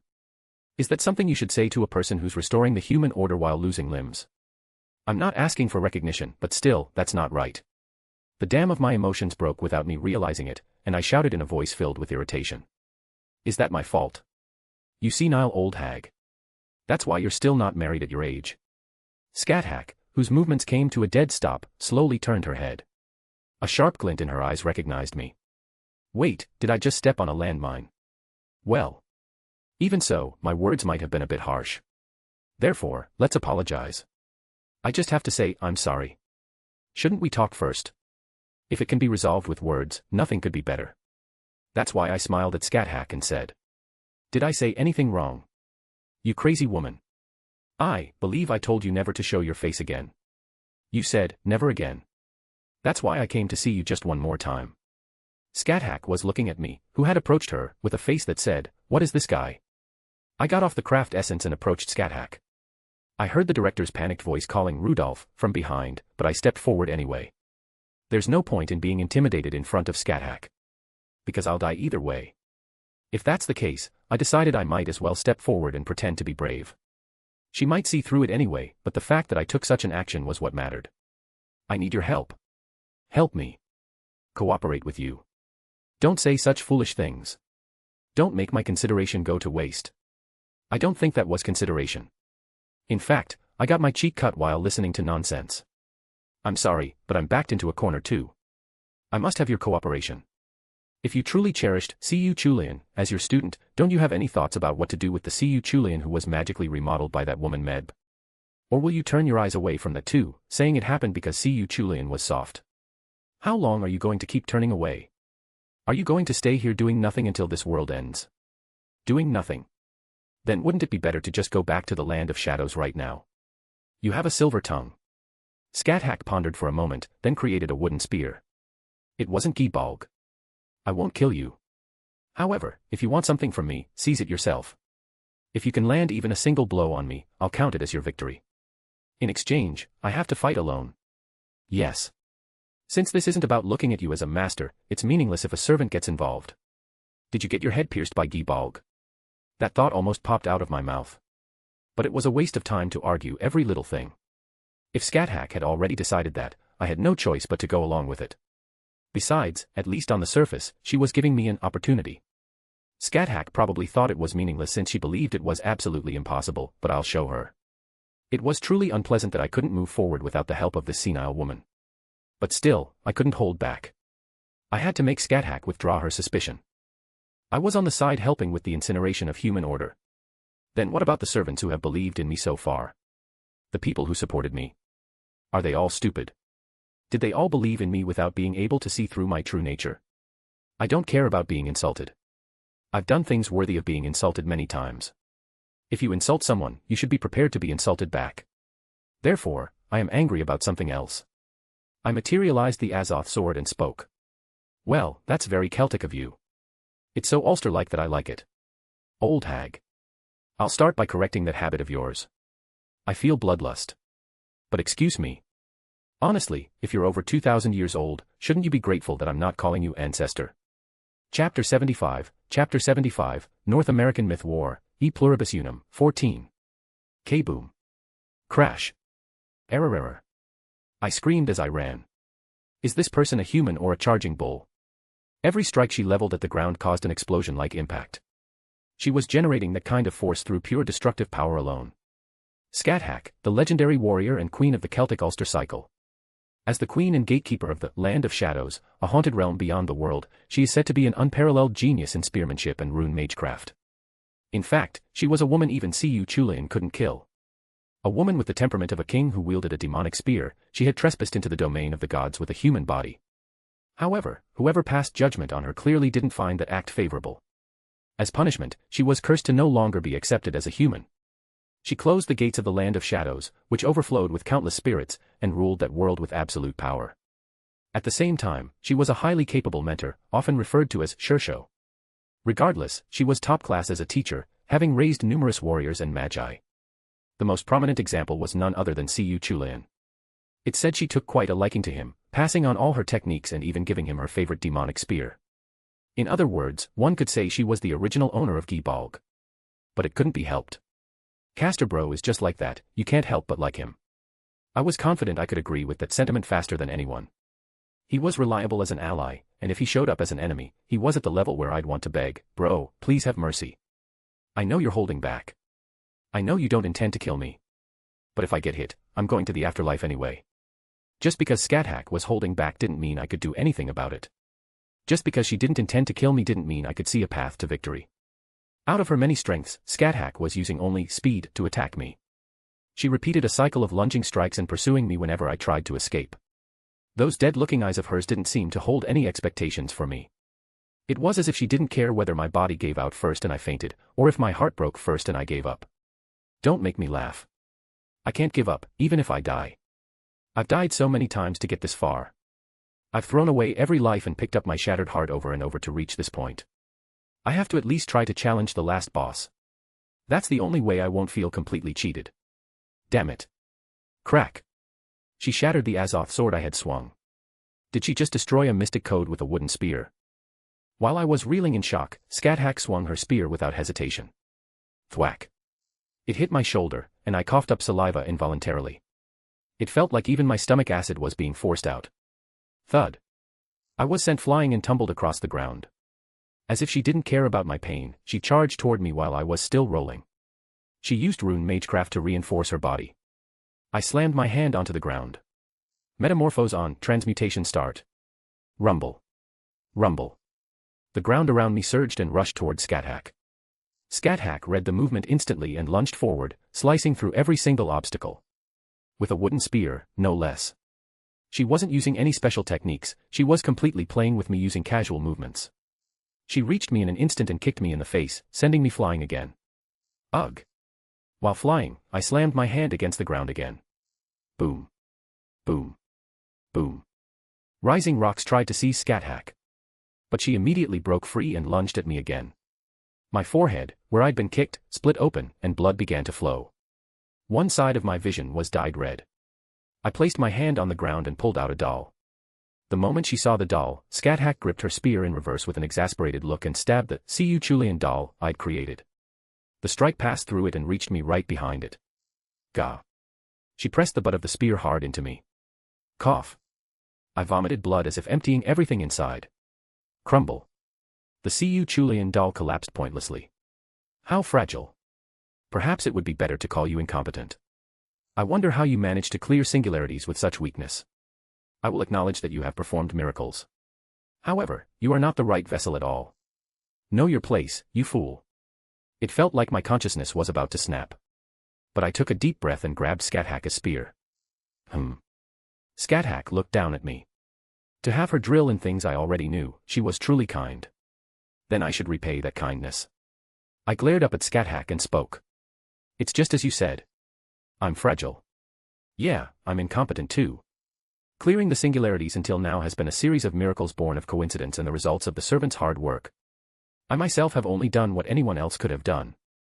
Anyone could do it, provided they had a little mental preparation. I had no intention of puffing out my chest for doing things anyone could do. I didn't care about honor or anything like that.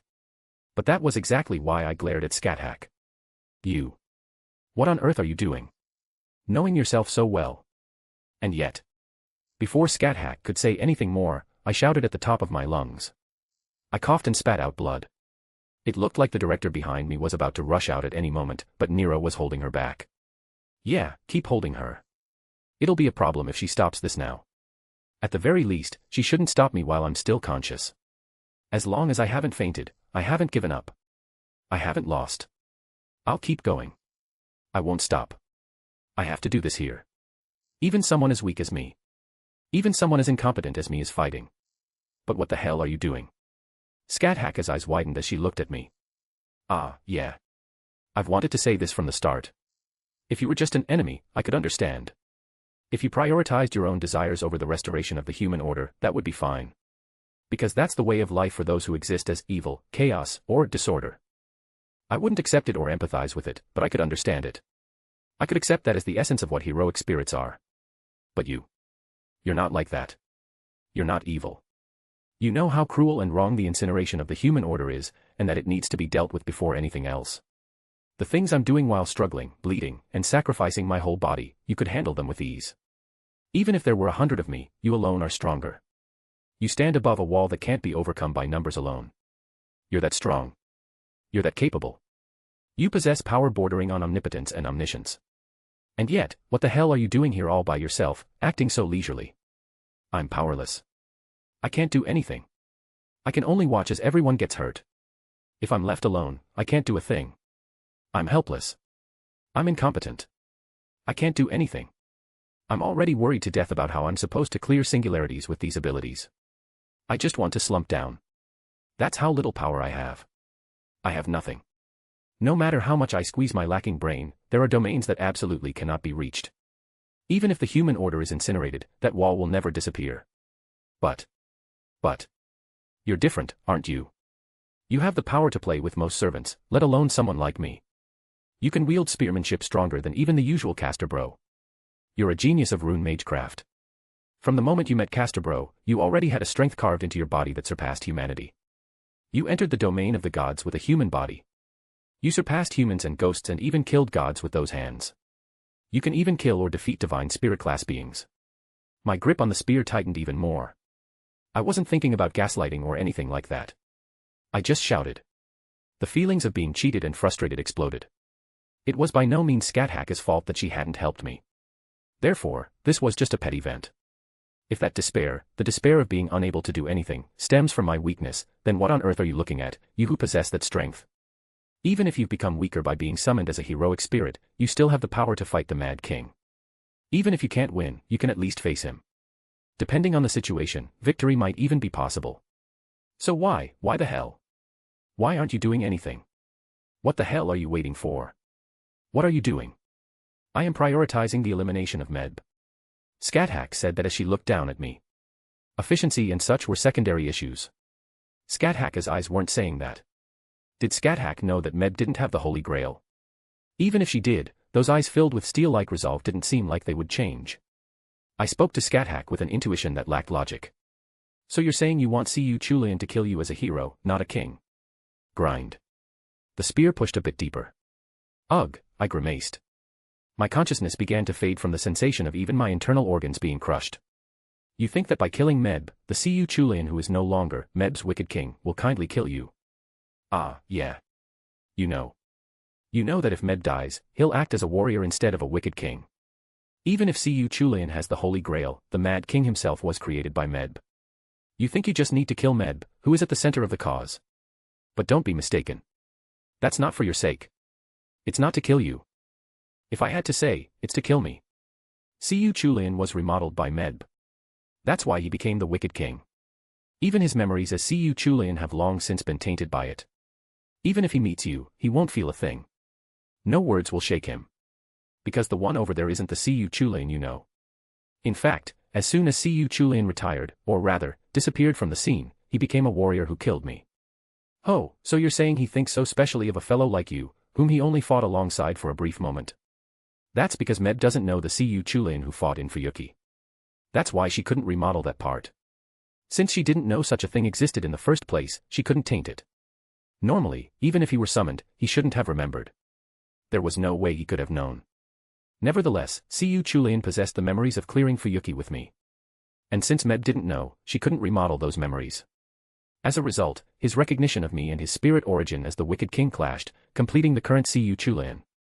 A Siyu Chulian who makes killing me his top priority in order to remain Meb's Wicked King. Because he's Siyu Chulian, he's wary of me, and because he's the Mad King, he tries to kill me. Either way, it was a situation that could have gone in a positive direction, but it was as if the world was intentionally screwing me over, leading to all the negative, worst-case possibilities. Why? You don't think I'm special, so are you that dissatisfied that he thinks I'm special? If you've got a problem with it, you should have had a reunion that Meb didn't know about. You certainly have a silver tongue. So, what are you getting at? Even if I desire to die like that, what kind of problem does that lead to? Are you going to call me foolish for not helping you? Is every servant obligated to help you? Why should I help someone who is leaking fragments of humanity's evil?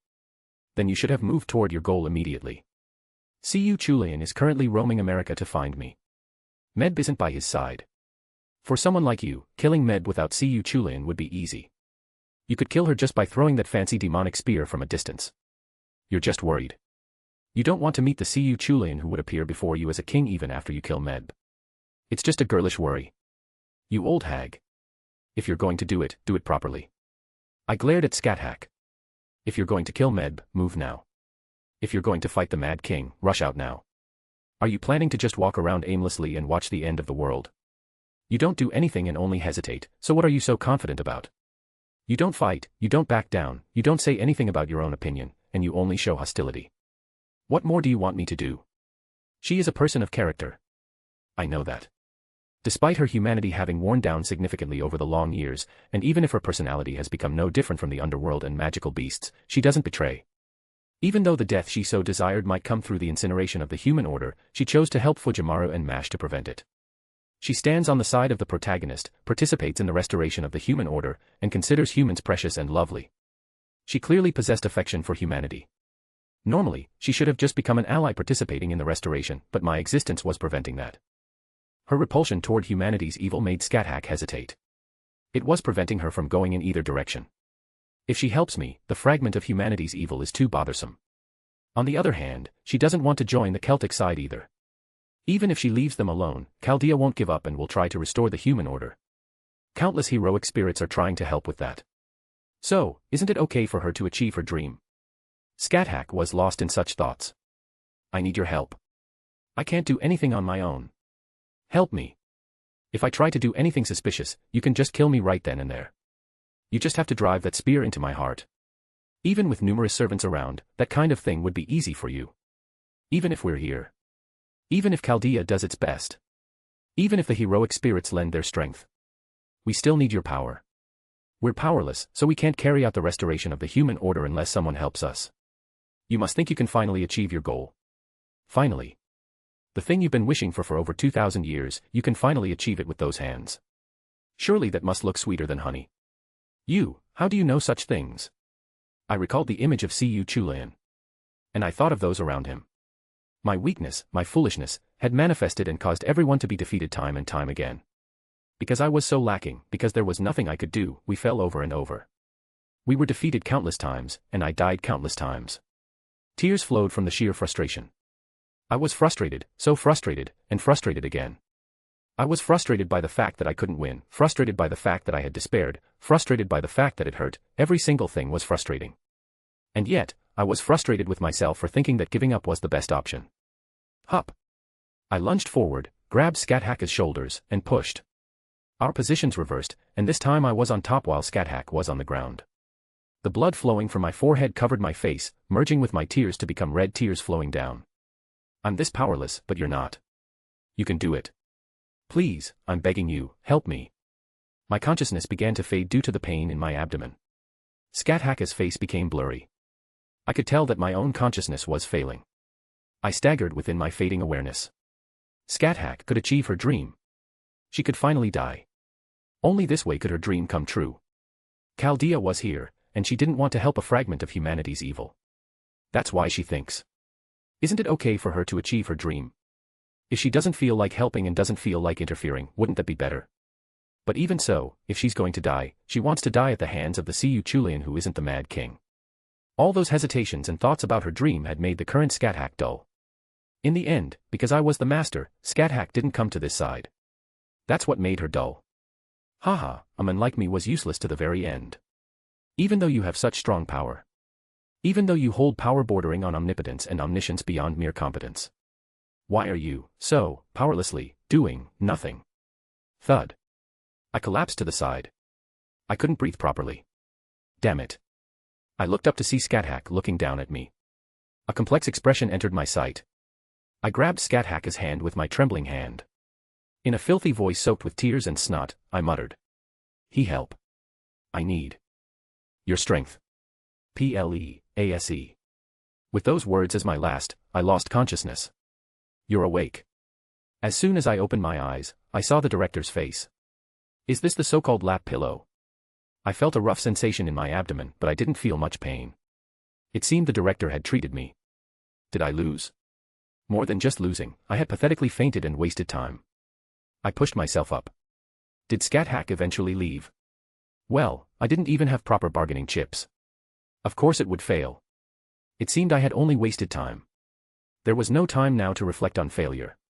I could do that after everything was over. I had to move on to the next thing immediately. As I raised my body, an intense pain flared in my abdomen. Wait.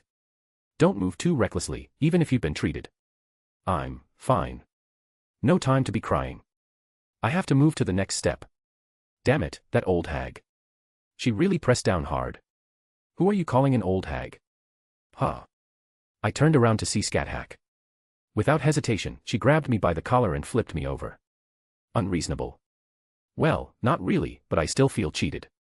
At least make some noise when you're there. Gah. I fell flat and almost fainted again. Scathach sat right on top of me as I lay prone. Wait, hold on. I don't have the kind of mind that considers this a reward. I'm not into the type of thing where I feel pleasure from being one-sidedly dominated. Scathach pressed her demonic spear against my head. If you put a little more force into that, won't it go straight through to my brain like a highway? If you're going to do it, use your hand or the wooden spear. The result would probably be the same as the demonic spear. The tool doesn't really matter, after all. It is as you said. Normally, I would be the one helping you as an ally of the human order. Even if I didn't join you directly, I would have been on your side. However, the energy coming from within you was very unpleasant. It's not something that can be described in words.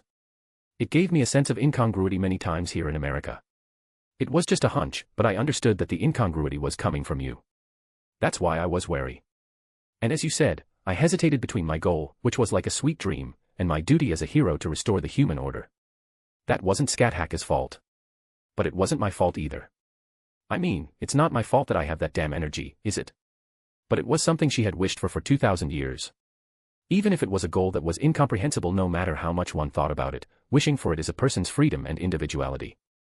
Furthermore, the wish of someone whose individuality was so strong that they rose to the throne of heroes was something a normal human could never truly understand in the first place. She was someone whose humanity had been worn away by living for so long. Even if it's somewhat distorted, it can't be helped. No, distorted might be a bad way to put it. Scat-Hack stood up from me. I didn't miss the chance to back away and hide behind the director. Seeing that, Scat-Hack looked surprised for a moment and then sighed. Where did the man who was just talking back to me go? Miss Scat-Hack, please understand that this is his natural disposition. Still, he doesn't run away at the crucial moments, so it's fine. You're shielding me, right? You're praising me for looking brave, right? You're saying that putting up a front isn't completely ineffective, right? To be honest, when I'm talking with heightened emotions, I don't know what I'm saying. It was closer to speaking first and thinking later rather than thinking before speaking. Even the provocations I threw at servants were just things that popped into my head and came out without a filter. Sometimes it was too intense and ended up being counterproductive, though. I will help you. Eh? Really? In any case, it is a fact that you touched my body. Touched her? Ah, come to think of it, I grabbed her shoulders. My frustration had been so intense that I hadn't even realized it. It seemed the emotions that had built up inside me after dying and losing to CU Chulian so many times had just exploded. In the end, it turned out I was just pointlessly venting at Scat-Hack, so I felt a bit bad about it. However, I have no intention of helping you directly. I will move according to your thoughts. I will do nothing on my own. If you told me to fight, then prove to this Scat-Hack that you are a brave warrior by fighting yourself. I stared blankly at Scat-Hack. I think you're being a bit too roundabout. I thought carefully about Scat-Hack's words for a moment and then smiled. Conclusion, it's an okay on helping me. That's enough. Honestly, it would be best if Scat-Hack herself took the front lines. But that would be asking too much. Besides, since you must have clear memories as CU Chulian's teacher, the enemies will be wary of you next to me. Their bodies will remember that strength. Wait, I've been curious about this since earlier. Why do you rank higher as a target of caution than me? What on earth happened between you and that CU Chulian fellow? I'd like to ask that myself. Certainly, we entrusted our lives to each other and shared victories. But I don't know if that's enough to make him target me with such pinpoint caution. But at least there was one thing to be happy about. Even though this situation was very troublesome, unpleasant, and desperate for me, the fact that CU Chulian was so wary meant that Casterbro and Fuyuki had truly acknowledged me. That alone made me happy from the depths of my heart. Well, fine. I shall call you Master for now. Scat-Hack approached and grabbed my hand. Then, the command spells glowed. Did you just make a contract? I don't remember giving permission. How did you do that? You made a forced contract. Kyoheim tried to do something similar back in Orleans. How do they make contracts so easily? Even if the contracts have become easier thanks to Chaldea, is it really okay to do it this quickly? A contract should at least be a mutual relationship, shouldn't it? Don't you need both parties' permission? What about my will? Are you skipping that because I'd accept it anyway? Now, Master. There is something you must do first. What is it? Honestly, I have so much to do right now that my head is at its limit. Take off your shirt. Ah. What did you just say? Wait. I don't dislike that kind of assertiveness, in fact, it's welcome, but in this situation. No, wait. Wait. D-Director. Why are you covering your face with that look and reacting like a young girl? I can see your eyes through your fingers. Nero. Robin. Sita. Why are you all just standing there doing nothing? Your master is in danger. Your important master is in a crisis. Aya. You're quite noisy. Take it off this instant. I don't want to. No. Stop it. In less than 5 seconds, my shirt was practically ripped off by Scat-Hack. Chapter 76, North American Myth War, E Pluribus Unum, 15. Regarding the fact that I'm now half naked in the middle of America. She had stripped me of everything, not even leaving an undershirt. At least she had the decency to leave the lower half alone. Even if it were Robin, a fellow man, showing this much to others was embarrassing. Actually, even with Robin, it would be embarrassing unless we were at a public bath or something. I mean, it's there, right? You know. I'm not the weird one here, am I? But since I was the weaker one, I didn't say a word and just sat there as Scat-Hack told me to. Scat-Hack walked around me, observing my body for a moment. What is it? Are you planning to use me as a model for a painting? There are better people for that. Wouldn't drawing Robin be much better, eye candy? Not that it's my own desire, but we do have female members here, after all. I hate to say it, but you have quite a lot of scars, master. Leave me alone. Do you think I'd be unscathed doing this kind of work? I think the same thing whenever I step out of the shower. I've really racked up the scars, I'd say. Even if they aren't fatal, any wound left on the body naturally leaves a mark. Even if I use Chaldea's mystic codes for treatment or get treated back at Chaldea, that only happens after everything is over. In other words, until then, I had no choice but to forcibly stitch the wounds shut so they wouldn't burst, or just endure through sheer grit and spite even if they did. So, naturally, I was covered in scars. Of course, my lower half wasn't exactly pristine either, even the leg that wasn't a prosthetic was covered in scars. Even if I succeeded in the restoration of the human order through immense effort, restoring my own body seemed like a lost cause. It would probably be faster to just swap the whole body like the director did. Though, honestly, that was a crazy stunt with incredibly high risks. No, I wasn't being sarcastic. It was a compliment in my own way. To handle a disaster like this with an ordinary body, one has no choice but to sacrifice that very body. It's easy to say, but it's not an easy thing to do. It's impressive, truly. That's kind of embarrassing. I'm weak to those kinds of compliments, you know. Besides, don't praise someone like me. All I see in the future is me getting cocky, making a mistake, and triggering a total party wipe ending. That suspiciously low self-evaluation of yours is quite a mystery. Come now, don't look down on yourself so much. By the time you've made it this far, you've achieved something that could be called a great feat. You've done work you can be proud of. Wouldn't you say that what you've done so far is enough to qualify you as a heroic spirit? Really? Hearing that from an actual heroic spirit makes me feel bashful. Haha. Will I be summoned as a heroic spirit in the future too? Well, it won't matter if the human order is destroyed, though. If you're going to knock me down, don't build me up in the first place. The drop is so steep it hurts more. Haha, I'm joking. For some reason, I feel like you'll succeed. It's just a hunch. Well, thanks for that. Oh, are you a little angry? As we engaged in that idle chatter, the director watched me in silence with a meaningful expression. What's with that face? Is this where a comment like, Olga Marie's gaze sharpened, is supposed to appear? Is it that? Is she going to nag me again for pushing my body too hard? Well, it's hard to argue back this time since I was in a total slump until just a moment ago. I guess I'll just quietly take the nagging for once. When I looked at the director, she went, and hesitated for a moment before speaking. If you were to go on a date, would you prefer a man or a woman? What kind of question is that? Obviously, I'd pick a woman. You did this last time too, what's the deal? I'm not bi, okay. No, it's nothing. That was a slip of the tongue. From my perspective, that was a verbal assault. What kind of slip of the tongue leads to a question like that? Good grief. While I was reeling from the absurdity, Scat Hacka's hand suddenly touched my back. Eek. A strange sound escaped me involuntarily. First she stares, and now she's touching. Her face was so incredibly serious that it was hard to even make a joke about it.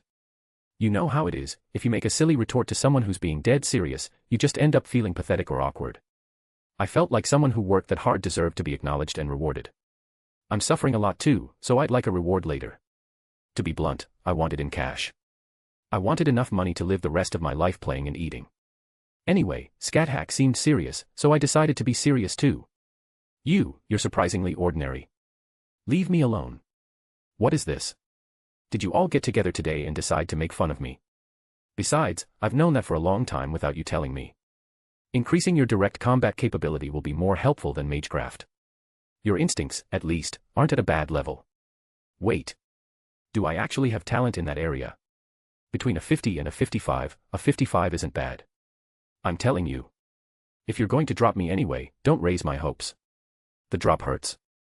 It hurts so much. Listen well, the moment you have expectations, and so on. And that serious face, stating facts so bluntly, makes it hurt even more. It's like there are spikes at the bottom of the fall. I'm dying. Psychologically, I'm dying. However, your magic circuits are closed. Huh? What do you mean? Were you in poor health as a child? Around the time the old man picked me up, I was malnourished and in bad shape in many ways. I heard it took quite a while to get back to a normal daily life. And magecraft. I learned it during that rehabilitation, though, even if he was my mentor, the old man was far from what you'd call a proper magus. He was more of a researcher than a magus. He was the type who would research something, and even if it failed and exploded, he'd just laugh it off. Would you believe a magus who earned money by working part-time jobs? Anyway, there were never any proper results. In sense, my spider hand was truly a creation born from a series of miracles. The clock tower was an uncomfortable place because it was full of people who laughed at my glove. Well, there were some who didn't laugh, though. After hearing my story, Scat thought for a moment and then spoke. Perhaps your grandfather, that old man, was worried that opening your magic circuits all at once would put too much strain on your body. About a third of the circuits in your body aren't functioning at all. They've become useless parts that just exist there. Really? No, I understand the childhood part, but why didn't he say anything until the day he died? He was your guardian, wouldn't you know better than I? I thought for a moment at Scat words and then replied. He probably forgot. Rudolph. I hate to say this, but your guardian sounds like quite the eccentric. I wanted to say, don't insult my family, but I have to admit it. Even if it's a self-burn, he was a weirdo. He was a true eccentric. He was weird enough to save a kid like me, who had no blood relation, no connection, and looked like a beggar. He gave me a name when I had nothing, provided a place to live, and watched me grow up. To be honest, rather than a magecraft mentor, he was my parent. He was like a father to me. When he passed away, I truly cried my heart out, not caring about anyone around me. I will forcibly open them now. Wait a moment, Miss Scat. If you suddenly open them after they haven't been used for a long time, it might cause a strain. There is a high probability of intense pain. There's no guarantee they will open properly either. If you refuse, I won't do it. What will you do? Obviously I'm gonna open Rudolph.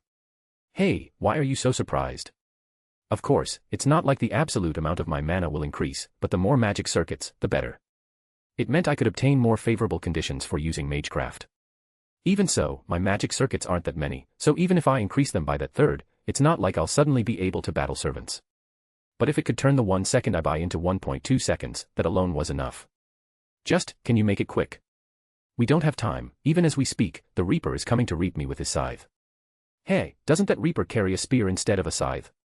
It's too real, so please stop. It will be painful enough to drive you mad.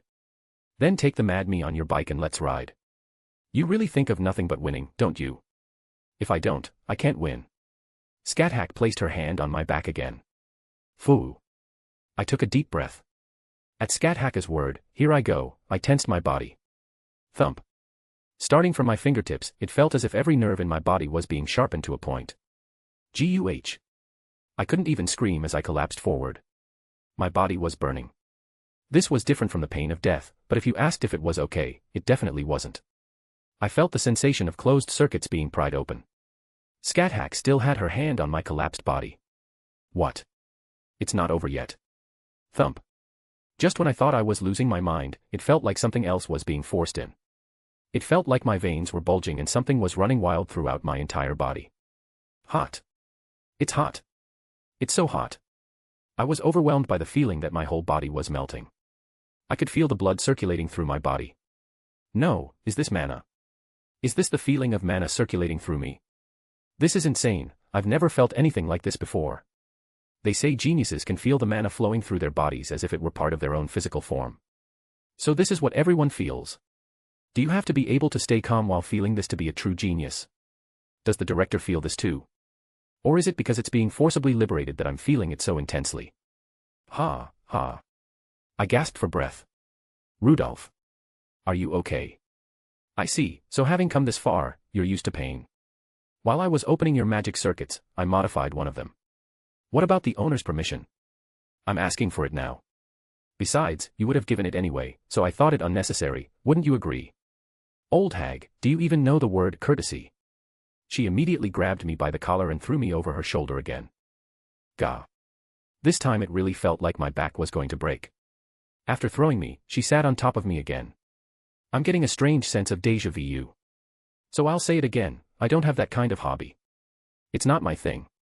A rune inscribed into the circuit, you could call it that. Isn't that actually amazing? What kind of character? We'll save that for later. I have something to ask you. That's fine, but do you have to ask while we're in this position? This is just right for a fool like you. She's definitely sulking because I called her an old hag. Anyway, the intense pain was still lingering, so I didn't even want to move. Since I wouldn't be able to move while listening to the explanation anyway, I decided to stay still. Scat looked down at me and spoke. Can you use a reality marble? What? No, I've never used one. I've heard something similar before, but I couldn't use it then, and I still can't now. Can you teach me how to use it? If I can use that, it'll definitely be a help. Depending on the situation, I might even be treated as a combatant. A reality marble is one's own mental landscape. How could I possibly explain that to you? You have to figure it out for yourself. She was right. If you think about it, even Shiro Amiya from FSN only learned it because of that Red Archer, who was basically himself. Unless a future version of me suddenly appears and tells me to drown in your ideals, I have to realize it on my own. But how the hell do you awaken a reality marble by yourself? There's no one around me who can use one. Servants usually can't explain it because it's an ability they gained by becoming a servant, not because they were magi. In the worst-case scenario, even someone who figured it out on their own might not know how to explain it. It's like asking someone how to breathe, it's hard to answer. But I can give you a hint. However, you will be looking into your own mental landscape. Depending on the person, it can lead to mental breakdown. Furthermore, your reality marble seems quite sensitive, or should I say, it seems deeply connected to some mental something, making it even more dangerous. Rudolph. It's too dangerous. Even without a reality marble, you can still fulfill your role as a master. Right. Are you worried about me? Yes, what's wrong with that? The director paused for a moment and then spoke immediately. I smiled at those words. Worry, huh? How long had it been since I'd received something like that? Well, it's not bad. I'll still do it. Whether I have it or not might mean the difference between life and death. There's no harm in getting it. Not erasing your fear, but finding courage while carrying it. I can at least acknowledge that much as being worthy of a hero, kid. That way of speaking, it's somehow like see you Chulian. Poke. As Scat-Hack pressed her finger to my forehead, my vision went pitch black. Beyond that, I felt the illusion of my body floating. Crackle. A sensation of my fingers being crushed followed. It hurts. Isn't this just looking into my mental landscape? Then why does it hurt? Something's a bit weird here. Ugh. I gritted my teeth against the pain, and as I kept my eyes closed, the pain gradually faded away. Whoosh. It felt like a breeze was blowing. When I slowly opened my eyes again, a meadow stretched out before me. A bright blue sky and a truly beautiful meadow. It was so peaceful I doubted if this was really my mental world. There's no way my mental landscape is this beautiful. I must have accidentally brought someone else's mental world with me. It wouldn't be Scat-Hack's, and it doesn't seem like Nero's or Robin's either. Are you showing me the director's or Sita's mental world instead of mine? My mind is this peaceful. Why? Am I crazy? I have such a serene world as my mental landscape. It really doesn't seem like the mind of the Rudolph Hawkeye I know. Whose Rudolph Hawkeye's mind is this, exactly? Is it a version of me from another singularity? Is it that me's mind? I don't get it at all. What is this? Where am I? Who am I? Whoosh. A peaceful and warm breeze blows. Actually, maybe I had a more delicate and sensitive spirit than I thought. Otherwise, there's no way it could be like this. I thought it would be a landscape I could accept, even if it wasn't a wasteland or a desert like heroic spirit EMIYA's. Wait, this scenery, it's the place Merlin showed me before, isn't it? So he wasn't bluffing when he said he was showing me my own mind. This meadow is really my mental world. Really? Why? Ugh. I clutched my head. It hurts. What was that? I just felt a sharp pain, like something piercing my brain. Is it because I'm denying my own mental landscape? Is this dangerous? Is this what Scat-Hack meant by dangerous? It felt like something was about to come to mind, but it vanished like a fleeting dream. And like a dream, I couldn't remember it. Only a maddening sense of déjà vu remained in my heart. My vision turned black again, and soon I regained consciousness. When I came to, Scat-Hack had already moved off me, and the director was looking at me with concern. Are you awake? Director, I guess I'm a person with a more delicate heart than I thought. I don't know what you saw, but I don't think you're wrong.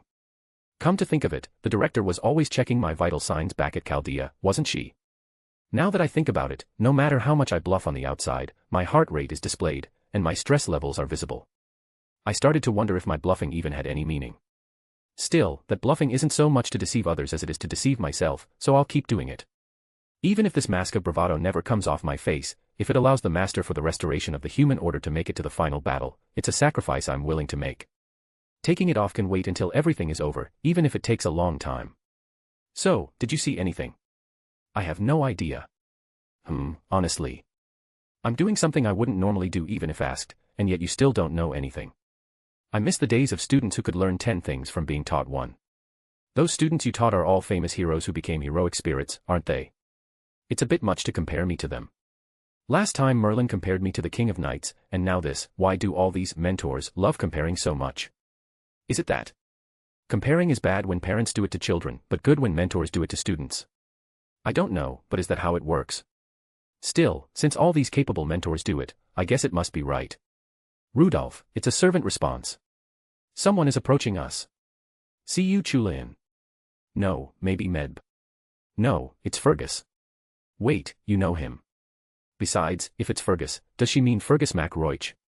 In the game, he's a low-rarity servant who isn't that strong, but in reality, he was a hero comparable to See You Chulian. He was one of Scat Hacka's students and a man with quite a connection to Medb. Well, of course he'd be on the Celtic side. He was in the game, too. In that case, we had no choice but to fight. He's an enemy, and he's alone. No matter how strong he is, we have many servants and 2 masters. One of whom is a master who can practically be counted as a combatant. Plus, we have Scathach. SCA. Thatch. Even if she's weakened as a heroic spirit, we can handle Fergus alone. Just as I thought that, Scathach spoke.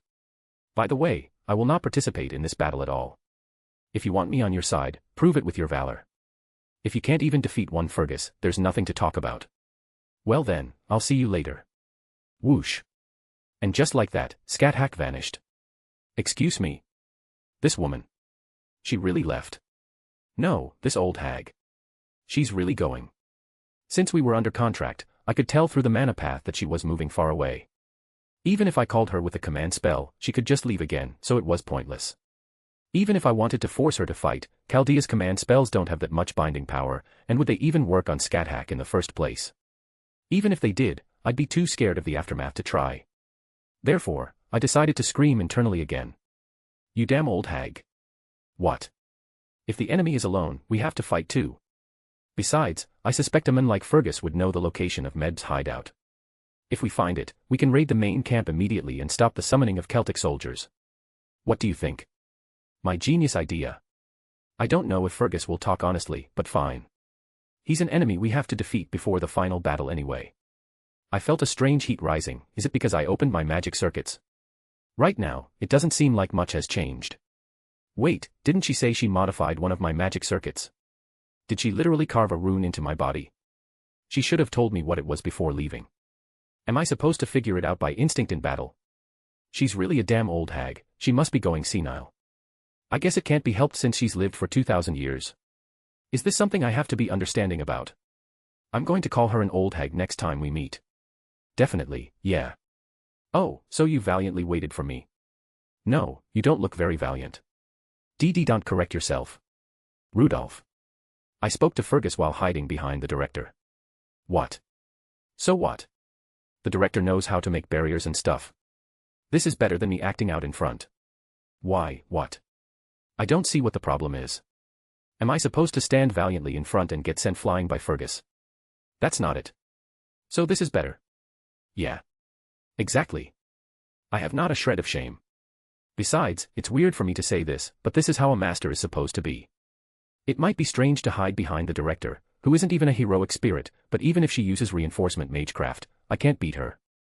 No, even without it, if it comes to a magecraft battle, I'd get crushed instantly. Fergus. You're going to have to retire right here. My. This is difficult to respond to. Rudolph, sometimes you're just like that. Of course, I was speaking from behind the director. Why? Are you ashamed of me, director? It's hard to say I'm not. I was lost for words at her eyes, which spoke with relative sincerity. I thought for a moment and then said to Fergus. Fergus. You're going to have to retire right here. He's treating what just happened as if it never occurred. Whatever, let's just fight. And cough up the info on Medb's hideout. Hand it over. Give me the info. Chapter 77, North American Myth War, E Pluribus Unum, 16. They are moving. At Nightingale's words, the servants who had been waiting in silence moved simultaneously. It was truly devilish timing. Through the communication link, they had learned that their master, Rudolph Hawkeye, had entered combat. At the same moment, a powerful magical signature erupted. See You Chulian moved as if catching the scent of a fight to the death, a struggle far different from his mere sparring matches with Scat Hack. Because Siyu Chulin was so strong, it was impossible for him to hide his presence. If he moved, it was 100% certain they would know. For an average group of servants, it would have been difficult to detect without being close or having specific skills, but Chaldea's radar allowed them to pinpoint Siyu Chulin's movements immediately. Siyu Chulin was sprinting directly toward Rudolph's location. If he continued at that pace, he would reach Rudolph in no time. Rudolph had foreseen this. That was why he had intentionally kept only a small elite force with him and entrusted the rest to this group. Their instructions were to refrain from using noble phantasms as much as possible. Their primary task was to buy time. Their job was to hold out somehow until all the cards were gathered in Rudolph's hand.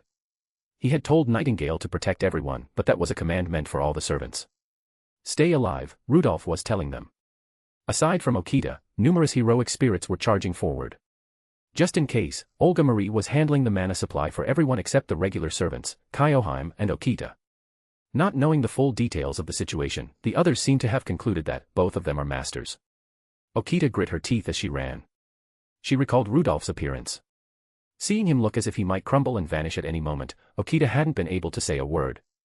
She hadn't been taught what to say in such a moment. If it was carrying a wounded comrade to safety, she could do it. She could do that quite well. But Okita had never tried to pull a despairing comrade back to their feet. On the battlefield, if someone has already given up on life, they are a dead person even if they are still breathing. It isn't the weak who die first in war. It is those who have given up. A person who has lost the will to live dies easily. They die so simply it makes you wonder, they died from just this. If they survive despite giving up, it is merely a story of the survival instinct buried deep in their heart driving them forward.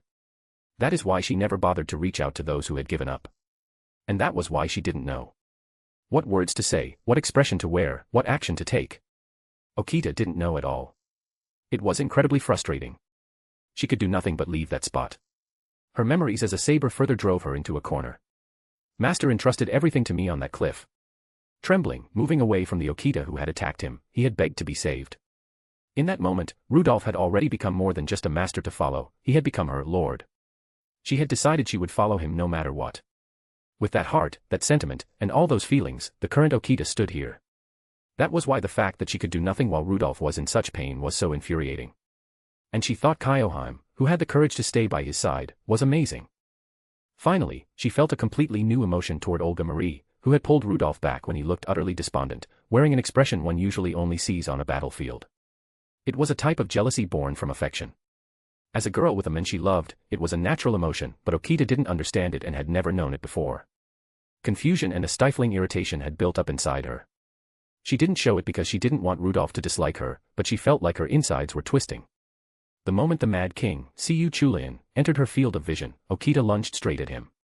Wait. If you jump in recklessly. Nightingale tried to stop her, but Okita reached the Mad King before the words could even land.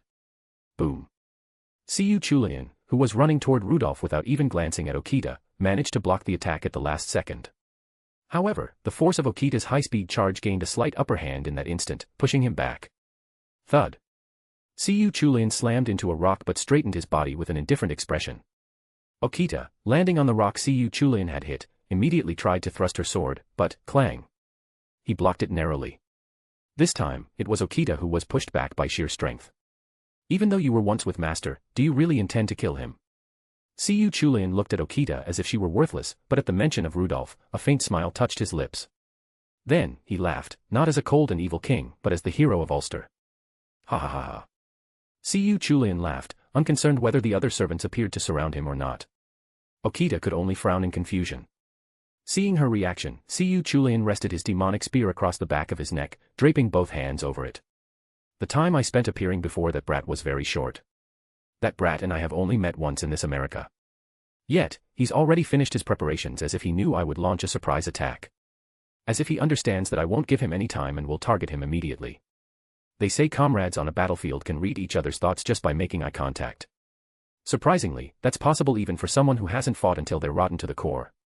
Well, that's not the important part. It's abnormally fast. It's as if he's grasping the situation from a different perspective. What is this? Why is he moving with the knowledge that I would ambush him? You seem quite amused for someone who's supposed to be surprised. Kyoheim asked, her voice tinged with displeasure. Siyu Chulin answered her immediately. Yeah, it is amusing. I was expecting it. This time, he's playing the role of Fuyuki Saber. Well, I don't have the personality to wait patiently in one spot. So I tried to kill him right away. As if he read that, he's trying to stop me with all these servants. He's trying to prevent me, the king, from becoming a warrior. Ha ha, ha ha ha ha. How did he know? Just how? It was the same in Fuyuki. Ah, yes. That damn mediocre fellow is, frankly speaking, weak as hell. He's unnecessarily cowardly, and the saying, the mouth is the source of calamity, fits him perfectly. He's not the type to die peacefully. But even he has a talent. The talent to make others believe.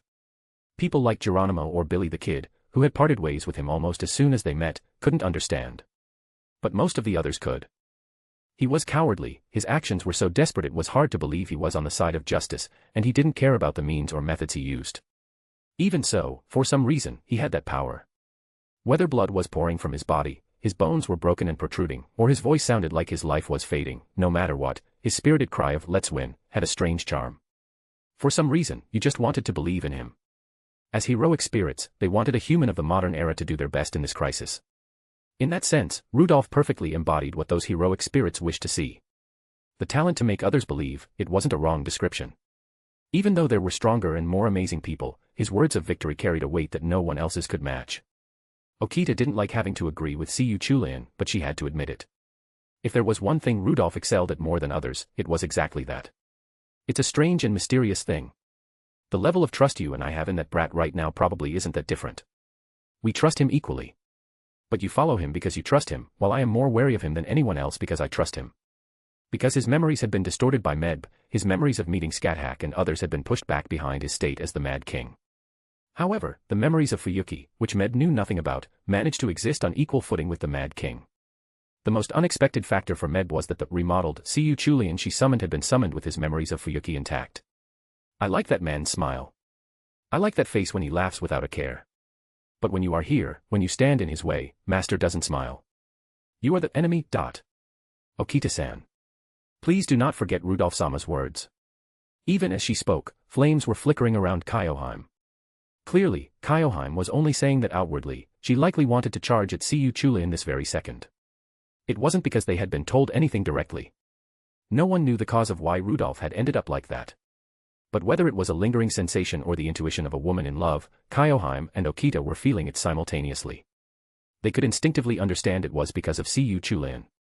The man who always stood before everyone putting up a front had crumbled, unable to even maintain that bravado. He wasn't someone who would just become like that. Something must have happened. It was incredibly frustrating that they couldn't do anything about that something, but it was clearly unavoidable. There was only one thing to do now, they must not get confused. To give Rudolph victory. To do that, they had to hold out somehow until the cards were gathered in Rudolph's hand. It was just as Siyu Chulian said. Okita found herself thinking that once those cards were gathered, he would somehow make it work. The talent to make others believe, huh? But was that a talent? Was it a power? It was a trust he had earned by sacrificing his own body and soul. She felt it was too sad to dismiss it with the word talent. No, let's not think about useless things right now. Even if their goal wasn't to kill Siyu Chulian, just buying time would be a difficult task. Even if it was against Siyu Chulian the king. Well, let's see. When I meet that brat again, I'm very much looking forward to seeing exactly how he'll make me withdraw. Whether he won or lost, Siyu Chulian smiled, thinking that either outcome wouldn't be so bad. Clang. Clang. Clang. Fergus and Nero's weapons clashed repeatedly. Right now, Nero was the only one here capable of such close-quarters combat. Robin and Sita were strictly long-range support types, so their direct combat power wasn't very high. That aside, is this really the Fergus I know?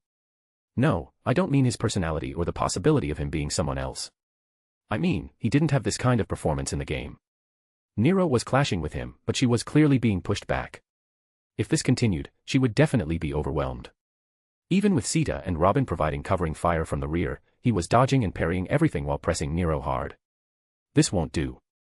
At this rate, Nero is going to be retired. Since time is already short, I have to move personally. It was at the moment I looked toward the director with that thought. I think it was a coincidence. My body moved as soon as I saw it. Whoosh. I tied a thread around the director's waist and pulled her back. Hayak. A very feminine scream, quite unlike the director, rang out. Whoosh. Someone swung a sword where the director had just been standing. Oh my, it missed. How regrettable. Truly regrettable. Director. Take care of that side. This damn clown. Sita. Help me out. Understood. I heard it from Beowulf. Mephistopheles was definitely among the summoned servants. This damn clown in front of me was also an enemy. Fergus seemed quite displeased that someone else had interfered in the fight, so he didn't react even as Sita backed away. Damn it, we don't have time. I can't waste time on a clown like you. As soon as he appeared, I lunged forward. I have to grasp victory somehow. No, this was actually an opportunity. A chance to eliminate both Fergus and Mephistopheles at once. Besides, at least one of the two likely knew the location of the hideout. If I could just find and destroy that, those damn Celtic soldiers wouldn't increase anymore. If that happened, we would have the overwhelming advantage in a war of attrition. This was all assuming my hypothesis was correct, of course. My, is this hostility? I'm a pacifist, you know. Does a pacifist try to cut someone's head off out of nowhere? That way of speaking is the only thing funny about you. You look quite impatient. Ah, I see. You are being worn down. Eroding away. Since I am neither human nor demon, I can tell. Because I am a similar existence, I can understand. You are trying to become a similar being. Worn down, vanishing, your self becoming fainter and fainter. You could be called the ultimate prey. Whoosh. Blades flew toward me simultaneously. Clang. Clang. Clang. The arrows flying toward me were deflected by Sita's arrows at the same time. That bastard was also definitely a caster. Mephistopheles isn't a character with particularly great performance in the game. But this is reality. As servants, they are all monsters, each holding a weapon capable of turning the tides. Furthermore, someone with irregularity like Mephistopheles had to be killed first in reality. Someone whose next move is unpredictable must be dealt with before they can do anything. I mustn't let my guard down, I have to make him withdraw immediately in a swift battle. And if I don't stop there and manage to take out Fergus too, it will be a decent reward for wasting time here. A master approaching a servant, and not even as a servant. Abnormal. How irregular. You. Ah, what is this indescribable pleasure? I have a premonition that killing you will bring great chaos. Now, the real and the fake. Can you tell the difference? Numerous blades manifested in the air. It was like a gate of Babylon made of daggers. But of course, it was on a completely different level than the one used by the King of Heroes. Well, I've never been in direct combat with him so I can't put it into words, but it must be different. I shouted as I lunged at Mephistopheles. Why would I bother telling them apart? Swish. Swish. Swish. Swish. Even before they could fly, the daggers in the air were being deflected or vanishing one after another. The person behind me was using arrows to eliminate them all without a moment's hesitation. Oh my, Mephistopheles laughed, still acting relaxed. I don't know what he's planning, but if I don't force him to retire quickly, there's no telling what he'll pull. As I drew closer, Mephistopheles spun the scissors he held in one hand and spoke. Even if I am a caster, I am a servant. Do you really think you can win in close combat? Squelch. Grip. I intentionally let the scissors pierce my hand. I thrust my hand further in as if stabbing it, grabbing Mephistopheles' hand firmly. Then, I pulled a gun from my inner pocket and aimed for his head. I win against you. What nonsense are you talking about? I can't even beat a D-rank servant, so there's no way I could win normally.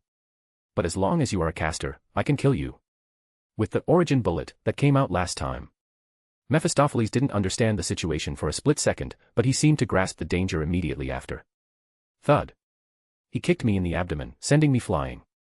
TSK. Was I a beat too late? I spat out blood and immediately corrected my posture. As Mephistopheles backed away, he realized he was caught by something. At the same time his scissors pierced my hand earlier, I had connected us with thread after thread. The moment Mephistopheles cut the threads, I lunged again. Swish. An arrow flew past me from behind. It went past me and pierced Mephistopheles' shoulder. Ugh. Mephistopheles grit his teeth in pain, but then shouted with a laugh.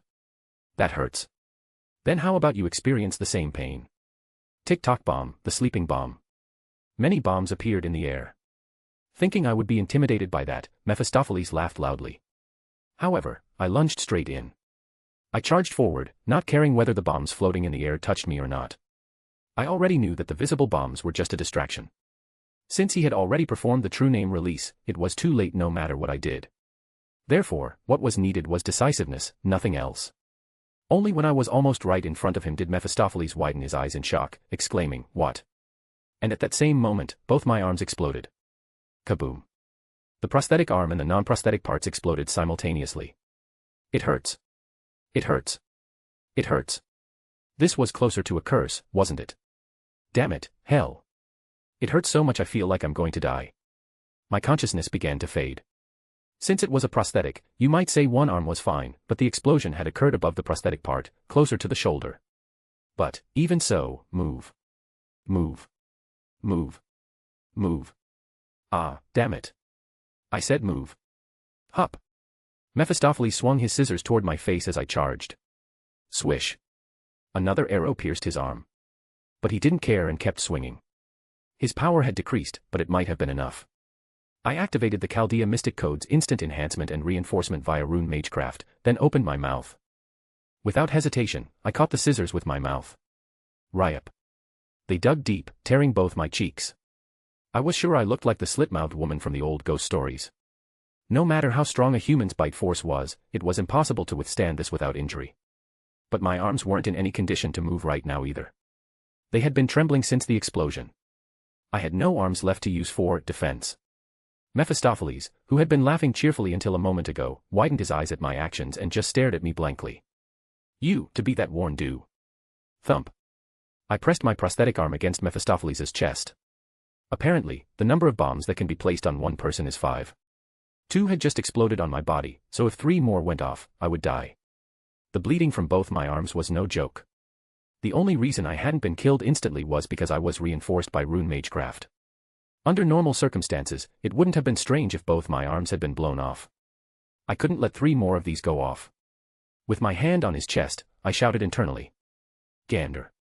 Crackle. Mephistopheles' movements momentarily froze.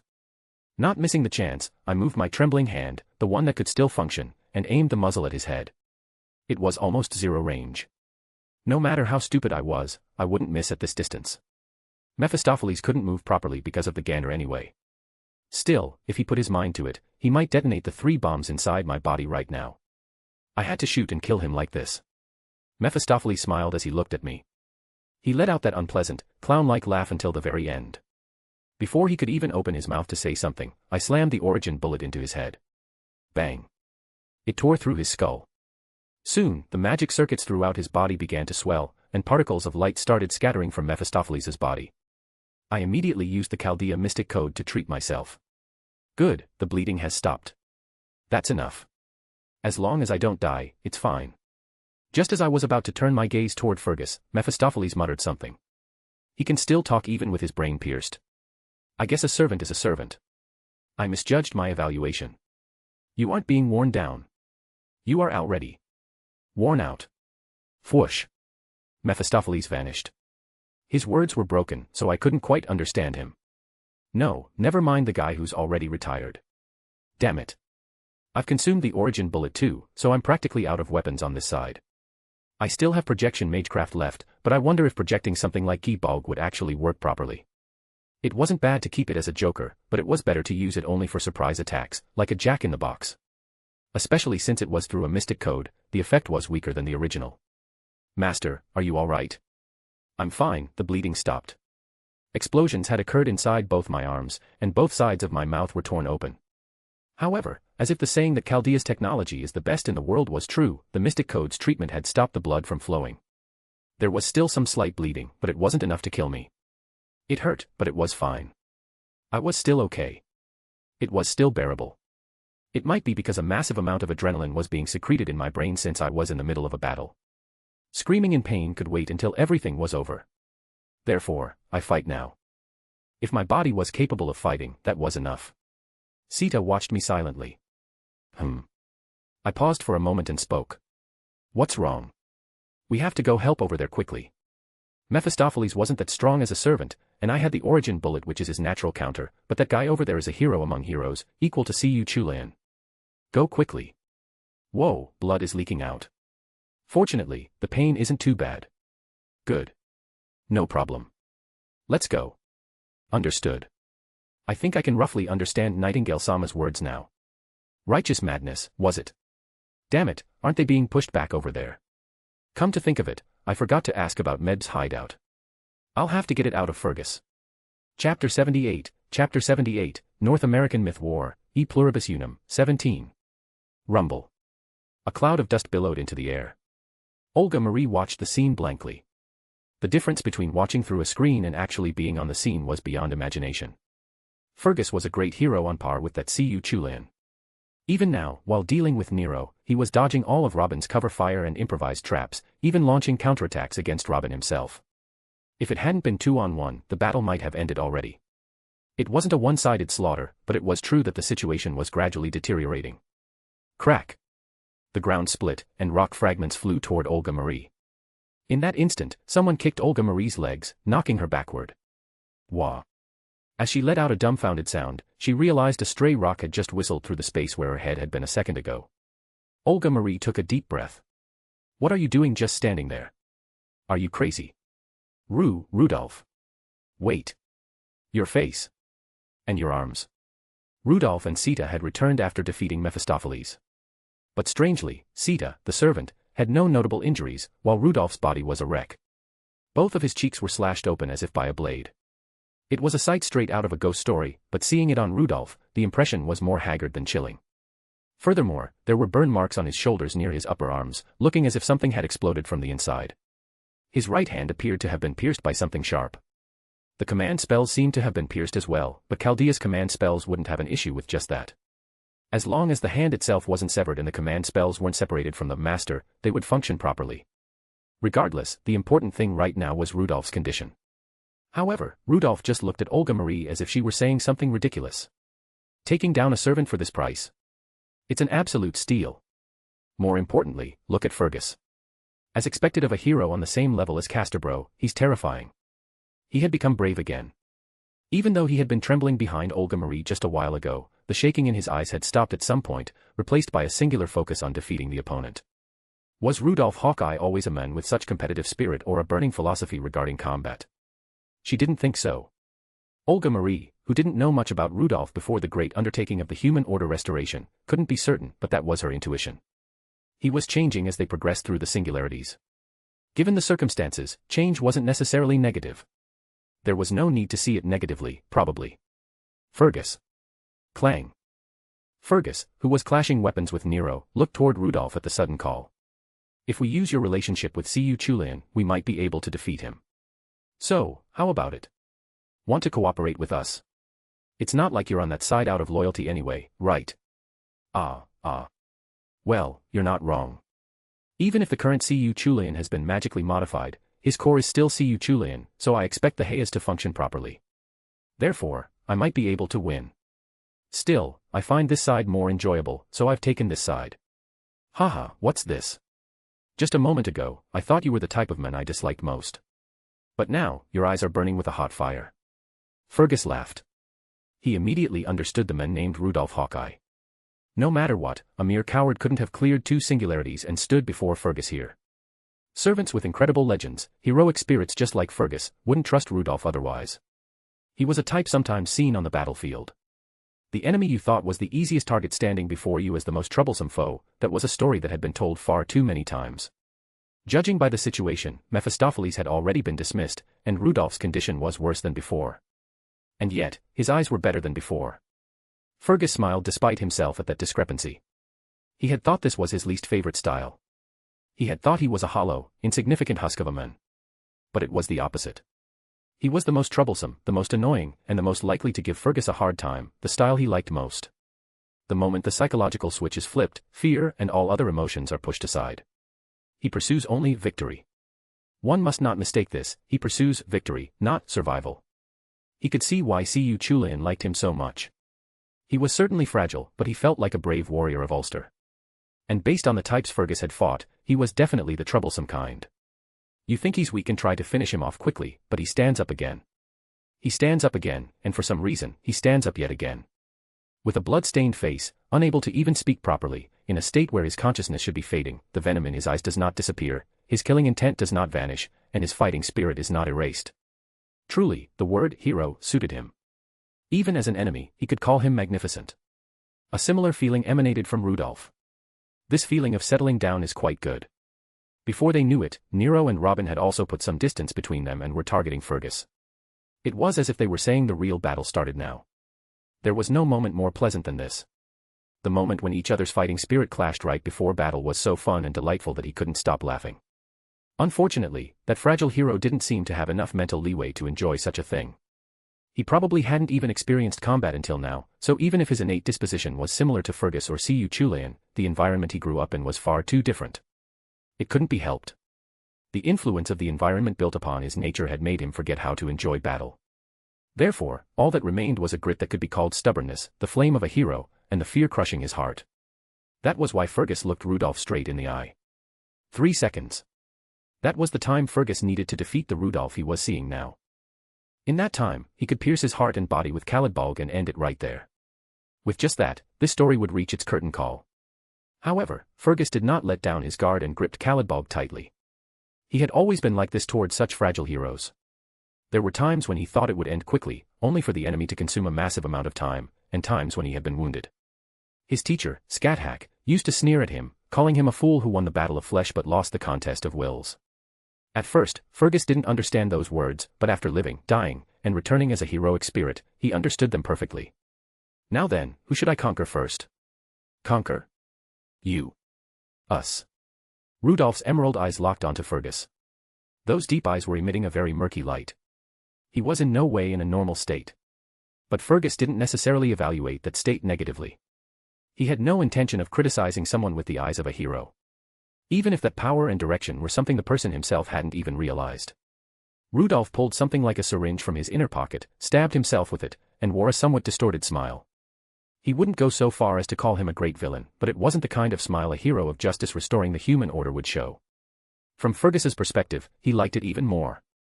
We're the ones doing the conquering. I'll take you down right here, Fergus. Good, very good. How about a bet? I'd like to say, join our side if I win, but you won't admit defeat until you're dismissed anyway. Ha ha ha ha. We only met today, but you know me well. Still, I'm a man of the enemy camp, you know. Is there no information you want to hear? Rudolph thought for a moment and then spoke. Med must have a hideout where she creates soldiers. I want that information. Fergus frowned despite himself. How on earth did he know that? He wondered. The Holy Grail was with Siyu Chulayan, but they had used the remaining resources to materialize and separate Medb's skill. Furthermore, by placing a servant there for efficient mana use, it would produce Celtic soldiers without them having to do anything. Fergus knew this fact, but he was curious how Rudolph knew it. Even if he had met Siyu Chulayan, there was no way he would have mentioned it. The same went for Arjuna. If no one told him, did that mean he deduced it himself? He suddenly remembered what Siyu Chulayan had said. He remembered him saying that there were times when his responses were unnervingly fast. He reached the correct answer, close to the truth, at a speed that felt like an anomaly. Finding the answer with a foolishness and stupidity that couldn't be called wise. Fergus chuckled and said, Fine. If you win, I'll tell you that information to the best of my knowledge. I can definitely give you the location. Conversely, if I win, well, I shall claim you. Rudolph went, and then shook his head for a moment. Sorry, I must be a bit dazed. What did you say? I shall claim you. Cough, blood trickled from Rudolph's mouth. Wait a what? Wait. Wait. Wait. That's messed up. We were in such a serious atmosphere just now. What is this? Why did the mood suddenly turn into a sitcom? Ah, I get it. You're trying to confuse me and make me lose my cool. Damn it. It doesn't feel great when I'm the one getting played. I'm still going to do it to others, but this makes me reflect. Fergus laughed heartily. You're laughing. You're laughing right now. No, no. Even if Fergus has that, you know. Even if he possesses a legendary stamina and virility. Even if there's a high possibility he's by given various circumstances. Still, we just met. Why are you bringing that up all of a sudden? In the first place, didn't you refuse to do it with Medb in the fifth singularity because you wanted to focus on fighting? So why are you suddenly asking to do it with me? Has something changed again? Is something different? This isn't right. It felt like a hammer had suddenly struck my brain, leaving a ringing sound. That's right. Such shamelessness in the middle of battle. More importantly, who gave you permission to claim Rudolph? No, wait. Actually, he might just mean a hug. I haven't given up my admiration for heroes yet. I mean it in a sexual sense. Shut up. Don't say another word. No, more importantly, we just met. What did you see in me to make such a sudden development? In the first place, what charm do I even have? All I remember is the director telling me I have a charm that invites beatings when I said I might have some charm.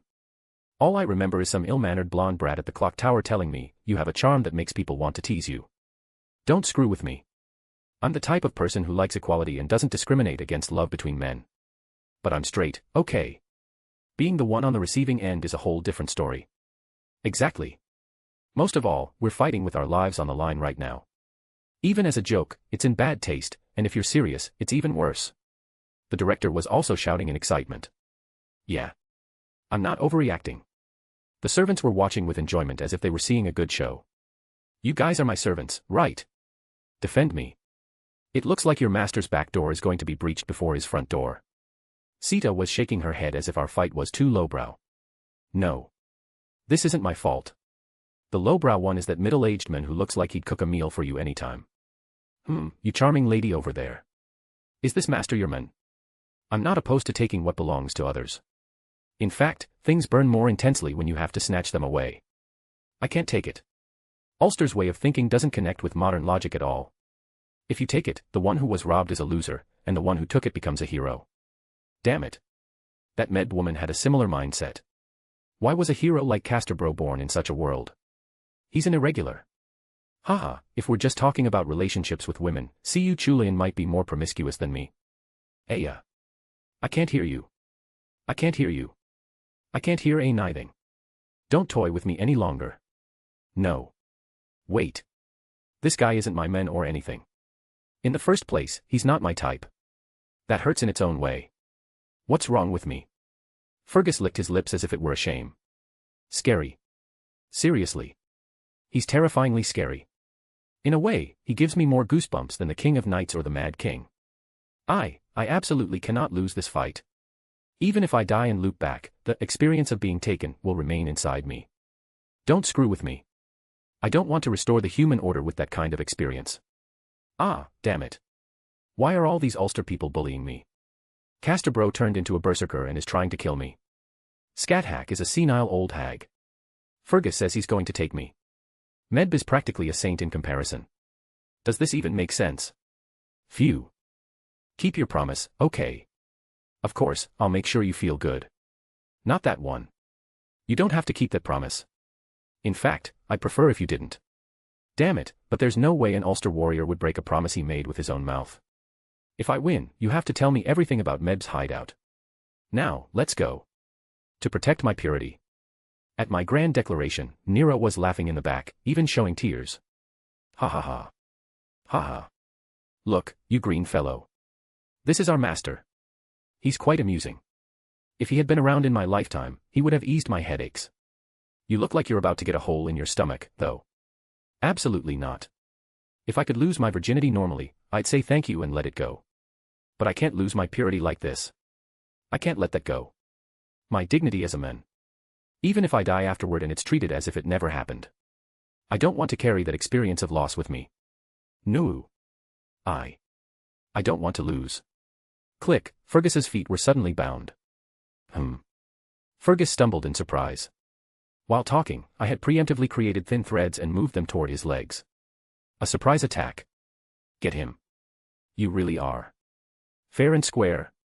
What's that? Is it something you eat? If I win, I can just say I was fair and square later. Then it becomes a fair and square match. History is written by the winners anyway. If I win, I am justice. That aside, this is weird. A romantic battle with an Ulster hero was supposed to start just now, but the atmosphere changed in an instant. What is this? Whoosh. Sita and Robin's arrows flew toward Fergus simultaneously. Clang. He deflected all the arrows and tore the threads with just the strength of his legs. Beautiful rose-like emperor, I've already seen enough of your attacks. Oh, really? Zip. Zip. The threads that had been invisibly present in the air pulled Fergus's front foot at the same time. Fergus frowned despite himself. What, why? Is there a law saying I can only prepare one thread? Fergus's posture momentarily crumbled. It would be good to use Robin's noble phantasm, but the timing wasn't quite right. If the other side used their noble phantasm at the same time Robin used his, it would be dangerous no matter what. An opportunity, I had to find an opportunity. And if I were to use one here, it would be better to use Nero's noble phantasm, which is close to a reality marble, to weaken Fergus, but just in case, I wanted to delay the noble phantasms as much as possible. Waste was not good. But I had to use it if necessary. It was better than losing. Human order restoration failure is secondary, but my purity. That's a major issue. If it really looks like I'm screwed, I'll have all three of them use their noble phantasms. And if that's not enough, I'll use the ley line to even use Da Vinci-chan's noble phantasm. Chaldea's problems. Is that important right now? My purity is more important. Click, I pulled the pin of a grenade and threw it. Boom. Smoke completely enveloped the surroundings. Whoosh. Fergus lunged through the smoke at Nero. But as soon as he lunged, no. He might have noticed even before that. Rumble, Nero's doll crumbled into dirt. Fergus reacted to each of Nero's dolls appearing one after another, destroying them all. Haha, he seemed to get stronger the more he destroyed. At this rate, isn't it dangerous if I drag this out? Despite his appearance, he's truly strong. He was comparable to Casterbro, he immediately leaped toward me. Damn it, I backed away and raised a rock, but Fergus didn't even care and charged straight at me. He seemed to think he just needed to defeat me, the master. This is bad. He's too close. I was planning to open some distance while distracting him with smoke and dolls and then fire Robin's noble phantasm, but Fergus was ignoring everything and charging at me. Do I have some kind of Ulster charisma skill attached to me? Why do these Ulster guys care about me so much? Please. I still have my purity. No, what do you mean, still? I have no intention of losing it at all. Director. As I was backing away, the director, who had quietly reached out her hand, muttered. Stars, shape of the star. Something began to manifest behind the director. Light, or rather, stars. Cosmos, shape of the sky, gods, shape of the god, animus, shape of myself. Stars of light connected from the sky struck the charging Fergus. Ugh. Fergus frowned for the first time during the battle and was blown backward. What was that? Ah, that's it. Celestial magecraft. They were more like meteors than stars. That's incredible. I definitely remember seeing Kirsteria use something similar in the game. Come to think of it, the director also used it in that story where the second-generation guy was the protagonist, though the world was different. My apologies. I didn't watch that work properly. I only know about it through spoilers. As soon as she blew Fergus away, the director frowned. She grabbed both of her shoulders and trembled. It's because my body isn't used to it yet. If I cut the incantation short, the power is much weaker, but it's usable. Wait, Fergus was blown away with his body buckling. That's much weaker. But can you use that even if it's not night? The weather is clear, though. No, but the director is a magus just like me, right? No matter what I do, I can barely cause pain, let alone a wound, and I have to struggle through using the power of mystic codes, so seeing her do it with her own power felt strange. I felt the wall of talent clearly. I already knew it, though. Robin. Anyway, that's not what's important right now. The fact was that Fergus had been pushed far away. Robin aimed his crossbow at Fergus, who had been blown through the smoke. I'll do my job properly as a servant, you bow, the bow of origin. Thrum. The fired arrow struck the spot where Fergus was flying, creating a large, lush tree. The power of you bow, the bow of origin, had two main effects, and this was the first, a poison barrier that reproduced the poison of the yew tree. Upon true name release, the arrow fired into the ground creates a yew tree. It spreads the poison of the yew tree in the area, contaminating the entire land. In short, it deploys a terrain-contaminating barrier. The range is quite wide, and even if the starting point is destroyed, the poison still remains inside. The best part was that, like other barrier-type noble phantasms, the target could be selected. In other words, even if we were inside, we wouldn't be affected by the poison. Only Fergus was affected. This is... Whoosh. Fergus frowned at the arrow stuck in his knee. The poison was rapidly spreading inside him. Now. If I don't kill him now, I never will. Nero. I don't know what it is, but let's try. Nero stepped onto my foot as I lifted it. Servants are so convenient. No, I'm not joking. They were all quick-witted, as expected of people who had gone through various hardships, crossed through hell, and ended their lives once. Activating the mana boost of my prosthetic leg, I launched Nero forward. Whoosh. Nero gained acceleration and lunged at the poisoned Fergus. Fergus gripped Calidbog tightly, seemingly intending to meet her head-on. Hero of Ulster. I shall strike you down here. I won't fall so easy. Tug, I pulled the thread. Nero, who had been flying fast with acceleration, stopped awkwardly in midair. Nero and Fergus were both flustered at the same time. Why are you acting like amateurs? Fergus is a hero on par with that Cu Chulan. Even if he's poisoned and wounded, he's not a heroic spirit who can be easily defeated. Nero isn't a weak heroic spirit either, but she was bound to be pushed back compared to those crazy Ulster guys who lived their entire lives fighting on the battlefield. Haha, I laughed and shouted. You're doing. Roby in. Yea you bow, the bow of origin. This time, an arrow imbued with green light targeted Fergus directly instead of the ground. Because of the arrow fired from an awkward posture, Fergus's evasion was delayed. Hit him. I don't even hope for a vital spot, so please. Zip. It grazed Fergus's cheek. Fergus looked relieved that he had avoided a dangerous situation. But it was at that moment. I wore a smile of victory. Boom. An explosion occurred the moment it grazed him.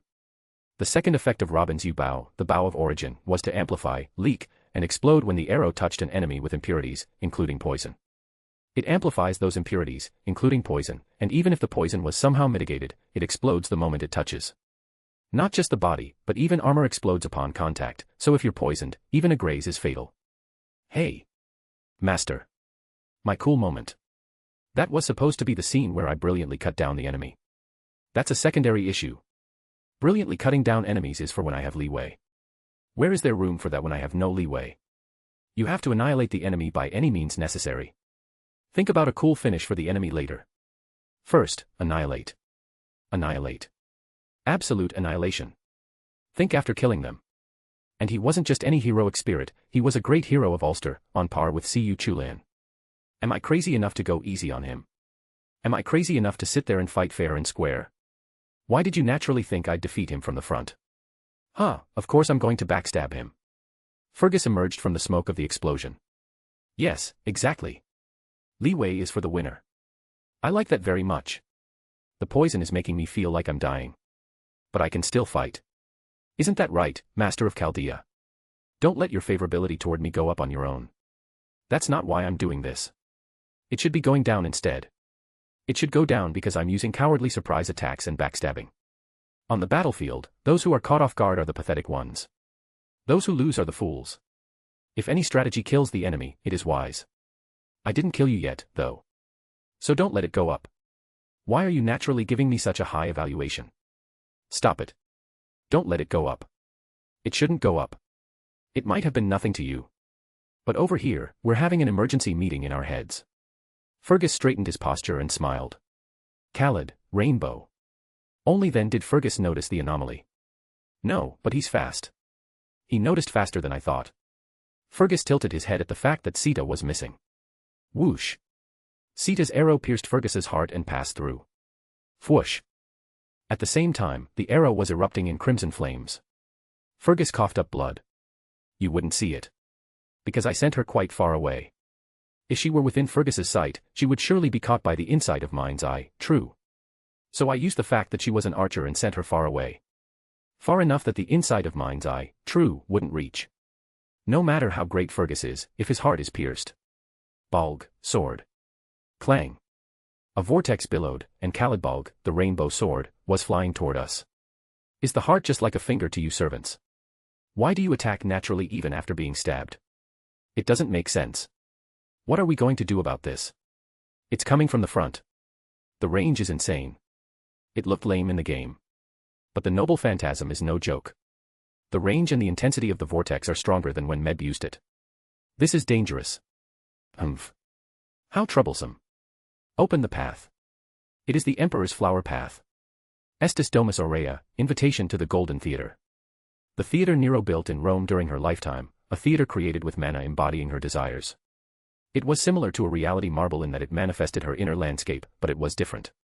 Unlike a reality marble that overwrites the world, it is simply summoned there, so its duration was much longer than a reality marble. While it is deployed, the enemy is weakened, and she can exercise the rules she has set within it. Simply put, it was a noble phantasm that used her selfish authority.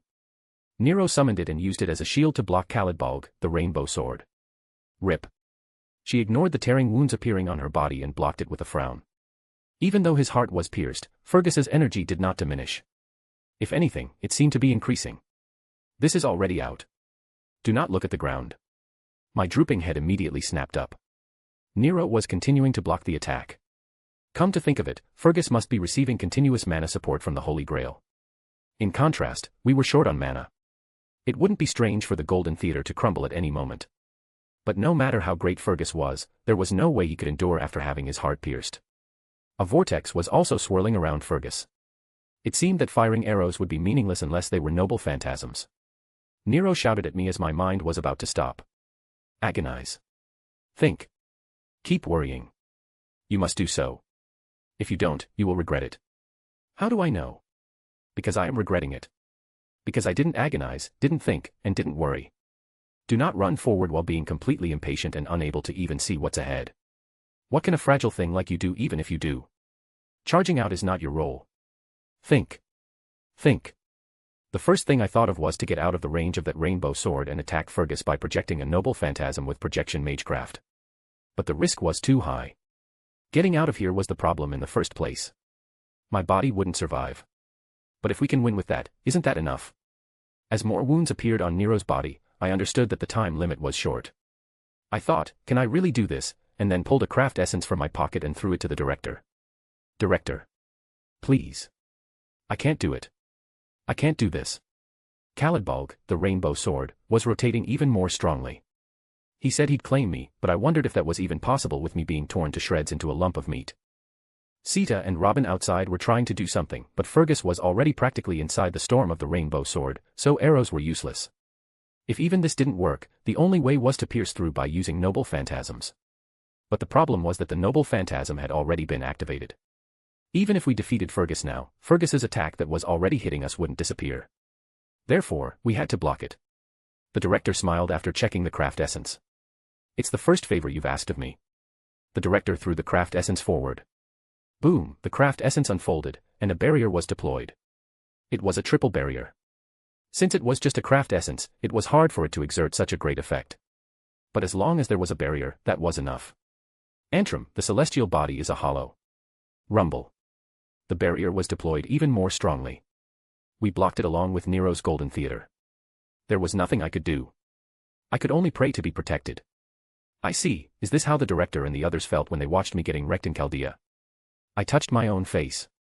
My torn cheeks and the wounds still trickling blood were stinging. Agonize, think, and worry, huh? The moment I raised my head again, the attack of Caladbolg, the rainbow sword, had ended with a roar. The director had only helped a little, Nero had blocked most of it. Nero panted for breath and leaned on her sword, using it as a cane.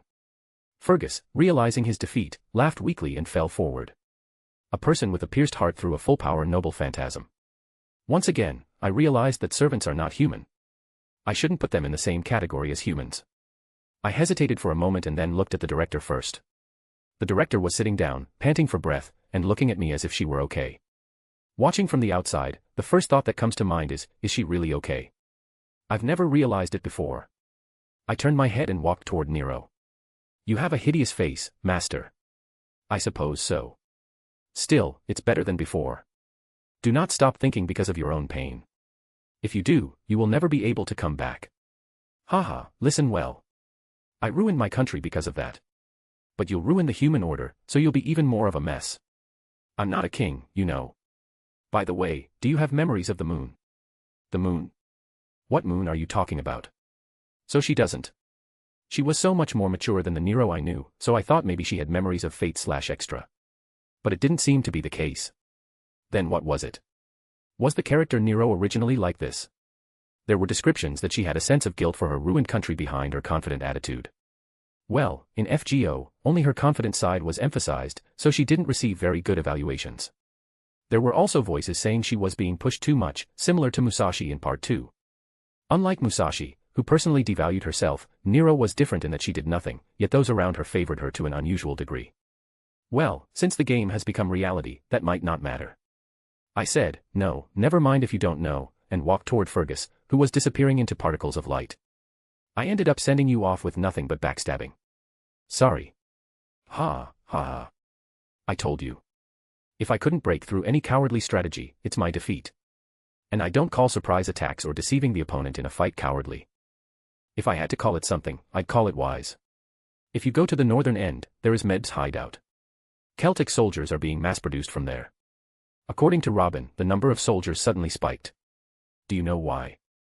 I don't know the details, but I heard they captured some servant and are using them to extract mana.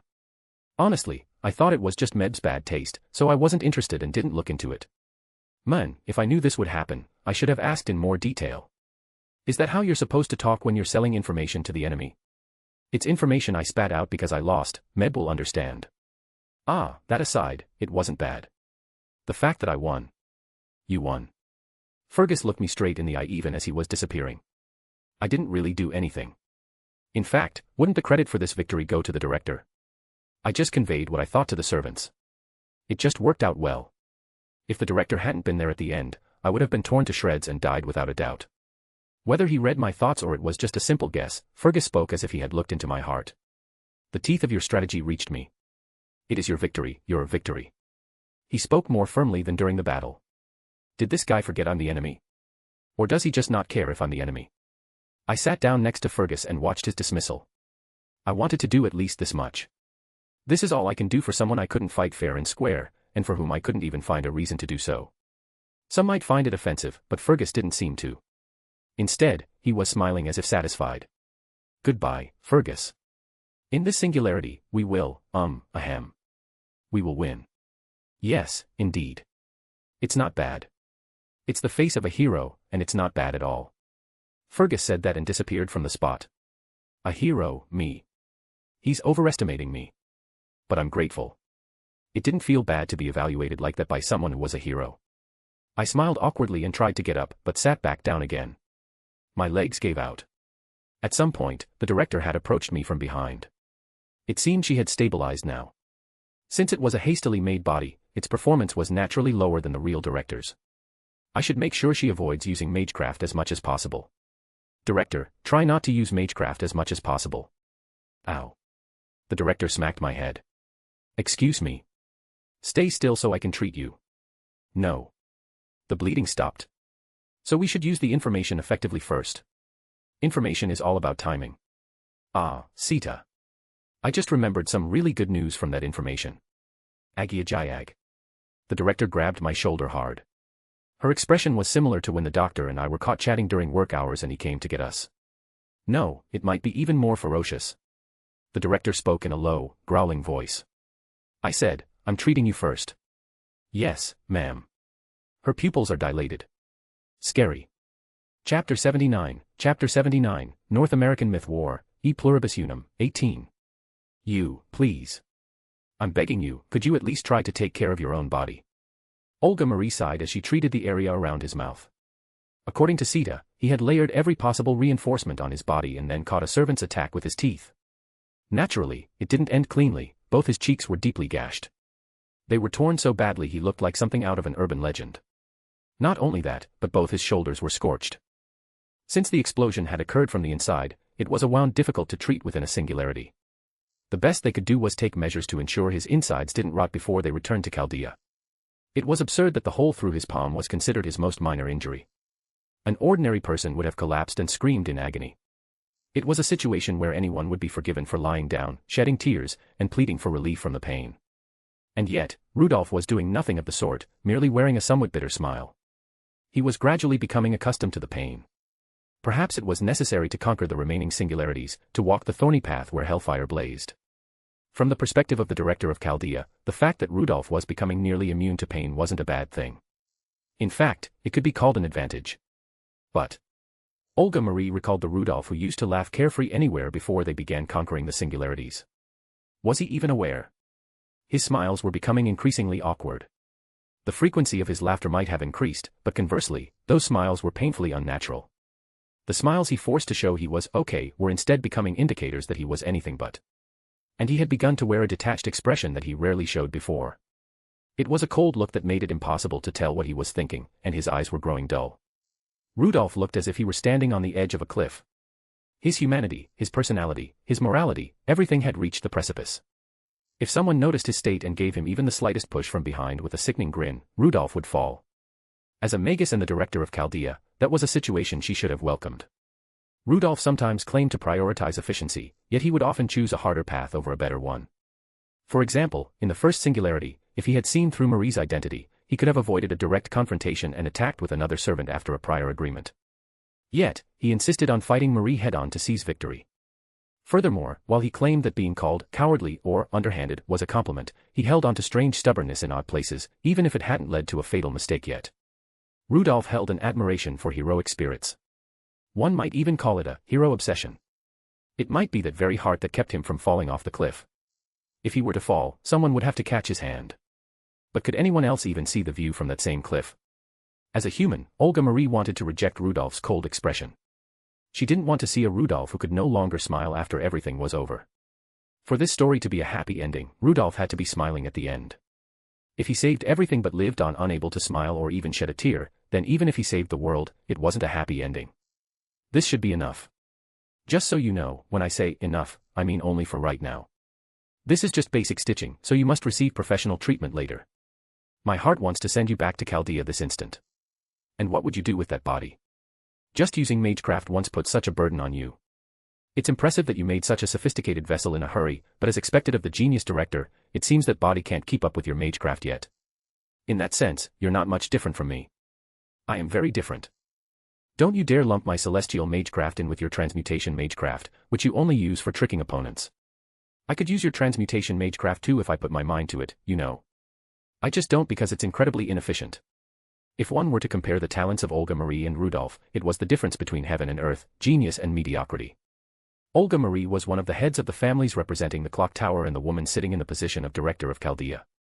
In terms of talent alone, she was someone so high up that Rudolf would have struggled to even see her face, let alone speak to her. Therefore, even if she existed here in a puppet body, she was far superior as a magus. In the first place, it was questionable if Rudolf, who could only use a single spell and filled the rest of the gaps with things like craft essences, could even be called a magus. That was why, if asked who between Rudolf and Olga Marie should conquer the singularity, Olga Marie was closer to the correct answer. Because of that, she had thought that if she came to the singularity, she wouldn't leave the burden solely to Rudolf, she would play her part properly and show him her best side. But she had dazed out during the fight with Fergus. The searing air had choked her breath. There was nothing wrong with her physical vessel. If there was a problem, it was that Olga Marie had underestimated the word battlefield. The heat generated the moment weapon clashed against weapon was beyond imagination. Because of that, she had even ended up being saved by Rudolf. Conversely, Rudolf grasped the situation instantly. Even though he had returned with heavy injuries, he immediately assessed the surroundings, the servant's abilities, and the enemy's condition to construct a plan to defeat Fergus. That kind of adaptability didn't exist in Olga Marie. She wondered if she could have even moved if she were in the same situation as Rudolf. Anyway, I'll be careful with my body, and you, director, should try not to use magecraft as much as possible. Let's both set constraints on ourselves. Good. What's with that, as if you'll keep that promise, look. That's a lie so blatant even Kyoheim wouldn't believe it. Actually, because it's Kyoheim, she definitely wouldn't believe it. Come to think of it, due to the effects of mad enhancement, Kyoheim could see through lies. Olga Marie had spoken with Kyoheim a few times, though the girl seemed somewhat wary of her, she didn't seem all that insane otherwise. It seemed the memories from Orleans were lowering the danger level of Kyoheim's mad enhancement. A woman who lived and died for love had turned from a woman driven mad by love into simply a woman in love. Knowing that Rudolf was not her destiny or Anjan, and that there was nothing absolutely binding them together, she was desperately appealing to him.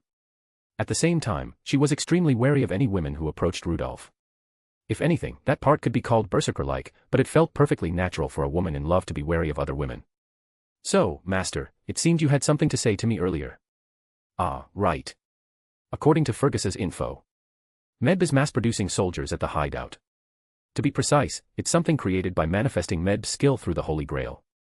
Our primary objective is to destroy that and stop the numbers from increasing further. If we're lucky, destroying it might cause the remaining soldiers to ascend as well. Well, that's probably asking too much. Anyway, the important thing is the source of magical energy. Most of the Grail's power is currently being used to insanely buff Cu Chulayan. So, they must be getting mana from somewhere else, right? It seems they're using a servant. And a recently acquired one at that. Robin rubbed his chin thoughtfully. Now that you mention it, they did say something like that. They're capturing stray servants and using them for mana extraction. Truly worthy of the title of the Great Wicked Queen of the Celts. If that's the case, is it a caster type with abundant mana? Not necessarily. A great hero would have mana comparable to a caster. One servant I know generates mana just by breathing. Well now, that's one terrifying servant. Rudolph's face turned pale again. It seemed he still had trauma regarding the Artoria Pendragon he met in Fuyuki. Back then, because it was a sudden ray shift, the monitoring kept cutting out, so Olga Marie didn't know the full details, but since it was his first mission, it seemed to have left a deep mark on him. No joke, Olga Marie thought he might actually die of a heart attack the moment the King of Knights, especially the Blackened King of Knights, was summoned at Chaldea. Anyway, considering that mana source appeared recently, someone comes to mind. Yes, Rama. I saw Marie vanish right after we were attacked. But I passed out before I could feel Rama vanish. When I woke up, the mana path was severed, so I assumed Rama had been unsummoned. But what if he wasn't? What if they're using a great hero like Rama to continuously produce soldiers? This might be bad news for Sita, but it means we might be able to meet him. We might still be able to save him. The fact that soldiers are still being summoned means Rama is still alive. Right. Thinking positively, there's a good chance. They wouldn't use an allied servant like that, and even if they did, the efficiency would be too poor unless it was a caster or a great hero. The caster they summoned was Mephistopheles, and he's already gone. In that sense, the possibility is quite high. See. Rudolph approached the dazed Sita as if he were happy for his own sake. He probably won't be in a normal state. We might even have to part the moment we meet. But we might meet. Normally, you weren't even allowed to be summoned in the same space, but for whatever reason, you were summoned in the same place. It'll definitely be possible. If it's impossible, then come to our Chaldea. When else would you meet if not in a situation like this? We'll use the special misfortune of a singularity and the incineration of the human order to seize good fortune. And I'll watch warmly from behind. Feeling like my lifespan just increased by 10 years. If I can meet Lord Rama, that would be wonderful, but will it really be that easy? Even if it isn't, I'll make it so. You see, I heard Rama tell me to look after you. To a weakling like me, to someone he hadn't even had a proper conversation with. Isn't it strange? But that was definitely trust. If he said he'd trust me and leave it to me, then I'll fulfill that responsibility. And look after means protect. Protect has many meanings, you know. You have to at least shed some tears when you meet Rama for me to say I've protected you. Ha ha ha. Master, you truly understand something, don't you? Indeed, the stories of beautiful men and women are always lovely. Well, they might be less beautiful and less flamboyant than we. But that cannot be helped. Since we are the Emperor of Roses, the most flamboyant in this world, being slightly more plain than we cannot be called a flaw. Anyway, you there, Sita. We wish to see that sight as well. Since we are wearing these clothes, we have our own attachment to the concept of a bride. Rudolph chimed in from the side. Oh, in that case, the rule is that the master is the partner. Get that haggard and menacing face away, you commoner. Why are you calling me that too? Is it decided? Is it? Did you all decide to call me that in the throne? Did that damn Gillista Rice spread rumors in the throne or something? Why does everyone call me that? It's even more annoying because it's not wrong. Do you see the difference between a genius and a commoner? It is the difference in understanding. If one can be understood, they are a commoner. Therefore, you are a high-quality commoner. A high-quality commoner. What even is that? Regardless of the credibility of Nero's words, it was roughly understandable. Even if Rudolph had become quite bizarre in the current situation, people would understand him. In fact, it would be strange not to. No, there might be those who wouldn't. They might say they cannot understand how he still maintains himself and endures. He was slightly off, slightly warped, slightly changing, but he was still human. Olga Marie decided to take comfort in that fact. At the very least, she didn't feel any negative emotions from the current Rudolph. Lord Rama is still in this singularity. Sita murmured. She was surely looking forward to it. Olga Marie let out a breath and took her hands off Rudolph. All right, the treatment is mostly finished. You're going right away, aren't you? Rudolph stood up and said. Of course. Time is limited. We don't know when the other side will collapse. No matter how much we prepare, if everyone over there is unsummoned, it's game over. Let's hurry. Vroom. We sped across the wasteland. Damn it. I squeezed my eyes shut and opened them again. My vision was shaking. As physical damage accumulated, it felt like the mental damage, which had been on the verge of bursting, was starting to explode. Fatigue seemed to shroud my entire body. The shock from death accumulated in the mind and eventually began to affect the body. I felt like I wanted to rest a little, but there was no time for that. My wounds throbbed and my consciousness felt like it was drifting away, but I endured. I wanted to gulp down stimulants or inject drugs into my system, but I didn't have many left. It was best to save them for right before combat. I didn't know how long my body would hold out, but it was fine. As long as my mind held out somehow, I could move forward. There would be a rest period before the next stage. It would be better to rest then. Now was the time to overwork this body. What? I couldn't stop just because of fatigue when I'd already lost limbs and even an eye before. I was glad the vice commander wasn't here. He might have shown his berserker force and forced me to lie down. Sorry, but I'll listen to the complaints later. This was a body that had died countless times, a heart that had fallen countless times. The fact that I picked them back up wasn't because I was great. It wasn't because I was courageous. It wasn't that I stood up on my own. Warm and strong hands had pulled me up. If this was a life that had been saved, I would find a way to use it. I wouldn't let it end here. You have to understand that if you fall, everything becomes meaningless. That's not true, Director. It's okay if I fall. As long as I don't die, no matter how much I overexert myself and collapse, I have you behind me, right? I'll collapse with peace of mind. For the rest, well, I'll leave it to you as you said and just sleep comfortably. Usually, people call that passing out. And that's not what I meant. I knew the Director was worried about me. Seeing her endure the burden on her body while using magecraft, I could roughly understand how she felt. I thought I should be a little more careful, but I couldn't afford to worry about every little thing during battle. I ended up thinking that I had to seize victory no matter what. If I died, I'd just start over, facing that painful end all over again. I hated that so much that I'd rather stay alive even if this body rotted a little. Even stinging pain was nothing compared to death itself. I could shake my head and scoff at it. That sensation was indescribable, and every time I experienced it, it felt like it was carving away at me. It's fine. I'm just a timid and selfish commoner, you know.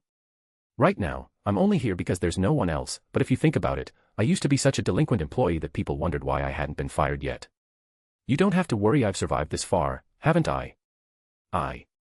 Despite how I look, I'm very good at spotting survival angles. So I'll pull out at the right time, don't worry. Besides, since the Director is here this time, I won't even have a chance to show off. It would be the best if I could just stay in the back like a real master, giving mana and being done with it.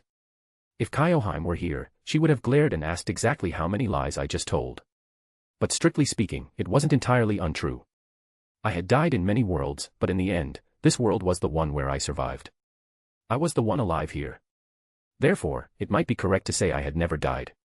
It was like saying, I have no experience with death. If I had such an ability, my body should at least be fine, but I didn't know why it was such a wreck.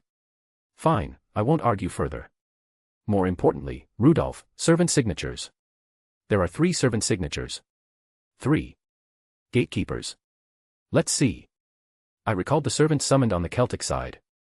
Cu Chulian, Medb, and Arjuna were roaming this vast America. Therefore, it was 3 others besides them. That narrowed it down automatically. Processing the summoned servants through the process of elimination gave the answer. Medusa the rider, Sasaki the assassin, and finally, D'Armwood the lancer. Originally, Finn Mac Cumhale was supposed to be in this faction too, but for some reason, he wasn't here. Since things had gone off the rails, maybe he just wasn't summoned, or maybe there was some other reason. Seeing as he didn't even come up in Beowulf's story, he either wasn't summoned or got hit by an unsummoning beam the moment he was. This has become troublesome. 3 of them. Even if they weren't all great heroes, they were still servants. Furthermore, Sasaki Kojiro was a guy who became a servant through swordsmanship alone, just like Arokita. In Guda Guda, he died to Mumio Sandenzuki. Was he destined to die to Tsubain Geishi this time? Calm down. Sasaki aside, Medusa and D'Armwood were easy to shake. I had the ultimate family insults for Medusa, and for D'Armwood, I could just politely ask, is it true that other men's women taste better? You're questioning my character. My character was always like this. Wait. They're coming this way. That means they've spotted us too. Everyone. Get ready. I immediately put away the mystic code and caught the startled Director, landing safely. 3 shadows running fast from the opposite side stopped in front of us. I didn't expect all 3 of them to come. If this was a lure and the main team hit the hideout, what were they thinking? Ah, I see. I understood as soon as I saw their expressions. They didn't seem to care. They were working because they were summoned on the same side for now, but their faces said they didn't like the person who summoned them. This was super lucky. If they didn't have the will to fight properly, the job would be as easy as dealing with shadow servants. Medusa was the type to work hard regardless of who her master was, but that was fine. She wouldn't remember me anyway, so my approach would be similar to last time. There was no way she'd have memories of being a shadow servant, so we could just fight here as if meeting for the first time. If you're not motivated, I'd appreciate it if you'd just hurry up and vanish. We don't have much time, you see. The swallow-catching pervert, the woman who did a mukbang on her family, and finally, die. You NTR lover. Wait. This is our first meeting, how do you know my true name? Which one of those three are you? Tell me. Tell me. Ugh. Dr. would grit his teeth. It wasn't exactly his fault. If you asked which it was, I remembered it being that mole which was practically a curse, and the woman who seduced him was the problem. Like a true Celt, I knew he had committed adultery because of some Hayes-like thing. Wait, was it? Anyway, I didn't think it was voluntary. But that doesn't matter to me right now. Whether it was voluntary or not, if you committed adultery, I'm going to keep bringing it up. I'll even tell you the whole ending where you were eventually betrayed and killed by your own lord. I'll even mention how you were a hero but died to a wild boar. That boar might not have been an ordinary boar, but who cares? You're just a knight, LOL, who committed adultery and died to a boar. I'll drag you down to the very end. Haha, a swallow-catching pervert. That is not entirely incorrect. You are a more pleasant foe than I thought. This guy was the most troublesome. His mental state was, how should I put it, strong in many ways. It felt like nothing I said would really affect him. Since he wasn't even the real Sasaki Kojiro, it was hard to make something up to confuse him. Should I make a swallow? I don't even know what that swallow looked like. I wasn't sure, but it wasn't just any swallow. Where in the world is there a swallow that uses dimensional refraction? In that sense, I wanted to retire Sasaki first if possible. That way I could deal with the other two easily. Suddenly, Medusa walked forward a bit. I flinched for a moment at the memory of being killed by her, but I soon shouted with a grin. Hey, won't you please tell me? How does it feel to eat your own family? Come on, what's it feel like? Oh, are you mad? Do you want to kill me? Then charge. Just charge without thinking. Come on, why don't you just leap at me? You're not good at holding back, are you? You ate them because you couldn't hold back, right? Then there's no need to hold back now, is there? If you couldn't hold back then, what's the point of holding back now? Right. You're trash. Master. My allies were looking at me with eyes that truly said, what is wrong with this guy? Only Nero laughed pleasantly while swearing at me. This girl. No. This is how it has to be. It's dangerous if heroic spirits fight calmly. Besides, there are 3 of them, so I have to make at least one of them go berserk. Eesh, what conscience at this point. I just have to win. Win. I'll apologize if you come to Chaldea. I'll even do a sliding Dejiza then. But if you're an enemy, that's a different story. Why should I care about an enemy's feelings? Thoroughly. Completely. I'll make them go mad and then kill them instantly. That's the best way. However, Medusa herself just spun her chains and said. Your words are as violent as ever, Rudolph Hawkeye. Iya. How does she know my name? Could it be? No, did I tell her my name back then? I don't think I did. What? I broke into a cold sweat. Should I call him Caster Bro? Did she hear it from Cu Chulin? No, that's not what's important right now. Whatever about my name. As ever was the important part. As ever? As ever. I swallowed and said. By any chance, did we meet in Fuyuki? Isn't it a rather pleasant memory? More importantly, why don't you keep talking? Why? Why do you remember? You were a shadow servant. Why the hell do you remember that? This is cheating. Ah, you're totally crossing the line. What do I do? This means she roughly knows my strategy. Is that why she's not getting worked up? This is bad. Should I kill Medusa first? No, if things go wrong here, we're looking at a total wipeout. Damn it, even losing is a waste of time. I have to win. I briefly recalled all the vicious family insults I had hurled at Medusa. Still, if she remembered, wouldn't it be better to give a proper apology for last time? Come on, say it. The magic words. Why you?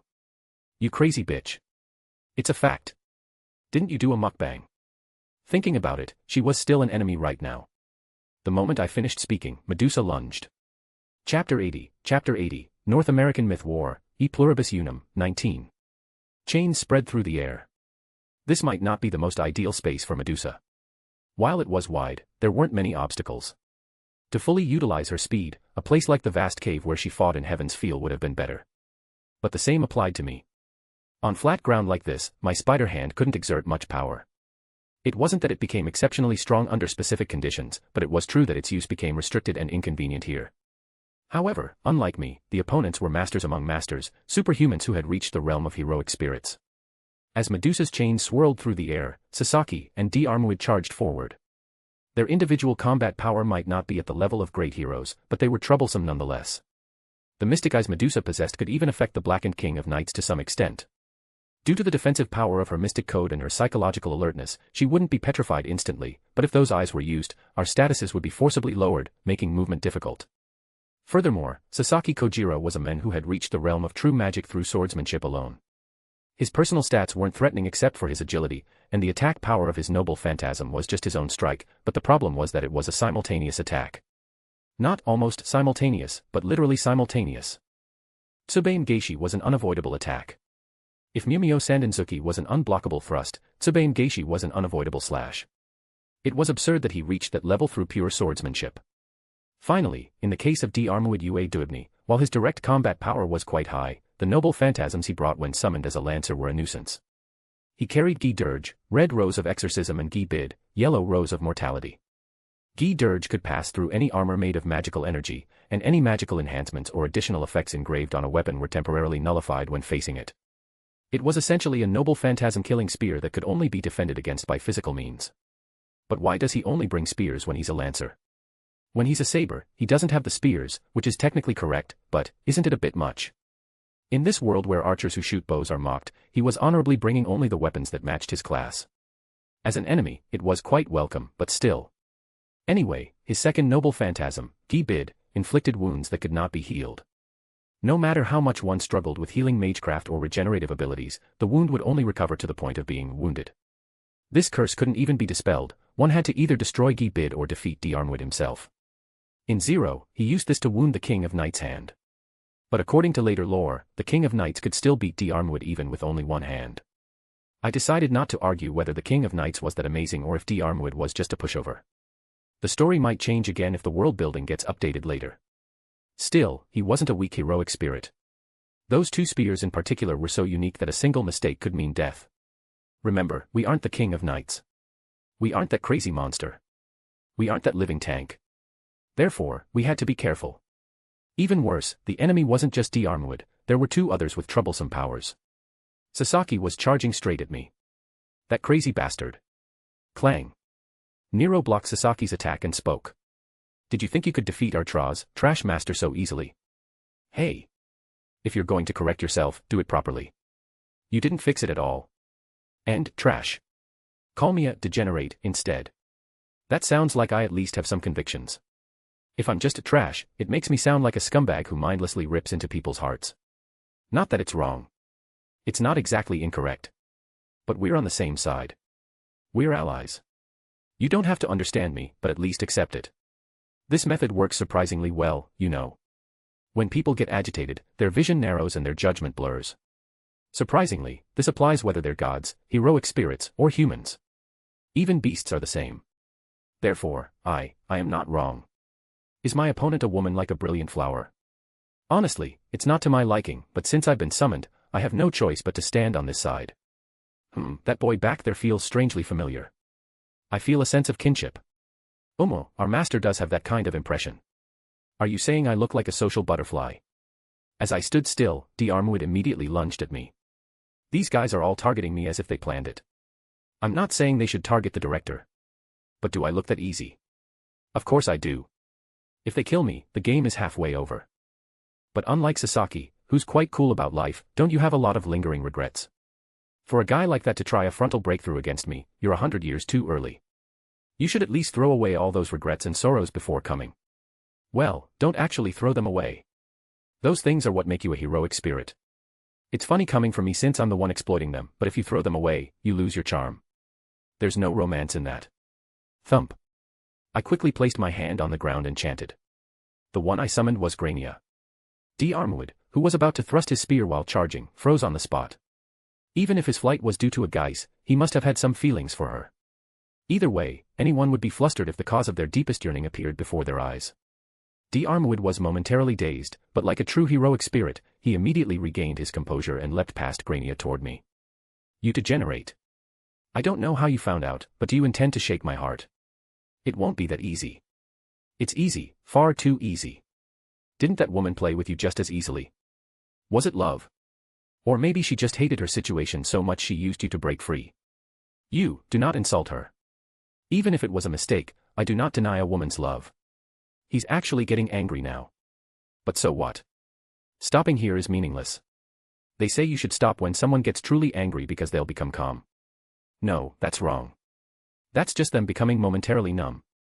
The anger is piling up inside, and the confusion just hasn't burst out yet. There's no way the impure emotion stacking in one's heart can vanish so easily. I know this well because I've experienced it in real time. Oh, I know it very well. Why are you like this? I'm taking your side. Ah, the poor knight. Caught by a woman driven mad by a geis, forced into adultery, and meeting a miserable end unbecoming of a knight. If it weren't for her, you could have lived more like a knight. You could have had an honorable death befitting the title of the finest of the Fianna.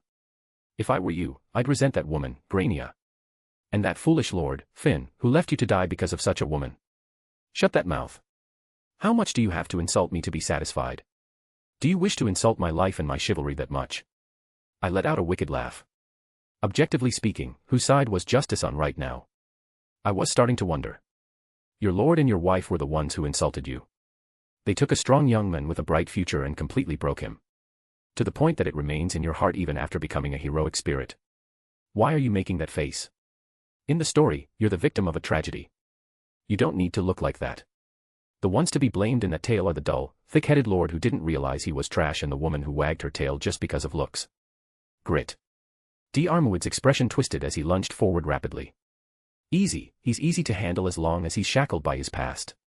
Armwood considers himself the perpetrator who did wrong, not the victim. In that sense, insulting him personally is meaningless. Asking if he has the qualifications of a knight or calling him an adulterer might hurt his heart slightly, but it wouldn't lead to confusion. If he sees himself as the perpetrator, then I just have to use the people he considers victims. I thought the actual relationship was the opposite, but that didn't matter now. Actual facts, reality, those problems are pushed aside. What mattered now was that Armwood thought that way. If he had been summoned as an ally, it would have been good to give him words of encouragement saying it wasn't his fault, but he's an enemy. Then I do the opposite. I'll exploit him thoroughly. Sita. Save me. With a sigh, Sita lunged toward me and pulled me away. Nice. Escaping with my spider hand on this flat ground wasn't an easy task. I wish there were at least some rocks around, but this is just an empty field. I doubted if I could even buy a second by attacking with transmutation magecraft. Armwood, looking half-maddened, followed Sita and thrust his spear. Sita seemed to try and block it with her bow. Sita. Don't block it. Dodge. Ah. Tisk.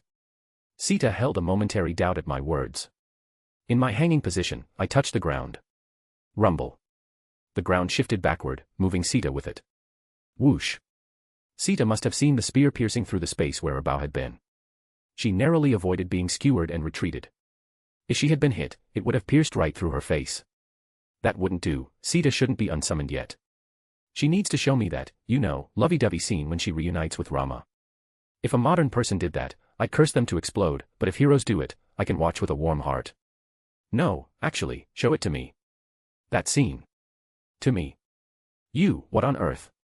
Armwood seemed surprised by my reaction, as if I had known about his spear. Because I miscalculated the transmutation magecraft, I scraped my nose a bit on the ground. I laughed and spoke toward Armwood. That was Key Dirge, Red Rose of Exorcism, right? I don't have time to react to every single thing. Sita. That red spear will nullify and pierce through anything made of magical energy. Defending with a weapon isn't a good choice. And the yellow spear is Key Bid, Yellow Rose of Mortality, if it wounds you, it won't heal. The way to break it is simply to beat him down, but since things won't go that easily, you have to manage the distance well. You bastard. How do you know that much? Even history books wouldn't have recorded the abilities of my weapons. Did you meet me while clearing a singularity? Do I have any obligation to explain? Thrum. Armwood felt an instinctive threat and dodged backward. Slice. He clicked his tongue as an arrow grazed his cheek. He must have felt something was wrong immediately. Since it was an arrow shot by Robin, of all people, it wouldn't be strange if it were poisoned. Since he was a heroic spirit, it wouldn't be that big of a... Ah. Something was wrapping around my foot. Before I could even wonder what it was, I was yanked away. Master. Wait. Don't grab me. Don't grab me. Aya, crazy. Arg.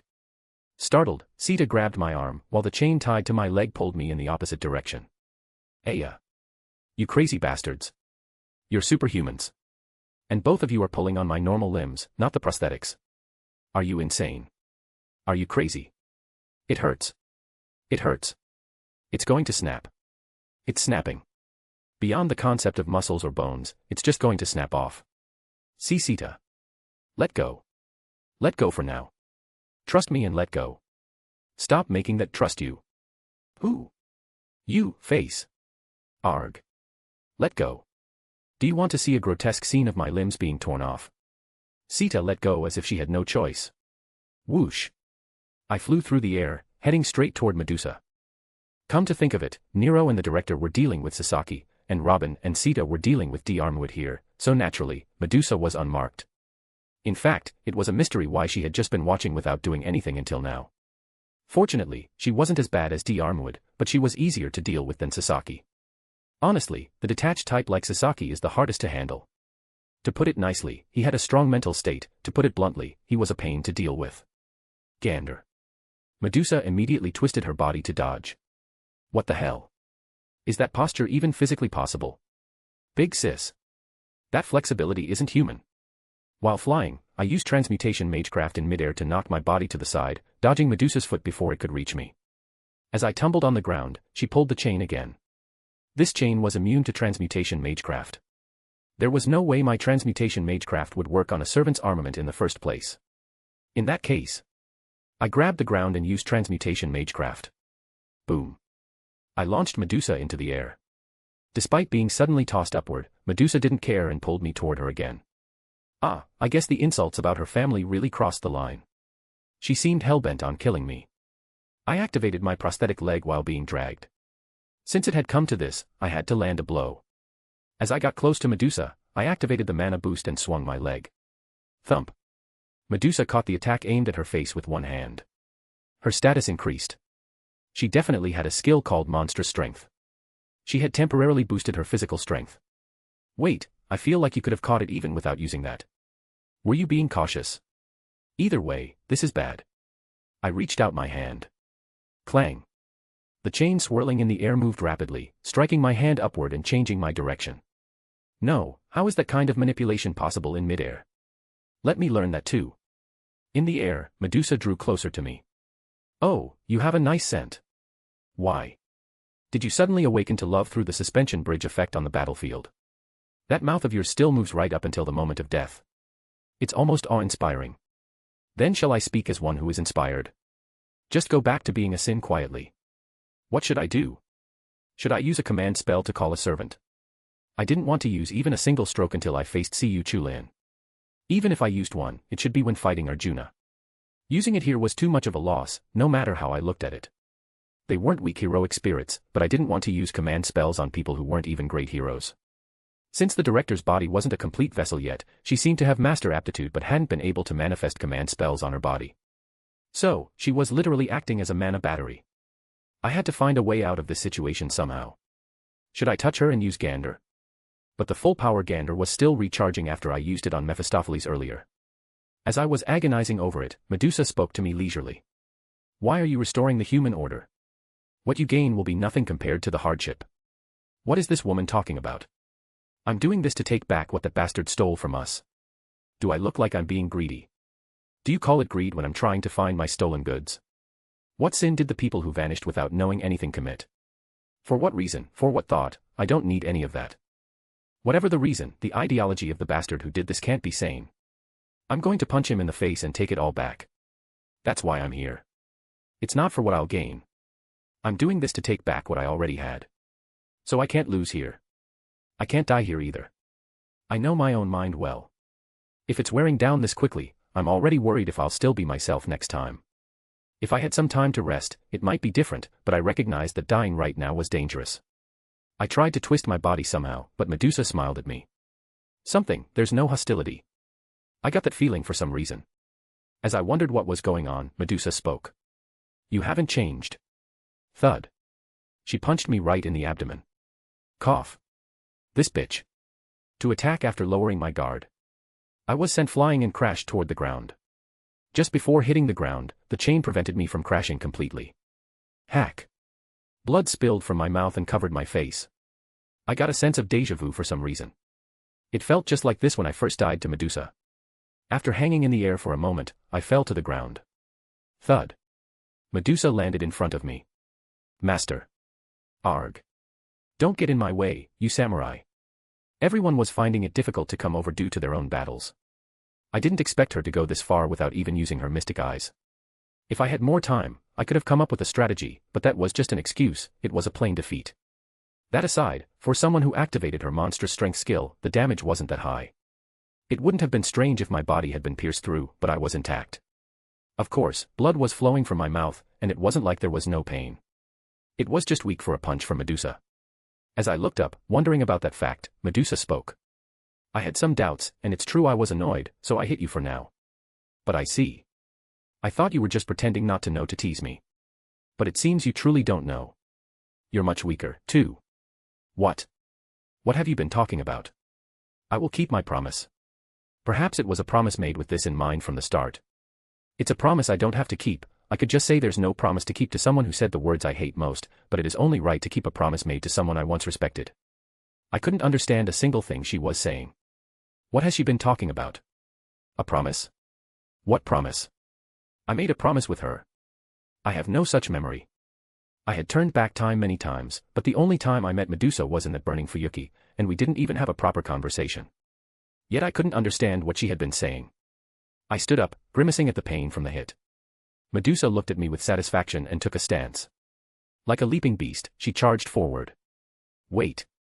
And she lunged at D'Armuid. Huh? What? Seriously, what is going on? Boom. D'Armuid barely defended himself and was blown backward. He couldn't block it completely, as his abdomen was turning red. Medusa took her stance again and shouted. What are you doing? No, what are you doing? Chapter 81, North American Myth War, E Pluribus Unum, 20. I stopped overthinking and moved. Swish. I threw a thread, looped it around D'Armuid's leg, and yanked. To be honest, I still didn't fully grasp the situation. Why was Medusa helping me? A promise? What promise? No matter how hard I racked my brain, nothing came to mind. The only possibility, the only one that made sense, was that a future version of me had met Medusa. There was a similar case in Stay Night, which could be considered the beginning of everything. To put it simply, the throne of heroes exists outside the concept of time. Just as heroes from the past can be summoned into the future, heroes from the future can be summoned into the past. The Medusa summoned here had made contact with the future me. That possibility existed. However, it was still just a conceptual possibility. If there was a singularity in Fuyuki where this could have happened, only Zero Order came to mind. No, maybe we didn't meet in Fuyuki at all. Was it another singularity? Perhaps the seventh singularity. Ahem, I could meet her in Uruk, the original seventh singularity, though she'd be different. But her spirit origin would be different there, so it was debatable if she'd even be the same person. I doubted she would share memories to that extent. Robin. I don't really get it, but if it's Master's call, I'm following it. Rewriter. What is the meaning of this? D'Armuid's stance broke the moment I pulled. I cut the thread immediately, but that alone meant I had done my part. Twang. Sita fired several arrows in succession. D'Armuid twisted his body mid-air to dodge from his compromised position. At that moment, rumble. The ground surged upward, striking D'Armuid from below. Ugh. D'Armuid grimaced in annoyance. He had likely realized I was the one behind it. His eyes widened at the sound of rapid footsteps. You. I had used the rock that launched him as a stepping stone to leap above the falling D'Armuid. As I lunged, a flustered D'Armuid thrust his spear. In this situation, it didn't matter if the spear was Gi Dirge, the crimson rose of exorcism, or Gi Bid, the yellow rose of mortality. Either way, you're retiring right here. You damn Ulsterman. Clang. The spear grazed past, piercing my prosthetic arm. I was lucky. I was truly grateful he stabbed that arm. Since it was connected to my nerves, I wasn't completely devoid of sensation, but the feeling obviously wasn't as sharp as real skin. It was quite dull, which actually worked in my favor. Swoosh. I slid down the length of the spear while it was still embedded in my prosthetic. D'Armwood tried to stab me with the spear in his other hand, but, thwip. Thwip. Robin's arrows pierced D'Armwood's arm first. Here goes, point-blank gander. Zap. D'Armwood winced instinctively. Sizzle. A strange noise echoed from my prosthetic arm. I could probably only use gander once or twice more before it reached its limit. The prosthetic wouldn't even be able to handle a regular gander, let alone a superpowered one. As a faint electrical current surged, the connection point throbbed with pain. Come to think of it, rehabilitation for a prosthetic limb usually takes years, yet I was out here fighting the moment I got them. I had only lasted this long because Da Vinci-chan had built them so well, there was no way there wouldn't be side effects. Clutching the aching connection point, I pulled away from D'Armwood. But I had to say what needed to be said.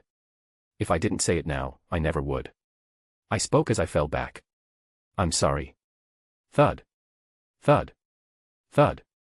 Several arrows slammed into the chest of the immobilized D'Armwood simultaneously.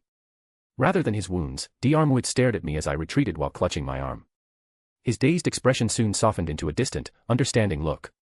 Then, closing his eyes, he quietly dissolved into particles of light. Creak. I checked the strain on my arm.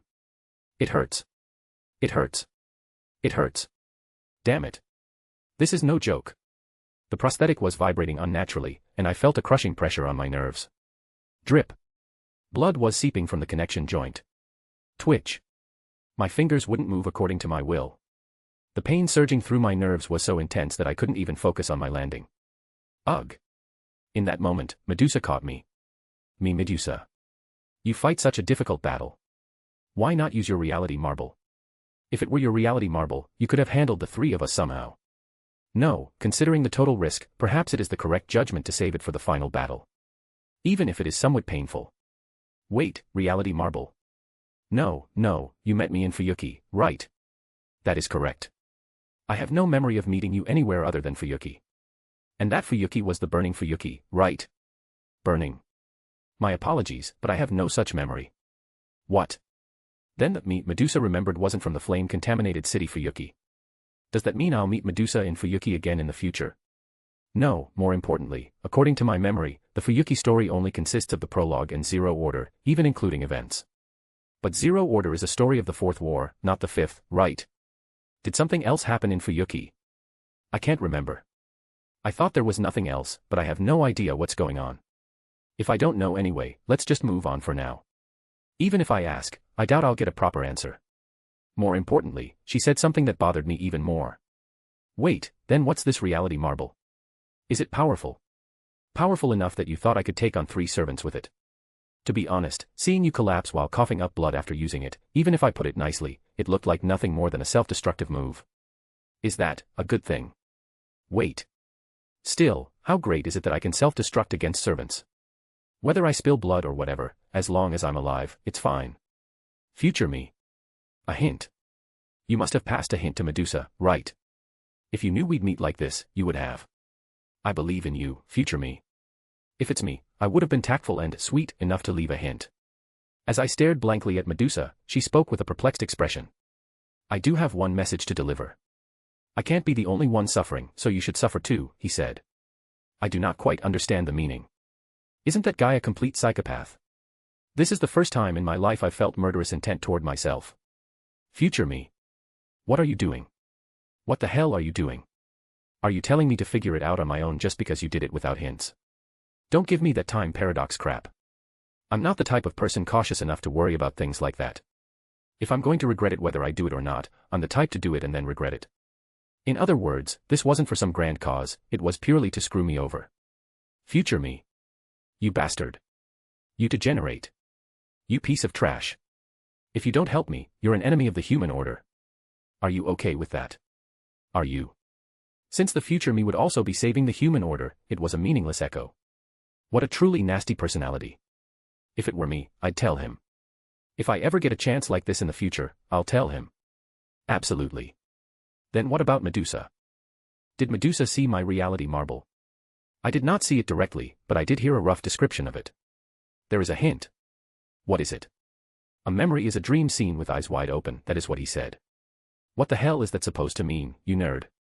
Clang. A metallic sound rang out from ahead. Ah, damn it. It's not over yet. If it came down to pure swordsmanship, Nero was bound to be pushed back.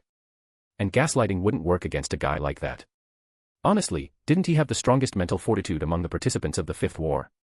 Even with someone like Heracles, I feel like you could shake them a bit with words, but that wouldn't work on Sasaki. No matter what you said, he'd probably just respond with a relaxed smile. In a way, he might have been the most mature person among the Fifth War members. On the other hand, the easiest one was Saber, the King of Knights. If it were the Fifth War period, I could just say, hey, your Britain was ruined by an adulterer, and I could see her losing her cool.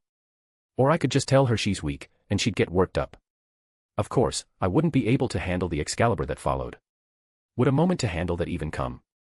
Even if the King of Heroes were on our side, I feel like we'd lose because of his personality, the type that always makes it to the finals but never wins the championship. I pointed a finger into the distance for Sita and then ran. Medusa. Hold on tight. Understood. I charged straight ahead. Loop. What are you doing? Come back. That servant is all about physical prowess. He's an incredibly strong swordsman. Oh, I know it well. The crazy pervert who reached the realm of true magic through swordsmanship alone. Clang. He pushed Nero back and smiled at me with a "oh." He watched me, bloodied and charging head-on, with great interest. And then, he took his stance. Nero tried to intervene but stopped after looking into my eyes. I activated the mana boost in my prosthetic leg. Damn it, my legs weren't in great shape either, though not as bad as my arms. Man, Da Vinci-chan is going to blow a fuse when I get back. I pulled a knife I had kept for emergencies from my inner pocket. It was a knife with no special power. It was just modified to be sturdier than a typical knife. It was just the kind of knife you'd find lying around in Chaldea's warehouse. A fair and square duel. Do you think you can defeat me with swordsmanship that couldn't even beat a swallow? A provocation. Fine. It is a statement bordering on an insult, but for some reason, I do not feel the least bit offended. In fact, I have become quite amused. I shall fall for that provocation. Come. Tsubaime Geishi. It felt as if 3 circles were being drawn. I saw the spinning ultimate technique. I could understand the concept that it wasn't almost simultaneous, but completely simultaneous. The core of this heroic spirit, this nameless swordsman who wasn't even the real Sasaki Kojiro, had developed this technique, akin to a demonic or secret sword, through absurdly stubborn training just to achieve the goal of cutting the neck of a flying swallow. No, rather than developed, it might be more accurate to say he reached it. In the world of magecraft, it was one of the phenomena commonly called the multidimensional refraction phenomenon, or Kischter-Zelrich. It was an unavoidable noble phantasm in a different sense than Gibalg. However, while they say it's unavoidable, it's not without weaknesses. It is unavoidable because it cuts down an enemy who charges in without securing space to dodge in any direction. In other words, it is only unavoidable within the reach of Sasaki's sword, about 3 meters. Medusa. Yank. I stopped mid-charge awkwardly and was rapidly pulled backward. I had entrusted my lifeline to Medusa. What? Sasaki was startled by my sudden retreat in the middle of his Tsubaime Geishi. I placed my hand on the ground. I carefully recited an incantation. Rumble. The ground beneath Sasaki gave way, causing him to stumble. He tried to regain his stance immediately to attack, but before he could, Robin's arrow accurately pierced Sasaki's knee. Already half unbalanced, Sasaki staggered from the impact to his leg. And his gaze soon recognized something in the distance. Haradanu Janaka. Boom. Swoosh. The arrow pierced straight through Sasaki's chest. In that split second, he had tried to block it with his sword. But Sita's noble phantasm couldn't be blocked with a mere sword.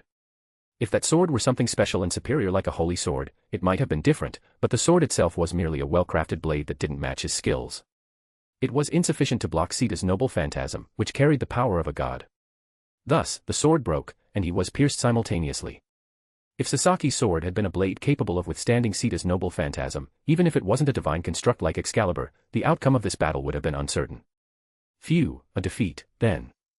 Staring at the large hole in his chest, Sasaki smiled regretfully. Then, he sat down on the spot. Whir. He began to dissolve into particles of light. Even in his exit, he was departing with a coolness that was hard to put into words. I thought that aspect of him was incredibly cool. He was a character whose presence was unfortunately brief in many ways, but the side of him shown in Stay Night made him a likable person in many respects. Sasaki sat still, looked at me, and spoke. Well, I've been completely bested. Seeing you charge in like that, I assumed it was a head-on duel. My narrow-mindedness was the cause of my defeat. The victory is yours. You know, you could curse at me a little. You have the face of someone who actually wants to be cursed at. I see no reason to do so when you haven't done anything deserving of blame. Sasaki briefly glanced at Medusa behind me. Come to think of it, technically, Medusa had betrayed that side to join this one. I didn't know what kind of promise she had made with the future me, but was it something that had to be fulfilled even after hearing insults from me? What on earth did the future me do in Fuyuki? No, what else is even going to happen in Fuyuki? Could it be that Medusa appears in Zero Order? Since things were already deviating significantly from the game, it was a possibility. Now then, shall I take my leave? It is laughable for a former enemy to say this, but I shall pray for your victory. With those words, Sasaki vanished. Nameless swordsman or not, to me, he was someone worthy of being a heroic spirit. I turned my head to survey the surroundings. There was D'Armuid, also sitting and dissolving into particles of light. His wounds weren't as large as Sasaki's, so he seemed to still be alive even though the light of departure had begun first. If he had intended to kill us, he could have lunged and killed us right then, but he didn't. A single thrust with D'Armuid's noble phantasm, Guy Dirge, would have been the end. Even if we reacted and blocked with a weapon, it would have pierced right through it. The fact that he was just sitting there doing nothing showed that D'Armuid also understood he had only worked for that side because he was summoned there. Surprisingly, there are many servants like this. I hope there are even more in the future. I slowly approached and stood before D'Armuid. D'Armuid looked up at me. Even though I had spewed such nonsense, he didn't seem to resent me particularly. He certainly resented me until a moment ago, but at the final second, he suddenly took on a distant expression as if he had realized something, and the anger from being insulted faded significantly from his face. I shall accept your apology. Haha, you really are a hero. Amazing. If it were me, I wouldn't be able to stand it and would be trying to strangle you even now. Thank you. D'Armuid looked at me and said. As a knight, I was unable to offer proper loyalty to my lord. However, at the final moment, when my lord left me to die while spewing vitriol, I saw my lord's face. When you moved away from me, you were making the same expression. Unfortunately, my lord's reasons were more selfish. I regretted it, wondering if I was the one who made my lord make such a face. That's not it. I crouched down to meet D'Armuid's eyes. His spears were still beside him, so he could stab me if he put his mind to it. But D'Armuid, who valued chivalry, wouldn't deceive me into approaching just to stab me. If I got stabbed here, well, that's it, I could no longer trust my restored knowledge of the original work. It would be information so unreliable it couldn't even serve as a minimum guideline, something I'd have to discard from my head immediately. At that point, even the noble phantasm info I remembered might have errors. Some of what I said earlier was sincere. You didn't do anything wrong. Well, it's a tragedy that things turned out that way, but that's not your fault. Rather, be proud of who you are now. Proud of who I am now. I am a knight with nothing to be proud of. What are you talking about? Even though you were in such pain, suffering, and agony, you still haven't forgotten your loyalty. Isn't that exactly what a knight is? You can do that because you believe your lord also regrets betraying you. Among the knights I know, there were some who betrayed because things weren't perfect, or ran away saying someone didn't understand human hearts just because they made a somewhat cold choice. That is, harsh. Surely the lord must have had circumstances that left them no choice.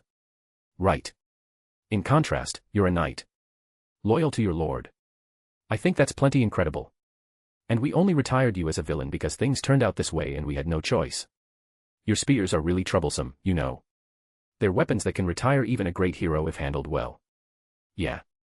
Come to our Chaldea next time. We'll welcome you. And also, tell me the secret to being popular with women. Haha, I see. Chaldea, is it? If I am summoned, I shall serve you loyally as my lord. Too stiff. I'm the master, but that's just on the surface. If you have to call me something, yeah, call me a comrade. As D'Armuid faded away, his eyes widened in brief surprise before he smiled. Ooh, definitely a top-tier handsome guy. I don't have those kinds of tastes, so I'm not swayed that way, but I can tell that's a smile women would love. Yeah, very good. Unlike his death in Zero, D'Armuid seemed somewhat satisfied. If he's summoned again later and we're on the same side, it would be great to fight together properly then. If I met Medusa in Zero Order as I predicted, wouldn't I be able to meet D'Armuid too? That might not be so bad. Alright, let's go. What's wrong? After watching D'Armuid's departure until the end, I stood up and turned around to find the director staring at me with an exasperated face. Why? I didn't get properly injured this time. I almost got hurt, but I survived by shouting, "It's a fake." You idiots. I did get hit once by Medusa, but that's pretty good all things considered. As long as my arms and legs are attached and moving, I'm fine. The prosthetic arm was in very bad shape, but fortunately, it still moved. No joke, if I move too violently or use Gandra again, it might break right then and there. I'd better choose the timing to use it carefully. Da Vinci-chan, I'm sorry. It seems certain I'm going to break it. You're doing this on purpose, aren't you? Doing what? More importantly, let's hurry. Rama is waiting. Sita. Let's go. He might be in bad shape and fade away soon even if we save him. But we're still meeting him. Isn't that enough? Yes. Let us go. Sita followed me into the building. The director kept looking at me with exasperated eyes until the end, but soon followed inside. I just watched D. Armwood's departure, so what? What's the problem? Even if he was an enemy, the man was a hero. He's even a big-hearted person who forgave me after I insulted him. Honestly, the things I said must have been words that denied their entire lives. This is why I love heroes, they're cool. Their caliber is so different from someone like me that I can't help but admire them. D. Armwood fell short in terms of fame and strength to be called a great hero, but he was still cool, as expected of someone who became a heroic spirit. Sasaki too. It would be great if they came to Chaldea. Especially Sasaki, I think he'd get along well with our Okita as a duo that uses non-human swordsmanship. Ah, hello. Doctor. Any life signs or anything? Go straight down those stairs, there should be a reaction below. Ugh, with even the director gone, all the responsibility and work are piled on me, and my stomach feels bad. Look on the bright side. I feel like my heart is physically going to explode. Yeah, your heart rate exceeded 170 earlier. I told you I don't need that report, didn't I? If your heart rate is stable while flying through the sky with chains around your feet, that would be more abnormal. I walked down the stairs. As expected, it's the basement. These things are always in the basement. Swish. An arrow fired by Sita pierced the darkness and struck a Celtic soldier ahead. I closed one eye and walked through the darkness using only my prosthetic eye. It was a sad story, but the prosthetic eye could see through the dark. Since my normal eye couldn't, it was better to keep only the prosthetic eye open. After walking down for quite a while and dealing with the Celtic soldiers that appeared, we finally reached a place with light. It was an unpleasant place. I walked through an area that could best be described as empty. Why do I feel so ominous? Even if he's on the verge of fading, Sita will be happy to see Rama. Even if it was just a brief reunion, it was worth it considering the curse. That was the reason we prioritized this place over Arjuna. But, why do I feel so ominous? Master, be careful. The smell of blood is strong. Blood, smell. Oh, you're right. Where is it coming from? Right ahead, Master. Sita. Sita had a very sad expression on her face. She looked as if she expected what was ahead. What is it? Isn't he just being held there to extract magical energy? Driven by an inexplicable anxiety, I hurried forward. Then, a wall appeared in the light. I understood that this was the end. Ack, ugh. A strange groaning sound reached my ears. I stood before that person, before that thing, and stared down blankly. It was stained red, so red it had become distorted. I even doubted if it was human. I couldn't see any human parts. Human? Is this human? There was a bright red mass of flesh that bore no resemblance to a human form. Lord Rama. Stumbling, Sita walked toward that grotesque mass of flesh. Ah, ugh. Ugh. A scream-like shriek rang out, and with a massive spray of blood, something burst out from the mass of flesh. It was a Celtic soldier. Swish. Nero, who had followed behind, cut down the Celtic soldier. I turned my gaze back to Sita. Hesitating on where to even touch, Sita simply placed her hand on the mass of flesh. What is this? What is this supposed to be? And no. This is wrong, this isn't right. This shouldn't be. Why, how? Is this? Rama. This is Rama. Rama.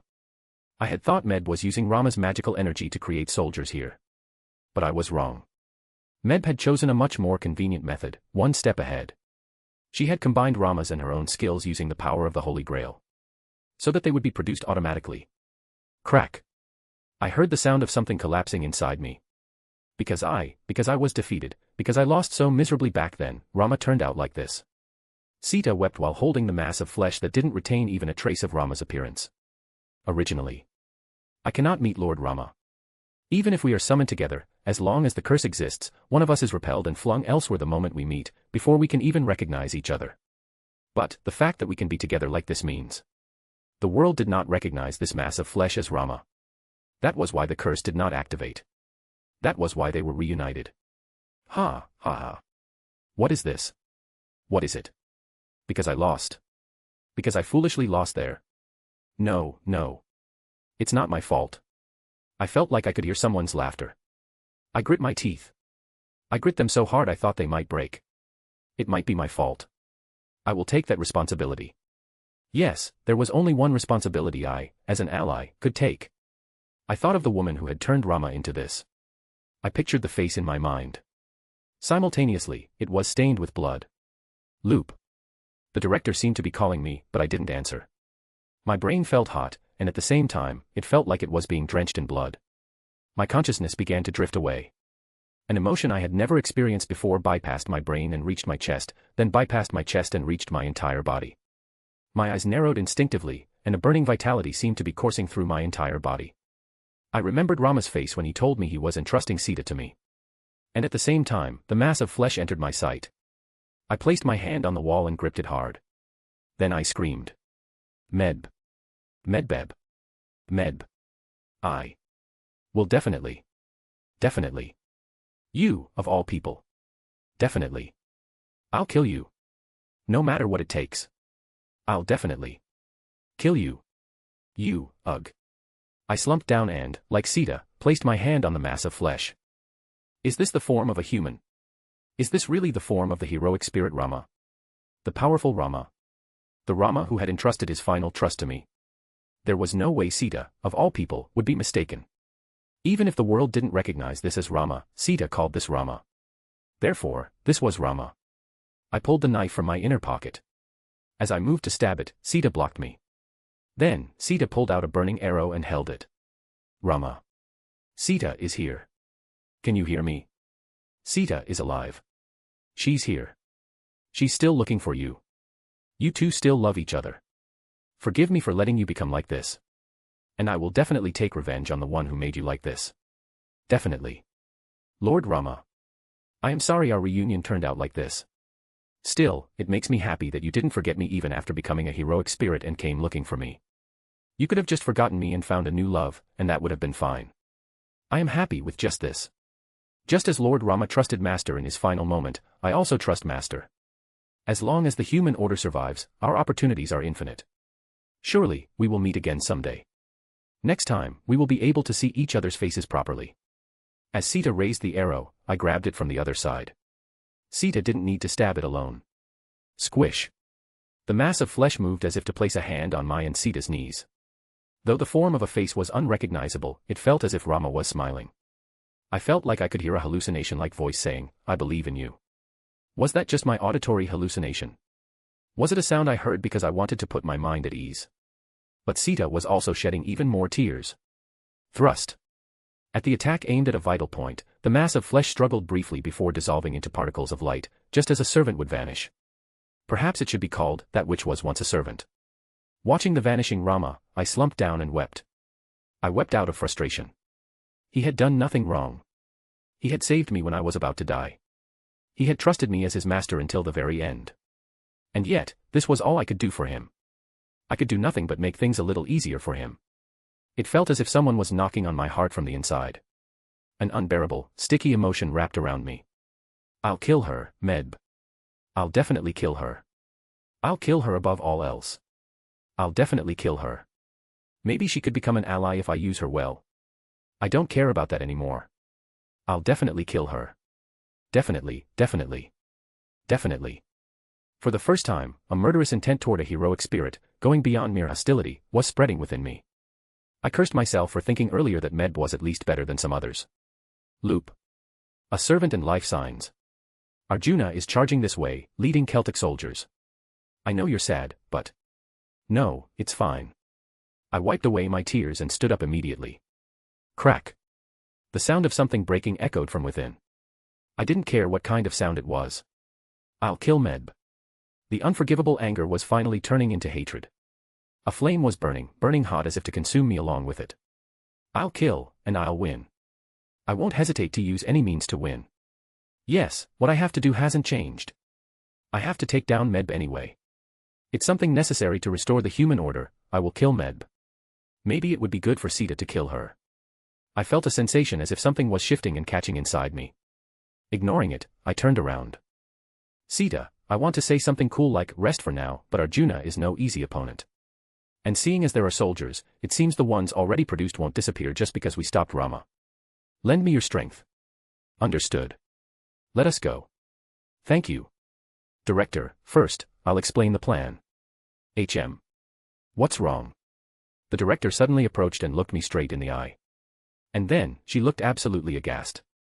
She staggered back, looking as if she had seen something she didn't want to see.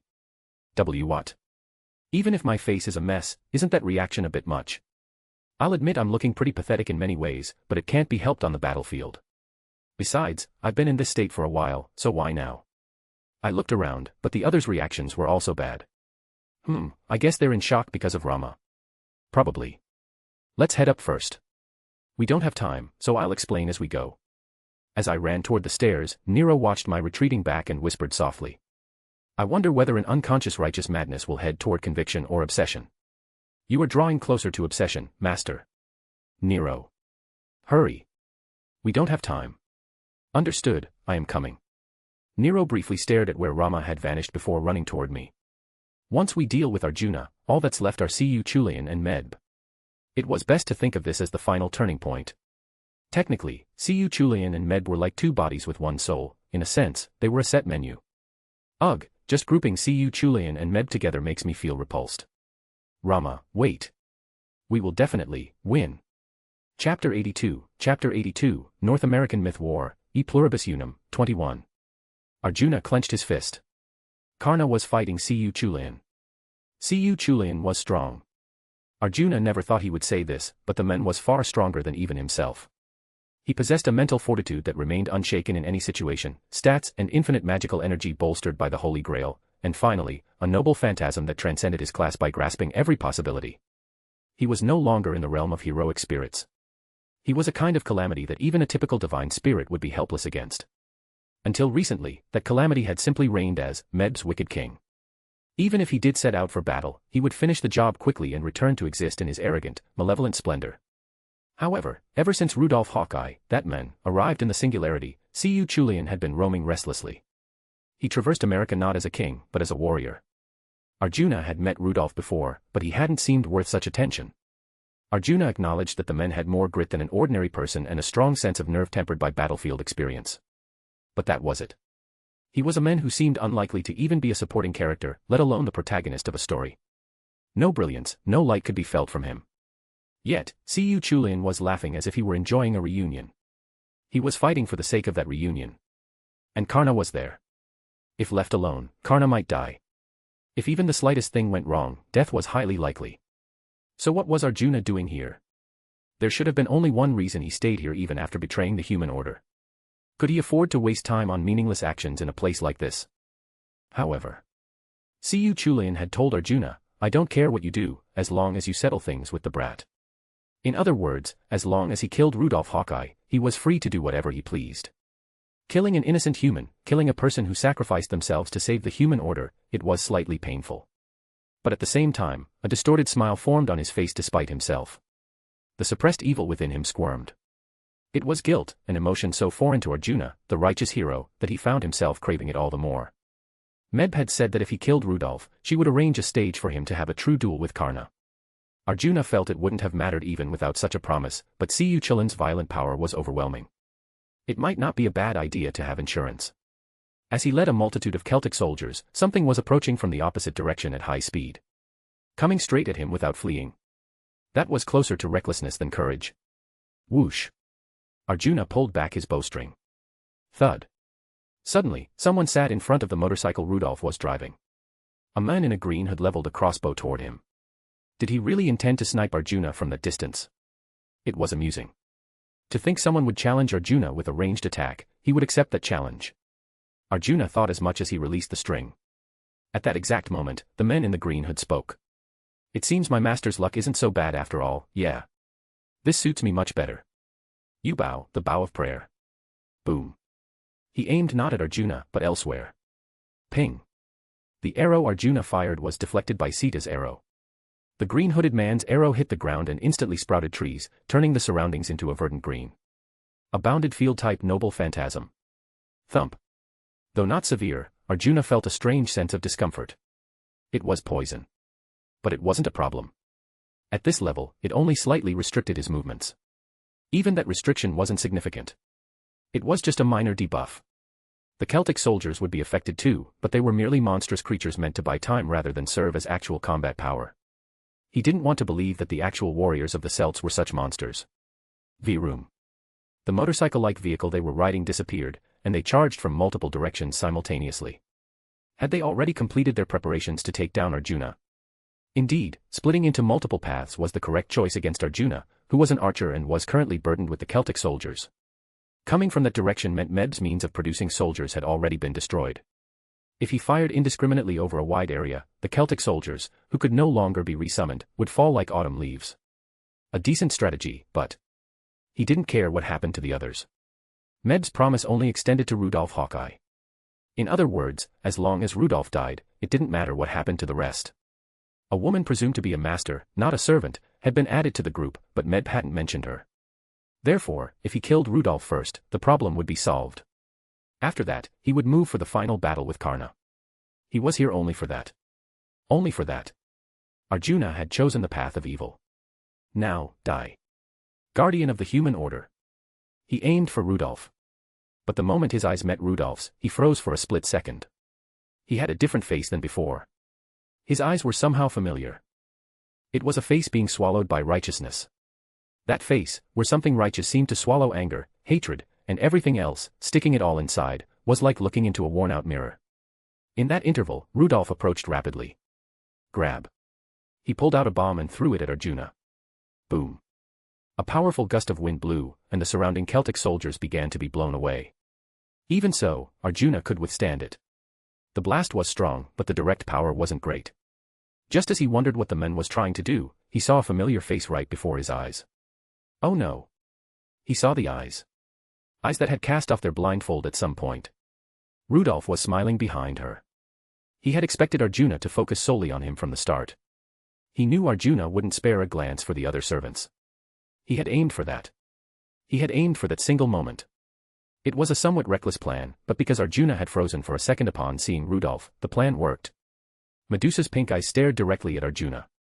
The pupils were square-shaped, and the entire retina was composed of ether. They were too alien to be called human eyes, looking more like carved crystals than living organs. Because of that, in a sense, they were excessively beautiful for a person to possess. He had looked directly into Cybele, mystic eyes of petrifaction. V-Room. He felt as if he were hardening from inside his skin, from inside his blood. The tips of Arjuna's arms began to petrify. The bomb thrown earlier was meant to push away the Celtic soldiers. Medusa could not properly control those mystic eyes and treated everyone who entered her field of vision as a target. If they were mystic eyes strong enough to petrify even Arjuna, the mana consumption would be overwhelming. Thus, they couldn't be used in large-scale combat but were viable in personal combat. That was why Rudolf had thrown the bomb, to reduce the number of people in her sight by even one. Besides Arjuna, the other Celtic soldiers who had glimpsed Medusa's eyes were rapidly petrifying into lumps of stone.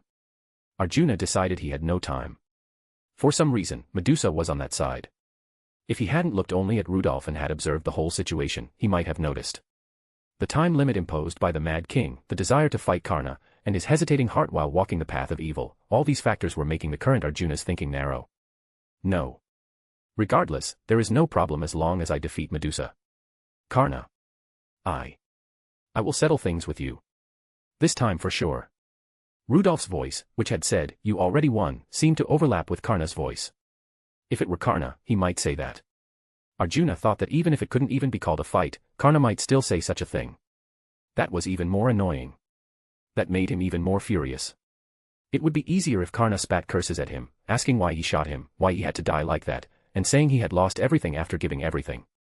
That would be more comfortable for his heart. But Karna would likely be happy to see Arjuna again. He would throw words devoid of any malice at Arjuna, saying he was glad to meet again as heroic spirits and that he hoped Arjuna would lend him his strength. Arjuna couldn't stand it, so he pulled back his bowstring. A demerit of this level. Do you really think you've gained the upper hand over me?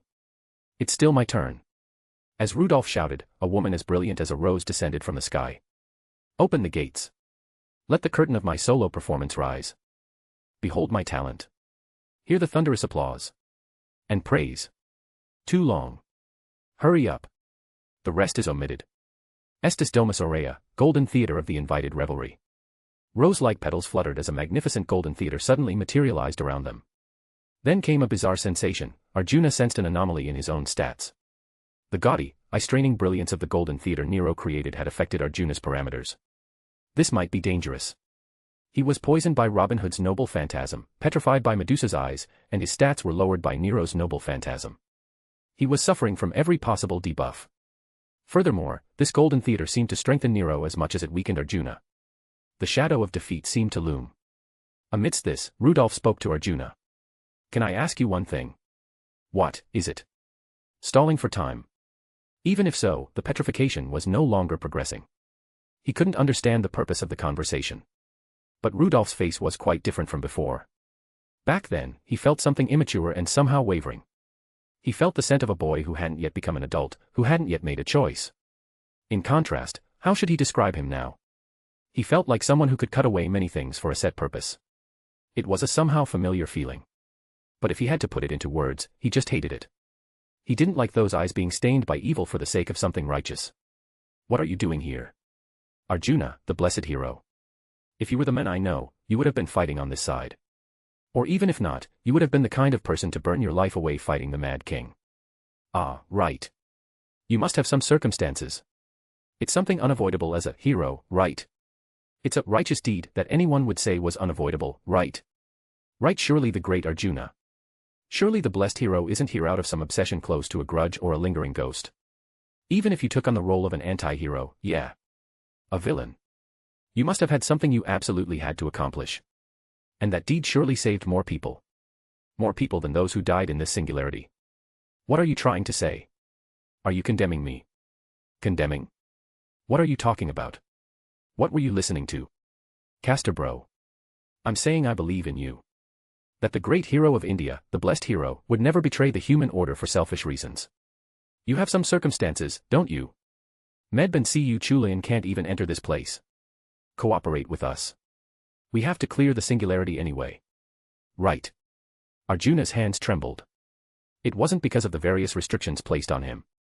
It was because Rudolph was touching the emotions he had hidden deep in his chest. But he soon calmed himself with a deep breath.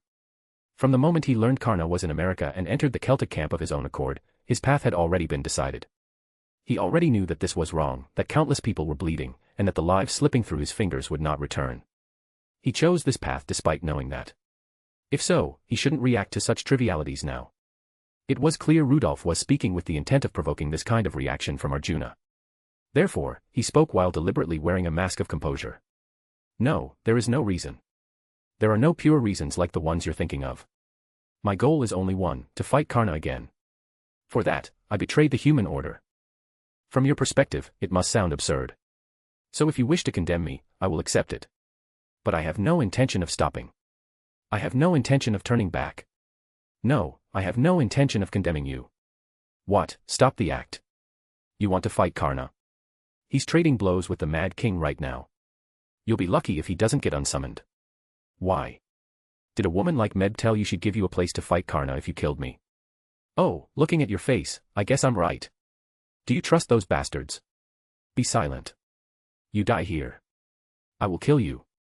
Again. Rudolph slowly opened his mouth. Are you going to shoot someone who isn't even holding a weapon again? Grit. Arjuna pulled the bowstring even tighter. His mask of composure shattered, and his insides twisted. Rudolph's words somehow delved very deep into Arjuna's psyche. The intent of those words, everything about them, made him feel even more disgusted because it seemed as if the men knew Arjuna personally. It felt as if even the evil hidden deep within Arjuna was being exposed, not just the evil he had revealed himself. Even without Medb's words, an evil that made him want to kill was manifesting within Arjuna. And more than that, he couldn't afford to waste time here and let Karna lose to Cu Chulayan. I will not lose. Not in a place like this. Not until I fight that man once more. Agni Gandiva, roar of the flame god. Whoosh. A bow received from the fire god Agni, which normally no human could wield. As soon as its true name was released, an arrow wreathed in flames appeared. It was already in the realm of a missile rather than an arrow. It didn't specifically track the enemy, but combined with Arjuna's archery skills and the power of clairvoyance, its precision could be called homing. Furthermore, at this distance, there was no way he would miss.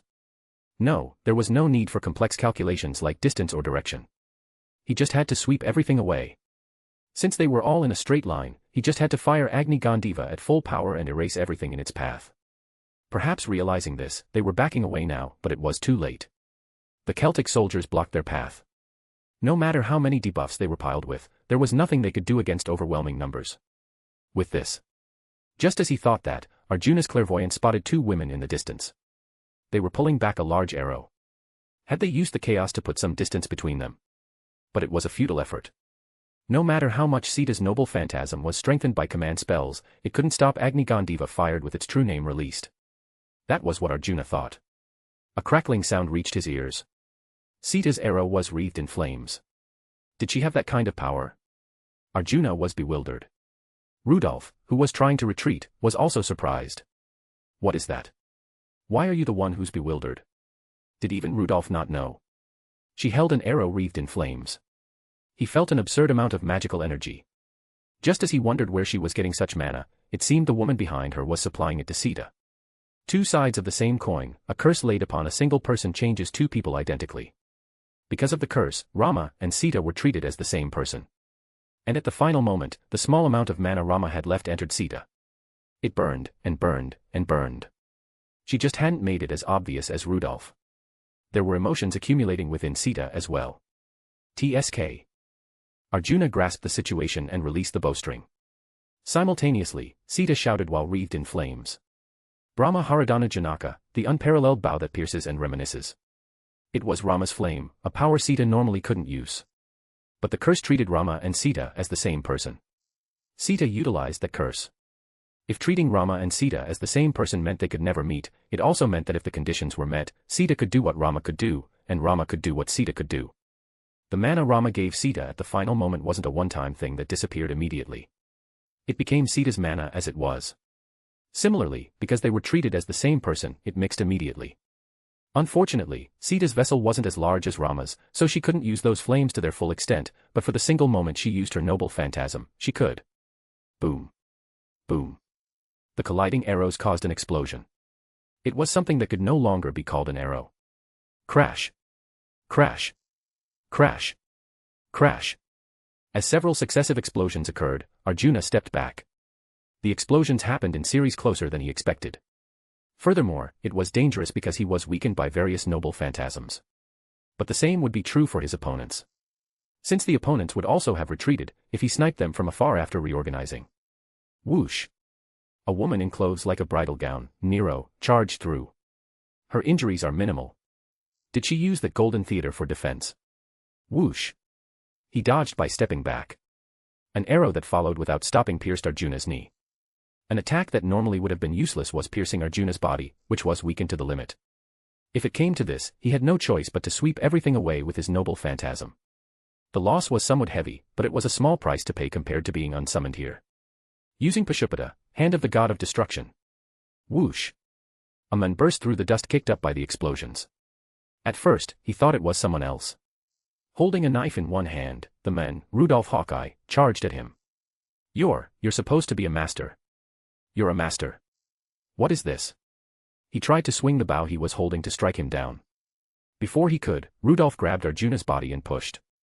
Behind them was a cliff. Arjuna fell along with Rudolph. It was quite deep. At this height, Rudolph would certainly die, even if Arjuna wouldn't.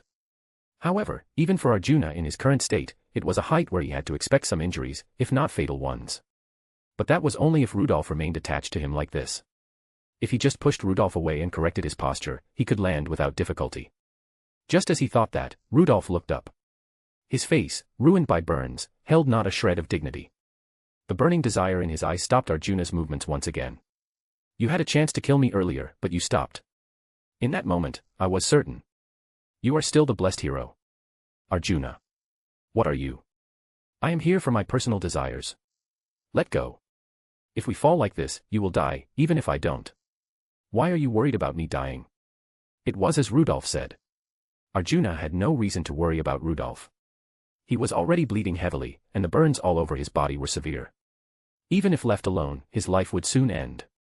Death doesn't always come from a dramatic wound. Small injuries like those gather and create a hollow death. Rudolph shouted as he faced Arjuna directly. Hating someone. Laughing at someone. Plotting schemes. Everyone has that kind of evil. There's no reason to be ashamed of having it. Look. Even though you had such a heart, you hesitated to kill me. You know it. You know you're walking the wrong path. That something is wrong. That you've become twisted as can be. Arjuna, the blessed hero. Don't deny it, admit it. Admit your ordinariness. Are you calling me ordinary? Like you. How are we different? You die if you bleed. You waver in the face of temptation. Sometimes you have a heart of steel. Sometimes you're in pain because it's hard. There are moments when you want to scream at uncontrollable emotions. There are times when you laugh at trivial things. You get flustered by things you don't understand. How are we different? It's no different even if you're a heroic spirit. It's no different even if you're a hero. What's wrong with having evil? What's wrong with having a bad heart? Don't be ashamed of having it, be ashamed of choosing that path even though you have righteousness. Just because there's evil doesn't mean you don't have a righteous heart. It doesn't mean you don't have justice. You have it. Just as everyone has it, you have it too. He stared blankly at Rudolph. Rudolph had known since the first time they met. He had noticed Arjuna's evil. He didn't know how he knew. At the very least, he could tell for certain that the man knew. Ordinary. Me. He had no intention of speaking of elitism. But it was a fact that he was more special than others. He possessed the power of a god and held everything superior to others in his hands. That was why he thought he had to exist at an extreme at all times. But Rudolph said it. Whether hero, heroic spirit, or divine spirit, everyone was the same anyway. He was saying they all identically possessed righteous hearts and identically possessed evil hearts. He had made an evil choice. He had made a cunning choice. He had shot someone who didn't even intend to fight from behind. He didn't know if that was jealousy, anger, or what kind of heart it was. At the very least, it wasn't a good heart. Arjuna possessed such a cunning and selfish heart. But everyone around him declared that he was a person who had no such things. Yet Rudolph, whom he had met for the first time in this singularity, saw through everything. That was why he thought he had to kill him. Those eyes that understood Arjuna more than Karna did were too bothersome. He thought he had to kill him before his evil spread far and wide. But the man was telling him not to regard it as shameful. He was accepting it as something natural. Just because there was evil didn't mean there was no justice. The deeds Arjuna had performed as a hero did not disappear. Committing an act he shouldn't have because he wavered should naturally be condemned. However, that didn't treat everything Arjuna had done as if it never happened. The evil Arjuna committed did not erase the justice he had practiced. Arjuna could finally remember those righteous eyes. The same eyes as mine in life, no, they are eyes stronger than mine. He moved with both justice and evil in his heart. If there was a difference, it was that unlike Arjuna, who lost to evil at the final moment, Rudolph had not yet lost. He didn't know which way that heart leaned, but at least for now, he was moving righteously. He was doing what Arjuna couldn't do, with the same heart as Arjuna. His killing intent toward him faded, but that didn't mean his desire to fight Karna grew any smaller. At that moment, Rudolph shouted. I'll let you fight Karna. I'll create a stage for you to fight Karna after everything is over. Now, which one will you bet on? Will you believe the words of those damn Celtic bastards who see you as less than a tool, let alone a comrade? Or will you believe me? I will definitely win. I'll win after making sure you and Karna don't get unsummoned until the end. Now. It's a chance. A chance to return to being the blessed hero. Rudolph grimaced in pain but continued to shout. You'd prefer this side too. No matter how much you smiled at evil deeds due to the reaction of suppressing it. Even if you lost to temptation. The fact that you were the blessed hero doesn't change. You just have that side to you. That path just happened to exist. You don't choose that path. You shouldn't. Don't choose the path of hating yourself. Destroy the path of resenting yourself. Don't walk a path you can't live with. Believe. Believe in me. I will definitely create a stage for you and Karna. So help me. Help me. Fight, fight. Overcome evil with your own justice. Hero. His heart beat loudly. It was the ultimate choice given to Arjuna. Either way was Arjuna. It was a path Arjuna could have taken. Arjuna, who had become a heroic spirit, could become either. He could live evilly, cowardly. He could let go of everything he had endured, as if releasing the reaction of being obsessed with justice. But, there was the opposite too. He could grasp it. The righteous, good, and upright Arjuna was also Arjuna. Even if he had hidden his evil, everything he had done until now wouldn't become fake. He could be an ordinarily good person, and he could be an ordinarily bad person. Rudolph shouted, calling Arjuna a hero. It was a sound that consumed his life. It was a cry that carved away his soul. Arjuna looked at Rudolph, who was half-conscious, and his lips twisted. He didn't know if it was a smile or a look of distress. His instinct was simply telling him that he shouldn't let this man, who hadn't yet gone either way, die. Whichever way he went, the final destination was a rematch with Karna. Both sides were saying the same thing. If so, Arjuna would simply follow the choice of his heart. Boom. He collided with the ground, but flames were burning quietly. Arjuna. Arjuna stood there, holding Rudolph. What kind of expression was Arjuna making now? It was impossible to tell. If everyone possessed all justice and all evil, if that wasn't wrong, then where should Arjuna walk? In justice, there was a righteous obsession. In evil, there was everything that wasn't right. Whichever he chose, it was a choice that wouldn't be refreshing for Arjuna, a choice that would leave a thorn. If all conditions were the same, then he would simply choose by looking at the one thing that was different. The promise, you must keep it, Rudolph Hawkeye. A man like a candle that couldn't even be a lantern on a dark road, yet Arjuna saw that faint light. It was certainly light, and it became a hope that illuminated the path. He was moving Arjuna's heart, which had thought it only mattered if he fought Karna either way, to make a choice closer to justice. He was trying to change the evil Arjuna, the Arjuna who had been close to an obsession that shot Karna, back into the blessed hero once more. Of course, definitely. I'll keep it, even if it costs me my life. Rudolph said so and closed his eyes. He fainted. It was likely because his tension had suddenly been released. Arjuna stared silently at Rudolph. Rudolph resembled Arjuna. Perhaps that was why he was able to persuade Arjuna. However, it was uncertain whether being in a state resembling Arjuna was actually a good thing for Rudolph. Rudolph's life hadn't ended yet, and hardships greater than the ones Arjuna experienced in his life awaited him. He would be forced to make choices harder than Arjuna's and walk a rugged path. Could Rudolph, who wasn't even a hero, walk such a path without choosing evil? Could he avoid being evil to himself and others? Could he remain righteous forever? It was impossible to tell where his emotions, whether conviction or obsession, would lead him. At the very least, the fact that Arjuna felt a sense of identity, as if looking into an old mirror, it likely wouldn't be a good thing for Rudolph. Overcome evil with your own justice, those are good words. Where will you go? Are you even aware that you are going? Arjuna spoke as if muttering to himself and began to climb the dizzyingly high cliff once more. Chapter 83, North American Myth War, E Pluribus Unum, 22. I shall introduce myself formally. My name is Arjuna. I have been summoned to this land of America as an archer. Olga Marie was so dumbfounded that she couldn't find the words to speak. Just moments ago, right before falling off the cliff, they were locked in a life-and-death struggle. Yet, Arjuna had returned within minutes, claiming he was no longer an enemy and assisting them in mopping up the remaining Celtic soldiers. Since Olga Marie had to prioritize treating Rudolph's injuries, she pushed everything else to the back of her mind for now.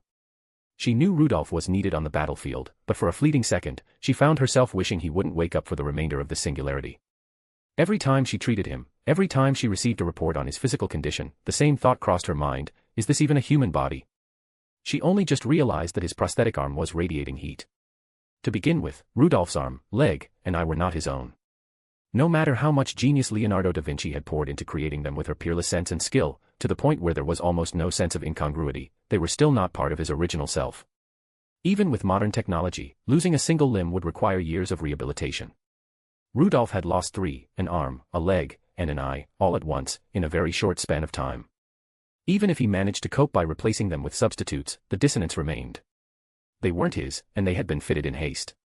It was only natural for things to go wrong like this. The prosthetic arm was on the verge of failing, it might shatter at any moment. The prosthetic leg looked better than the arm, but it was far from being in good condition. Olga Marie found herself hoping he would just stay asleep. But, as if it were the most natural thing in the world, Rudolph opened his eyes in the middle of the treatment. With this, all the necessary forces I had in mind have gathered. There was one more person I wanted to meet, but going that far seemed impossible.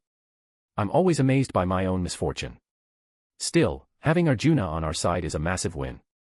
All right. Let's not overthink it and move out immediately. The others have been holding off Cu Chulainn for quite a while now. Even if they're heroes who've overcome countless adversities, and even if Cu Chulainn is fighting as a king rather than a warrior, there's a limit. If even one person is retired, the whole line might collapse like falling leaves. We can't let our guard down just because no one has fallen yet. Let's go. Wait a second. Are you sure about this? Your body isn't normal right now. It's never been normal, so it's fine. It's clearly not fine. I know what you're trying to say, but I'm going. At the very least, I have to be the one to bring down Siyu Chulian. Of course, I'm human too. I'm scared. To be honest, I want to tell the director, I'll leave the rest to you, and run back to Chaldea. You're brilliant, director. I'm sure you could find a way to win. Especially since Siyu Chulian would keep fighting as a king rather than a warrior if I'm not there. But if I back down now, I'll break again. Next time, even if the enemy isn't as strong as Siyu Chulian, I'll collapse the moment the path ahead grows even slightly dim. I've already been broken once. I want to have the awareness that I participated in this battle, at least so I can satisfy myself. If I don't, I will surely break during the restoration of the human order that lies ahead. That was not weakness. Rudolph had once looked at Olga Marie and said she possessed a strength that never turns its eyes away from anything. He said that even though she was afraid of MASH, she considered MASH's well-being in various ways and took everything seriously. But from Olga Marie's perspective, Rudolph was no different. It is never strange for someone with fear etched into their body to have their trauma triggered by those memories. It isn't weak, and it isn't wrong. And yet, Rudolph was trying to fight. He was fighting so that his future self wouldn't collapse. Even so, there was no guarantee he wouldn't break. However, it would give him the strength to stand up once more in the moment he felt like falling. Rudolph was trying to stand up now for that reason alone. He was preparing to face a formidable foe like Siyu Chulian. Don't worry so much. Up until now, we were so short on manpower that I had to run around on the front lines. But this time, we have Arjuna. And many other strong people. One way or another, that damn old hag will help us out too. Unlike before, I can just stay in the back and fulfill the role of a master in the truest sense, just trickling mana to everyone. Liar. She wasn't Kyoheim, but Olga Marie could tell. Rudolph was lying right now. He hadn't moved because the situation was unfavorable. Knowing that the tide of battle could turn at any moment, he moved to secure victory as quickly as possible. Fundamentally, he had always fought at a disadvantage. It was the same now. Even with this many people gathered, there was no guarantee they could defeat the Mad King, Siyu Chulian. He was receiving both empowerment and backup from the Holy Grail, which he possessed himself. Furthermore, he had manifested the noble phantasms of a caster, lancer, saber, and berserker simultaneously. Their power was also significantly greater than when he was summoned in those individual classes, thanks to the Holy Grail. Master, defeat evil with your own justice, those words apply to you as well. I have ended up standing by your side to simultaneously grasp the evil known as my vow and the justice known as the human order. Even so, do you still believe in me and call me a blessed hero? Then do I, who wants to restore the human order, look like some kind of saint to you? Me, the guy who exploits servants' weaknesses to shake them and take them down. If you look at it that way, I'm restoring the human order because I want to eat delicious food, play games, and experience all sorts of things in the future. The scale might be different, but the core isn't that far off. From my perspective, excluding that insane power, divine spirits and heroes are all the same. You know, those god types might have this mindset of, I am perfect, but the moment they think that, they're not perfect, are they? A truly perfect being wouldn't think like that, they would simply execute perfect deeds. If a truly perfect being existed, that being would likely have no awareness of its own perfection. It would simply perform its tasks perfectly. Without a single doubt, without a single hesitation, without a single thought. It would be a perfection where even ideology does not exist and even conviction is not held. That was why Rudolph believed that perfection was something humans desired most greedily, yet should distance themselves from most of all. Because if one does not think, agonize, or worry while doing something, he believed that person was straying from the path of humanity. You can move forward even if you're not perfect in either direction. You can become a blessed hero, and you can become a good person. The opposite is also possible. Humans aren't born as good or bad people. Fleeting emotions and situations make a person good or bad. For example, all the servants currently part of Chaldea, not just the ones we met here in America, hostiled me at one point. In those moments, they were bad people, but in the end, they joined my side and became good people. That's just how humans are. If you start trying to separate good and evil one by one, you'll just fall into a black and white fallacy and get a headache. Rudolph spoke to Arjuna, using exaggerated gestures on purpose. In short, what matters is how you feel. I've certainly done many degenerate things that ignore the feelings of many people. But I believe these actions are for the sake of the human order. In that sense, the current restoration of the human order might make good and evil relatively easy to distinguish. Compared to your agony, my worries are probably trivial. I'll be honest. Siyu Chulian will be hard to beat. Even with your help. So, will you help me? Arjuna stared silently at Rudolph's outstretched hand. If he took this hand, it would truly be the end. He would be betraying the Celtic camp. His fight with Karna, the rematch, and everything that happened within their hostile relationship might go up in smoke. Even if they defeated Cu Chulainn and Medb and succeeded in restoring this singularity, there was no guarantee that Karna and Arjuna wouldn't be retired in the process. In fact, staying on Cu Chulain's side might have been a more certain way to duel Karna. No, staying with Cu Chulainn would definitely have made it easier for Arjuna to achieve his goal. And yet, Arjuna recalled those eyes. He recalled the sight of them and desperately trying to persuade him while calling him a hero. There was certainly evil within Rudolf as well. Whether he realized it himself or not, that evil had grown significantly larger than when Arjuna first met him. That sensation, which had once wafted like smoke, had begun to take a definite shape within the current Rudolf. However, he always tried to be right. He tried to walk the correct path. As Rudolf said, in the face of the incineration of the human order, good and evil might be surprisingly easy to distinguish. But not everything that happened within that restoration was easy. He simply looked at Arjuna with unshakable eyes. Surely, even if Arjuna refused here and turned back into an enemy, Rudolf would simply say, then it can't be helped, and face Arjuna as an enemy once more. He might get angry, he might swear, and he might use Arjuna's past to corner him, but there would be no hatred there. He had come to understand a little about the human named Rudolf Hawkeye. He did not know hatred. He had never harbored that thing called hatred, which is different from anger. It would be one thing if he realized that emotion of hatred normally, but if extreme hatred were to swallow him whole in a situation like this, the light in his eyes would gradually grow dull. Arjuna. My bow is your weapon. I shall cooperate until the moment Cu Chulainn is defeated and the human order is restored. Thank you. You really are a hero. Rudolf smiled as Arjuna took his hand in a handshake. Olga Marie watched that scene. The thought, he's not doing this on purpose, is he? Flashed through her mind. No, in the first place, it didn't matter to Olga Marie who Rudolf formed a relationship with. There was no need to care, and no need to think about it one by one. If she had to say, she had the illusion that the male servants he had met so far were even more intimate and seemed to share more hardships with him than the female servants. The first servant he met was Cu Chulainn, and the servants he met thereafter were the same. If she had to make an exception, he seemed to have trusted Marie in Orleans. No, it wasn't that he didn't trust other servants. Why did she feel this sense of incongruity and an inexplicably uncomfortable emotion? Olga Marie frowned at the unknown feeling. Ah, man, we wasted too much time. All right. Let's go catch Cu Chulainn for real this time. I hate to say this, but I think our master has a fair amount of charm in his own way. That's not shorthand for a power that invites a beating, is it? Robin thought for a moment, then spoke. If I had to compare it to a servant, I guess you could call it a skill like charisma. Rather than a being who reigns from above like a king, an oppressor, or an emperor, he's the type who steps forward and leads by saying, I'm going, you coming. I think of him as a leader rather than a boss. And I prefer that. I also think it's good that he doesn't care about good or evil and doesn't care about the means. I won't be much help in the fight against Cu Chulainn, but I'll try my best for now. Robin, you're a huge help. You might be the least conspicuous among the servants we've fought with so far, but you've performed the most excellently. That would be we. Nero, could you please have the consideration to read the room and stay out of this? We shall not yield. We have performed the most brilliantly and gorgeously.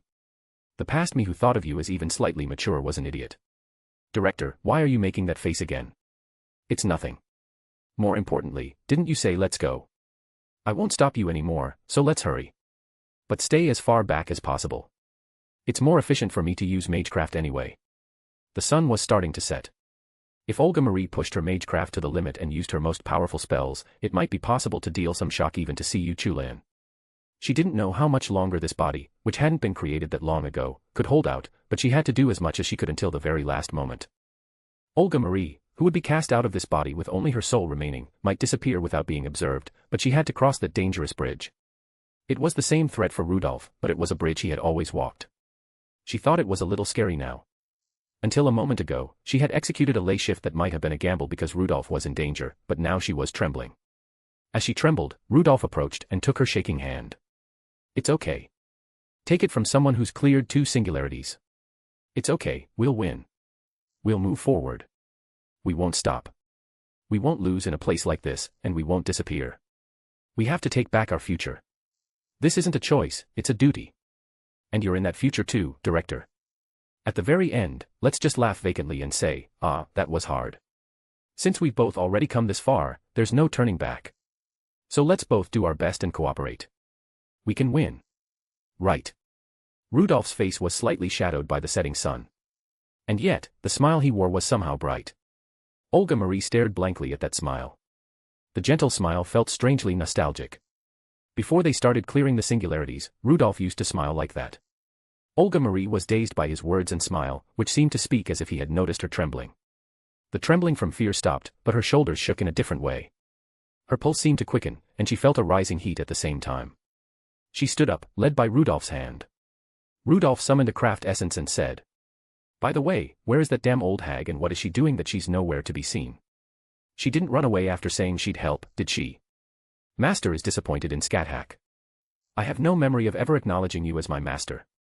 See, I told you she'd show up immediately. It seems the god of timing is on my side. For better or for worse. Gak." She tripped Rudolph, sending him tumbling. After spinning around once, Rudolph hit the ground again. He really should have learned not to use that damn old hag expression by now, but the fact that he kept doing it showed that Rudolph was also quite stubborn. Scathach sighed as she looked down at the babbling, fallen Rudolph, then tossed him something that looked like a necklace. Rudolph looked at the gem that landed on top of him with a confused huh. Several letters were engraved inside the gem. Runes. Did you make this yourself? The day to use it will come. If it doesn't, then so be it. Brat, if you truly desire my help, then prove it. Prove that your power and yourself are separate things. If you do, I shall open the path for you as an assistant. Whoosh. With those words, Scathach vanished again. Rudolph put on the necklace without hesitation and said, "No, you ended up helping in the end. That's it, right? You're at Sundara. A 2,000-year-old grandma being at Sundara, that has its own kind of demand." Whoosh. Scathach reappeared and knocked down the rising Rudolph once more. Guh. As Rudolph fell, Scathach vanished again. It was to the point where one might think she had only spiritized and was actually right next to him. Rudolph stood up again, clutching his waist with an ugh. Then he met the lukewarm gazes of those around him. Ahem. He cleared his throat to dispel the awkwardness and said, "Well then, let's head out." With an awkward "oh," they decided to head toward the site of the final battle. The atmosphere was completely ruined. "What are you doing, Siyu-chan?" Meb sighed and held her head. Clearly, a problem had arisen. Originally, Siyu Chulin was supposed to exist as the evil king Meb desired. At least, he had been until recently. But with the arrival of the organization called Chaldea, which sought to correct the human order, Siyu Chulin seemed to be moving as a warrior rather than a king.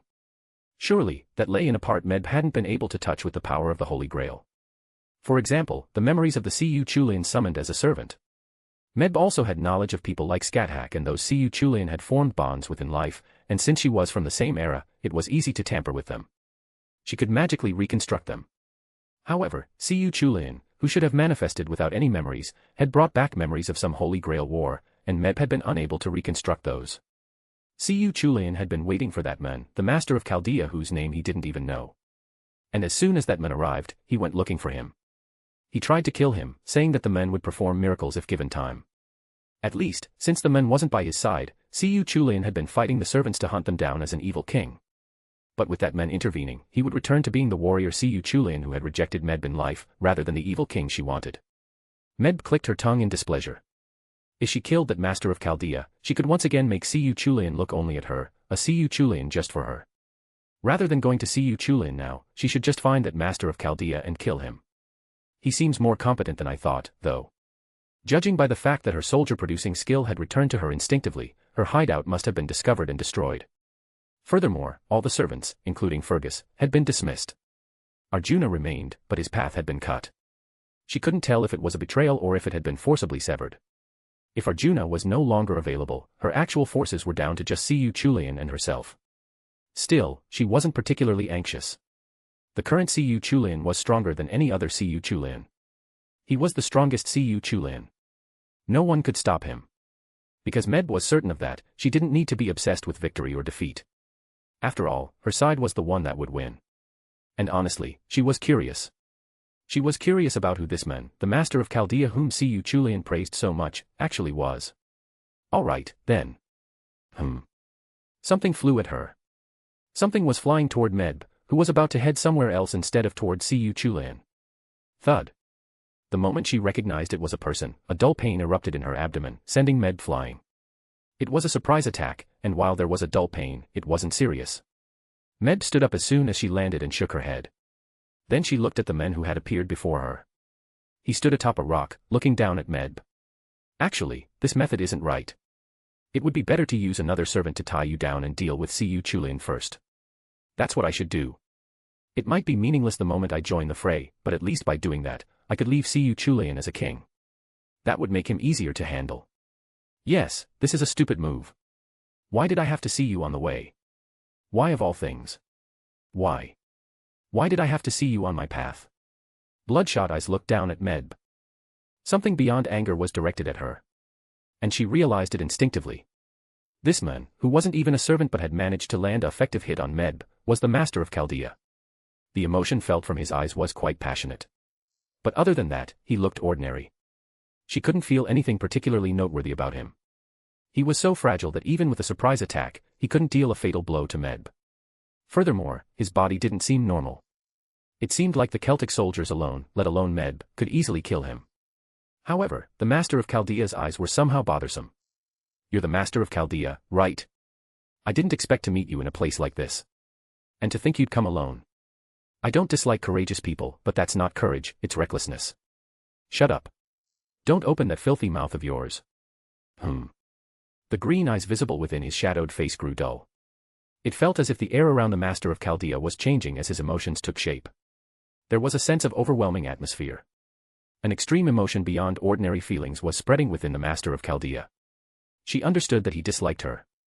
But she couldn't understand why he was burning with such intense emotion.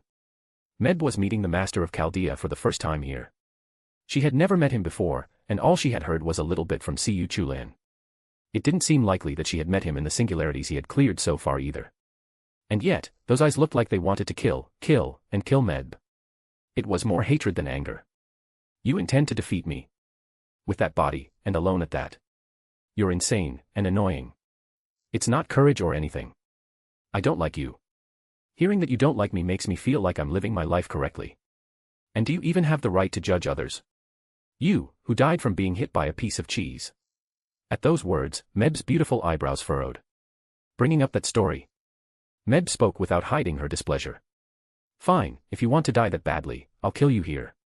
If I kill you, Siyu-chan will return to being an evil king. I'll just report it, that the man Siyu-chan expected was a weakling beyond imagination, a foolish man who was just a commoner. A madman who foolishly deluded himself into thinking he could defeat me alone. Defeat. What have you been talking about for a while now? Those eyes, dominated by a single emotion without a tremor, were still reflecting Meb. They reflected only Meb. It was as if the emotions flowing out were visible to the eye. It was to the point where such an illusion occurred. He didn't know how to suppress the hatred he was feeling for the first time, and it was erupting. But at the same time, he was calm. He was calmly compressing his emotions. Being the weakling he was, he knew how foolish it was to leave things to emotion. Nevertheless, he had deliberately chosen an inefficient method and stood before Meb. He gritted his teeth and shouted, as if venting a bursting passion. My name is Rudolph Hawkeye. As a comrade of Rama, I will absolutely kill you here. It's not about winning. I'm going to kill you here. Absolutely.